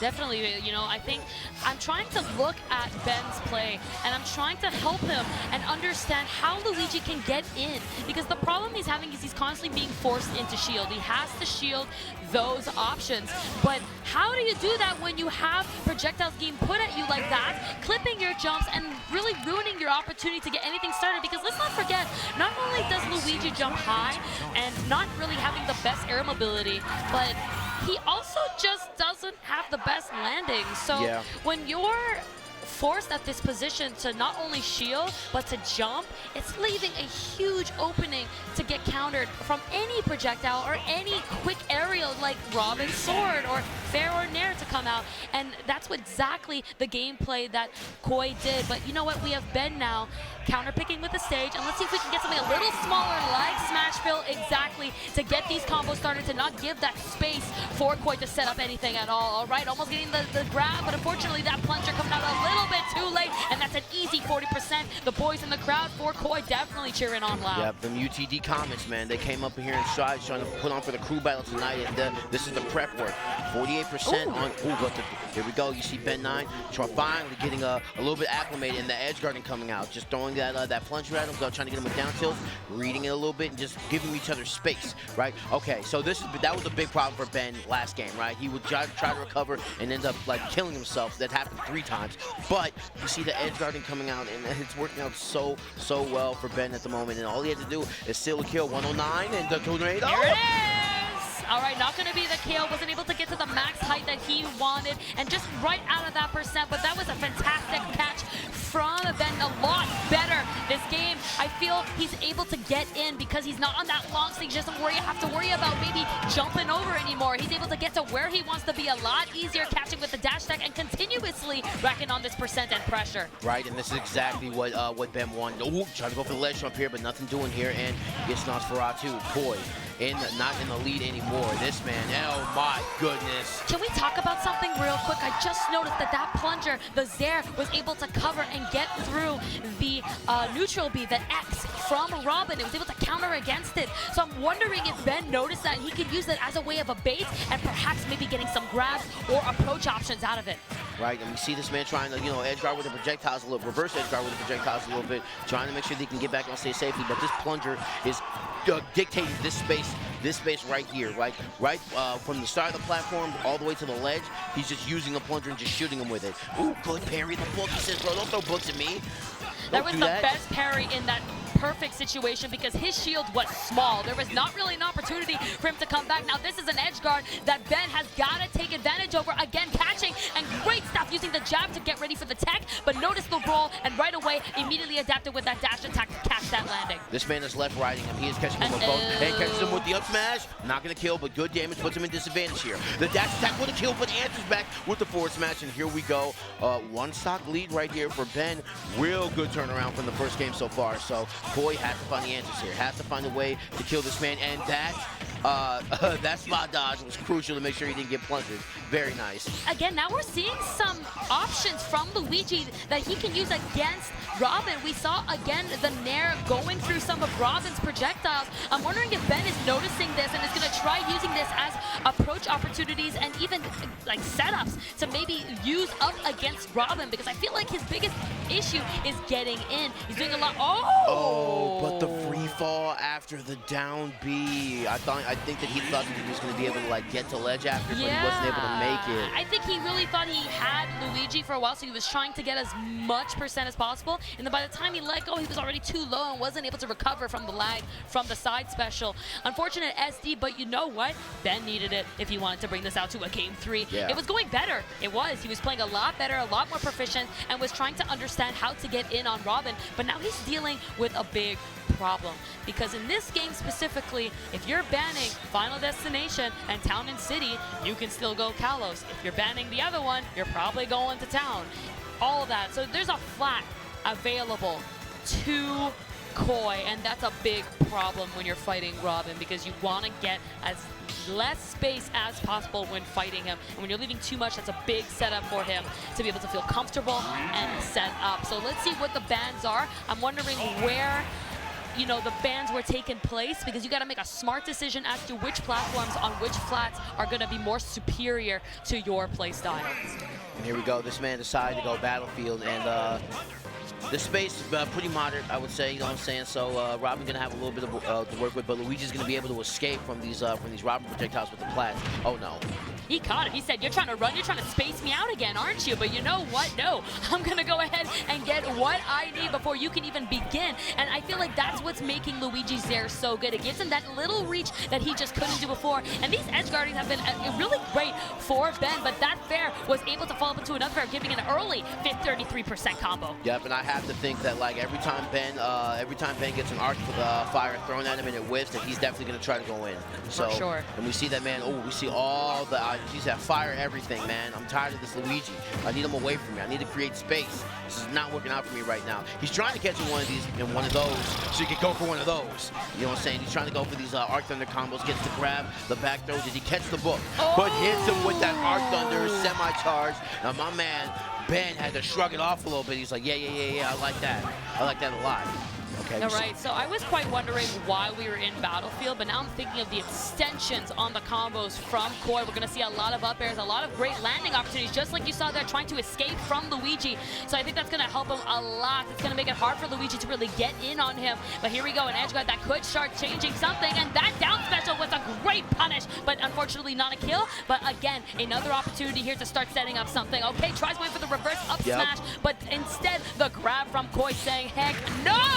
And a parry like that was pivotal in this right now because he saw him just jumping away from him, shielding, just really not trying to commit to anything, so he had to catch him in a combo and trying to catch him with the double arc fire, and now he's shielding so much it's starting to shield poke, so you got to be really careful about these projectiles and how you plan to deal with them, because now your shield is getting so small that you might get hit with a stray Levin sword or something like that. Yeah, for sure. I like the way Ben also escaped a little bit. You know, we were talking about how it's not really best to give Robin that room to set up, but he realized, look, my shield is small. I need to just refresh for a second before I start giving him what he needs. So he was able to roll. Whoa, yo, girl, I can read too. And you know what I have to do? Also chop you in the neck and cut your breathing a little bit. But that's fair. Gonna shout like, hey, he's still alive. Battlefield. We can thank the gods of Battlefield wow, for and that. Speaking of the gods, you know, they got the god RNG on the side, but not there, getting caught by the arc fire and getting hit with the fair. So now we are in a one-stock situation between Ben 9. No home for that, my friend. But use the combo break down B, and wow, Arc Thunder fully charged, finally coming out, but not hitting anything just yet. Oh no, I was going to say, not the plunger, not like this, please. I was also wondering, even if he did get that up special, would it have even killed? You know, we're on Battlefield, he was only at 40%, so I don't know if he would have taken it, but hey, it's Luigi, and I think Ben knows a lot more about this character and its percent, and even just to get some damage done, of course. Here we go.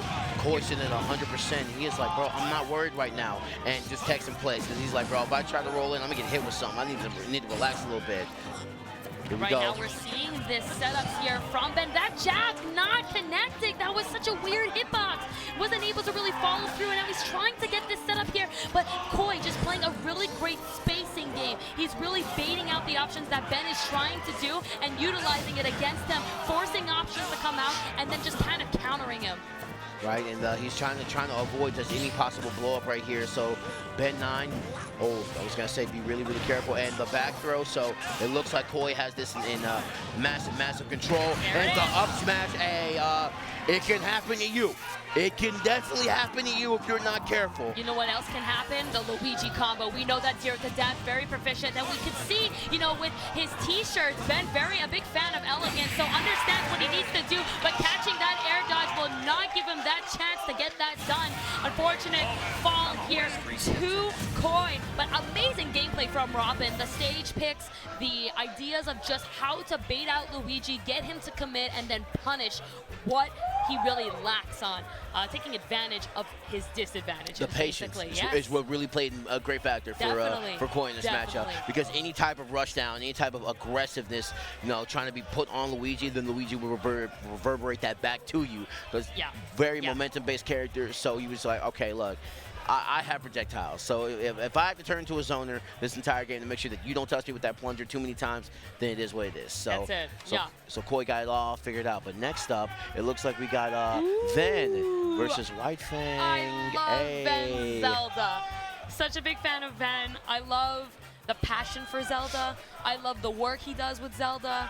I have all respect for that guy. And you were saying who else? We also have White Fang. Yes, Ridley, another player that I have respect for. I feel Ridley, a character that was used a lot in the beginning of Ultimate's meta. People were really believing in this character, and you know, he had good frame done in terms of smashes and had recovery, but his problem was that he was light, but a big body. So he got kind of, you know, a little bit combos when it came to certain matchups that eventually were learning how to fight Ridley. So they've kind of just left him for a little bit. But White Fang, one of those players that have stuck with Ridley and have been advancing the meta. So we're going to see them go head-to-head in just a little bit. Again, Zelda, Ridley, what do you think about that matchup? What are we going to expect? So with Zelda's new buffs, we're definitely going to see a little bit more use of the poking tools, especially, and we're going to see a little bit more blow-ups from those down throw up airs and those the shield options, of course, right? I was going to say the out shield options for this matchup are big, and the reason why is because Ridley is so big, and Zelda loves those big hitboxes,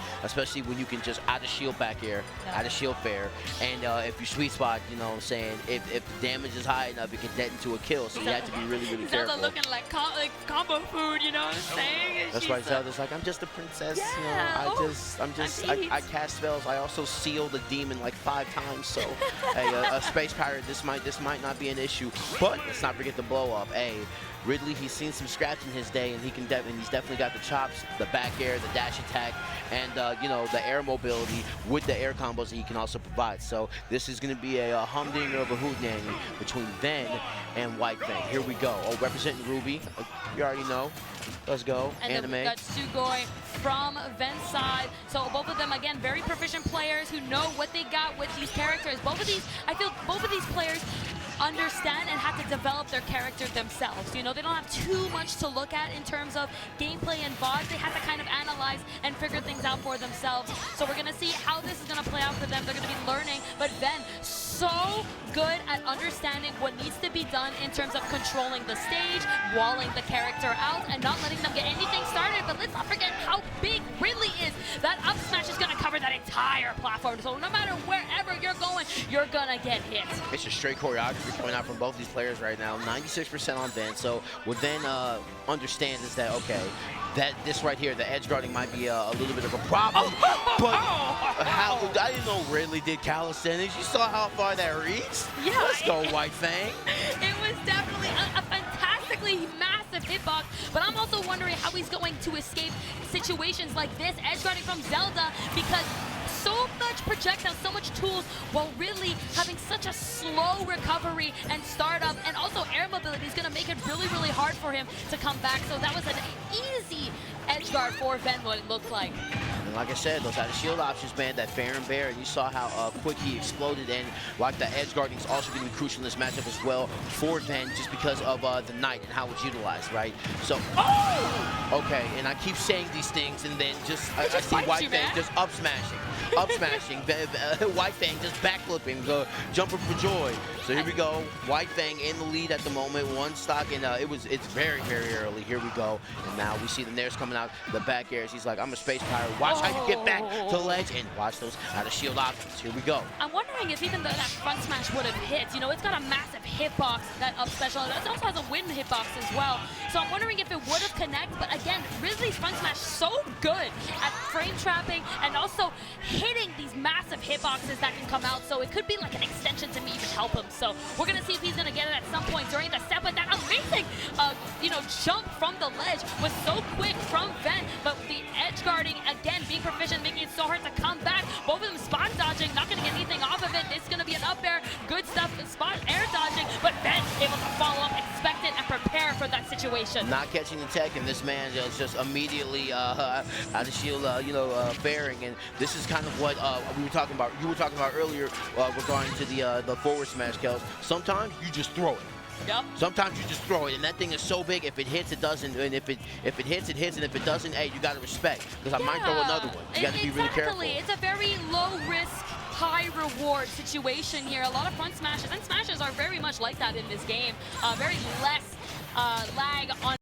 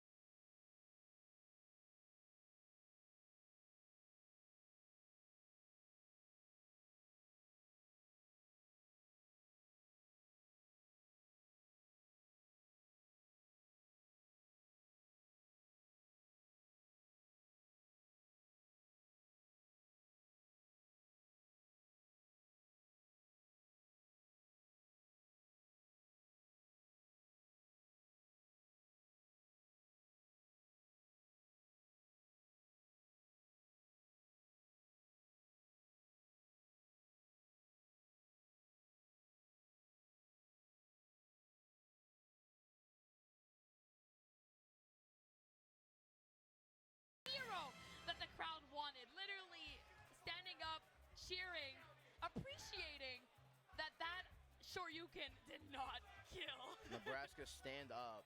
Nebraska, look, let me talk about Nebraska for a little bit, okay?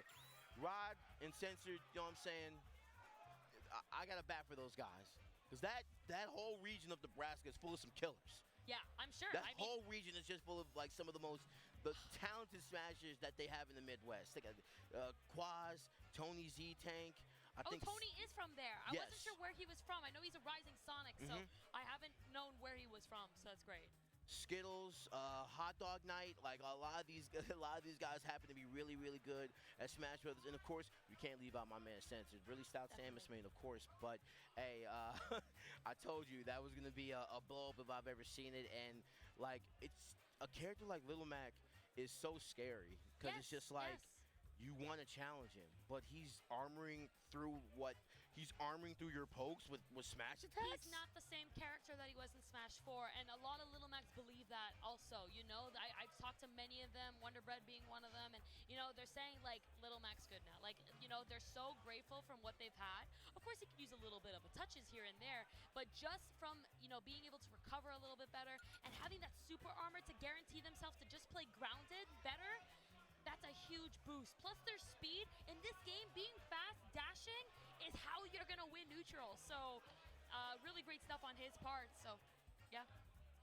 So guys, I think that's it. It's already 5 o'clock. We are done. We're done. Our block is ending off right here. Banjo, it's been such a pleasure commentating with you. Love that, you know, we're both players, so we get to understand and learn and give feedback as players, but commentators as well. So keep it real, guys, here at Frostbite 2020. We're going to sign off. Supergirl, Kels, and Hollywood Banjo. Please give him a follow as well. We're going to I won't be back for the rest of the day. Will you be commentating? I will not be back for the rest of the day. We're going to go ahead and get out of here, guys. So you're definitely going to see Miss Supergirl Kales on the 1s and 2s once again. But I'm done for the day, but I'll catch you guys in the crowd, man. And we're going to get out of here. Shouts out to VG Bootcamp, of course. And you guys keep it locked for more Frostbite action coming up. Thank you guys for watching. See you soon. I can safely say that Eddie from Andromeda has helped us travel to more events because of the savings that he's gotten us for these majors. As an event organizer, the last thing I want to do is worry about things outside of the actual event on the day of. They work with you on a personal level. They learn about your event. He is impeccable with his perfection, his timing, his professionalism, and he gets the job done. Staff is able to have luxuries that they didn't have before, better food, better rooms. Things like that, Andromeda can take care of, leverage the connections in the event industry that they've built up. Do you like money? Andromeda will save you money. It just takes so much work off my shoulders that I really appreciate them for that.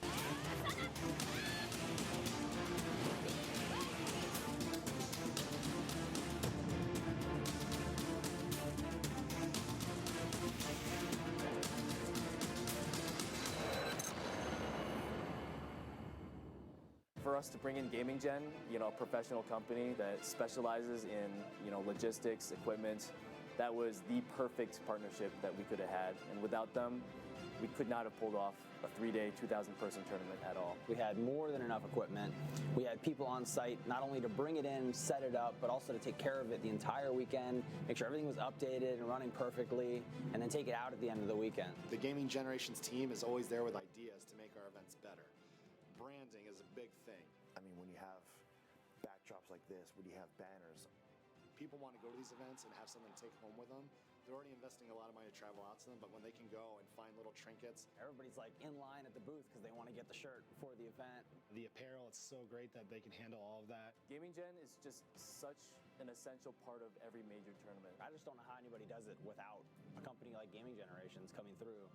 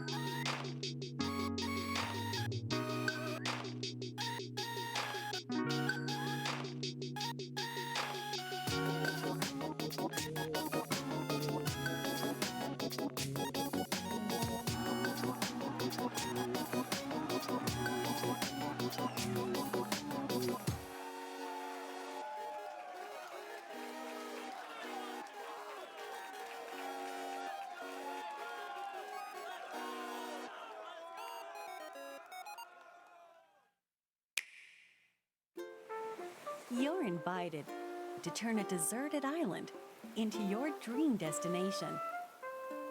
Customize your home, your look, and the island itself.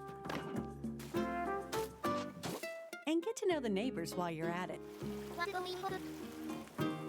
Animal Crossing New Horizons, only on Nintendo Switch. Game rated E for everyone.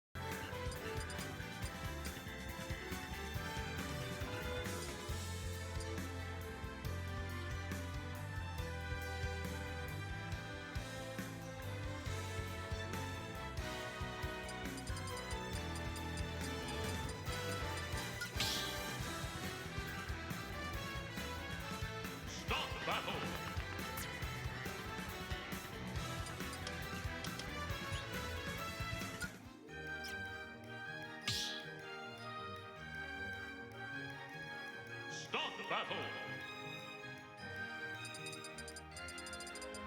Falco.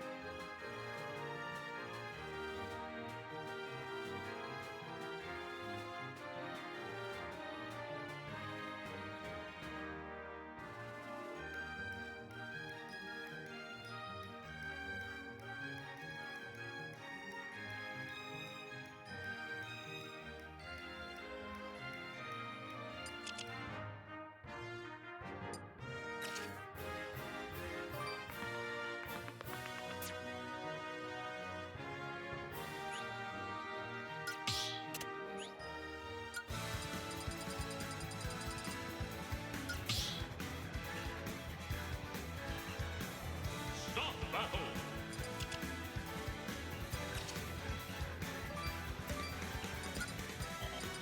Falco.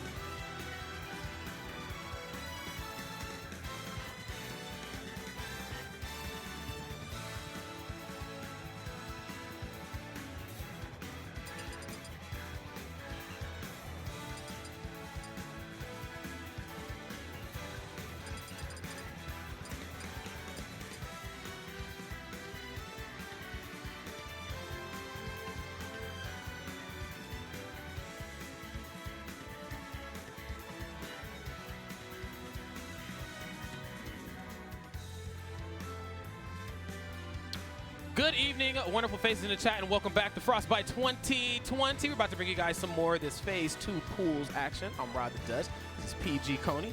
About to bring you guys in on the ones twos. How you feeling, man? I'm good. I'm good. Yesterday was tough. I was up for a very long time. Okay. I worked on Thursday, and then my flight here was at 6 a.m., so you got to be there at 5. That's right. But you really got to be there at 4:30 because they board at 5:30, which means you got to wake up at 3, which means I just didn't sleep. No, you did not. There was no time for sleep. Yesterday was a little tough, but today I'm here, I'm spry, I'm ready to go, and we got some big matches coming up. This is going to be a lot of fun. Most certainly do. When I look to my left right here, we have what's called the VG stats, right? Yeah, we kind of coined that from, I don't know where we got that from. Anyway, we got the VG stats over here, and it looks like we got a lot of great matches getting ready to come underway. This is actually the part of the bracket where things start to be, we start to go down like that upset boulevard. You know, phase 1 pulls is phase 1, phase 2 is when things get a little more spicy.